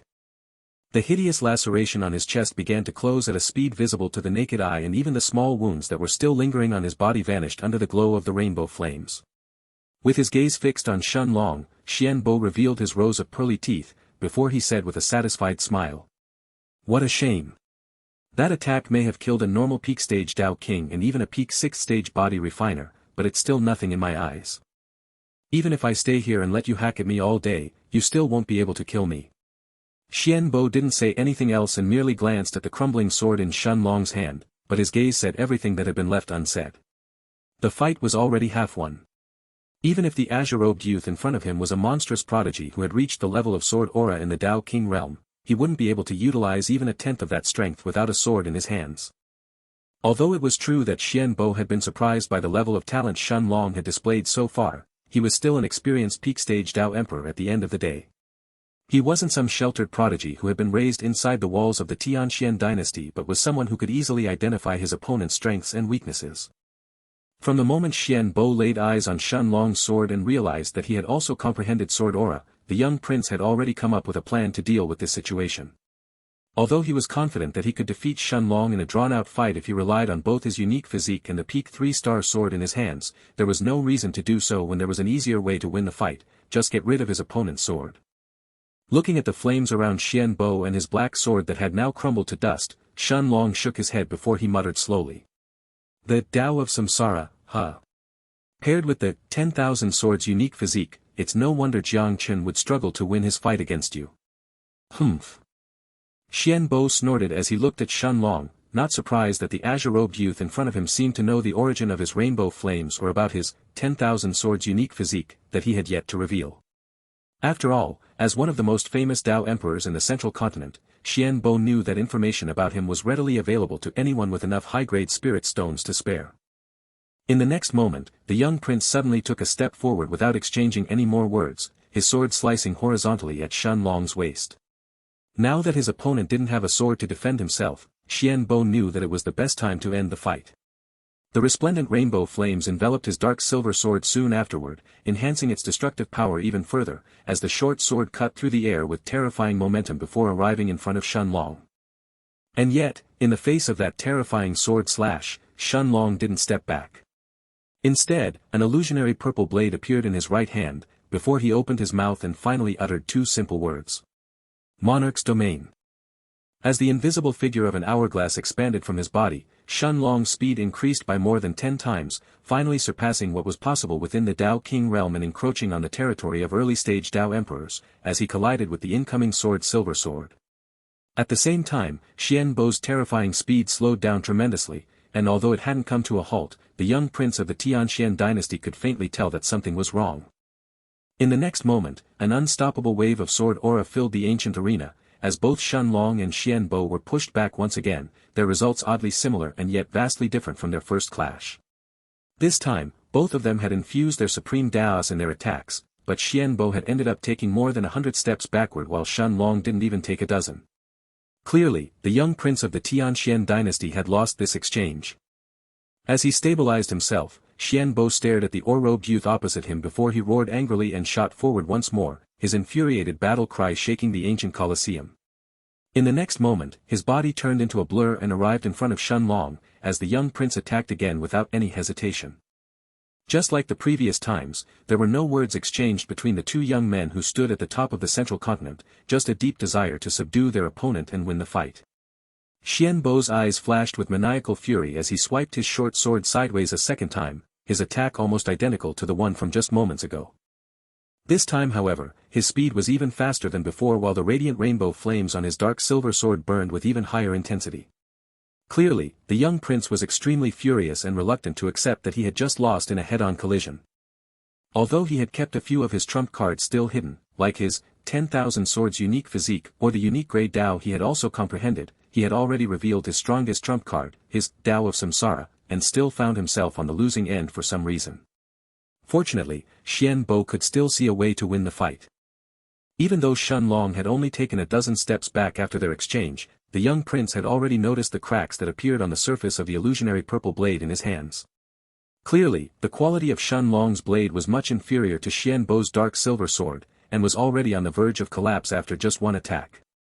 Xianbo could tell that if he attacked a couple more times, Shun Long's weapon would definitely break under the pressure of his short sword paired with the flames from his Dao of Samsara. Of course, since Xianbo could notice such a glaring detail, how could Shun Long not realize the state his own weapon was in? Although Shun Long could easily repair these cracks by using a bit of his body refinement energy, even with the vast reserves of his Monarch's eternal body, he was bound to end up exhausted sooner rather than later if he fought this way. In the end, their fight had already turned into a test of strength, speed, cunning, and endurance. And yet, Xianbo wasn't planning on giving Shun Long any time to think. It was obvious that the young prince of the Tianxian dynasty was looking to end their battle right away.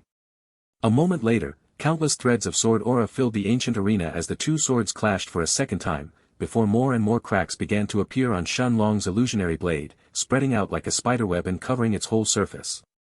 Without any hesitation, Shun Long expended a bit of his energy to repair those cracks, restoring the purple blade back to peak condition, before he turned into a blur and appeared in front of Xianbo. Although Xianbo's attacks were extremely strong and the power of his rainbow flames increased that destructiveness even further, the flow of time around him was heavily suppressed inside the Monarch's domain, restricting the young prince's speed and a large part of his strength. So with every attack Xianbo threw out, Shun Long easily blocked it and responded with two more of his own, as his purple blade flashed and left behind countless afterimages striking the young prince's vital points in quick succession. In the blink of an eye, Shun Long had struck Xianbo in the neck, heart, and even his abdomen more than a dozen times, but regardless of how serious Xianbo's wounds got, the rainbow flames around his body burned brilliantly and healed them in an instant. It was almost as if the rainbow flames really made the young prince immortal. Even attacks that would cripple a normal Dao King's cultivation and destroy their Dantian were no different from superficial wounds in Xianbo's eyes. However, after exchanging more than 100 blows with each other, Xianbo was actually the first one to break the entanglement as he suddenly took a step back, allowing a hideous wound on his neck to restore itself before he finally glanced at Shun Long. At this point, the young prince could tell that it was only a matter before he eventually lost the fight, causing the look in his eyes to turn extremely profound and solemn. Even though he could sense that Shun Long was spending vast amounts of energy to constantly repair the illusionary purple blade in his hands, Xianbo was no different either. The qi his Dao of Samsara required wasn't negligible but was in fact extremely high. Whether Shun Long's body was depleted of energy first or whether his own Dantian ran out of qi wasn't a gamble that Xianbo was willing to take. Not when his future was on the line. Without any hesitation, the young prince finally revealed the two trump cards he had kept hidden for so long. In the next moment, the sky above the stone Colosseum suddenly darkened as thousands of illusionary golden swords began to manifest above the ancient arena, painting a horrifying image that would shake the heart of any peak-stage Dao Emperor. The illusionary swords that were blotting out the sky turned to target Xianlong at the center of the arena, before more and more of them began to materialize out of thin air, eventually stopping when their numbers reached 10,000. This was Xian Bo's famed unique physique that had brought countless Dao Emperors to their knees back in the central continent, the 10,000 Swords unique physique. Then, the young prince of the Tianxian dynasty revealed his final trump card as well. Biting his own thumb, Xian Bo drew a single drop of blood and let it hover in the air in front of him. Then, under Xianlong's scrutinizing gaze, even more of his blood began to flow towards the crimson drop, soon turning it into a massive sphere that was more than 3 times his size. That was Xian Bo's final ace in the hole alongside his unique physique, the unique grey Dao he had comprehended, the Dao of blood.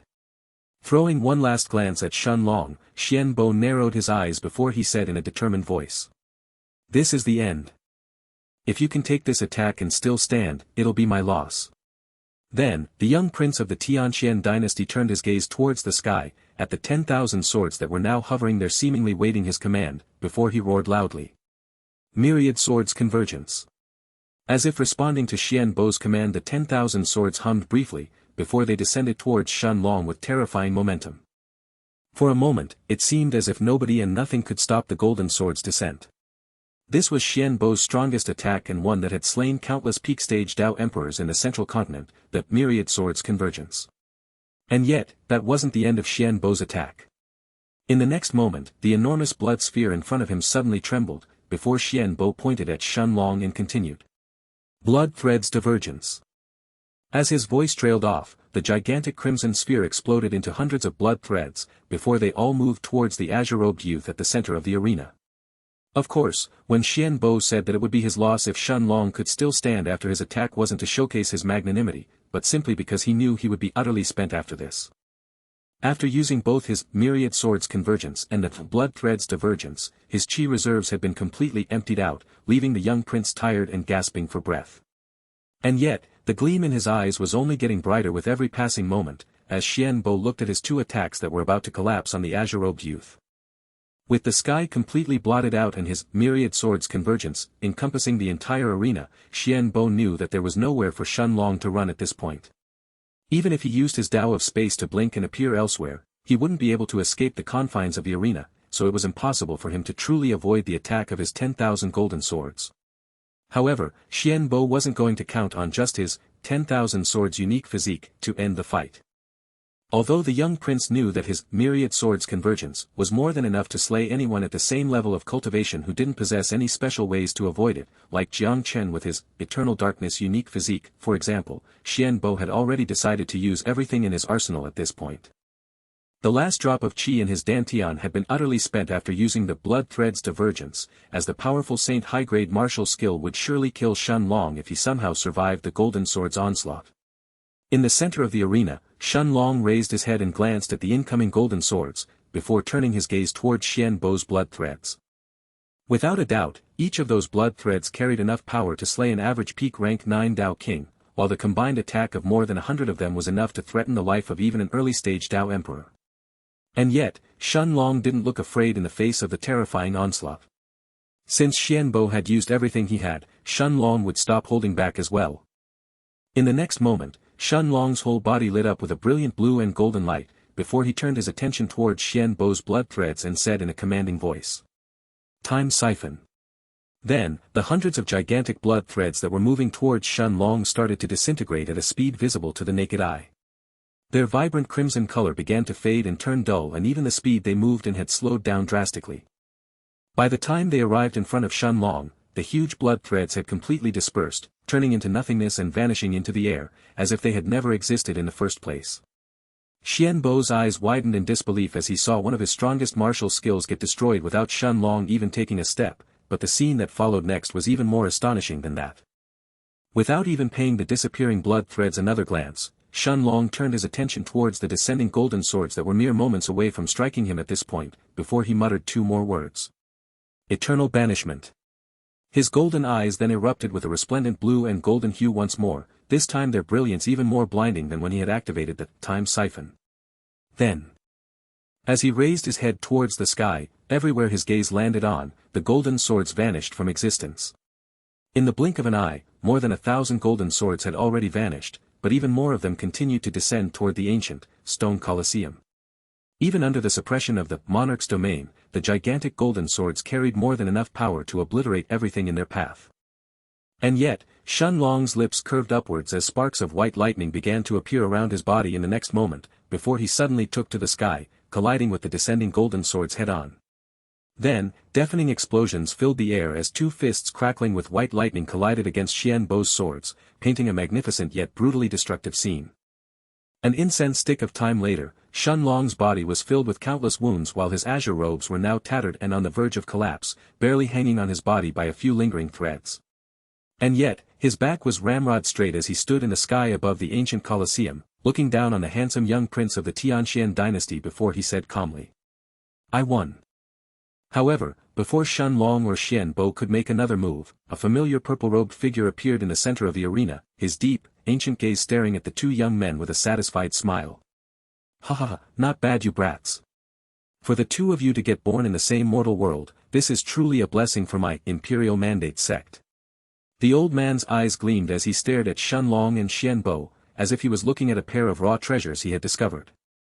At this point, it was clear that while Xianlong and Xian Bo could still fight, the young prince of the Xianxia dynasty had already lost their battle. Although his body seemed to still have some energy left, Xian Bo had already depleted all of the qi inside his dantian and had even used his strongest attack, the myriad swords convergence, just for Xianlong to destroy it in the end. If the two of them kept fighting anymore, without any qi to sustain his Dao of Samsara, Xian Bo would only end up getting obliterated. And yet, the smile on the old man's face only got more and more pronounced as he looked at the two young geniuses, as if the conclusion of their battle mattered little to him, before he waved his hand causing two spatial rings to fly out and stop in front of Xianlong and Xian Bo. Then, his voice rang out once again, reverberating throughout the battle-torn, ancient arena as he explained. Each of those spatial rings contain a token for you to use when you arrive at the Imperial Mandate sect, in the future, as well as a few spirit stones for your cultivation. As per the rules of the trial grounds, the one in first place will get 100 low-grade immortal spirit stones while the one in second place will get 50. In the next moment, Xianlong and Xian Bo extended their hands almost simultaneously, touching the spatial rings that hovered in front of them before they sent their spiritual sense inside. And indeed, what Xianlong saw next was enough to make even the heart of a sovereign realm expert beat faster, as a single silver token and a small mound of jade-like spirit stones appeared in his vision.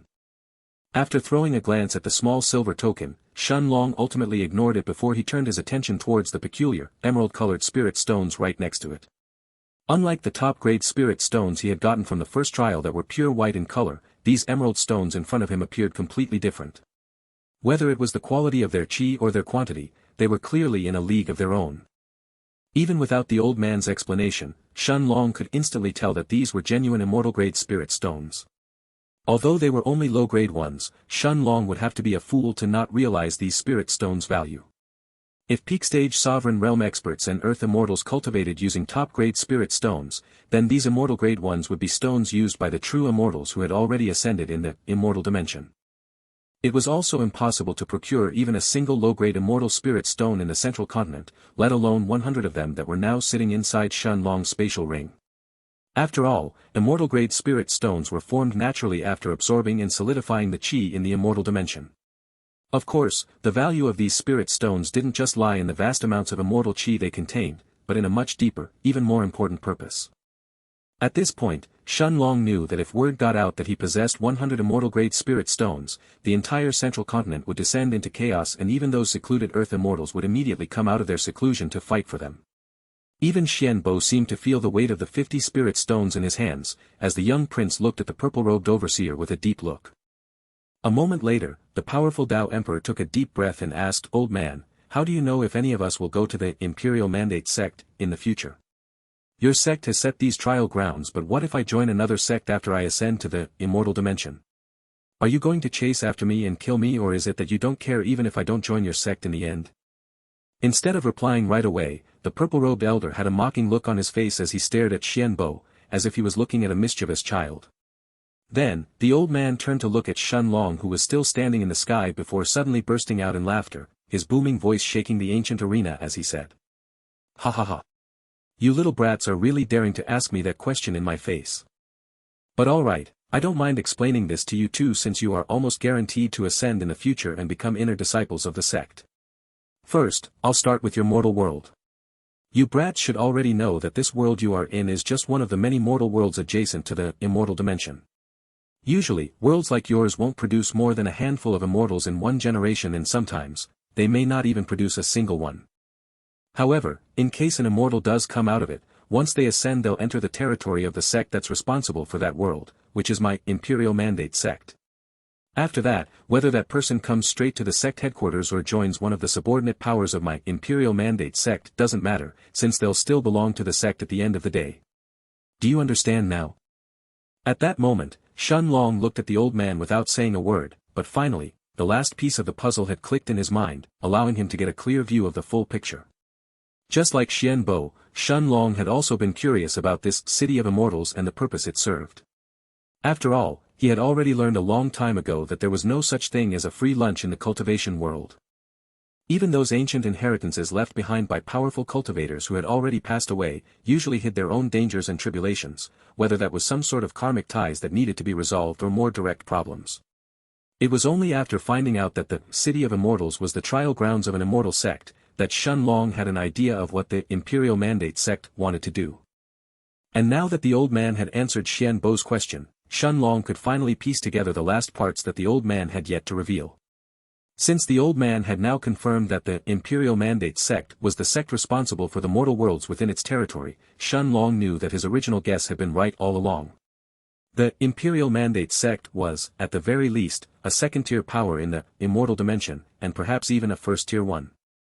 Although the latter was quite unlikely. After all, it was relatively common for those second-tier immortal sects to look for geniuses within their territory and provide them with enough resources to grow. Once those disciples ascended to the immortal dimension, they were pretty much guaranteed to enter the sect in the future, so not only were those powers not losing anything by doing this, but they stood to gain even more by scouting the most talented disciples of their adjacent mortal worlds. Most of those disciples may not be as talented as the strongest geniuses of the sect, but occasionally, there were bound to be a few exceptional cases like Shun Long, Xian Bo, and the other participants in the seventh trial. As for Xian Bo's thoughts of joining another power, Shun Long knew that if the Imperial Mandate sect was really the overlord of a world in the immortal dimension, then other than those third-tier powers in its territory, there would be no other sect, kingdom, or family at the same level as them. So, if Xian Bo really intended to join another second-tier power, he'd have to travel out of the world that Imperial Mandate sect was responsible for. However, what the young prince of the Tianxian dynasty didn't seem to know, was that the immortal dimension was nothing like the central continent, both in terms of size and the dangers it hid. Even the smallest of its worlds were so vast, that powerful immortals would have to travel for countless years just to reach from one edge to the other, let alone enter another world. So why would the Imperial Mandate sect be afraid of spending abundant resources to cultivate potential disciples? After all, they were all going to end up in its territory, so the sect would be the one to benefit in the end. Shaking his head, the old man looked around him, as if assessing the damage the ancient arena had suffered after Shun Long's fight with Xian Bo, before he continued. Alright you brats, the trial grounds are about to close, so I'm sending you out along with everyone else. Do you have any last questions? At that moment Xian Bo turned to look at Shun Long, his gaze a mixture of defiance, unwillingness, and anger, as the powerful young prince said. I may have lost this time, but I've yet to temper my foundations to the same level as you brats who are merely Dao kings.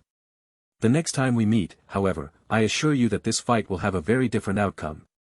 Narrowing his eyes, Shun Long merely glanced at Xian Bo without giving him a response, angering him even further.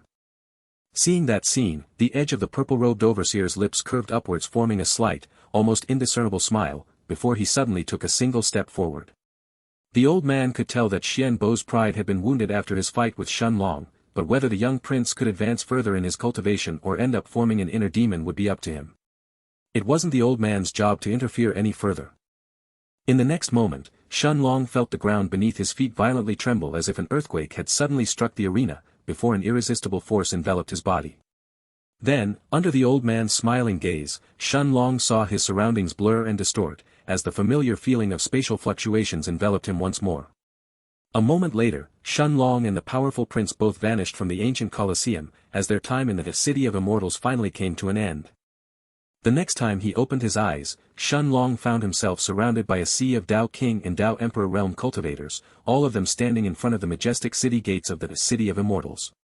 And yet, despite their vast numbers that were easily in the millions, these geniuses of the central continent were now silent as they all stared at the mirage of the gigantic, floating city in the sky. Shun Long could even see a few sovereign realm experts standing in the sky a few kilometers away, but even they were acting no different from these Dao Kings and Dao Emperors, staring at the mirage of the enormous city in deference. Eventually, just as everyone expected, the outline of the City of Immortals began to fade and turn transparent, as if it was about to disappear from the central continent, and a few moments later, it truly vanished in front of everyone's eyes. Finally, the surrounding Dao Kings and Dao Emperors exploded in a cacophony of noise, a myriad of different emotions in their voices as these geniuses stepped foot on the central continent once more after an entire decade. Many of them had obtained powerful treasures, as well as cultivation techniques and martial skills, while others now possessed near-endless resources that would practically guarantee their ascension to the next realm.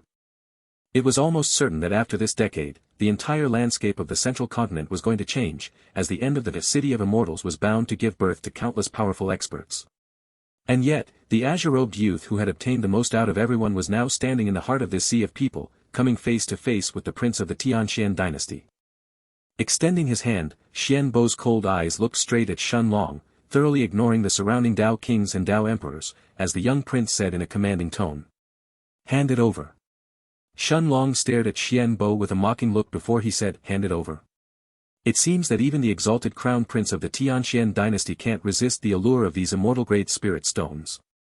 As he finished speaking, Shun Long turned his gaze towards the plain-looking spatial ring in his hand and stored it inside the stone of time, causing Xian Bo's eyes to flare with an unrestrained, murderous intent. Then, the young prince's body burst with the terrifying aura of a peak 7th-stage body refiner, his cold gaze fully focused on Shun Long as he suddenly made his move. In the next moment, Xian Bo appeared in front of him with unbelievable speed before he sent a powerful fist forward. At the same time, Shun Long's golden eyes lit up as the scene of Xian Bo attacking him appeared in his mind, a split second before the young prince had actually moved. However, no matter how prepared Shun Long was, the distance between him and Xian Bo was so small that a normal peak-stage Dao Emperor could cover it in less than a second, let alone someone like Xian Bo. Without any time to even use his blink and teleport away, Shun Long could only grit his teeth and bring out the full power of his Monarch's eternal body, as Xian Bo's right fist made contact with his chest a split second later. Boom! A muffled explosion suddenly filled the area as Shun Long's figure was sent flying like an unstoppable meteor, soaring past the surrounding cultivators and colliding against a towering tree, before eventually coming to a halt. At the same time, the nearby Dao Kings and Dao Emperors all seemed to have been alerted by the sudden turn of events, as furious voices sounded in the air in quick succession, some of them wary while others filled with rage at the audacity of someone stirring up trouble. Who the fuck is fighting here? The City of Immortals just closed and some bastard is already creating trouble. Who the hell is it? Damn, is that Xian Bo? As soon as the surrounding cultivators realized who the source of the terrifying aura was, their complaints seemed to have suddenly vanished, as everyone opened up the distance between themselves and the terrifying crown prince of the Xianxia dynasty. Xian Bo's fame had shaken the central continent long before the City of Immortals even opened, and there wasn't a single Dao King or Dao Emperor from the major powers of the continent who hadn't heard his name by now. It wasn't just because he was the heir of the Xianxia dynasty, but more so due to his overwhelming talent and terrifying strength. Naturally, there were very few people who were willing to provoke a monster like that. At this point, the surrounding cultivators were even more curious about who Xian Bo was fighting against, but when their gazes fell on Shun Long who had collided against a massive tree, surprised as well as dubious expressions filled their faces, as the same thought appeared in their minds.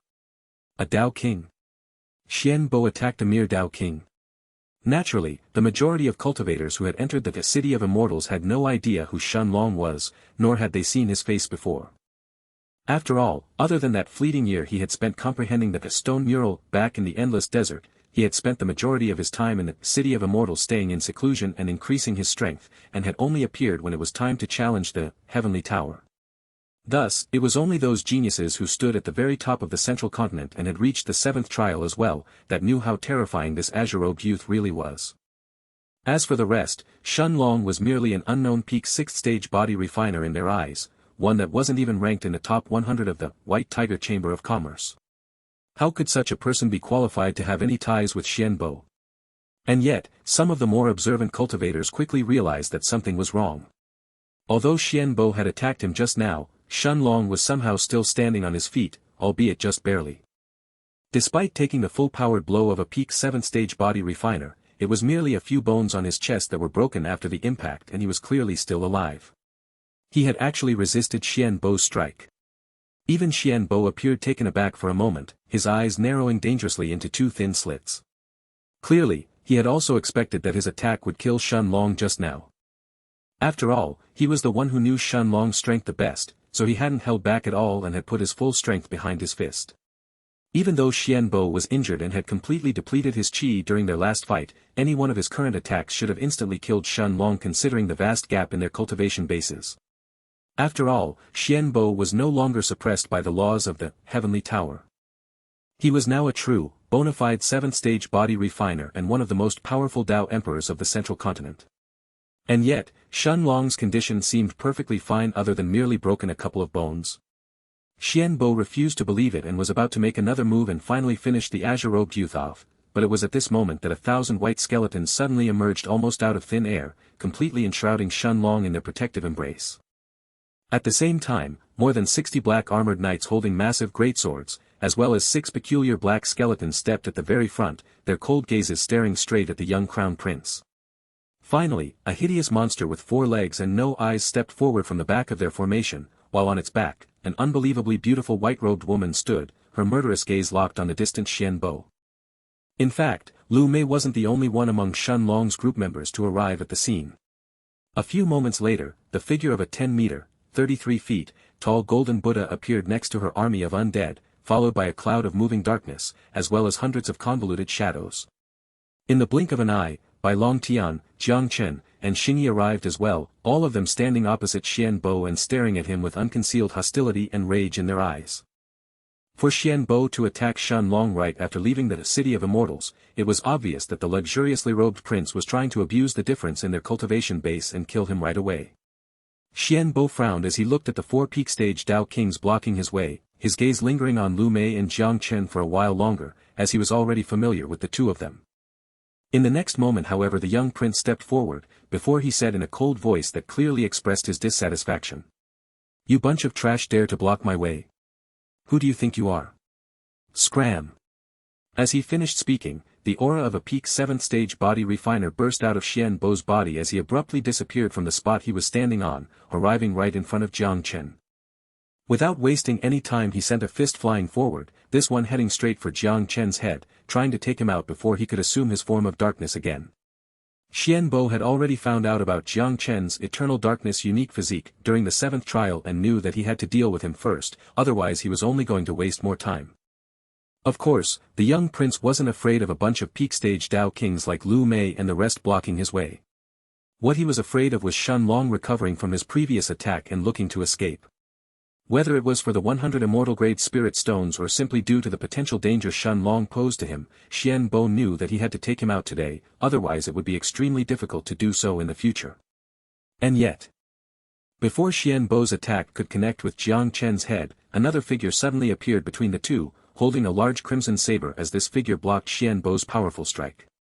Jiang Tianfang took a couple of steps back to neutralize the residual power behind the overwhelming fist, before his calm gaze focused on the crown prince of the Tianxian dynasty.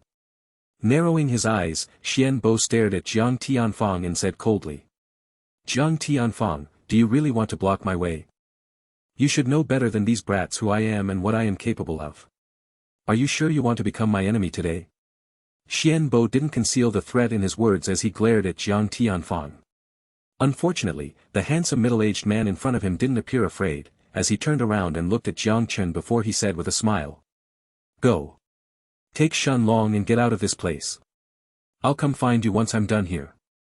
Jiang Chen fell silent for a moment, before eventually nodding his head as he looked at his father and said, "Be careful." Jiang Tianfang's smile became even wider when he heard that, before he turned around and faced the young crown prince once more. Xianbo's expression had already turned extremely distorted from fury, but without any other way to solve his current predicament, he could only engage Jiang Tianfang in close combat temporarily. Unfortunately, his subordinates who had entered the city of immortals with him didn't seem to have noticed the commotion just yet, so Xianbo could only face Jiang Tianfang by himself while hoping that one of them would arrive soon enough. Jiang Chen threw one last glance at his father and Xianbo, before he turned around and said to Lu Mei and the rest. "It's all right. Since my father said he can handle this, we can leave it to him. Let's get out of here." A moment later, the four of them headed straight for the heart of Lu Mei's army, where Shen Long was surrounded by hundreds of skeletons and more than a dozen undead knights. Right now, Shen Long was still standing, but it was obvious that his current condition was anything but good. Xianbo's attack had shattered more than a dozen of his bones while heavily injuring his internal organs as well. Of course, this was only natural too. No matter what, Xianbo's fist wasn't something that any Dao King could take on with their bare body and remain standing afterward.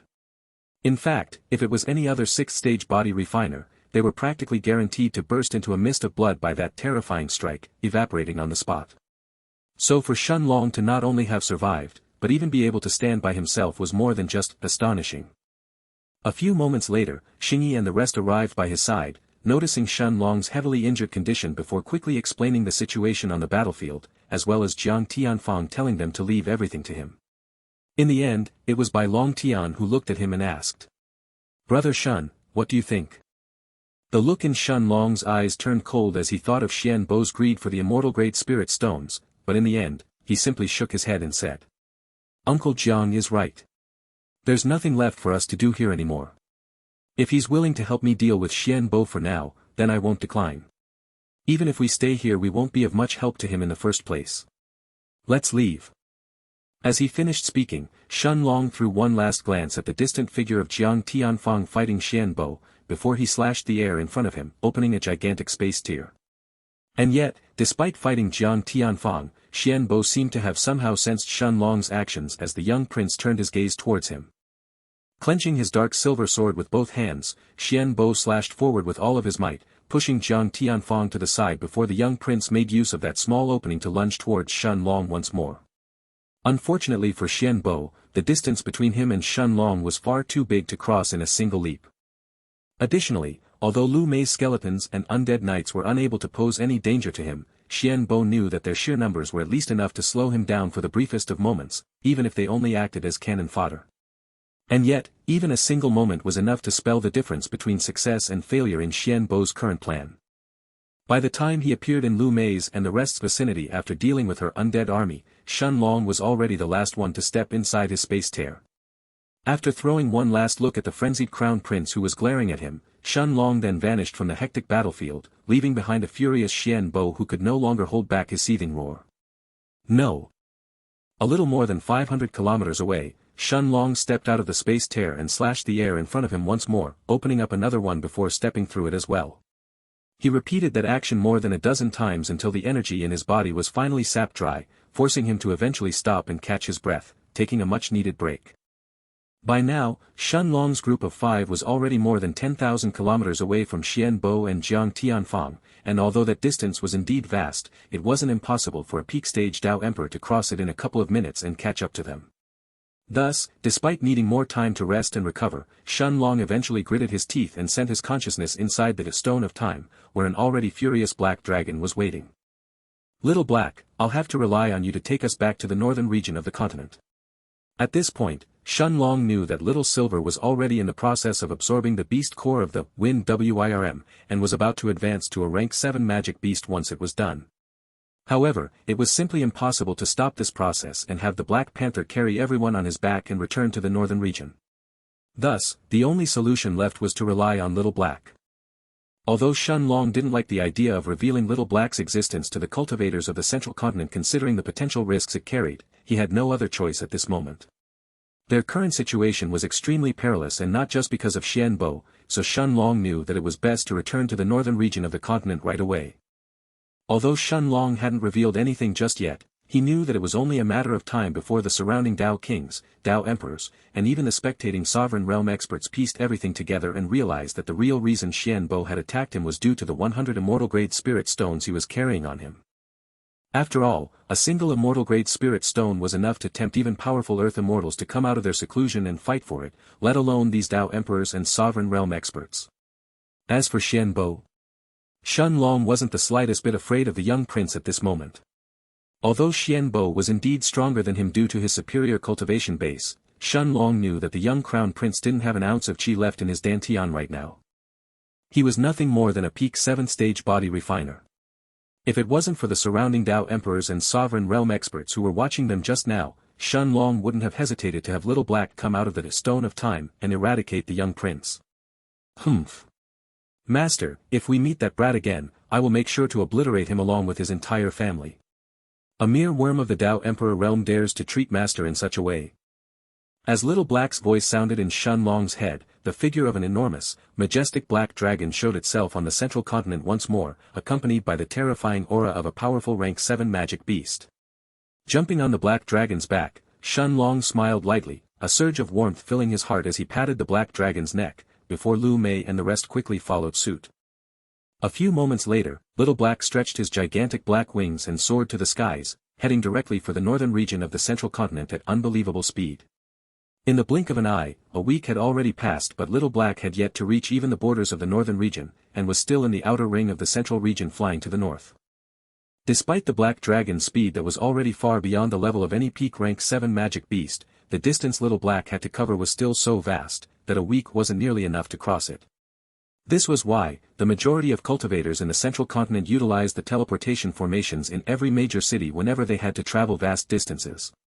Otherwise, even with a peak rank 7 magic beast, traveling from one region to another could easily take a couple of years. Thankfully, that the City of Immortals was located closer to the northern region compared to the other 3 regions, so the distance Shun Long and his group had to travel this time, while vast, wasn't insurmountable. At the very least, with Little Black's current speed, it wouldn't take more than a month for them to return. By the end of the 4th week, the silhouette of a familiar forest appeared on the horizon, finally easing the tension in by Long Tian and the others' hearts.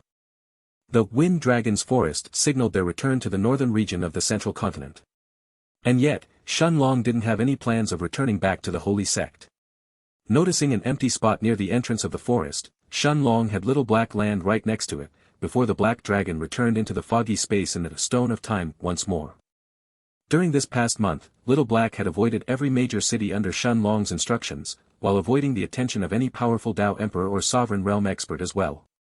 Of course, Shun Long couldn't know whether any nascent soul stage cultivators or Dao kings had spotted Little Black flying through the skies of the central continent, but at the very least, no powerful cultivator had intercepted them this whole time. However, now that they had arrived in the Wind Dragon's Forest, Shun Long knew that he could no longer keep Little Black out in the open. Not when they were this close to the Northern Sovereign city. Even if it wasn't for the Northern Sovereign herself, any of her army commanders could also notice the aura of a powerful rank 7 magic beast appearing so close to the city and would almost certainly come to investigate. At that point, a clash against the entire Northern Sovereign's army would be inevitable. Besides, Shun Long knew that the only reason no Dao kings or Dao emperors had spotted Little Black flying through the continent this past month, was mainly thanks to the City of Immortals. A huge number of cultivators had entered the legendary realm, and most of them had yet to return to the headquarters of their powers. Of course, the majority of sovereign realm experts would still stay inside their cities to hold down the forts while those Dao kings and Dao emperors tried their luck, but since Shun Long avoided those major cities, his chances of running into a sovereign realm expert out in the open were extremely slim. Turning around, Shun Long glanced at the outline of the distant city for a brief moment, before he looked at Lu Mei and the others and said with a smile. "All right. Let's go to the Zhong clan first. Uncle Jiang should be waiting for us already."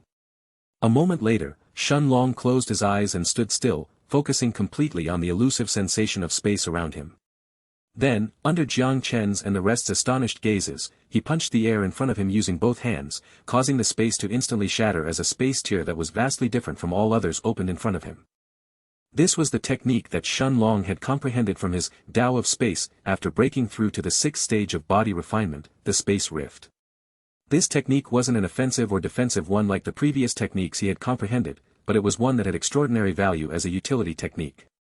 This rift Shun Long had just opened allowed him to travel extremely large distances in the blink of an eye, resembling the teleportation formations in the major cities of the central continent. In reality, it wasn't much different from the space tiers Shun Long usually opened, but the distance he could travel after entering a single space rift was more than 20 times that of a single space tear.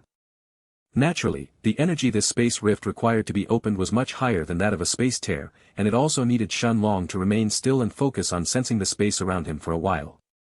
However, this technique was precisely what Shen Long was lacking if he wanted to traverse the central continent in the future without relying on the teleportation formations in every major city. Otherwise, even if one traveled on the back of a peak rank 7 magic beast, they would end up spending years traversing through the vastness of the central continent, simply moving from one region to another. Entering this space rift, Shen Long and his group disappeared from the entrance of the Wind Dragon's forest almost as quickly as they had arrived, as they headed for the Zhong clan's headquarters in the northernmost part of the region. After all, before engaging in a fight with Xian Bo, Jiang Tianfang had already sent Jiang Chen a mental message saying that he would be waiting for them at the Zhong clan's headquarters. Although most people wouldn't know who the Zhong clan was, considering that they weren't a first-rate clan of the central continent, Shen Long and the rest all knew where they were located since they had already passed by their headquarters once before. It was a huge city in the northernmost part of the region, one that bordered the central continent and the vast, continental sea. Traversing through his space rift, Shen Long quickly left the northern sovereign city behind along with a few more cities after that, as he continued towards the northernmost part of the continent. As for meeting the northern sovereign, Shen Long didn't have any intention of doing so in the near future. Although the powerful sovereign had treated him well and admired his talent, the reason she had done so was due to her wish to have Shen Long join the Tianxian dynasty alongside her. Being able to rope in such a talented seedling, the northern sovereign was certain that the higher echelons of the dynasty would be very pleased with her. Perhaps the emperor himself may reward her with something extraordinary if he took a fancy to Shen Long's potential. But of course, those had been the northern sovereign's thoughts before Shen Long entered the city of immortals. Now that he and Xian Bo were enemies, the powerful sovereign was certain to turn her back on him if she had to choose between Shen Long and the crown prince of the Tianxian dynasty. It wasn't even a question. However, Shen Long already had a plan of his own and had never planned to rely on anyone else, but first, he had to get to the headquarters of the Zhong clan. A little more than a month later, a vast, endless sea finally emerged on the horizon, its calm blue waters barely affected by the raging winds that mercilessly struck its surface. As he lowered his gaze, Shen Long could see dozens of flying magic beasts soaring above it, some of them leaving the central continent while others were arriving, and the target they all seemed to have was the gigantic city situated at the very edge of the continent.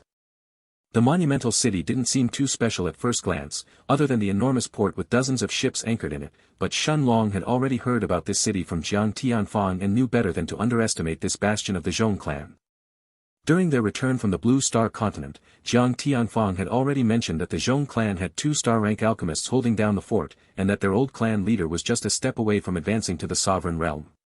Although early-stage sovereigns weren't too rare in the northern region of the central continent, whether a clan could be considered a first-rate or second-rate clan depended solely on whether they had a sovereign realm expert in their ranks or not. Without any hesitation, Shen Long and his group headed straight for the city gates at the western entrance of the city. Unlike most major cities in the northern region, the Zhong city didn't require a fee of middle-grade spirit stones for cultivators to enter. Once the guards inspected Shen Long's group and verified that they weren't wanted criminals, they soon allowed them entry. However, right before passing through the city gates, a tall, burly guard with a bronze saber glanced at them, before he stepped forward and explained. "Young friends, I am Lao Feng and I am the one responsible for the western city gates. Since you've entered the city under my watch, let me explain the rules to you, so there won't be any misunderstandings later on. You are allowed to stay in the city for as long as you want, and you are even permitted to purchase property if you wish to stay here for a long time. Our Zhong city doesn't require you to be affiliated with any major powers or clans to do so like most cities do. However, keep in mind that if you end up fighting in public or damage any property during your stay, you will be kicked out of the city by the city guards and you will be forced to pay for any damages you've done. The Zhong clan doesn't tolerate troublemakers, so I hope you can adhere to the rules. That is all." The burly middle-aged man seemed to have noticed Lu Mei's and the others' extraordinary auras, which prompted him to step forward and warn them in good faith. After all, the auras of 4 unknown, peak-stage Dao Kings weren't something that the city guards would normally ignore. Even this middle-aged captain of the guards was only a peak rank 9 Dao King himself, and yet Lao Feng could tell that these 4 people in front of him were much stronger than the average peak-stage Dao Kings. As for the azure-robed youth leading their group, Lao Feng couldn't see through him whatsoever. Shen Long's aura was completely retracted, making him seem no different from a mere mortal. However, Lao Feng wasn't dumb enough to ever think that a mortal would be leading a group of peak rank 9 Dao Kings throughout the continent. Nodding his head, Shun Long cupped his hands at the middle-aged man in thanks, before he led everyone inside the city. Walking through the populated streets of the city, Shun Long quickly noticed how bustling this Zhong city was. It was filled with countless shops selling all kinds of things, from medicinal ingredients and rank 6 alchemy pills, to shops that sold clothing imbued with the formations of powerful formation masters. There were even some shops that rented out magic beasts for anyone who wished to cross the continental ocean and visit nearby continents. However, Shun Long merely glanced at those shops before heading towards the center of the city. The Zhong clan's headquarters was situated at the heart of the city, so it was actually very easy to find. After walking around for a little more than an hour, Shun Long and the rest eventually arrived in front of an imposing building that resembled an obsidian palace. The towering palace was made from some kind of peculiar black stone that looked extremely magnificent, but the dozens of protective formations engraved on its surface made it seem just as dreadful. It was apparent that if a peak-stage Dao King tried to trespass and forcefully enter its premises, these protective formations would instantly flare to life and annihilate them.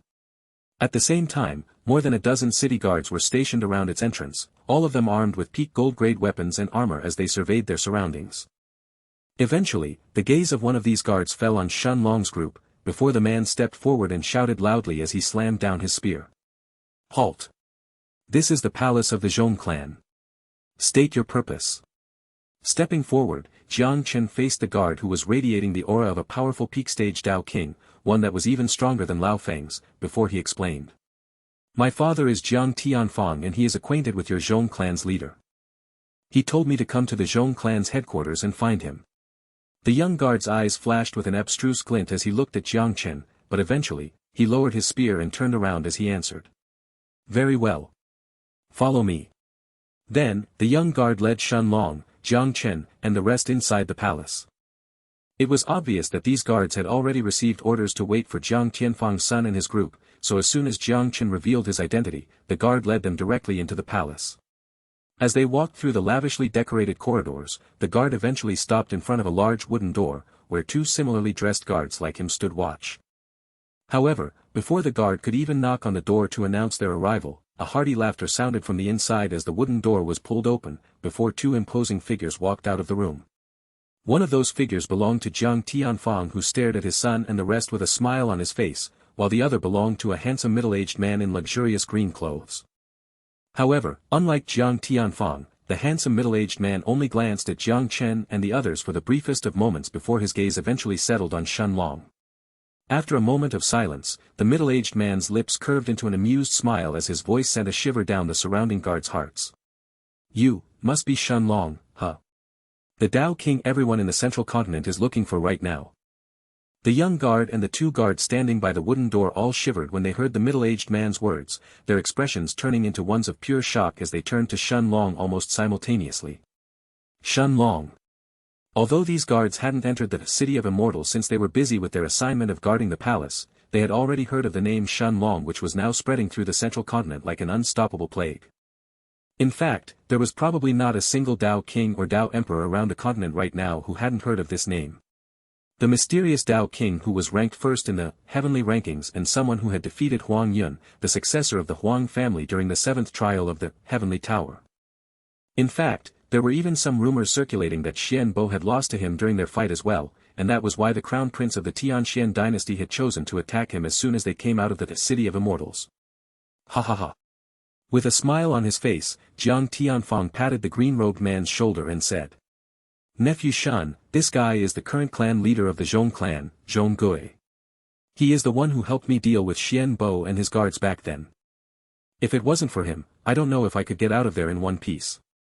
The luxuriously robed middle-aged man shook his head and pushed Jiang Tianfang away, before he clicked his tongue and said with a scornful look. TSK. If it wasn't for us being friends for so many decades and me owing you a favor, do you really think I would offend Xian Bo for you? You crazy bastard. Next time you have a death wish, do it somewhere I can't see you. Then, Zhong Gui turned to look at Shun Long, his gaze flickering with hints of interest as well as surprise, as the influential leader of the Zhong clan stared at the renowned Dao King in front of him. Originally, Zhong Gui had just left the City of Immortals and was about to return to the northern region, when he spotted Jiang Tianfang fighting the crown prince of the Tianxian dynasty by himself.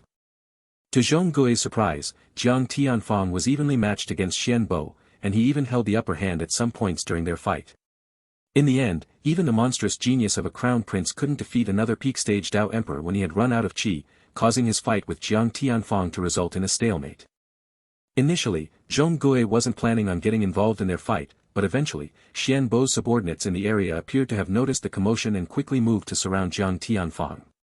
Without any other choice, Zhong Gui gritted his teeth and stepped forward to help Jiang Tianfang out of their encirclement, before the two of them managed to escape. The two of them then headed to the nearest major city and used its teleportation formation to return to the northern region of the continent, before eventually getting back to the Zhong city. Of course, it didn't take long for rumors to start spreading throughout the continent about Shen Long after that event. After all, so many Dao kings and Dao emperors had witnessed Xian Bo attacking him in public, so people eventually started to piece things together and realized there was more to that azure-robed Dao king than meets the eye. Xian Bo himself didn't seem to care about keeping things a secret either, and even voluntarily revealed that Shen Long was carrying a large amount of immortal-grade spirit stones on him, essentially painting a target on his back. This was why Zhong Gui had called Shen Long the Dao king everyone in the central continent was looking for right now. In fact, the leader of the Zhong clan knew that it was only a matter of time before those secluded old monsters heard about the immortal-grade spirit stones in Shen Long's possession and made a move as well. However, now that he was seeing Shen Long in person, Zhong Gui had to admit that he was also somewhat interested in this young Dao king. He had already heard from Jiang Tianfang that this azure-robed youth had been the one to cure him of his injury, and although his old friend refused to share the finer details, Zhong Gui was well aware that Shen Long's feat had been nothing short of miraculous. After all, even the old clan leader of the Zhong clan had tried to heal Jiang Tianfang in the past, but to no avail, just as many other one-star alchemists had tried and failed. Shaking his head, Jiang Tianfang looked at his old friend and said, "Alright, old man, are you planning on keeping my nephews and nieces standing like that? They are my guests, so you should treat them properly. How about you take out some of that treasured wine of yours?" Zhong Gui glanced at Jiang Tianfang with a disdainful look, before eventually turning around and heading back into the room behind him, completely ignoring his friend's shameless remarks. And yet, Jiang Tianfang didn't seem to mind it either, as he looked at Shen Long and the rest and continued with the same smile on his face. "Alright, let's go in and have a chat first. There's something important I have to tell you all. We can swindle that old man of his wine after that." After taking a seat inside the spacious room that the Zhong clan used to entertain its guests, Jiang Tianfang then explained everything that had taken place after his fight with Xian Bo, along with the rumors that had started to spread about Shen Long throughout the continent. Eventually, the middle-aged man looked at Shen Long with a serious look and asked, "Nephew Shen, what are your plans from now on? You should know that you can't return to the holy sect anymore, nor can you join any other major powers with the current situation, not unless you are willing to hand your immortal-grade spirit stones over to them. Otherwise, even if you ignore the Tianxian dynasty and the vast influence they wield over the continent, other major powers will also covet your treasures." The green-robed Zhong Gui had fallen silent along with everyone else, curious to hear Shen Long's answer. Even he, as the clan leader of the Zhong clan and a renowned peak-stage Dao emperor, couldn't see a way out for Shen Long without handing over his immortal-grade spirit stones to a major power like the Tianxian dynasty or the White Tiger Chamber of Commerce. Otherwise, with Xian Bo having revealed his secret, it was only a matter of time before Shen Long was hunted down and became the #1 target across the continent. And yet, to Zhong Gui's surprise, the azure-robed Dao king just looked at Jiang Tianfang and cupped his hands before he answered. "Don't worry, Uncle Jiang. I wasn't planning on returning to the holy sect to begin with. I'm going to go directly to the central region this time." Both Zhong Gui and Jiang Tianfang were taken aback by Shen Long's declaration. Instead of hiding away and consolidating his strength for the next 100 or even 1,000 years, he was planning to head directly into the tiger's den. "Young friend Shen, I know it's not my place to say anything, but you can't be hasty with your decision here. It's one thing if you plan to remain in our northern region or visit the south, the west, or even the east. But to go directly to the central region? You should know that all the major powers have their bases there. It's practically impossible for you to survive in that place." Jiang Tianfang remained silent, but inwardly he agreed with Zhong Gui's words. Shen Long may not know the dangers of the central region since he hasn't been there before, but both Jiang Tianfang and Zhong Gui were well aware of how dangerous that place was. An average peak-stage Dao king was qualified to roam through the continent and even visit some of the more dangerous places, but the central region was where all the crouching tigers and hidden dragons of the continent gathered. Even geniuses like Xian Bo and Huang Yun couldn't claim absolute superiority over all of their peers there. To Zhong Gui's distraught however, Shen Long merely smiled and cupped his hands at him before he answered. Thank you for your guidance, senior. However, I've already decided on this matter. If I want to fulfill my plans, I have to head to the central region. Shen Long didn't explain the reasoning behind his decision, but Zhong Gui eventually nodded his head and let out a sigh, not pressing the matter any further. The leader of the Zhong clan looked favorably upon the young Dao king in front of him, but his connection with Shen Long wasn't deep enough to offer any more advice. He had already said everything he needed to say. Of course, it wasn't like going to the central region was a bad decision by itself. The opportunities one could find there were just as plenty as the ever-present dangers hidden in every corner. However, in Zhong Gui's eyes, the chances that a group of peak-stage Dao kings could survive them were nearly non-existent. Throwing a glance at his son, Jiang Tianfang had a conflicted look in his eyes, but eventually he fell silent as well. He knew that Jiang Chen was going to follow Shen Long in the central region no matter what he said, and Jiang Tianfang wasn't someone to restrict his son or shelter him in the first place. All right. Since you children have come all the way to my Zhong clan, I should treat you to some good wine or that old fart will really start nagging after you are gone. Standing up, the green-robed Zhong Gui then waved his hand taking out a large jar of wine along with 7 small cups, before placing them in front of Shen Long and the rest. A moment later, a thick, flowery fragrance filled the room as the middle-aged man removed the lid, causing Jiang Tianfang's eyes to light up, a wide smile adorning his face. Ha ha ha. The vermilion flower wine. You really aren't stingy old Zhong. Jiang Tianfang then turned to Lu Mei and the rest and continued, this wine is not only extremely expensive, but you can only get it in the northern sovereign city. It's considered the #1 wine across the entire northern region. Since the old man brought it out, there's no need to hold back. Zhong Gui's eye twitched at Jiang Tianfang's shameless remarks, but he still didn't retort. He had indeed paid a fortune for this wine and was normally extremely reluctant to take it out, but since Jiang Tianfang had asked, he couldn't act as if he didn't have any. After taking a sip from the cup in front of him, Shen Long had to admit that this wine indeed wasn't bad. Even though its effects and taste were still inferior to his own wine inside the Stone of Time, he could tell that this vermilion flower wine increased his qi, even if by a very small degree. He could also tell that if he consumed this wine continuously for more than a year, he'd be able to break through to an early rank 9 Dao King as well. An hour later, Jiang Tianfang put down his cup and looked at Shen Long before asking. Nephew Shen, when are you planning to leave for the central region? I'm going to visit my parents first. I'll head to the central region after that. Turning his gaze towards Bai Long Tian and the rest, Shen Long then continued. I'm planning to leave for the Night Star continent tomorrow. What about you? Nodding his head, Bai Long Tian downed the cup of wine in his hands and answered. I'll come with you, brother Shen. It's been so long since I've seen my father too, so it's time to go back. Lu Mei didn't respond, as if her answer was already obvious. She was going to go wherever Shen Long was going. As for Xingyi, she nodded her head and then lowered it in silence, a hint of guilt appearing in her eyes as she remembered how long it had been since she had seen her family. Unlike Bai Long Tian, whose father was the leader of a powerful city and had plenty of experts under his command, Xingyi knew that her family's situation in the Silver Mountain wasn't that good at the time she left to participate in the Holy Sex test. Although it wasn't her fault and she couldn't have helped with it even if she had stayed back, Xingyi still harbored guilt towards her parents.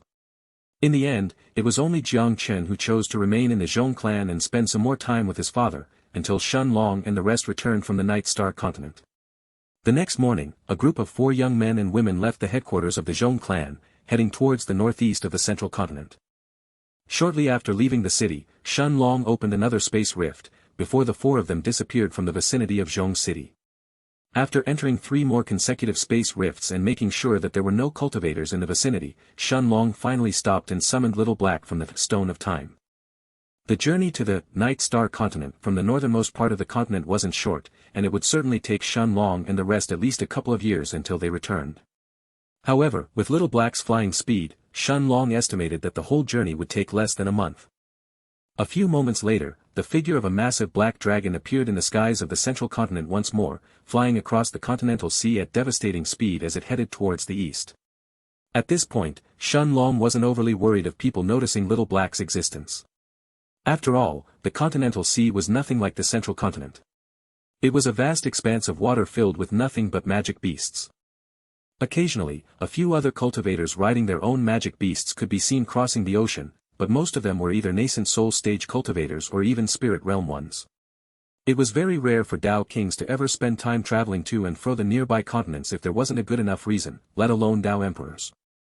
Of course, even if any Dao kings appeared, with Little Black's current speed, those people would see nothing more than a blur flying past them.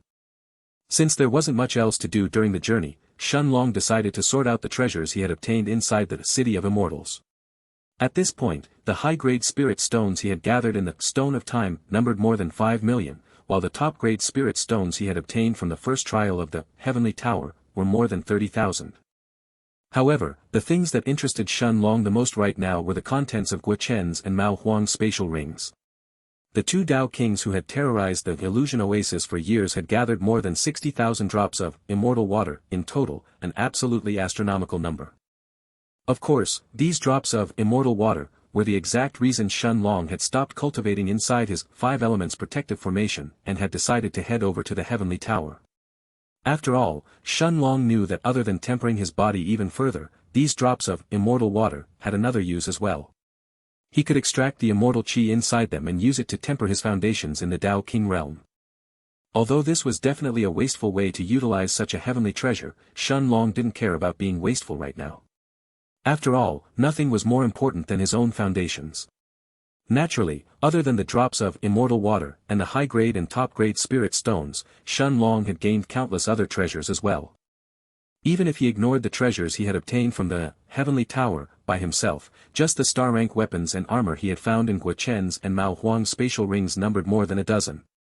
It was obvious that these two young masters had looted plenty of people by themselves.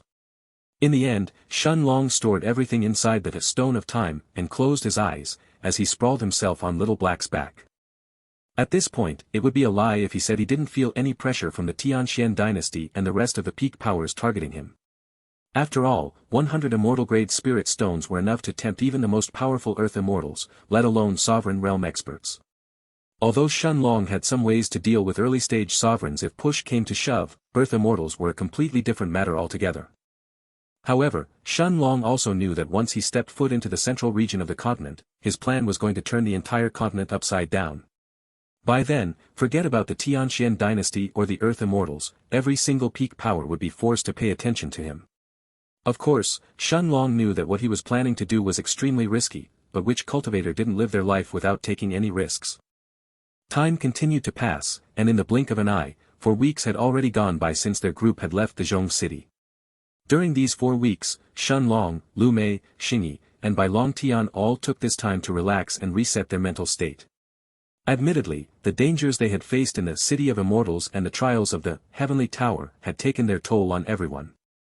Fortunately, no powerful magic beasts had attacked them during this time, providing an uneventful journey. So, Shenlong spent most of this time talking with Lu Mei and the rest to pass the time. He also heard about the rewards everyone else obtained from the 7th trial while he was fighting with Xianbo. Apparently, it was just those in the top 3 who obtained any immortal-grade spirit stones from the old man. As for the rest, they got top-grade spirit stones depending on their final rank. For example, Lu Mei, who was ranked 4th by the time the 7th trial ended, got 50,000 top-grade spirit stones as her reward, while Jiang Chen, who was ranked 10th, only got 5,000. Finally, as the 4th week came to an end, the outline of a large island appeared in the distance, eventually attracting Shenlong's attention. Although it only seemed like an island from afar, the closer they got to it, the more familiar this island seemed to become. They had finally returned to the Night Star continent. Staring at the distant Night Star continent that was now less than a day away, Shenlong sent Little Black back into the foggy space in the Stone of Time, before continuing the rest of the journey without him. Although there were no Dao emperors or sovereign realm experts in the Night Star continent, nor was there anyone who could possibly threaten the Black Dragon's existence, Shenlong wasn't willing to expose Little Black just yet. After all, there were certain powers in the continent like the Alchemists Guild or the Mercenaries Association, who had some connections with a few powers from the central continent. Although those powers were most likely 2nd or even 3rd-tier ones, Shenlong didn't want to attract any of their attention towards the Night Star continent. After traveling for more than half a day, Shenlong and his group finally stopped above a small city by the shore of the continent. This city wasn't overly impressive, and was in fact, much smaller than the likes of the Heaven's Dome city at the heart of the Night Star continent, but there was one thing that eventually attracted Shenlong's attention. It was the shape of the city itself that resembled a giant shield, as well as the soft golden glow around its edges. It was obvious that this golden glow came from the countless protective formations around the city's walls, making the entire place resemble a gigantic golden shield. Golden Shield City. In the next moment, Shun Long's lips curved into a faint smile as he sent his soul sense into the Stone of Time and retrieved an ordinary-looking token that he had almost forgotten he still had. The small wooden token had the word Chui carved on both its front and back, and although it looked ordinary at first glance, Shun Long could tell that it had been crafted by at least a gold-grade formation master. Of course, this was the same token Shun Long had obtained from Chui Guoyang after rescuing him from the depths of the Dragon Lord's villa. The Dao King who had created the Vermilion Realm in the desolate east had told Shun Long to visit him and his wife in the Chui clan of the Golden Shield City if he ever found himself there, as Chui Guoyang was definitely going to host a banquet for him. Unfortunately, Shun Long wasn't planning on wasting any more time in the Night Star continent right now and was going to head straight for the desolate east. As soon as they arrived in the skies above the Golden Shield City, however, Bai Long Tian was the first one to step forward and turn his gaze towards the south of the continent, before he looked at Shun Long and said, "Brother Shun, White City is just a few thousand kilometers from here. I'm going to visit my father first and spend some time with him until we return to the central continent. You can find me in the White Palace when it's time to go back." Bai Long Tian then said his farewells to Lu Mei and Xingyi as well, before his figure turned into a blur as he shot towards the south of the Night Star continent. In just a few moments, it was only Shun Long, Lu Mei, and Xingyi left in the skies above the Golden Shield City. By now, it was clear that a few Dao Kings within the city had also noticed the powerful auras looming in the skies above them, but unsurprisingly, nobody was willing to go and confront the newcomers. After all, the cultivation of a peak-stage Dao King was already the apex in the Night Star continent, and even then, there were only so many such experts throughout the continent. Who would be brave enough to confront two of them at the same time for no apparent reason? Whether it was the Chui clan of the Golden Shield City or the other powerful clans that resided there, none of them were willing to dip their toes in the mud and go greet Lu Mei and the others. They were just praying that those people were simply passing by and were going to leave soon after. And indeed, a few moments later, Xingyi started to fidget and lower her head, as if she was heavily contemplating something, before she eventually looked at Shun Long and said, "Brother Long. I'm going back to the Silver Mountain." As he looked at the stunning beauty in front of him, Shun Long immediately noticed the hesitation hidden in Xingyi's eyes, as well as the slight trembling in her voice as she mentioned returning to the Silver Mountain. However, her gaze quickly turned resolute moments afterwards, as if she knew this was something she had to face sooner or later. Stepping forward, Shun Long gently embraced the young woman in front of him before he whispered in her ear, "Do you want me to come with you? I can take a detour before returning to the desolate east." However, Xingyi resolutely shook her head and answered, her beautiful emerald eyes staring back at him. "No, I'll be fine. This is something I have to deal with myself. I just hope that Brother Long can come to me when you are done visiting your parents." Shun Long could sense the strong emotions hidden in Xingyi's eyes as she looked at him. He could feel the longing in her caring gaze, but he could also sense the determination she carried. Then, without waiting for a response, Xingyi threw one last glance at Lu Mei and smiled at her, before her figure dissolved into the shadows, vanishing from the skies above the Golden Shield City. Staring at the bundle of shadows that moved towards the north of the continent with incredible speed, Shun Long fell silent for a moment before eventually shaking his head. At the end of the day, Xingyi was a peak rank 9 Dao King and an extremely powerful one, so Shun Long knew he had no reason to worry. After all, other than Bai Long Tian, there was most likely no one else in the Night Star continent who could be her match anymore. A few moments later Shun Long turned his gaze towards the far east of the continent before he glanced at Lu Mei and said, "Mayor, are you ready to go back?" Lu Mei nodded unhesitantly, a rare, dazzling smile adorning her peerlessly beautiful face as she answered. "It's been so long since we returned to the desolate east. I just hope nothing has changed since then." Of course, Shun Long knew that what Lu Mei was talking about was the endless, immutable chaos governing the islands of the mortal world. After all, the lives of mortals were much shorter than those of cultivators, so surviving in the mortal world was a constant, unending struggle. In a sense, Shun Long knew that it was even more dangerous for someone to live in the mortal world than the cultivation world. After all, most kingdoms in the mortal world were governed by either peak rank 9 earth-grade cultivators or even heaven-grade experts. Since resources in those places were heavily limited, those cultivators who ruled over a kingdom would often look to expand their influence to the nearby kingdoms as well. Shen Long understood that this was most likely the reason that Sky Fortune Kingdom had been razed to the ground as well. In the end, whether it was in the mortal world or the cultivation world, survival of the fittest was the law that governed everyone's lives. In the next moment, Shen Long punched the air in front of him with both hands, causing the space to shatter as he opened up another space rift. Then, under the relieved gazes of the spectating Dao kings gathered at the heart of the Golden Shield City, both he and Lu Mei stepped into that space rift, before they vanished from the skies above the city. Although the Night Star continent was a massive continent, especially when it was compared to places like the desolate East, Shen Long knew that it was only a small speck of dust compared to the northern region of the central continent, let alone the entire central continent as a whole. It only took him and Lu Mei a single space rift to reach the other edge of the continent and arrive in the Snowcloud country, the final bastion that separated the Night Star continent from the sea that connected it to the desolate East. Just like the last time they'd been here, Shen Long and Lu Mei were once again surrounded by the snowy landscape that spanned as far as the eye could see. In the distance, a large city that was fully covered in snow could be seen standing as well, situated by the shore of the continent similar to the Golden Shield City. However, the royal capital of the Snowcloud country was simply incomparable to the small city at the other edge of the continent. Whether it was the size of its city walls or the city itself, this royal capital made the Golden Shield City seem like a small town in comparison. And yet, Shen Long simply ignored the familiar city and opened up another space rift, before he and Lu Mei disappeared from the snowy country. A few moments later, a handsome azure-robed young man and an unbelievably beautiful white-robed woman appeared in the lightning wasteland of the desolate East once more, after more than a decade since their last visit here. Just like the last time, the barren land hadn't changed in the slightest. It was just as Shen Long remembered it, a vast, forsaken place completely devoid of any signs of life. After taking a look around him, Shen Long shook his head before he turned his gaze towards the far east. He only needed one more space tier, before he and Lu Mei arrived at the Floating Cloud sect and returned to the mortal world once more. Without any hesitation, Shen Long slashed the air in front of him, as he and Lu Mei both vanished from the lightning wasteland. The journey through the desolate East was much faster this time compared to the previous one, and in the blink of an eye, Shen Long and Lu Mei had already arrived in front of the barrier that separated the mortal world from the cultivation world. This time, the two of them didn't pay a visit to the Floating Cloud sect, but even from a distance away, Shen Long could tell that his old sect had now turned into a shell of its former self. The number of outer court disciples had dwindled significantly after Lu Mei's last visit, essentially crippling the sect's foundations.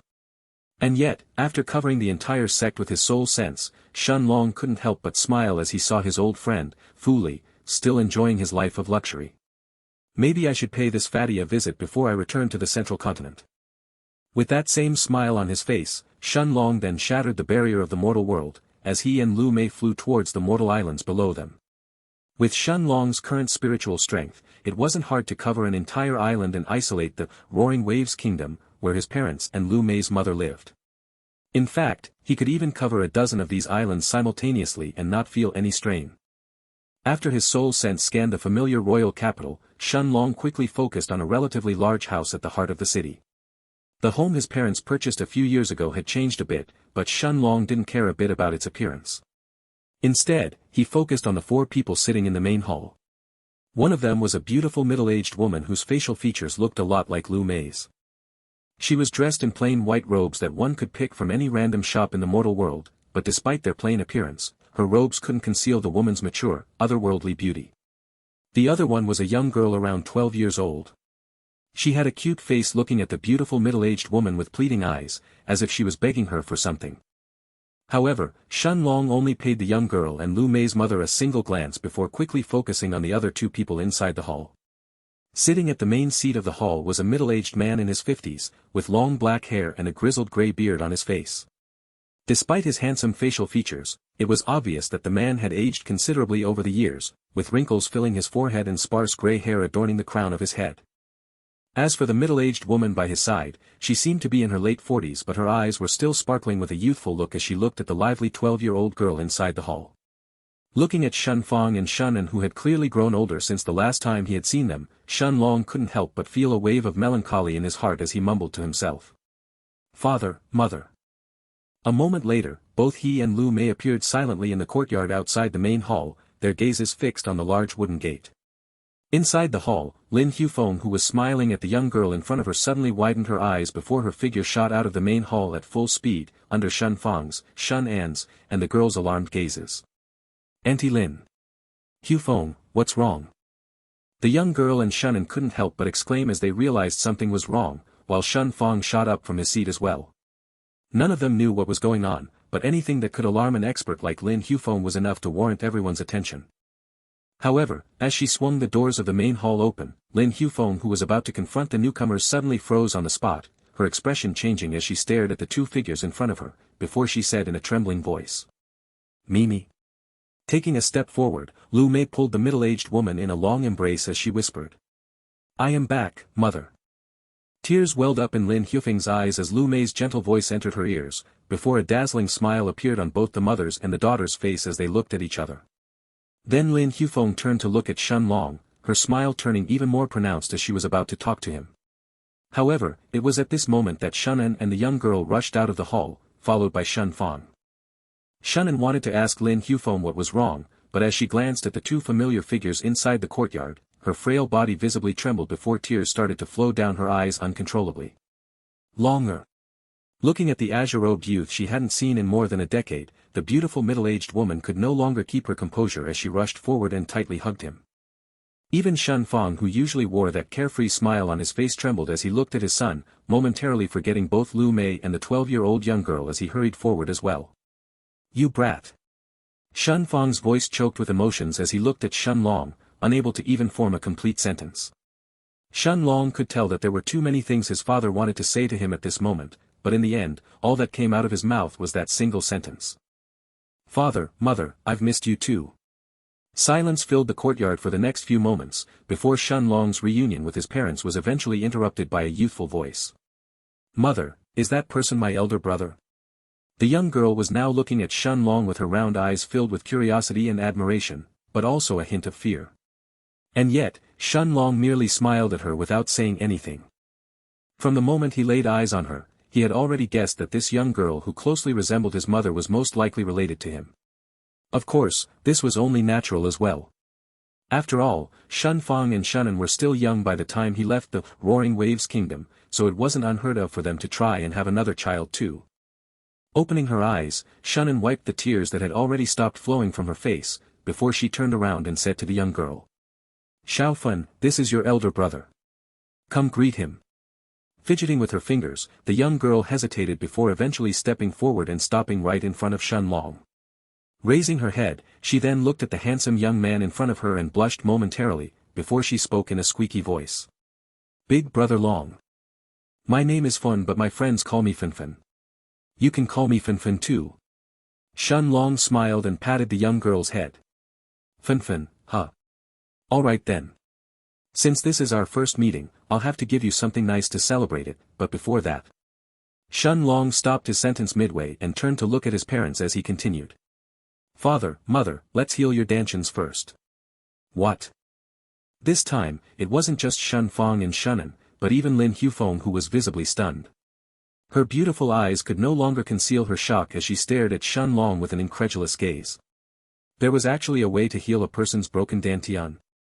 Although Lin Hufeng didn't take herself to be an expert, she had still been the wife of an influential sect master for many years, and thus, she knew much more about the cultivation world than the average person. That's why she knew that as long as a cultivator's dantian was destroyed, it was practically impossible for them to recover and was no different from a death sentence. Such people didn't have any hope of recovering ever again and were bound to live as mortals for the rest of their lives. However, not only did Shun Long sound confident right now, but his voice didn't leave any room for doubt. It was almost as if he was certain he would succeed.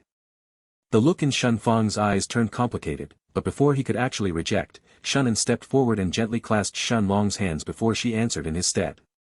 Longer, please restore your father's dantian.